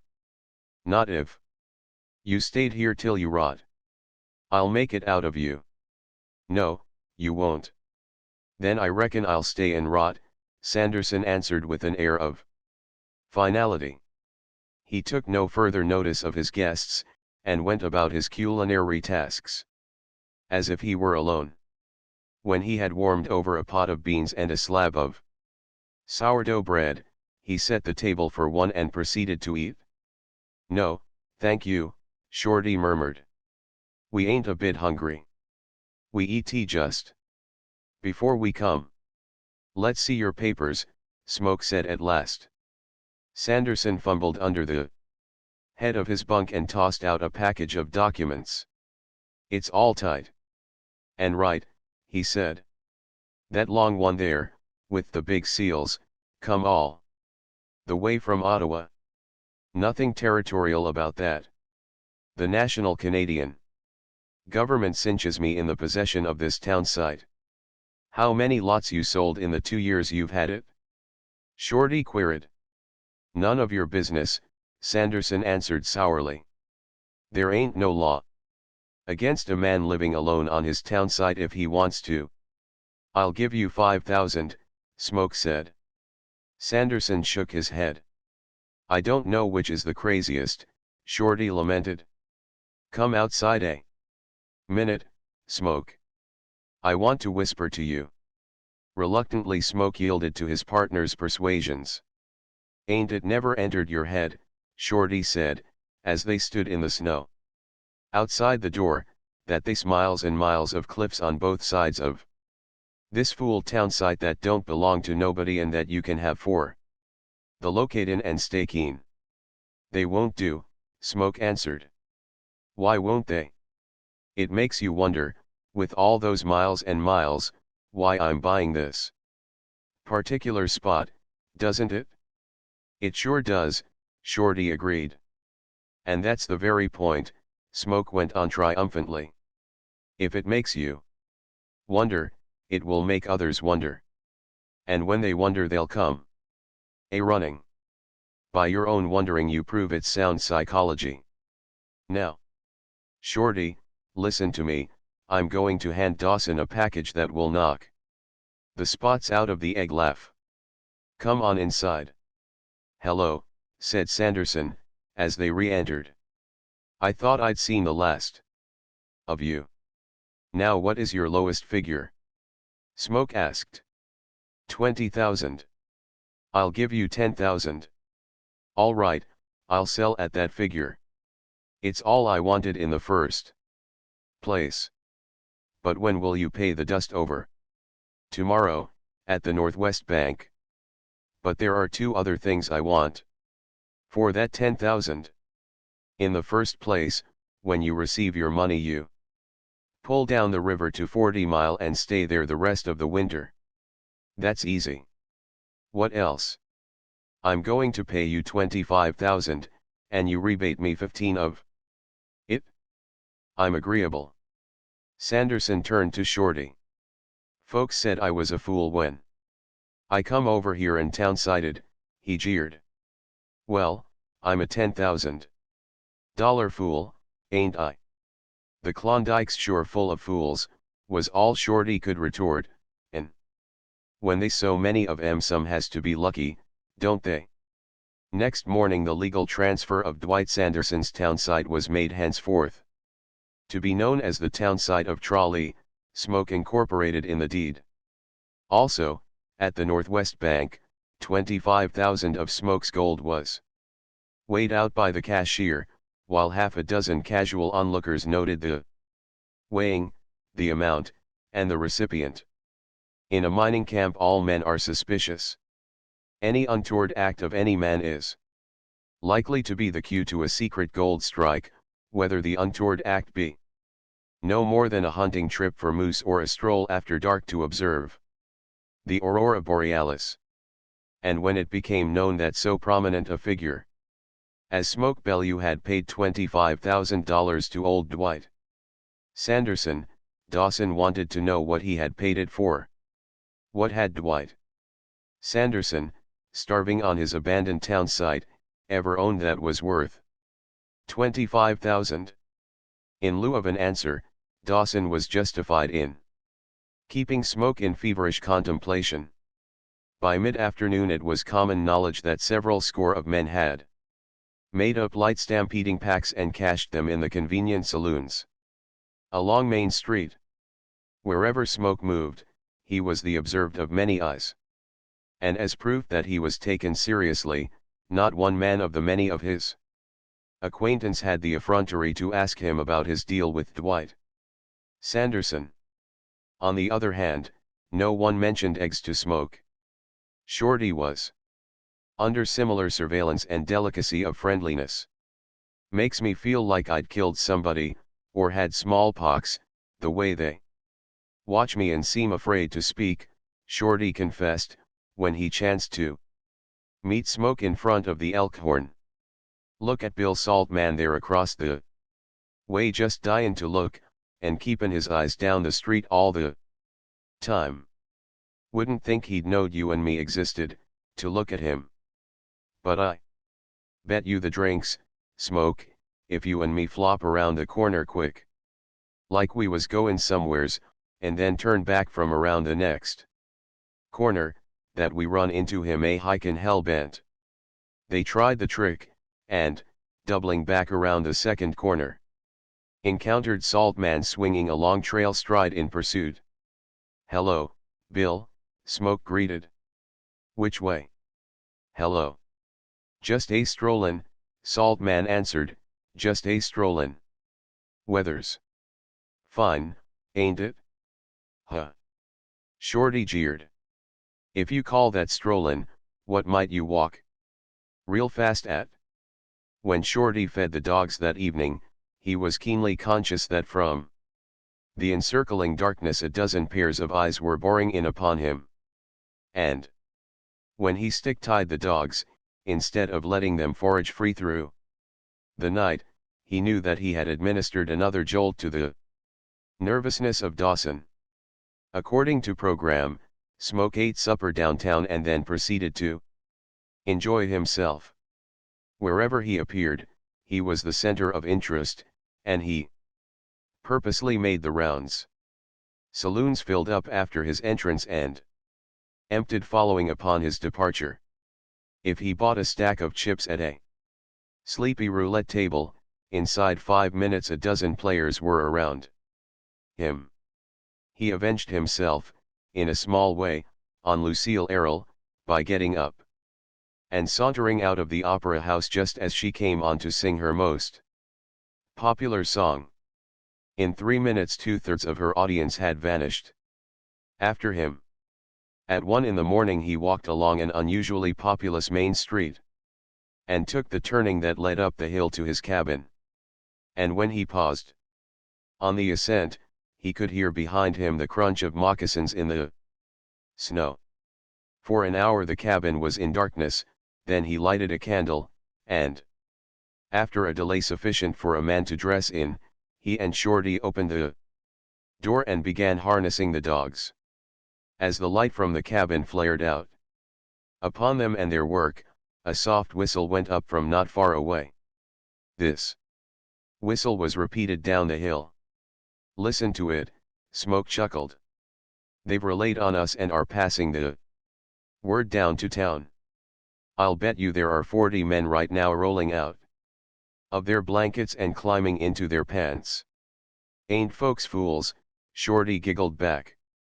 "Say, Smoke, they ain't nothin' in hard graft. A geezer that'd work his hands these days is a geezer. The world's sure bustin' full and dribblin' over the edges with fools a honin' to be separated from their dust. And before we start down the hill I want to announce, if you're still agreeable, that I come in half on this deal." The sled was lightly loaded with a sleeping and a grub outfit. A small coil of steel cable protruded inconspicuously from underneath the grub sack, while a crowbar lay half hidden along the bottom of the sled next to the lashings. Shorty fondled the cable with a swift passing mitten, and gave a last affectionate touch to the crowbar. "Huh," he whispered. "I'd sure do some Tall thinking myself if I seen them objects on a sled on a dark night.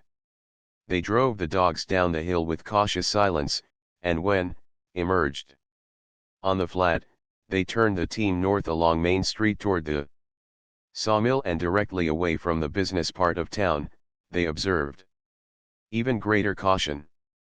They had seen no one, yet when this change of direction was initiated, out of the dim starlit darkness behind arose a whistle. Past the sawmill and the hospital, at lively speed, they went for a quarter of a mile. Then they turned about and headed back over the ground they had just covered. At the end of the first 100 yards they barely missed colliding with 5 men racing along at a quick dog trot. All were slightly stooped to the weight of stampeding packs. One of them stopped Smoke's lead dog, and the rest clustered around. "Seen a sled go in the other way?" was asked. "Nope," Smoke answered. "Is that you, Bill?" "Well, I'll be danged." Bill Saltman ejaculated in honest surprise. "If it ain't Smoke. What are you doing out this time of night?" Smoke inquired. "Strolling." Before Bill Saltman could make reply, 2 running men joined the group. These were followed by several more, while the crunch of feet on the snow heralded the imminent arrival of many others. "Who are your friends?" Smoke asked. "Where's the stampede?"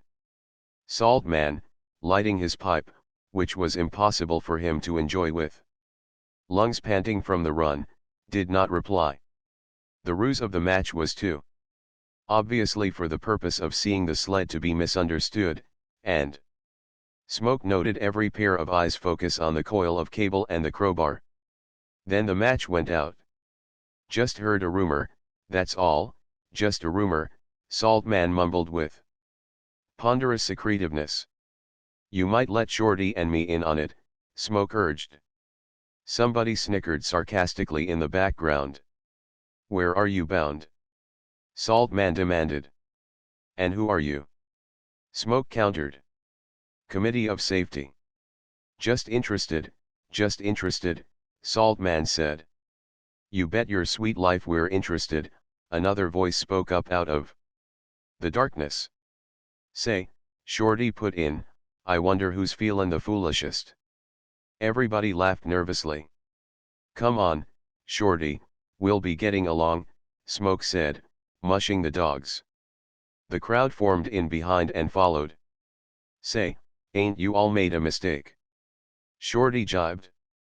"When we met you was goin', and now you're comin' without bane anywheres. Have you lost your tag?" "You go to the devil," was Saltman's courtesy. "We go and come just as we danged feel like. We don't travel with tags." And the sled, with Smoke in the lead and Shorty at the pole, went on down Main Street escorted by 60 men, each of whom, on his back, bore a stampeding pack. It was 3 in the morning, and only the all-night rounders saw the procession and were able to tell Dawson about it next day. Half an hour later, the hill was climbed and the dogs unharnessed at the cabin door, the 60 stampeders grimly attendant. "Good night, fellows," Smoke called, as he closed the door. In 5 minutes the candle was put out, but before half an hour had passed, Smoke and Shorty emerged softly, and without lights began harnessing the dogs. "Hello, Smoke," Saltman said, stepping near enough for them to see the loom of his form.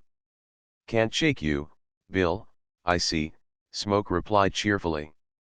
"Where are your friends?" "Gone to have a drink. They left me to keep an eye on you, and keep it I will." "What's in the wind anyway, Smoke? You can't shake us, so you might as well let us in. We're all your friends. You know that." "There are times when you can let your friends in," Smoke evaded, "and times when you can't. And, Bill, this is one of the times when we can't. You'd better go to bed." Good night. Ain't goin' to be no good night, Smoke. You don't know us. We're wood ticks. Smoke sighed. Well, Bill, if you will have your will, I guess you'll have to have it. Come on, Shorty, we can't fool around any longer. Saltman emitted a shrill whistle as the sled started, and swung in behind.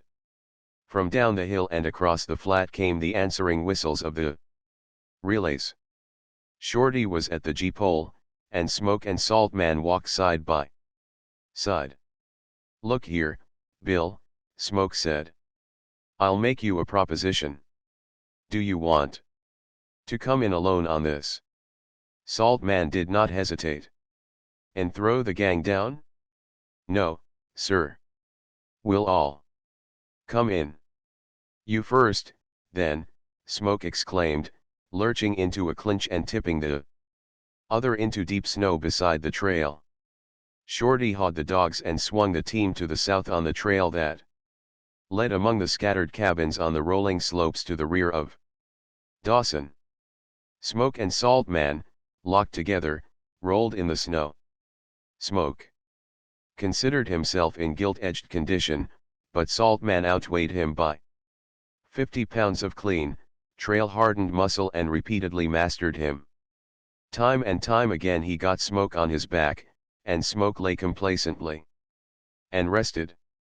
But each time Saltman attempted to get off him and get away, Smoke reached out a detaining, tripping hand that brought about a new clinch and wrestle. You can go some, Saltman acknowledged, panting at the end of 10 minutes, as he sat astride Smoke's chest. But I down you every time. And I hold you every time, Smoke panted back. That's what I'm here for. Just to hold you. Where do you think Shorty's getting to all this time? Saltman made a wild effort to go clear, and all but succeeded. Smoke gripped his ankle and threw him in a headlong tumble. From down the hill came anxious questioning whistles. Saltman sat up and whistled a shrill answer, and was grappled by Smoke, who rolled him face upward and sat astride his chest, his knees resting on Saltman's biceps, his hands on Saltman's shoulders and holding him down. And in this position the stampeders found them. Smoke laughed and got up. Well, good night, fellows, he said, and started down the hill, with 60 exasperated and grimly determined stampeders at his heels. He turned north past the sawmill and the hospital and took the river trail along the precipitous bluffs at the base of Moosehide Mountain. Circling the Indian village, he held on to the mouth of Moose Creek, then turned and faced his pursuers. You make me tired, he said, with a good imitation of a snarl. Hope we ain't a-forcin' you, Saltman murmured politely. Oh, no, not at all, Smoke snarled with an even better imitation, as he passed among them on the back trail to Dawson. Twice he attempted to cross the trailless ice jams of the river, still resolutely followed, and both times he gave up and returned to the Dawson shore. Straight down Main Street he trudged, crossing the ice of Klondike River to Klondike City and again retracing to Dawson. At 8 o'clock, as gray dawn began to show, he led his weary gang to Slavovich's restaurant, where tables were at a premium for breakfast. Good night, fellows, he said, as he paid his reckoning. And again he said good night, as he took the climb of the hill. In the clear light of day they did not follow him, contenting themselves with watching him up the hill to his cabin. For 2 days Smoke lingered about town, continually under vigilant espionage. Shorty, with the sled and dogs, had disappeared. Neither travelers up and down the Yukon, nor from Bonanza, El Dorado, nor the Klondike, had seen him. Remained only Smoke, who, soon or late, was certain to try to connect with his missing partner, and upon Smoke Everybody's attention was centered. On the second night he did not leave his cabin, putting out the lamp at 9 in the evening and setting the alarm for 2 next morning. The watch outside heard the alarm go off, so that when, half an hour later, he emerged from the cabin, he found waiting for him a band, not of 60 men, but of at least 300. A flaming aurora borealis lighted the scene, and, thus hugely escorted, he walked down to town and entered the Elkhorn. The place was immediately packed and jammed by an anxious and irritated multitude that bought drinks, and for 4 weary hours watched Smoke play cribbage with his old friend Breck.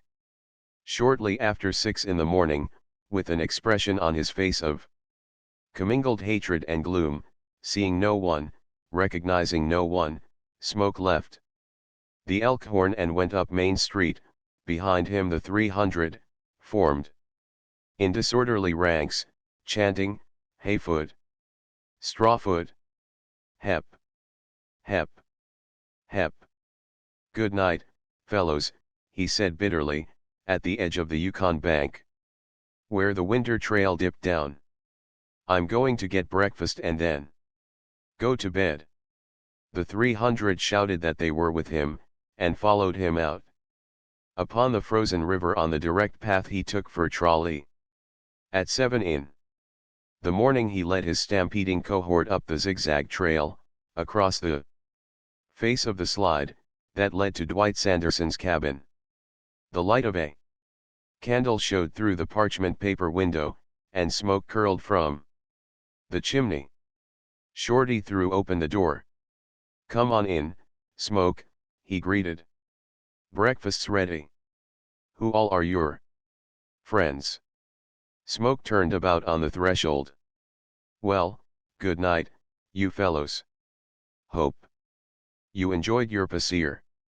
"Hold on a moment, Smoke," Bill Saltman cried, his voice keen with disappointment. "Want to talk with you a moment."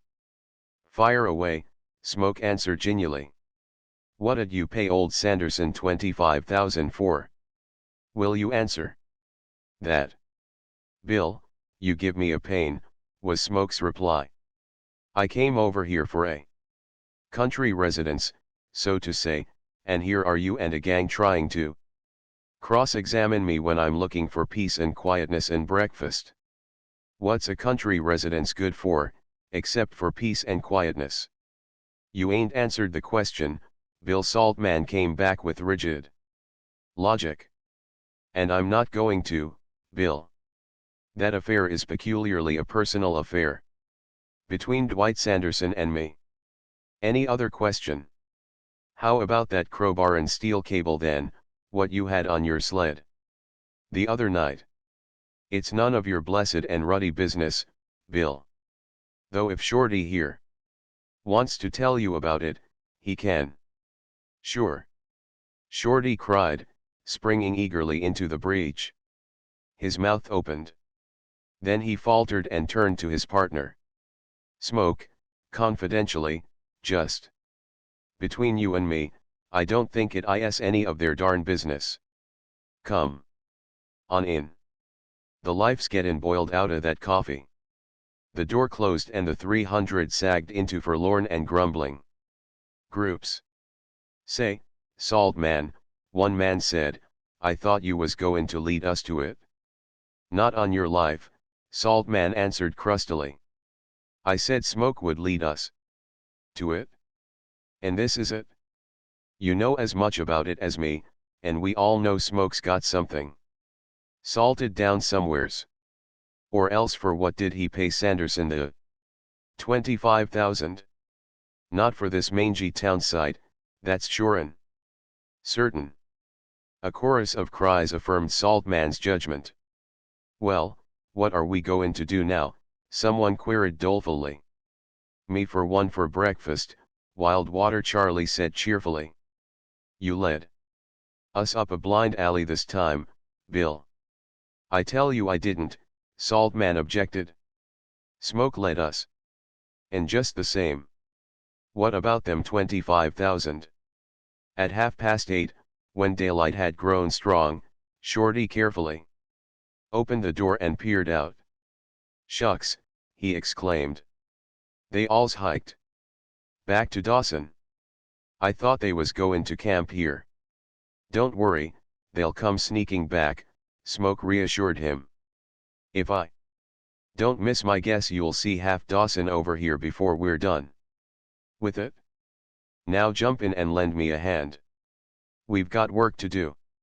"Ah, for heaven's sake put me on," Shorty complained, when, at the end of an hour, he surveyed the result of their toil, a windlass in the corner of the cabin, with an endless rope that ran around double log rollers.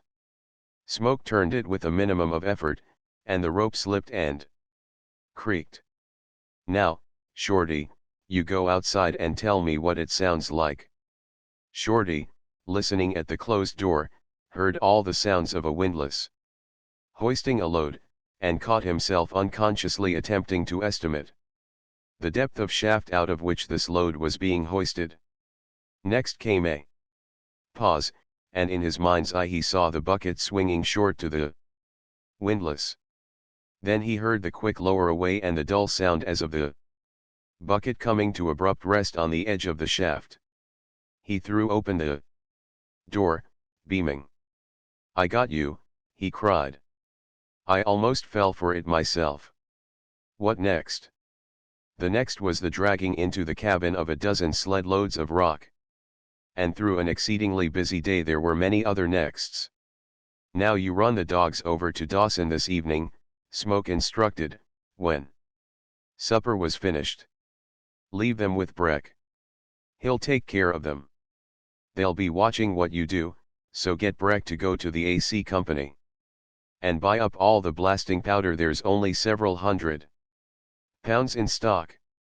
And have Breck order half a dozen hard rock drills from the blacksmith. Breck's a quartz man, and he'll give the blacksmith a rough idea of what he wants made. And give Breck these location descriptions, so that he can record them at the Gold Commissioners tomorrow. And finally, at 10 o'clock, you be on Main Street listening. Mind you, I don't want them to be too loud. Dawson must just hear them and no more than hear them. I'll let off 3, of different quantities, and you note which is more nearly the right thing." At 10 that night, Shorty, strolling down Main Street, aware of many curious eyes, his ears keyed tensely, heard a faint and distant explosion. 30 seconds later there was a second, sufficiently loud to attract the attention of others on the street. Then came a third, so violent that it rattled the windows and brought the inhabitants into the street. "Shook 'em up beautiful," Shorty proclaimed breathlessly, an hour afterward, when he arrived at the cabin on trolley. He gripped Smoke's hand. "You should a saw 'em. Ever kick over a ant hole? Dawson's just like that. Main Street was crawlin' and hummin' when I pulled my freight. You won't see trolley tomorrow for folks. And if they ain't some a sneakin' across right now, I don't know minin' nature, that's all." Smoke grinned, stepped to the fake windlass, and gave it a couple of creaking turns.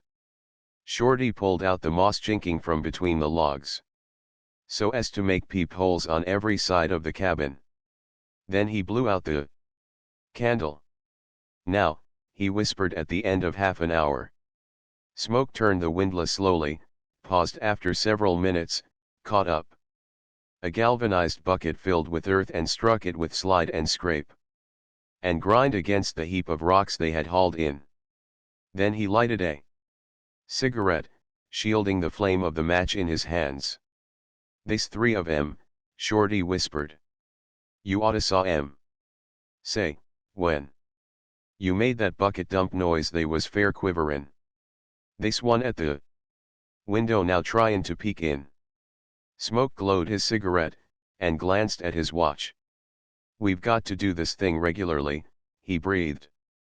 "We'll haul up a Bucket every 15 minutes.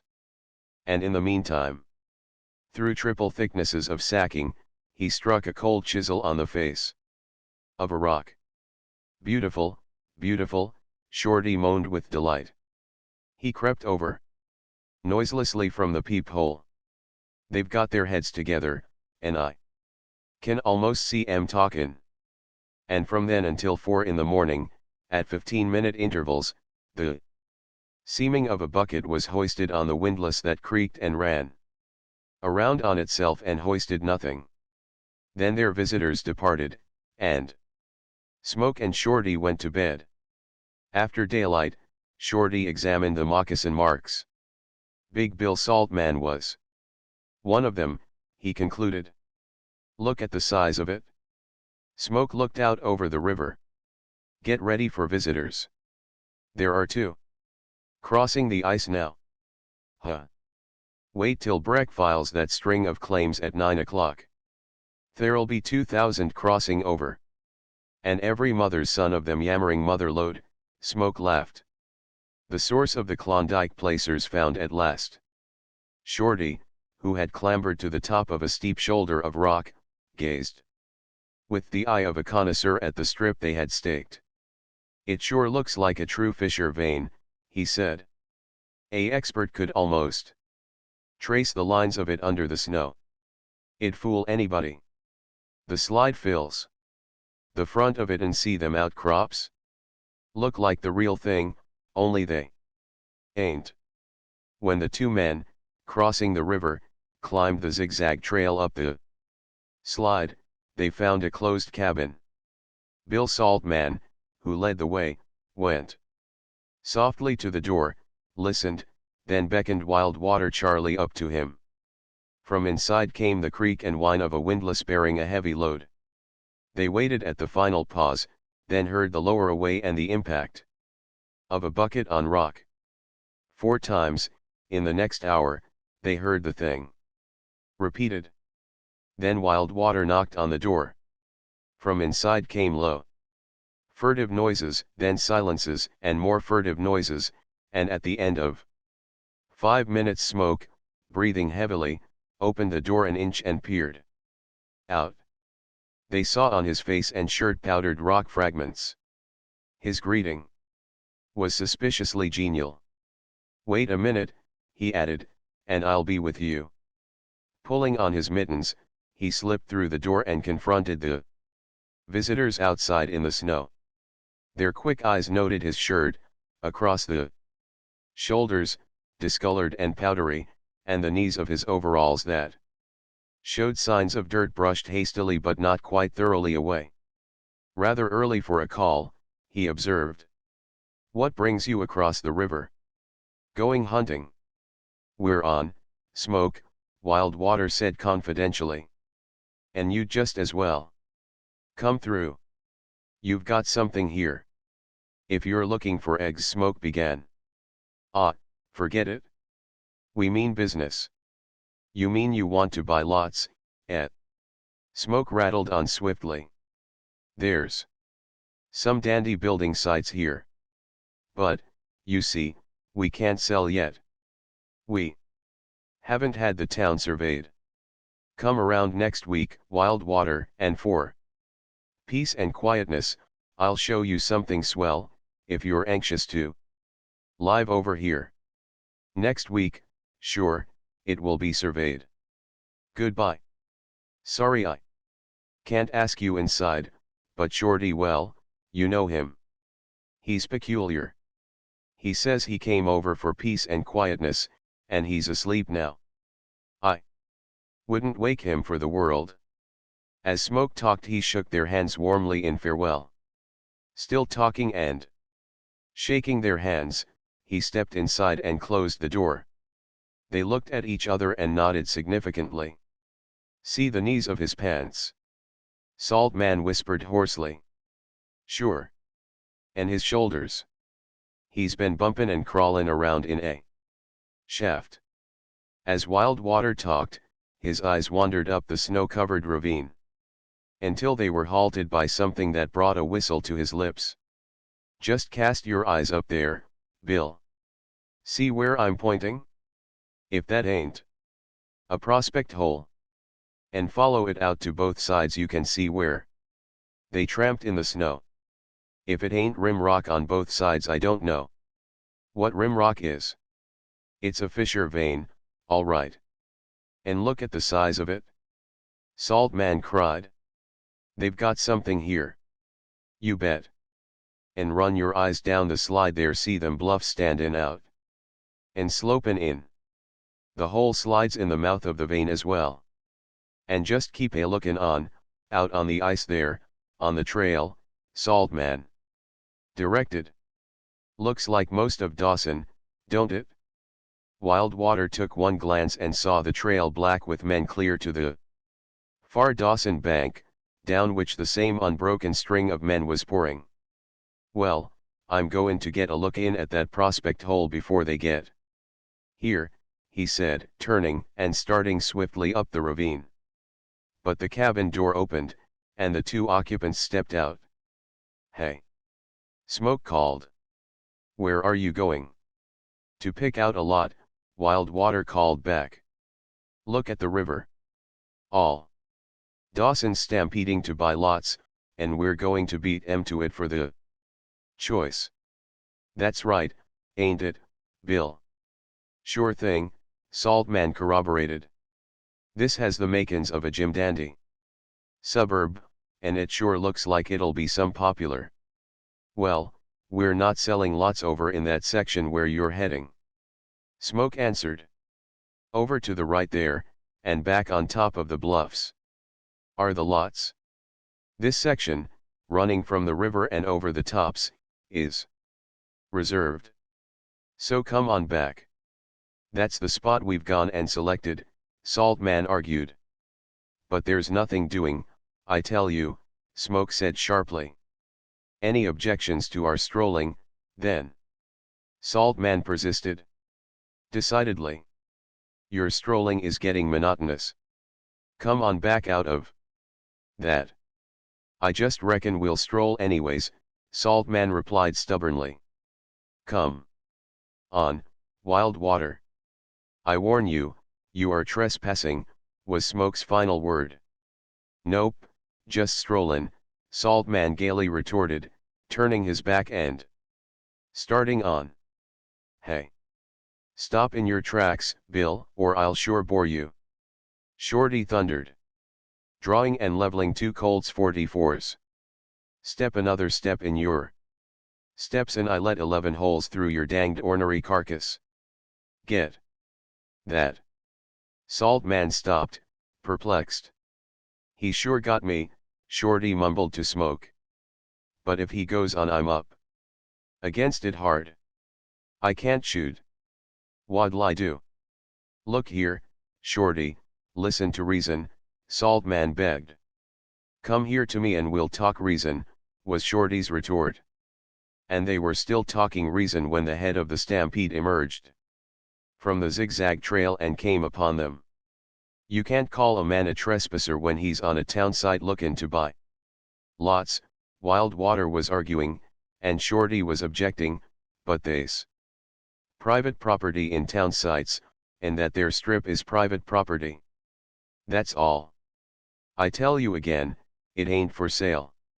Now we've got to swing this thing on the jump, Smoke muttered to Shorty. If they ever get out of hand. You've sure got your nerve, if you think you can hold them, Shorty muttered back. They's 2,000 of 'em and more a comin'. They'll break this line any minute.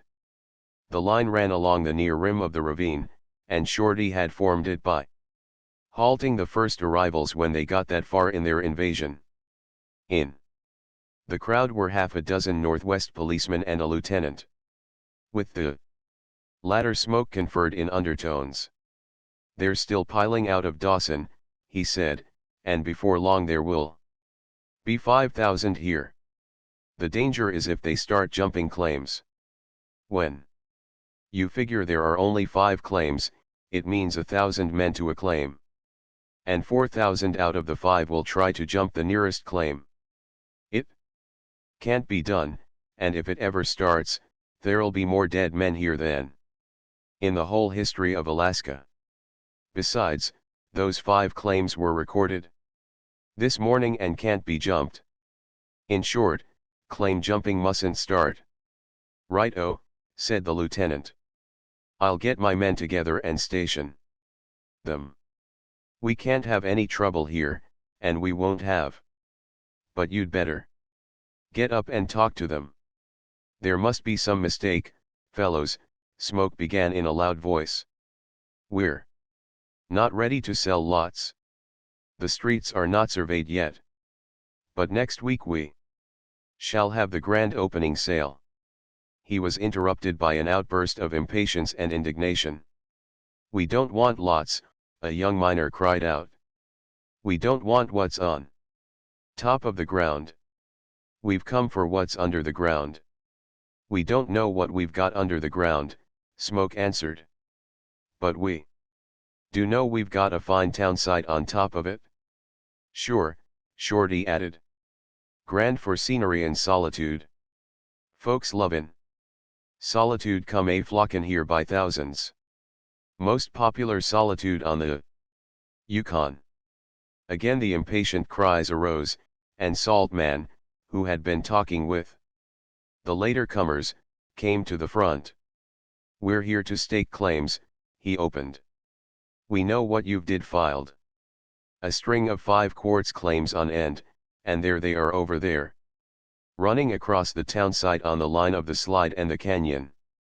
Only you misplayed. 2 of them entries is fake. Who is Seth Bierce? No one ever heard of him. You filed a claim this morning in his name. And you filed a claim in the name of Harry Maxwell. Now Harry Maxwell ain't in the country. He's down in Seattle. Went out last fall. Them 2 claims is open to relocation. Suppose I have his power of attorney? Smoke queried. You ain't, Saltman answered. And if you have, you got to show it. Anyway, here's where we relocate. Come on, fellows. Saltman, stepping across the deadline, had turned to encourage a following, when the police lieutenant's voice rang out and stopped the forward surge of the great mass. Hold on there. You can't do that, you know. Can't, said Bill Saltman. The law says a fake location can be relocated, don't it? That's right, Bill. Stay with it, the crowd cheered from the safe side of the line. It's the law, ain't it? Saltman demanded truculently of the lieutenant. It may be the law, came the steady answer. But I can't and won't allow a mob of 5,000 men to attempt to jump 2 claims. It would be a dangerous riot, and we're here to see there is no riot. Here, now, on this spot, the Northwest Police constitute the law. The next man who crosses that line will be shot. You, Bill Saltman, step back across it. Saltman obeyed reluctantly. But an ominous restlessness became apparent in the mass of men, irregularly packed and scattered as it was over a landscape that was mostly up and down. Heavens, the lieutenant whispered to Smoke. Look at them like flies on the edge of the cliff there.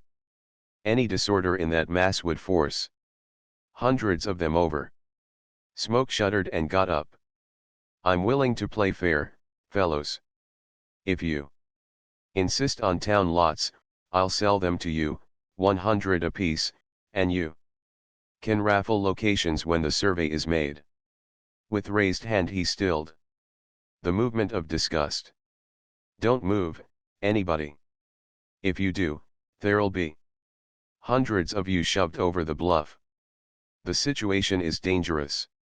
Just the same, you can't hog it, a voice went up. We don't want lots. We want to relocate. But there are only 2 disputed claims, Smoke argued. When they're relocated, where will the rest of you be? He mopped his forehead with his shirt sleeve, and another voice cried out. Let us all in, share and share alike. Nor did those who roared their approbation dream that the suggestion had been made by a man primed to make it when he saw smoke mop his forehead. Take your feet out of the trough and pool the townsite, the man went on. Pool the mineral rights with the townsite, too.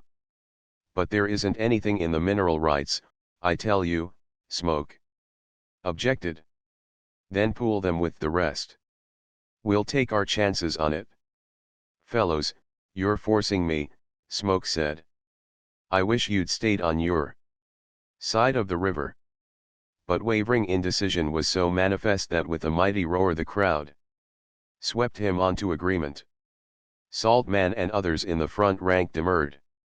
Bill Saltman, here, and Wild Water don't want you all in, Smoke informed the crowd.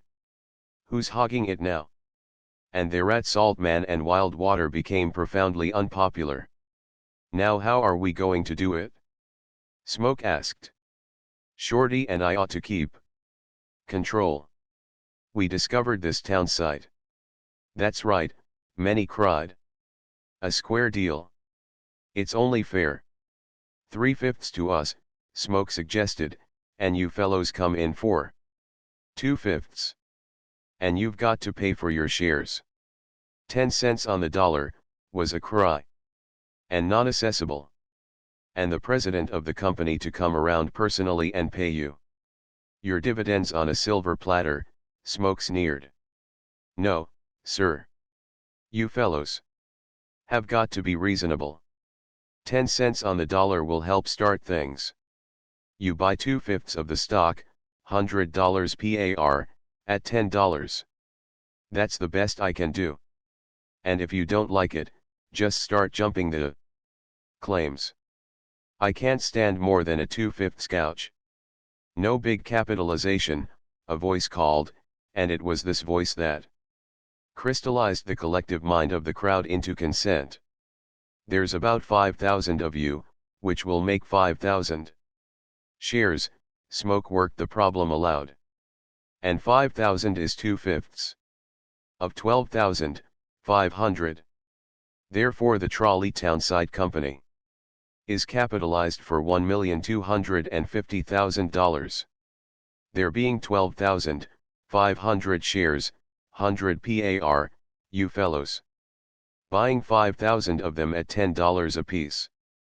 And I don't care a hoop whether you accept it or not. And I call you all to witness that you're forcing me against my will.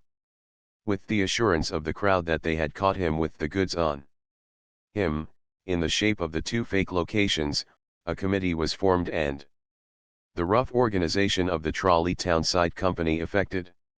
Scorning the proposal of delivering the shares next day in Dawson, and scorning it because of the objection that the portion of Dawson that had not engaged in the stampede would ring in for shares, the committee, by a fire on the ice at the foot of the slide, issued a receipt to each stampeder in return for $10 in dust duly weighed on 24 gold scales which were obtained from Dawson. By twilight the work was accomplished and Trolley was deserted, save for Smoke and Shorty, who ate supper in the cabin and chuckled at the list of shareholders, 4,874 strong, and at the gold sacks, which they knew contained approximately $48,740. But you ain't swung it yet, Shorty objected. He'll be here, Smoke asserted with conviction. He's a born gambler, and when Breck whispers the tip to him not even heart disease would stop him. Within the hour came a knock at the door, and Wild Water entered, followed by Bill Saltman. Their eyes swept the cabin eagerly, coming to rest on the windlass elaborately concealed by blankets. But suppose I did want to vote 1,200 shares, Wild Water was arguing half an hour later. With the other 5,000 sold today it'd make only 6,200 shares. That'd leave you and Shorty with 6,300. You'd still control But what do you want with all that of a town site? Shorty queried. You can answer that better and me, Wildwater replied.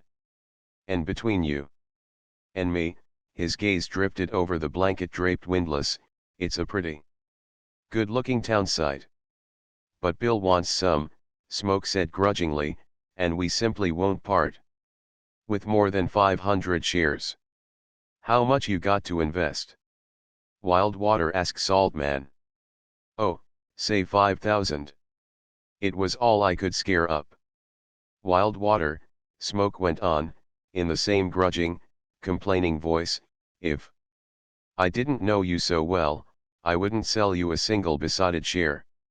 And, anyway, Shorty and I won't part with more than 500, and they'll cost you $50 apiece. That's the last word, and if you don't like it, good night. Bill can take 100 and you can have the other 400. Next day Dawson began its laugh. It started early in the morning, just after daylight, when Smoke went to the bulletin board outside the AC Company store and tacked up a notice. Men gathered and were reading and snickering over his shoulder ere he had driven the last tack. Soon the bulletin board was crowded by hundreds who could not get near enough to read. Then a reader was appointed by acclamation, and thereafter, throughout the day, many men were acclaimed to read in loud voice the notice Smoke Bellew had nailed up. And there were numbers of men who stood in the snow and heard it read several times in order to memorize the succulent items that appeared in the following order. The Trolley Townsite Company keeps its accounts on the wall. This is its first account and its last. Any shareholder who objects to donating $10 to the Dawson General Hospital may obtain his $10 on personal application to Wildwater Charlie, or, failing that, will absolutely obtain it on application to Smoke Bellew. Monies received and dispersed. From 48.74 shares at $10, $48,740.00. To Dwight Sanderson for Townsite of Trolley, $10,000.00. To incidental expenses, to wit, powder, drills, windlass, Gold Commissioner's Office, etc., $1,000.00. To Dawson General Hospital, $37,740.00. Total, $48,740.00. From Bill Saltman, for 100 shares privately. Purchased at $50, $5,000.00. From Wildwater Charlie, for 400 shares privately. Purchased at $50, $20,000.00. To Bill Saltman, in recognition of services as volunteer stampede promoter, $5,000.00. To Dawson General Hospital, $3,000.00. To Smoke Bellew and Jack Short, balance in full on egg deal and morally owing, $17,000.00. Total, $25,000.00. Shares remaining to account for 7,126. These shares, held by Smoke Bellew and Jack Short, value nil, may be obtained gratis, for the asking, by any and all residents of Dawson desiring change of domicile to the peace and solitude of the town of Trolley. Note, peace and solitude always and perpetually guaranteed in town of Trolley. Signed, Smoke Bellew, President. Signed, Jack Short, Secretary. 12 Wonder of Woman. Just the same, I notice you ain't tumbled over yourself to get married. Shorty remarked, continuing a conversation that had lapsed some few minutes before. Smoke, sitting on the edge of the sleeping robe and examining the feet of a dog he had rolled snarling on its back in the snow, did not answer. And Shorty, turning a steaming moccasin propped on a stick before the fire, Studied his partner's face keenly. Cock your eye up at that there aurora borealis, Shorty went on. Some frivolous, just like any shilly-shillyan, shirt-dancing woman. The best of them is frivolous, when they ain't foolish. And these cats, all of 'em, the littlest and the biggest, the nicest, and the otherwise. They're sure devo-urine lions and roarin' hyenas when they get on the trail of a man they've caught only to. Again the monologue languished. Smoke cuffed the dog when it attempted to snap his hand, and went on examining its bruised and bleeding pads. Huh, pursued Shorty. Mebbe I couldn't a married if I'd a mind to. And mebbe I wouldn't a been married without a mind to, if I hadn't hiked for tall timber. Smoke, do you want to know what saved me? I'll tell you. My wind. I just kept a runnin'. I'd like to see any skirt run me outta breath. Smoke released the animal and turned his own steaming, stick-propped moccasins. We've got to rest over tomorrow and make moccasins, he vouchsafed. That little crust is playing the devil with their feet. We oughta keep goin' somehow, Shorty objected. We ain't got grub enough to turn back with, and we gotta strike that run of caribou or them white Indians almighty soon or we'll be eatin' the dogs, sore feet and all. Now, who ever seen them white Indians anyway? Nothin' but hearsay. And how can a Indian be white? A black white man be as natural. Smoke, we just oughta travel tomorrow. The country's plumb dead of game. We ain't seen even a rabbit track in a week, you know that. And we gotta get out of this dead streak into somewhere that meets runnin'. They'll travel all the better with a day's rest for their feet and moccasins all around, Smoke counseled. If you get a chance at any low divide, take a peep over at the country beyond. We're likely to strike open rolling country any time now. That's what La Pearl told us to look for. Huh.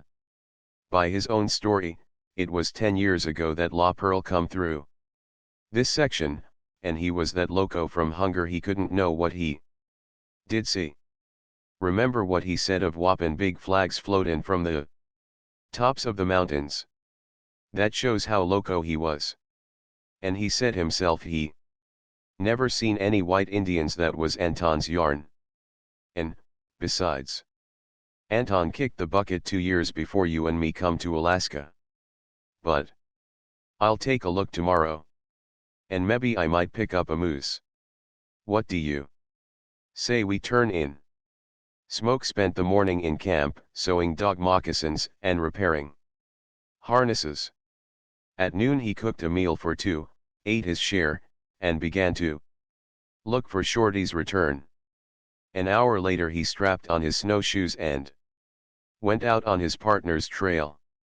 The way led up the bed of the stream, through a narrow gorge that widened suddenly into a moose pasture.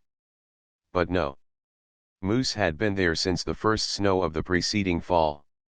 The tracks of Shorty's snowshoes crossed the pasture and went up the easy slope of a low divide. At the crest Smoke halted. The tracks continued down the other slope. The first spruce trees, in the creek bed, were a mile away, and it was evident that Shorty had passed through them and gone on. Smoke looked at his watch, remembered the oncoming darkness, the dogs, and the camp, and reluctantly decided against going farther. But before he retraced his steps he paused for a long look. All the eastern skyline was saw-toothed by the snowy backbone of the Rockies. The whole mountain system, range upon range, seemed to trend to the northwest, cutting athwart the course to the open country reported by La Pearl. The effect was as if the mountains conspired to thrust back the traveler toward the west and the Yukon. Smoke wondered how many men in the past, approaching as he had approached, had been turned aside by that forbidding aspect. La Pearl had not been turned aside, but, then, La Pearl had crossed over from the eastern slope of the Rockies. Until midnight Smoke maintained a huge fire for the guidance of Shorty. And in the morning, waiting with camp broken and dogs harnessed for the first break of light, Smoke took up the pursuit. In the narrow pass of the canyon, his lead dog pricked up its ears and whined. Then Smoke came upon the Indians, 6 of them, coming toward him. They were traveling light, without dogs, and on each man's back was the smallest of pack outfits. Surrounding Smoke, they immediately gave him several matters for surprise. That they were looking for him was clear. That they talked no Indian tongue of which he knew a word was also quickly made clear. They were not white Indians, though they were taller and heavier than the Indians of the Yukon Basin. 5 of them carried the old-fashioned, long-barreled Hudson Bay Company musket, and in the hands of the 6th was a Winchester rifle, which Smoke knew to be Shorty's. Nor did they waste time in making him a prisoner. Unarmed himself, Smoke could only submit. The contents of the sled were distributed among their own packs, and he was given a pack composed of his and Shorty's sleeping furs. The dogs were unharnessed, and when Smoke protested, one of the Indians, by signs, indicated a trail too rough for sled travel. Smoke bowed to the inevitable, cached the sled end on in the snow on the bank above the stream, and trudged on with his captors. Over the divide to the north they went, down to the spruce trees which Smoke had glimpsed the preceding afternoon. They followed the stream for a dozen miles, abandoning it when it trended to the west and heading directly eastward up a narrow tributary. The first night was spent in a camp which had been occupied for several days. Here was cached a quantity of dried salmon and a sort of pemmican, which the Indians added to their packs. From this camp a trail of many snowshoes led off Shorty's captors, was Smoke's conclusion, and before darkness fell he succeeded in making out the tracks Shorty's narrower snowshoes had left. On questioning the Indians by signs, they nodded affirmation and pointed to the north. Always, in the days that followed, they pointed north, and always the trail, turning and twisting through a jumble of upstanding peaks, trend north. Everywhere, in this bleak snow solitude, the way seemed barred, yet ever the trail curved and coiled, finding low divides and avoiding the higher and untraversable chains. The snowfall was deeper than in the lower valleys, and every step of the way was snowshoe work. Furthermore, Smoke's captors, all young men, traveled light and fast, and he could not forbear the prick of pride in the knowledge that he easily kept up with them. They were travel-hardened and trained to snowshoes from infancy. Yet such was his condition that the traverse bore no more of ordinary hardship to him than to them.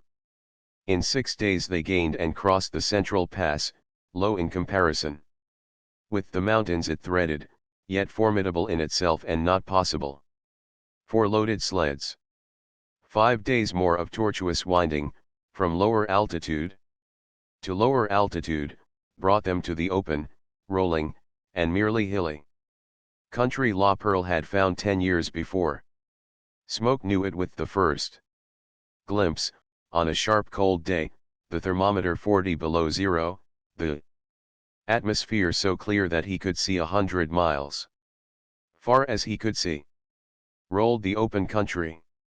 High in the east the Rockies still thrust their snowy ramparts heavenward. To the south and west extended the broken ranges of the projecting spur system they had crossed. And in this vast pocket lay the country La Pearl had traversed, snow-blanketed, but assuredly fat with game at some time in the year, and in the summer a smiling, forested, and flowered land. Before midday, traveling down a broad stream, past snow-buried willows and naked aspens, and across heavily timbered flats of spruce, they came upon the site of a large camp, recently abandoned. Glancing as he went by, Smoke estimated 400 or 500 fires, and guessed the population to be in the thousands.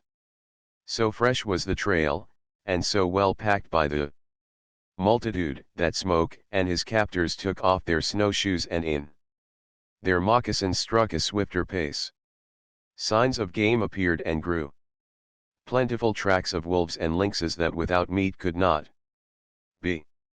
Once, one of the Indians cried out with satisfaction and pointed to a large area of open snow, littered with fang-polished skulls of caribou, trampled and disrupted as if an army had fought upon it. And Smoke knew that a big killing had been made by the hunters since the last snow flurry. In the long twilight no sign was manifested of making camp. They held steadily on through a deepening gloom that vanished under a sky of light great glittering stars half veiled by a greenish vapor of pulsing aurora borealis. His dogs first caught the noises of the camp, pricking their ears and whining in low eagerness. Then it came to the ears of the humans. A murmur, dim with distance, but not invested with the soothing grace that is common to distant murmurs. Instead, it was in a high, wild key, a beat of shrill sound broken by shriller sounds, the long wolf howling of many wolf dogs, a screaming of unrest and pain, mournful with hopelessness and rebellion. Smoke swung back the crystal of his watch, and by the feel of fingertips on the naked hands made out 11 o'clock. The men about him quickened. The legs that had lifted through a dozen strenuous hours lifted in a still swifter pace that was half a run and mostly a running jog. Through a dark spruce flat they burst upon an abrupt glare of light from many fires and upon an abrupt increase of sound. The great camp lay before them, and as they entered and threaded the irregular runways of the hunting camp, a vast tumult, as in a wave, rose to meet them and rolled on. With them cries, greetings, questions and answers, jests and jests. Thrust back again, the snapping snarl of wolf dogs rushing in fury. Projectiles of wrath upon Smoke's stranger dogs, the scolding of squaws. Laughter, the whimpering of children and wailing of infants, the moans of the sick aroused afresh to pain, all the pandemonium of a camp of nerveless, primitive wilderness folk. Striking with clubs and the butts of guns, Smoke's party drove back the attacking dogs, while his own dogs, snapping and snarling, awed by so many enemies, shrank in among the legs of their human protectors, and bristled along stiff-legged in menacing prance. They halted in the trampled snow by an open fire, where Shorty and two young Indians, squatted on their hams, were broiling strips of caribou meat. 3 other young Indians, lying in furs on a mat of spruce boughs, sat up. Shorty looked across the fire at his partner, but with a sternly impassive face, like those of his companions, made no sign and went on broiling the meat. "What's the matter?" Smoke demanded, half in irritation. "Lost your speech?" The old familiar grin twisted on Shorty's face. "Nope," he answered. "I'm a Indian. I'm learnin' not to show surprise." "When did they catch you?" "Next day after you left." Shorty said, the light of whimsy dancing in his eyes. "Well, I'm doin' fine, thank you most to death. This is the bachelor's camp." He waved his hand to embrace its magnificence, which consisted of a fire, beds of spruce boughs laid on top of the snow, flies of caribou skin, and windshields of twisted spruce and willow withes. "And these are the bachelors." This time his hand indicated the young men, and he spat a few spoken gutturals in their own language that brought the white flash of acknowledgement from eyes and teeth. "They're glad to meet you," Smoke said. "Down and dry your moccasins, and I'll cook up some grub. I'm getting the hang of the lingo pretty well, ain't I? You'll have to come to it, for it looks as if we'll be with these folks a long time. This another white man here. Got caught 6 years ago. He's a Irishman they picked up over Great Slave Lake way. Danny McCann is what he goes by. He's settled down with a squaw. Got 2 kids already, but he'll skin out if ever the chance opens up. See that low fire over there to the right? That's his camp." Apparently this was Smoke's appointed domicile, for his captors left him and his dogs, and went on deeper into the big camp. While he attended to his footgear and devoured strips of hot meat, Shorty cooked and talked. "This is a sure peach of a pickle, Smoke, you listen to me. And we got to go some to get out. These is the real, blowed in the glass, wild Indians. They ain't white, but their chief is. He talks like a mouthful of hot mush, and if he ain't full-blood Scotch they ain't no such thing as Scotch in the world.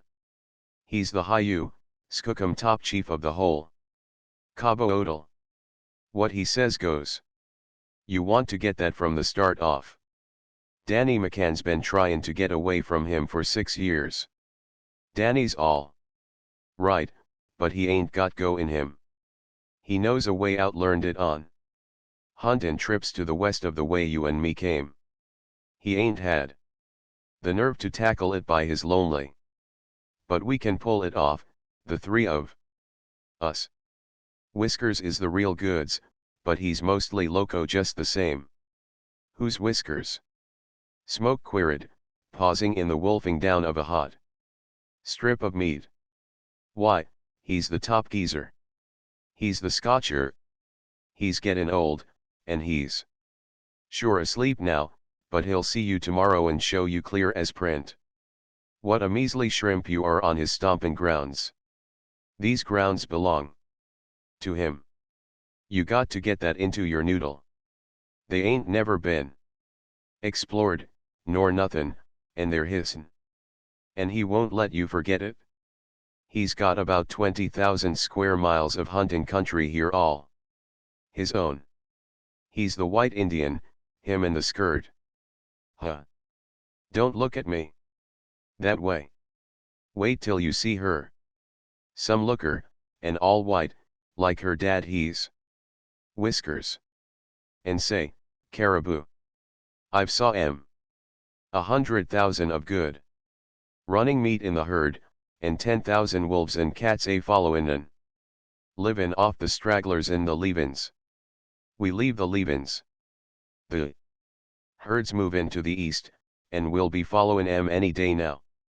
We eat our dogs, and what we don't eat we smoke and cure for the spring before the salmon run gets its sting in.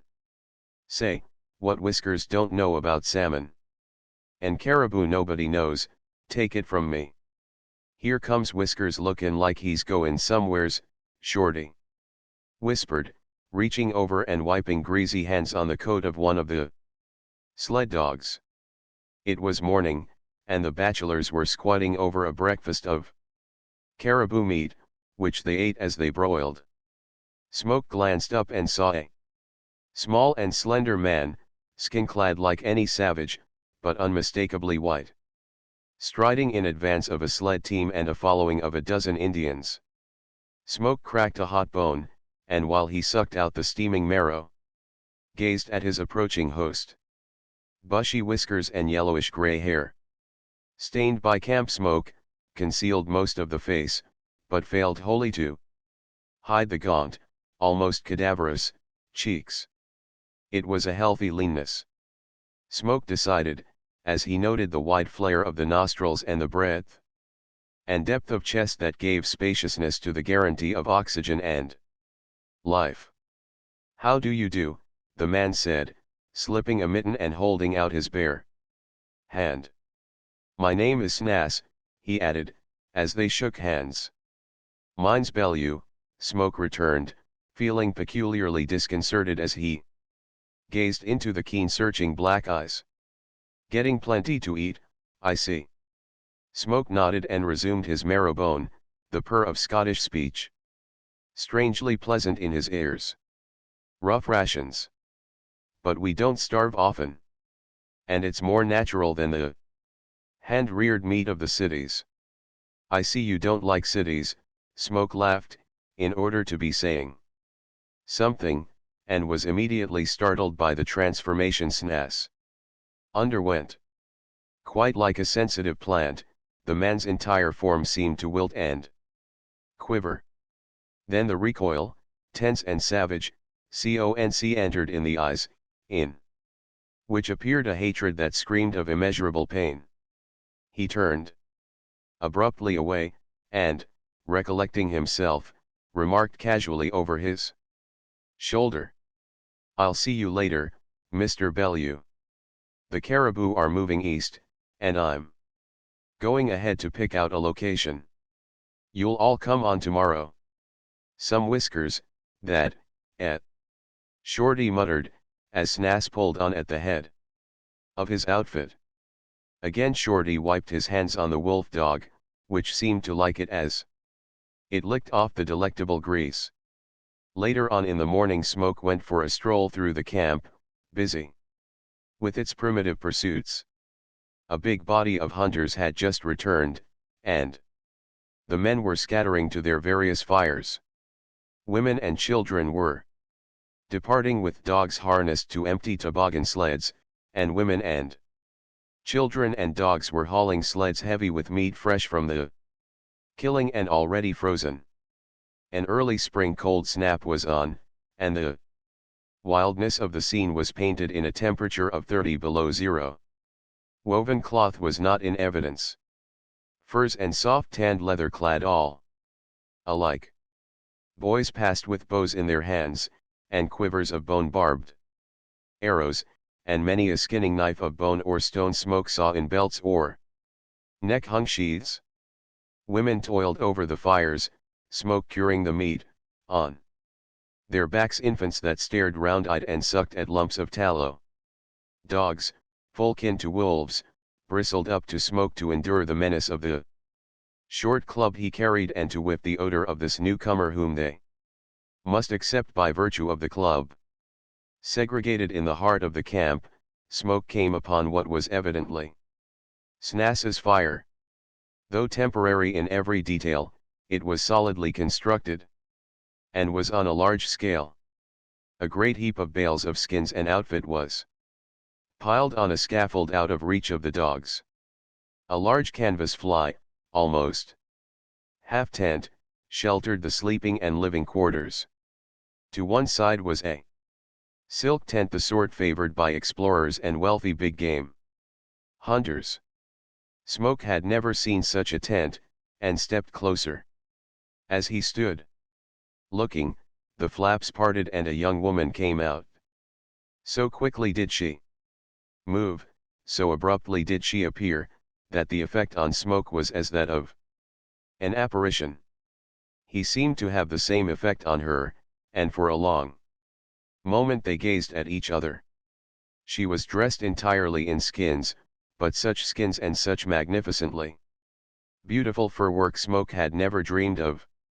Her parka, the hood thrown back, was of some strange fur of palest silver. The mukluks, with walrus hide solace, were composed of the silver-padded feet of many lynxes.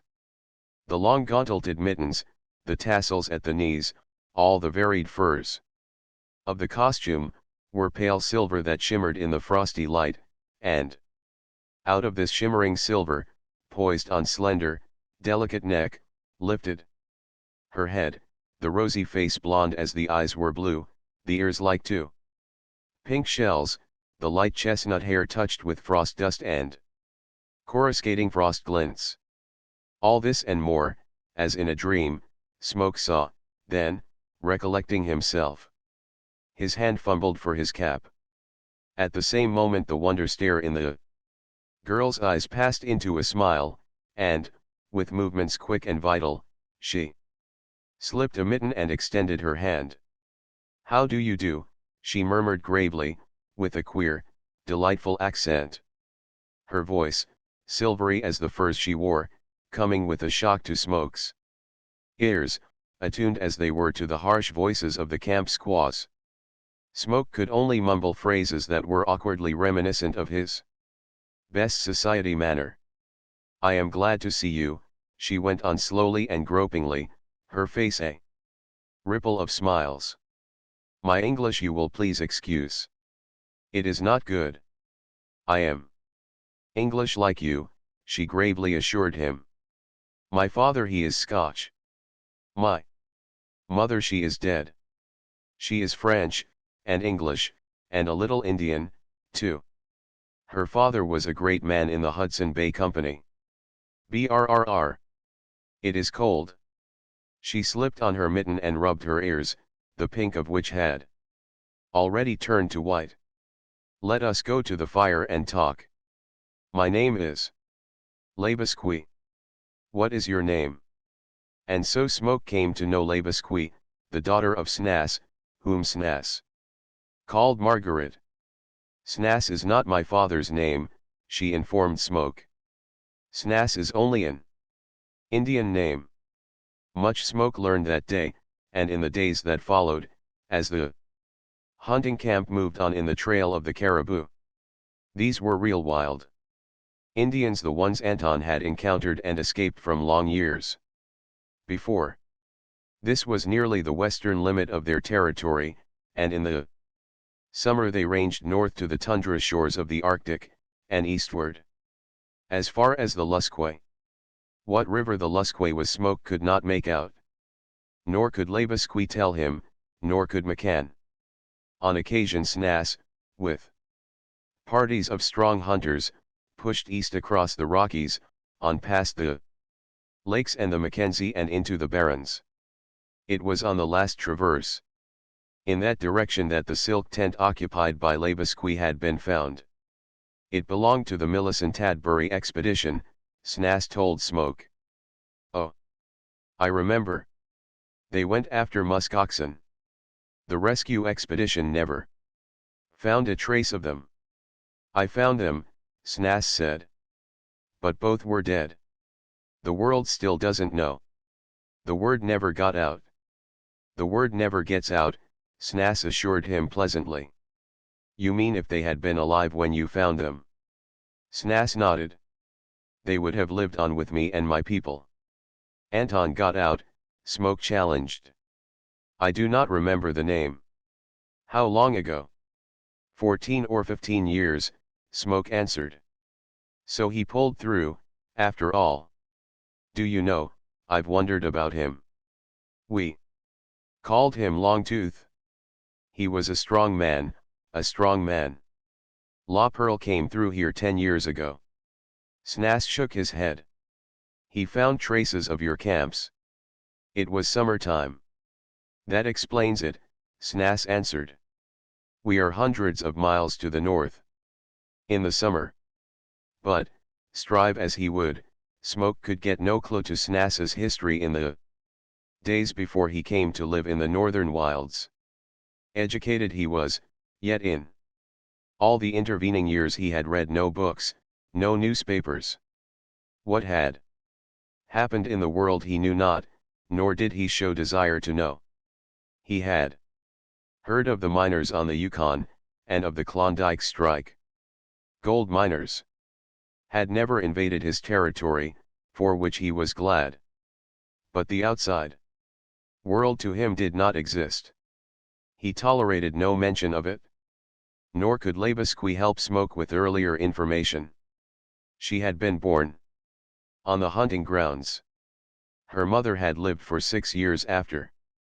Her mother had been very beautiful, the only white woman Labasqui had ever seen. She said this wistfully, and wistfully, in 1,000 ways, she showed that she knew of the great outside world on which her father had closed the door. But this knowledge was secret. She had early learned that. Mention of it threw her father into a rage. Anton had told a squaw of her mother, and that her mother had been a daughter of a high official in the Hudson Bay Company. Later, the squaw had told Labasque. But her mother's name she had never learned. As a source of information, Danny McKen was impossible.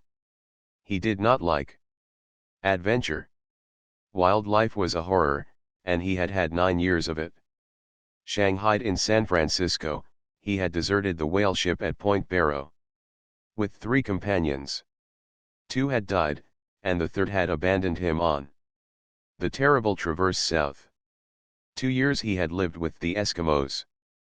Before raising the courage to attempt the South Traverse, and then, within several days of a Hudson Bay Company post, he had been gathered in by a party of SNAS's young men. He was a small, stupid man, afflicted with sore eyes, and all he dreamed or could talk about was getting back to his beloved San Francisco and his blissful trade of bricklaying. "You're the first intelligent man we've had," SNAS complimented Smoke one night by the fire. "Except old Four Eyes. The Indians named him so. He wore glasses and was short-sighted. He was a professor of zoology." Smoke noted the correctness of the pronunciation of the word. "He died a year ago. My young men picked him up straight from an expedition on the upper Porcupine. He was intelligent, yes, but he was also a fool. That was his weakness straying. He knew geology, though, and working in metals. Over on the Lusque, where there's coal, we have several creditable hand forges he made. He repaired our guns and taught the young men how. He died last year, and we really missed him. Strayed, that's how it happened. Froze to death within a mile of camp. It was on the same night that SNAS said to Smoke, 'You'd better pick out a wife and have a fire of your own. You will be more comfortable than with those young bucks. The maiden's fires, a sort of feast of the virgins, you know, are not lighted until full summer and the salmon, but I can give orders earlier if you say the word.' Smoke laughed and shook his head. Remember, SNAS concluded quietly, Anton is the only one that ever got away. He was lucky, unusually lucky. Her father had a will of iron, Labasque told Smoke. Four Eyes used to call him the frozen pirate, whatever that means, the tyrant of the frost, the cave bear, the beast primitive, the king of the caribou, the bearded pard, and lots of such things. Four Eyes loved words like these. He taught me most of my English. He was always making fun. You could never tell. He called me his cheetah chum after times when I was angry. What is cheetah? He always teased me with it." She chattered on with all the eager naivete of a child, which Smoke found hard to reconcile with the full womanhood of her form and face. Yes, her father was very firm. Everybody feared him. He was terrible when angry. There were the porcupines. It was through them, and through the Lusquas, that SNAS traded his skins at the posts and got his supplies of ammunition and tobacco. He was always fair, but the chief of the porcupines began to cheat.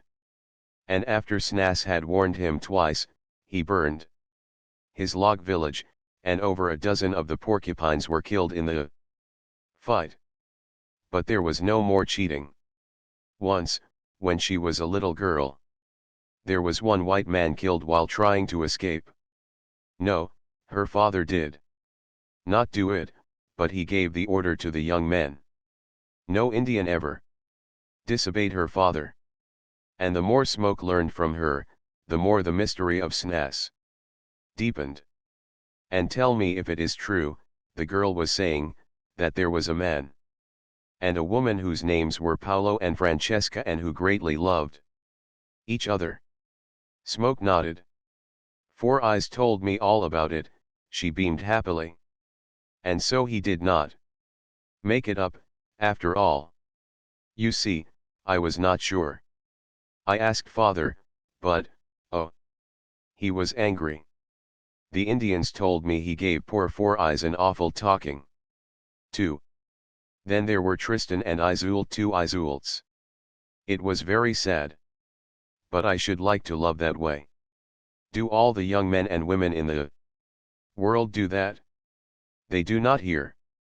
They just get married. They do not seem to have time. I am English, and I will never marry an Indian, would you? That is why I have not lighted my maiden's fire. Some of the young men are bothering father to make me do it. Labash is one of them. He is a great hunter. And Makhook comes around singing songs. He is funny. Tonight, if you come by my tent after dark, you will hear him singing out in the cold. But father says I can do as I please, and so I shall not light my fire. You see, when a girl makes up her mind to get married, that is the way she lets young men know. Four Eyes always said it was a fine custom. But I noticed he never took a wife. Maybe he was too old. He did not have much hair, but I do not think he was really very old. And how do you know when you are in love, like Paolo and Francesca, I mean? Smoke was disconcerted by the clear gaze of her blue eyes. Why, they say, he stammered, those who are in love say it, that love is dearer than life. When one finds out that he or she likes somebody better than everybody else in the world, why, then, they know they are in love. That's the way it goes, but it's awfully hard to explain. You just know it, that's all. She looked off across the camp smoke, sighed, and resumed work on the fur mitten she was sewing. Well, she announced with finality, I shall never get married anyway. Once we hit out we'll sure have some tall runnin', Shorty said dismally. The place is a big trap, Smoke agreed.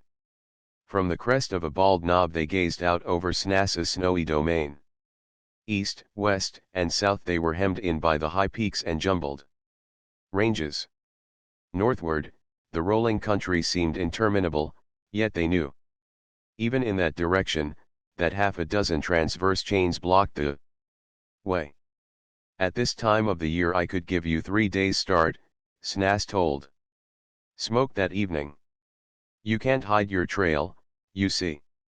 Anton got away when the snow was gone. My young men can travel as fast as the best white man, and, besides, you would be breaking trail for them. And when the snow is off the ground, I'll see to it that you don't get the chance Anton had. It's a good life. And soon the world fades. I have never quite got over the surprise of finding how easy it is to get along without the world. What's eaten me is Danny McCann, Shorty confided to Smoke. He's a weak brother on any trail. But he swears he knows the way out to the westward. And so we got to put up with him, Smoke, or you sure get yours. We're all in the same boat, Smoke answered. Not on your life. It's a comin' to you straight down the pike. What is? You ain't heard the news? Smoke shook his head. The bachelors told me. They just got the word. Tonight it comes off. Though it's months ahead of the calendar. Smoke shrugged his shoulders. Ain't interested in hearin'. Shorty teased. I'm waiting to hear. Well, Danny's wife just told the bachelors, Shorty paused impressively. And the bachelors told me, of course, that the maiden's fires is due to be lighted tonight. That's all. Now how do you like it? I don't get your drift, Shorty. Don't, eh? Why, it's plain open and shut.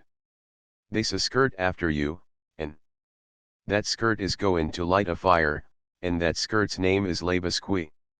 Oh, I been watchin' her watch you when you ain't lookin'. She ain't. Never lighted her fire. Said she wouldn't marry a Indian. And now, when she lights her fire, it's a cinch it's my poor old friend Smoke. It sounds like a syllogism, Smoke said, with a sinking heart reviewing Labasqui's actions of the past several days. Cinch is shorter to pronounce, Shorty returned. And that's always the way. Just as we're workin' up our getaway, along comes a skirt to complicate everything. We ain't got no luck. Hey. Listen to that, Smoke. 3 ancient squaws had halted midway between the bachelor's camp and the camp of McCann, and the oldest was declaiming in shrill falsetto. Smoke recognized the names, but not all the words, and Shorty translated with melancholy glee. Labasqui, the daughter of Snas, the Rainmaker, the great chief, lights her first maiden's fire tonight. Maka, the daughter of Owitz, the Wolf Runner.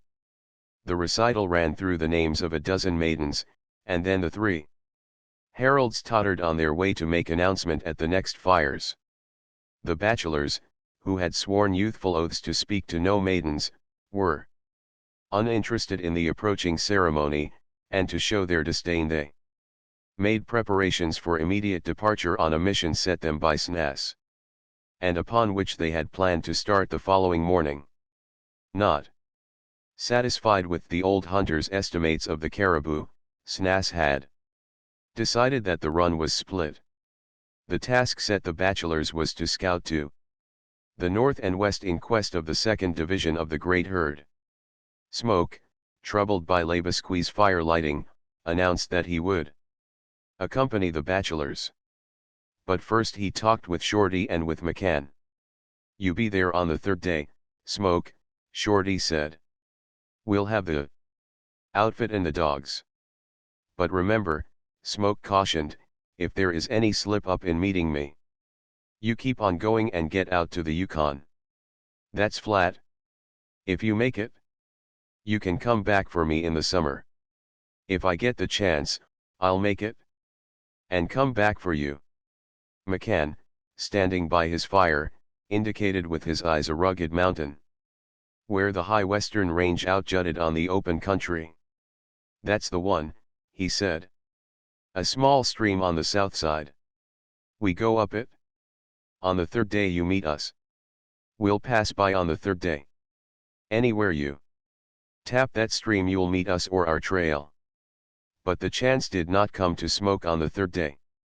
The bachelors had changed the direction of their scout, and while Shorty and McCann plodded up the stream with their dogs, Smoke and the bachelors were 60 miles to the northeast, picking up the trail of the second caribou herd. Several days later, through a dim twilight of falling snow, they came back to the big camp.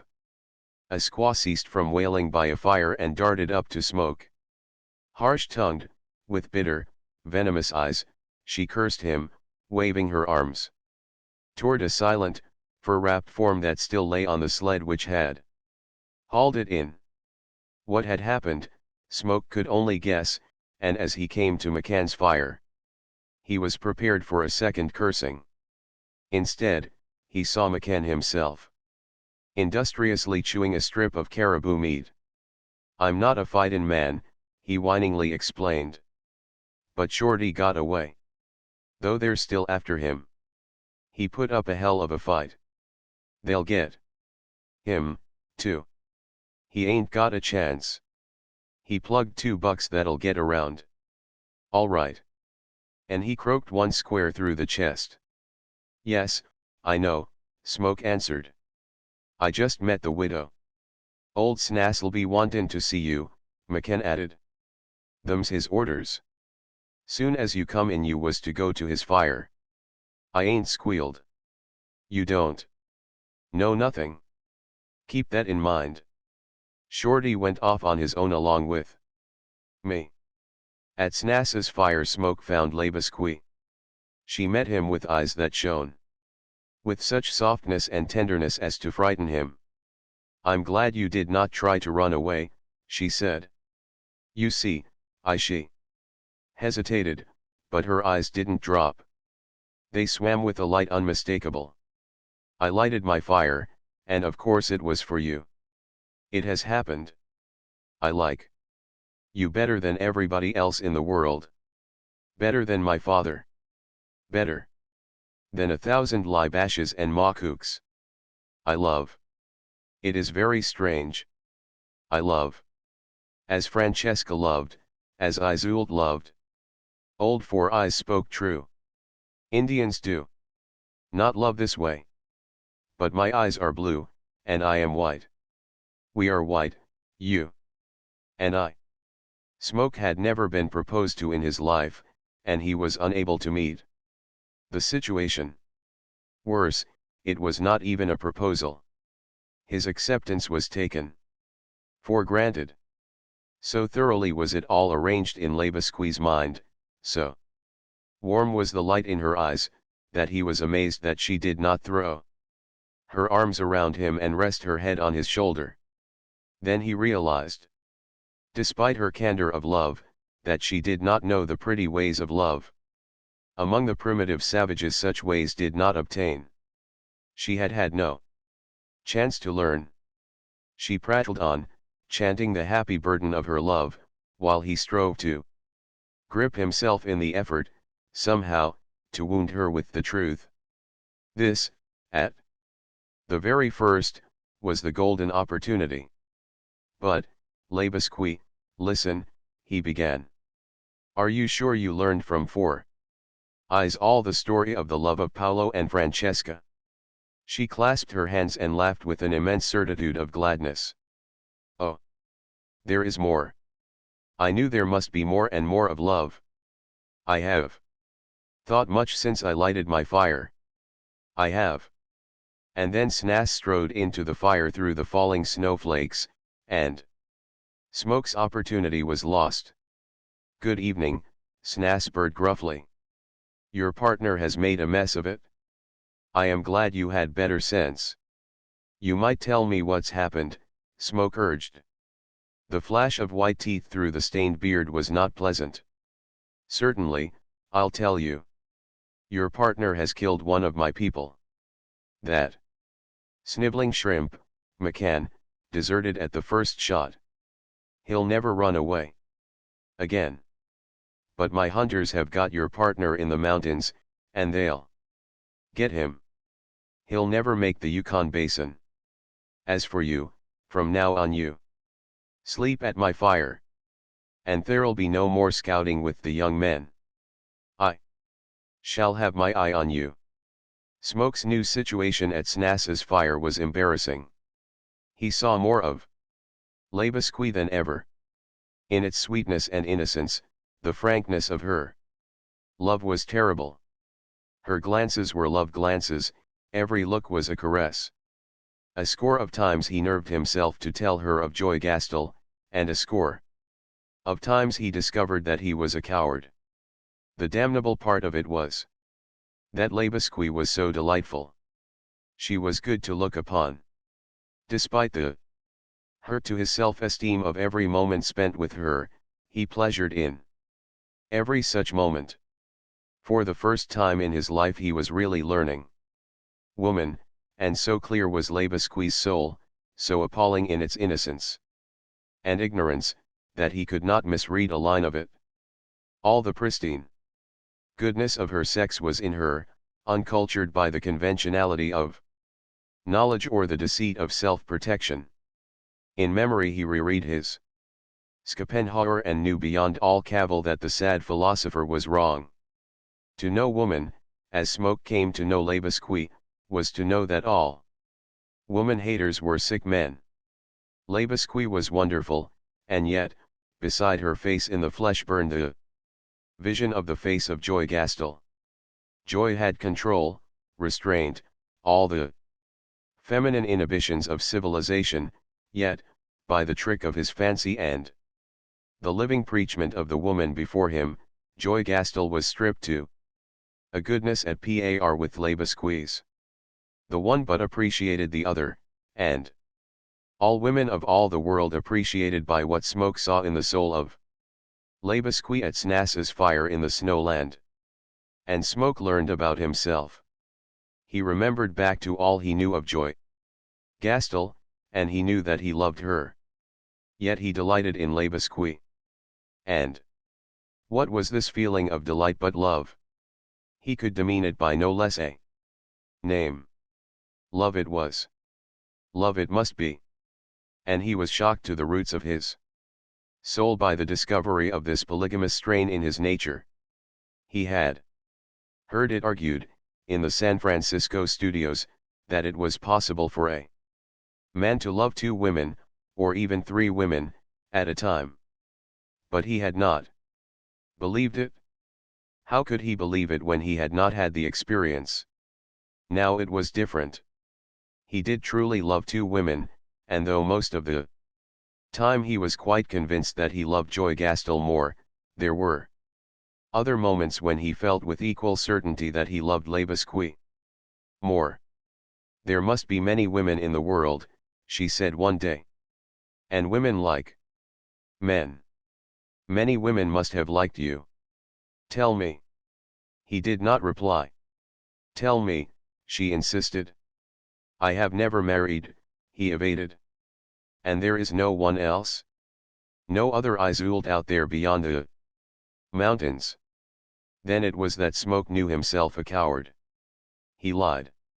Reluctantly he did it, but he lied. He shook his head with a slow indulgent smile, and in his face was more of fondness than he dreamed as he noted Labasque's swift joy transfiguration. He excused himself to himself. His reasoning was Jesuitical beyond dispute, and yet he was not Spartan enough to strike this child woman a quivering heart-stroke. Snas, too, was a perturbing factor in the problem. Little escaped his black eyes, and he spoke significantly. No man cares to see his daughter married, he said to Smoke. At least, no man of imagination. It hurts. The thought of it hurts, I tell you. Just the same, in the natural order of life, Margaret must marry sometime. A pause fell. Smoke caught himself wondering for the 1000th time what Snas's history must be. I am a harsh, cruel man, Snas went on. Yet the law is the law, and I am just. Nay, here with this primitive people, I am the law and the justice. Beyond my will no man goes. Also, I am a father, and all my days I have been cursed with imagination. Whither his monologue tended, Smoke did not learn, for it was interrupted by a burst of chiding and silvery laughter from Labasque's tent, where she played with a new-caught wolf cub. A spasm of pain twitched Snas's face. I can stand it, he muttered grimly.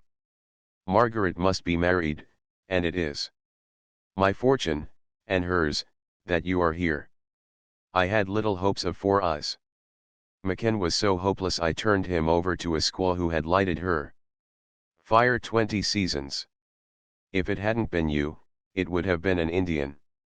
Labash might have become the father of my grandchildren. And then Labasque came from her tent to the fire, the wolf cub in her arms, drawn as by a magnet, to gaze upon the man, in her eyes the love that art had never taught to hide. Asterisk asterisk asterisk asterisk asterisk asterisk.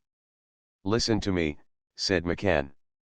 The spring thaw is here, and the crust is comin' on the snow. It's the time to travel, exceptin' for the spring blizzards in the mountains. I know them. I would run with no less a man than you. But you can't run, Smoke contradicted. You can keep up with no man. Your backbone is limber as thawed marrow. If I run alone. The world fades, and perhaps I shall never run. Caribou meat is very good, and soon Will come summer and the salmon. Said Snas, your partner is dead. My hunters did not kill him. They found the body, frozen in the first of the spring storms in the mountains. No man can escape. When shall we celebrate your marriage? And Labusque, I watch you. There is trouble in your eyes, in your face. Oh, I do know all your face. There is a little scar on your neck, just under the ear. When you are happy, the corners of your mouth turn up. When you think sad thoughts, they turn down. When you smile, there are 3 and 4 wrinkles at the corners of your eyes. When you laugh, there are 6. Sometimes I have almost counted 7. But I cannot count them now. I have never read books. I do not know how to read. But 4 eyes taught me much. My grammar is good. He taught me. And in his own eyes I have seen the trouble of the hunger for the world. He was often hungry for the world. Yet here was good meat, and fish in plenty, and the berries and the roots. And often flour came back for the furs through the porcupines and the lusquaws. Yet was he hungry for the world. Is the world so good that you, too, are hungry for it? 4 eyes had nothing. But you have me. She sighed and shook her head. 4 eyes died still hungry for the world. And if you lived here always, would you, too, die hungry for the world? I am afraid I do not know the world. Do you want to run away to the world? Smoke could not speak, but by his mouth corner lines was she convinced. Minutes of silence passed, in which she visibly struggled, while Smoke cursed himself for the unguist weakness that enabled him to speak the truth about his hunger for the world while it kept his lips tight on the truth of the existence of the other woman. Again Labusque sighed. Very well. I love you more than I fear my father's anger, and he is more terrible in anger than a mountain storm. You told me what love is. This is the test of love.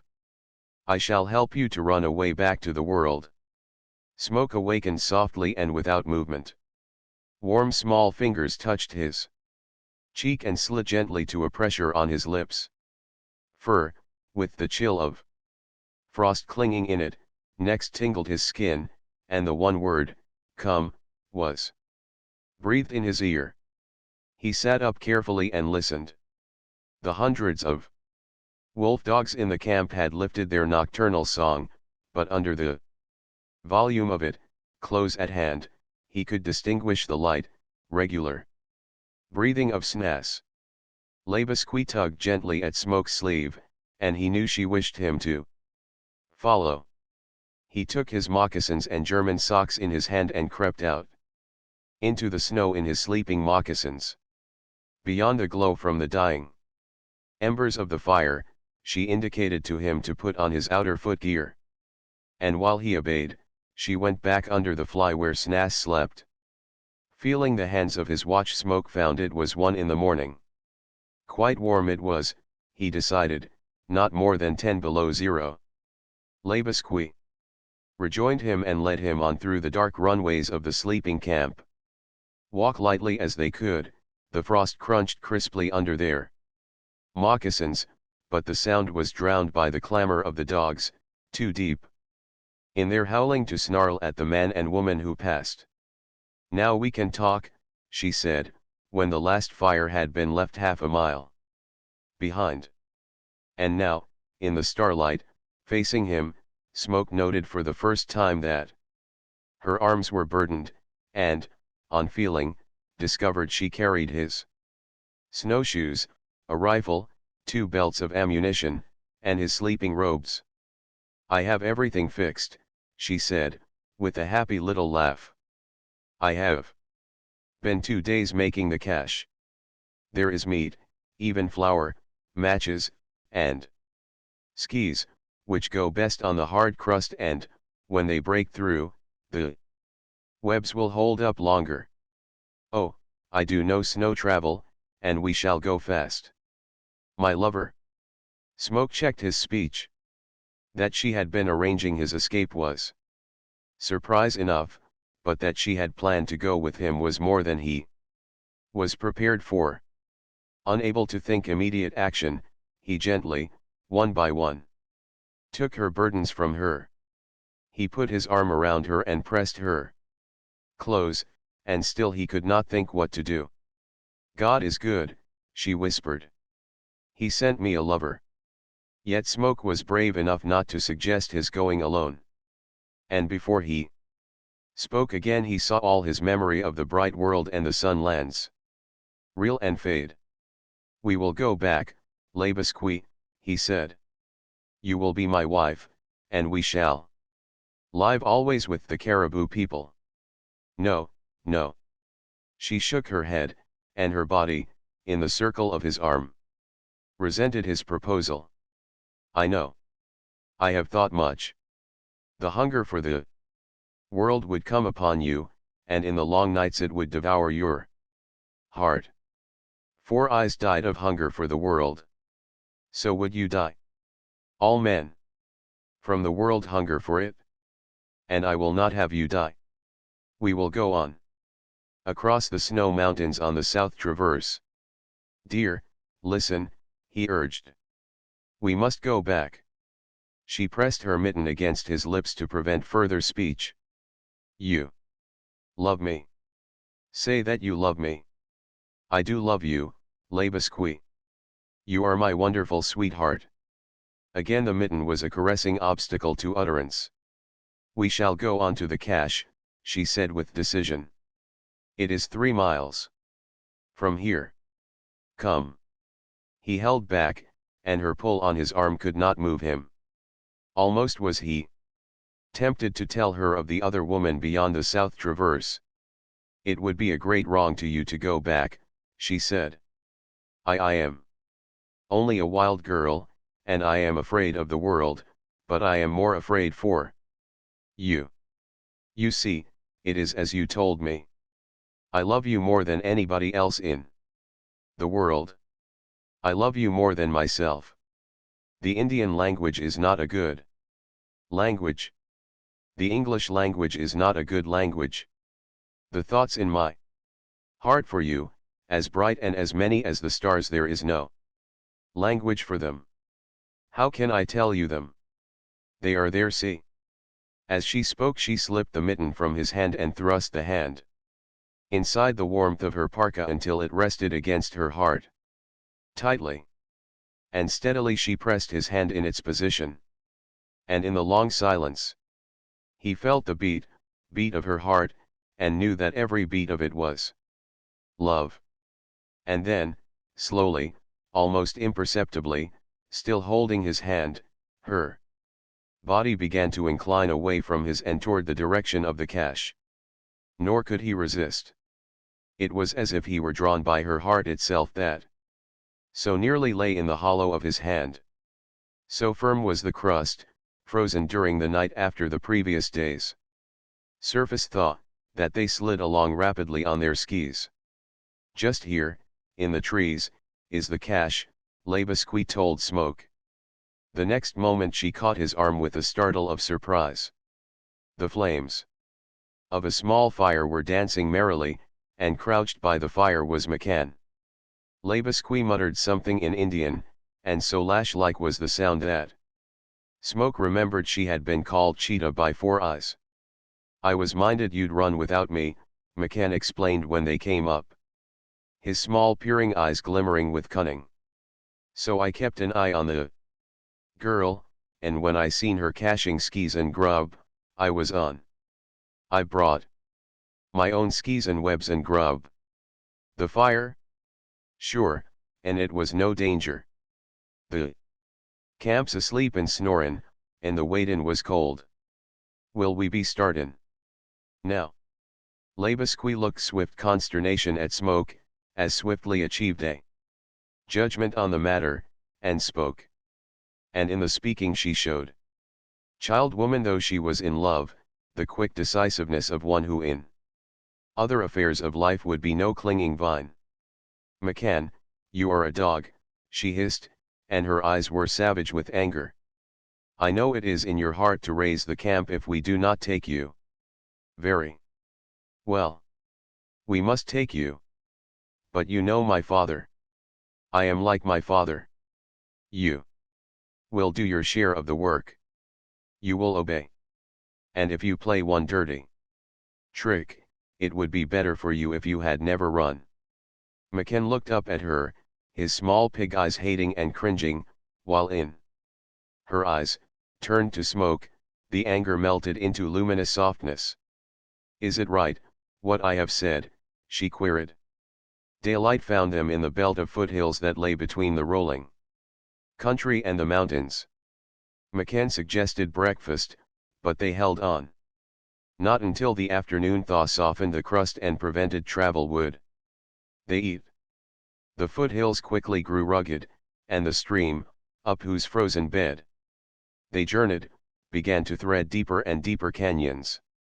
The signs of spring were less frequent, though in one canyon they found foaming bits of open water, and twice they came upon clumps of dwarf willow upon which were the first hints of swelling buds. Labusque explained to Smoke her knowledge of the country and the way she planned to baffle pursuit. There were but two ways out, one west, the other south. Snas would immediately dispatch parties of young men to guard the two trails. But there was another way south. True, it did no more than penetrate halfway into the high mountains, then, twisting to the west and crossing three divides, it joined the regular trail. When the young men found no traces on the regular trail, they would turn back in the belief that the escape had been made by the west traverse, never dreaming that the runaways had ventured the harder and longer way around. Glancing back at McCann, in the rear, Labusque spoke in an undertone to Smoke. He is eating, she said. It is not good. Smoke looked. The Irishman was secretly munching caribou suet from the pocketful he carried. No eating between meals, McCann, he commanded. There's no game in the country ahead, and the grub will have to be whacked in equal rations from the start. The only way you can travel with us is by playing fair. By 1 o'clock the crust had thawed so that the skis broke through, and before 2 o'clock the web shoes were breaking through. Camp was made and the first meal eaten. Smoke took stock of the food. McCann's supply was a disappointment. So many silver fox skins had he stuffed in the bottom of the meat bag that there was little space left for meat. Sure, and I didn't know there was so many, he explained. I done it in the dark. But they're worth good money. And with all this ammunition we'll be getting game a plenty. The wolves will eat you a plenty, was Smoke's hopeless comment, while Labusque's eyes flashed their anger. Enough food for a month, with careful husbanding and appetites that never blunted their edge, was Smoke's and Labusque's judgment.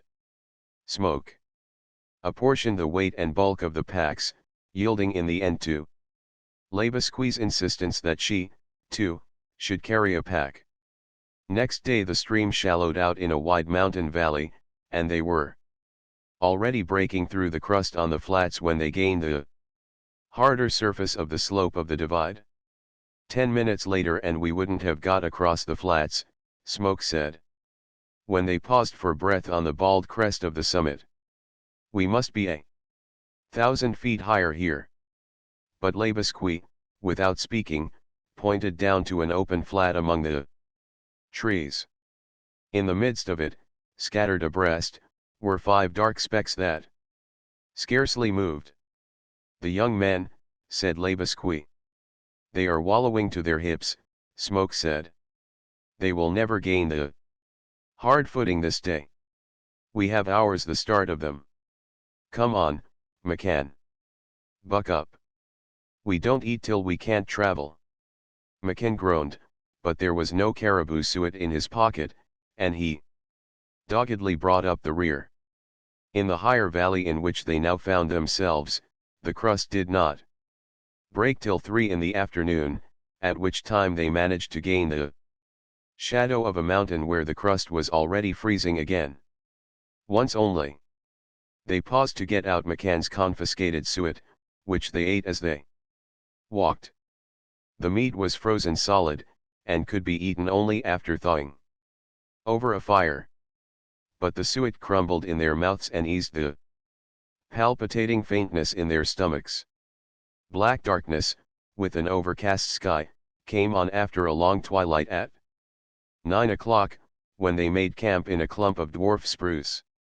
McCann was whining and helpless.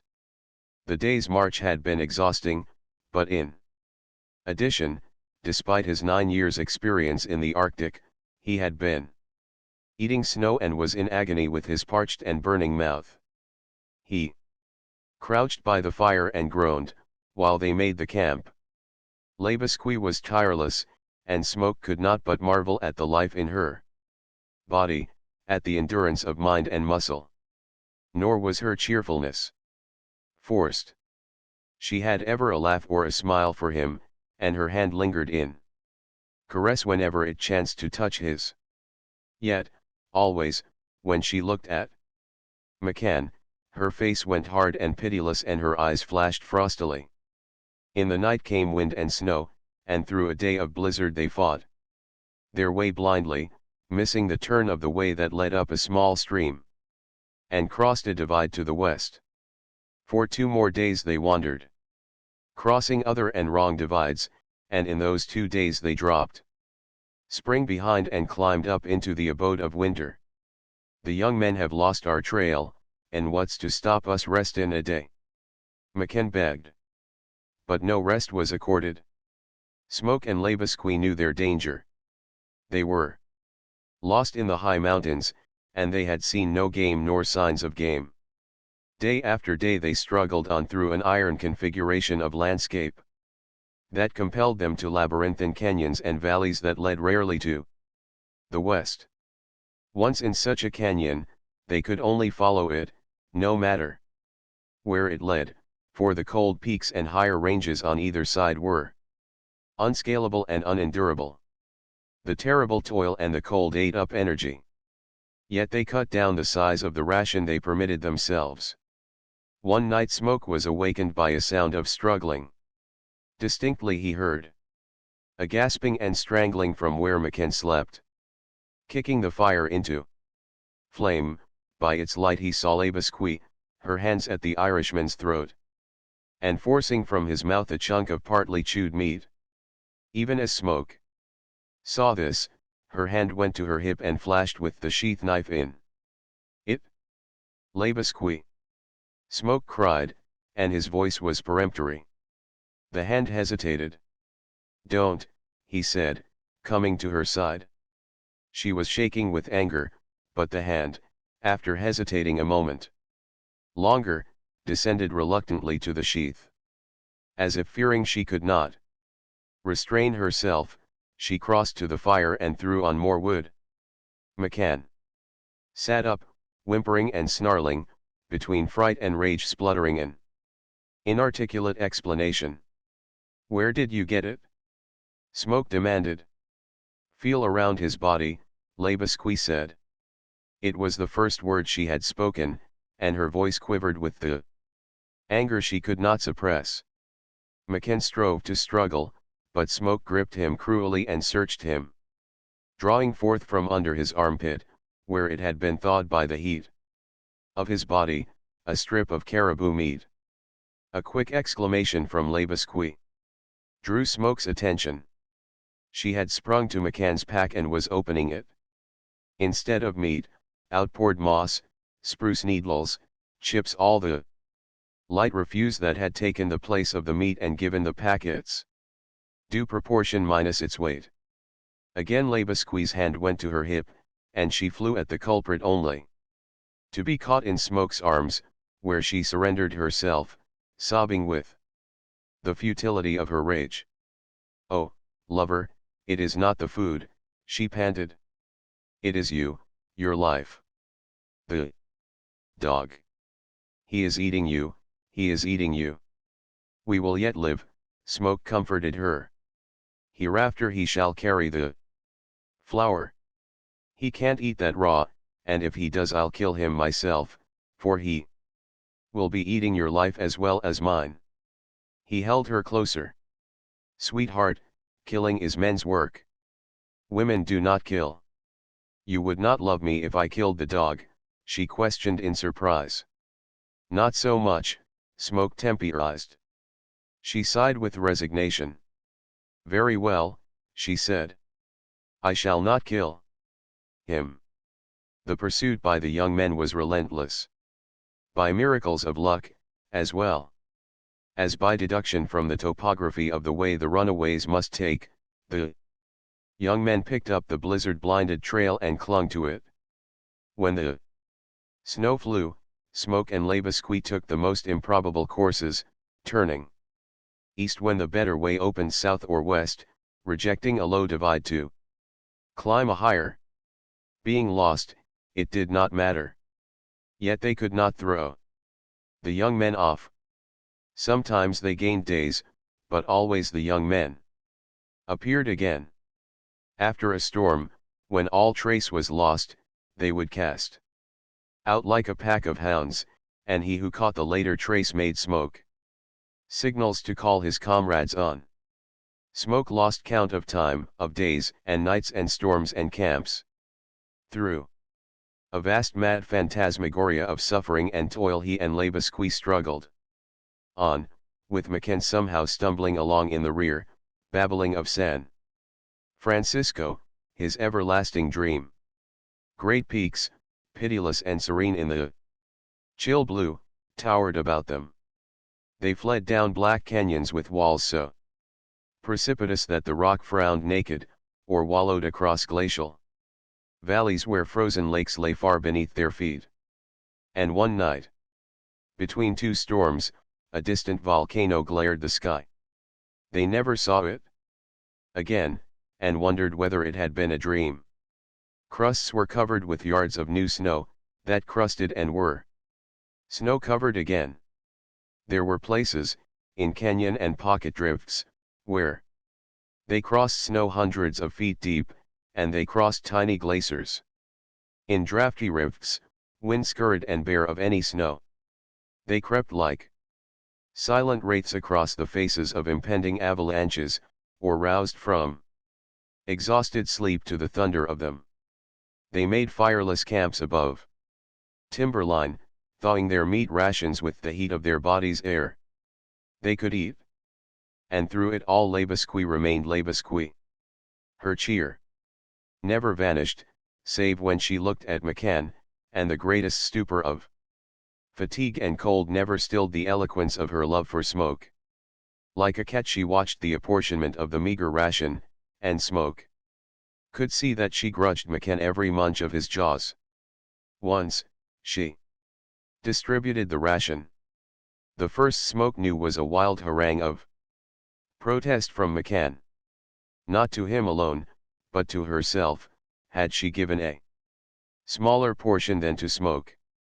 After that, Smoke divided the meat himself. Caught in a small avalanche one morning after a night of snow, and swept 100 yards down the mountain, they emerged half-stifled and unhurt, but McCann emerged without his pack in which was all the flour. A second and larger snowslide buried it beyond hope of recovery. After that, though the disaster had been through no fault of his, Labasque never looked at McCann, and Smoke knew it was because she dared not. It was a morning, stark still, clear blue above, with white sun dazzle on the snow. The way led up a long, wide slope of crust. They moved like weary ghosts in a dead world. No wind stirred in the stagnant, frigid calm. Far peaks, 100 miles away, studding the backbone of the Rockies up and down, were as distinct as if no more than 5 miles away. Something is going to happen, Labasque whispered. Don't you feel it, here? There, everywhere. Everything is strange.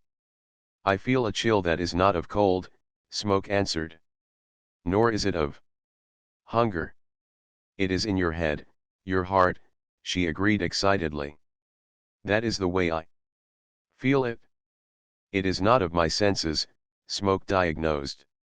I sense something, from without, that is tingling me with ice, it is a chill of my nerves. A quarter of an hour later they paused for breath. I can no longer see the far peaks, Smoke said. The air is getting thick and heavy, said Labusque. It is hard to breathe.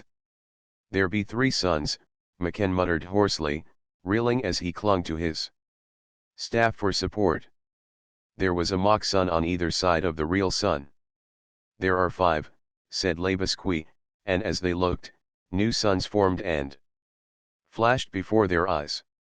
By heaven, the sky is filled with suns beyond all countin', McKen cried. In fear. Which was true, for look where they would, half the circle of the sky dazzled and blazed with new suns forming.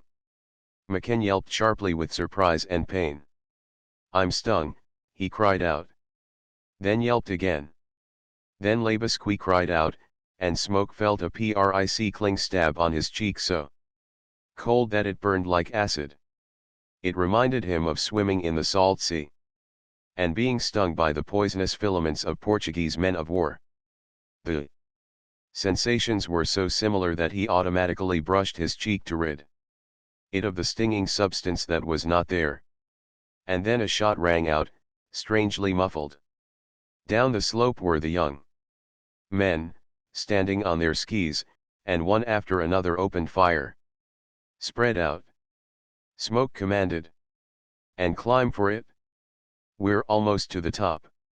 They're a quarter of a mile below, and that means a couple of miles the start of them on the downgoing of the other side. With faces prickling and stinging from invisible atmospheric stabs, the 3 scattered widely on the snow surface and toiled upward. The muffled reports of the rifles were weird to their ears. Thank the Lord, Smoke panted to Labusque, that 4 of them are muskets, and only 1 a Winchester. Besides, all these suns spoil their aim. They are fooled. They haven't come within 100 feet of us. It shows my father's temper, she said. They have orders to kill. How strange you talk, Smoke said. Your voice sounds far away. Cover your mouth, Labusque cried suddenly. And do not talk. I know what it is. Cover your mouth with your sleeve, thus, and do not talk. McKen fell first, and struggled wearily to his feet. And after that all fell repeatedly ere they reached the summit. Their wills exceeded their muscles, they knew not why, save that their bodies were oppressed by a numbness and heaviness of movement. From the crest, looking back, they saw the young men stumbling and falling on the upward climb. They will never get here, Labusque said. It is the White Death. I know it, though I have never seen it. I have heard the old men talk. Soon will come a mist unlike any mist or fog or frost smoke you ever saw. Few have seen it and lived. McKen gasped and strangled. Keep your mouth covered, Smoke commanded. A pervasive flashing of light from all about them drew Smoke's eyes upward to the many suns. They were shimmering and veiling. The air was filled with microscopic fire glints. The near peaks were being blotted out by the weird mist. The young men, resolutely struggling nearer, were being engulfed in it. McKen had sunk down, squatting, on his skis, his mouth and eyes covered by his arms. Come on, make a start, Smoke ordered. I can't move, McKen moaned. His doubled body set up a swaying motion. Smoke went toward him slowly, scarcely able to will movement through the lethargy that weighed his flesh. He noted that his brain was clear. It was only the body that was afflicted. Let him be, Labusque muttered harshly. But Smoke persisted, dragging the Irishman to his feet and facing him down. The long slope they must go. Then he started him with a shove, and McCann, braking and steering with his staff, shot into the sheen of diamond dust. And disappeared. Smoke looked at Labusque, who smiled, though it was all she could do to keep from sinking down.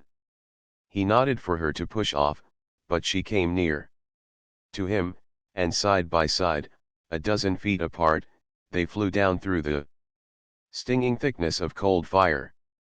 Brake as he would, Smoke's heavier body carried him past her, and he dashed on alone, a long way, at tremendous speed that did not slacken till he came out on a level, crusted plateau.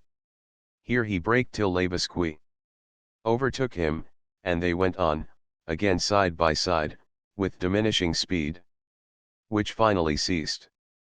The lethargy had grown more pronounced. The wildest effort of will could move them no more than at a snail's pace. They passed McCann,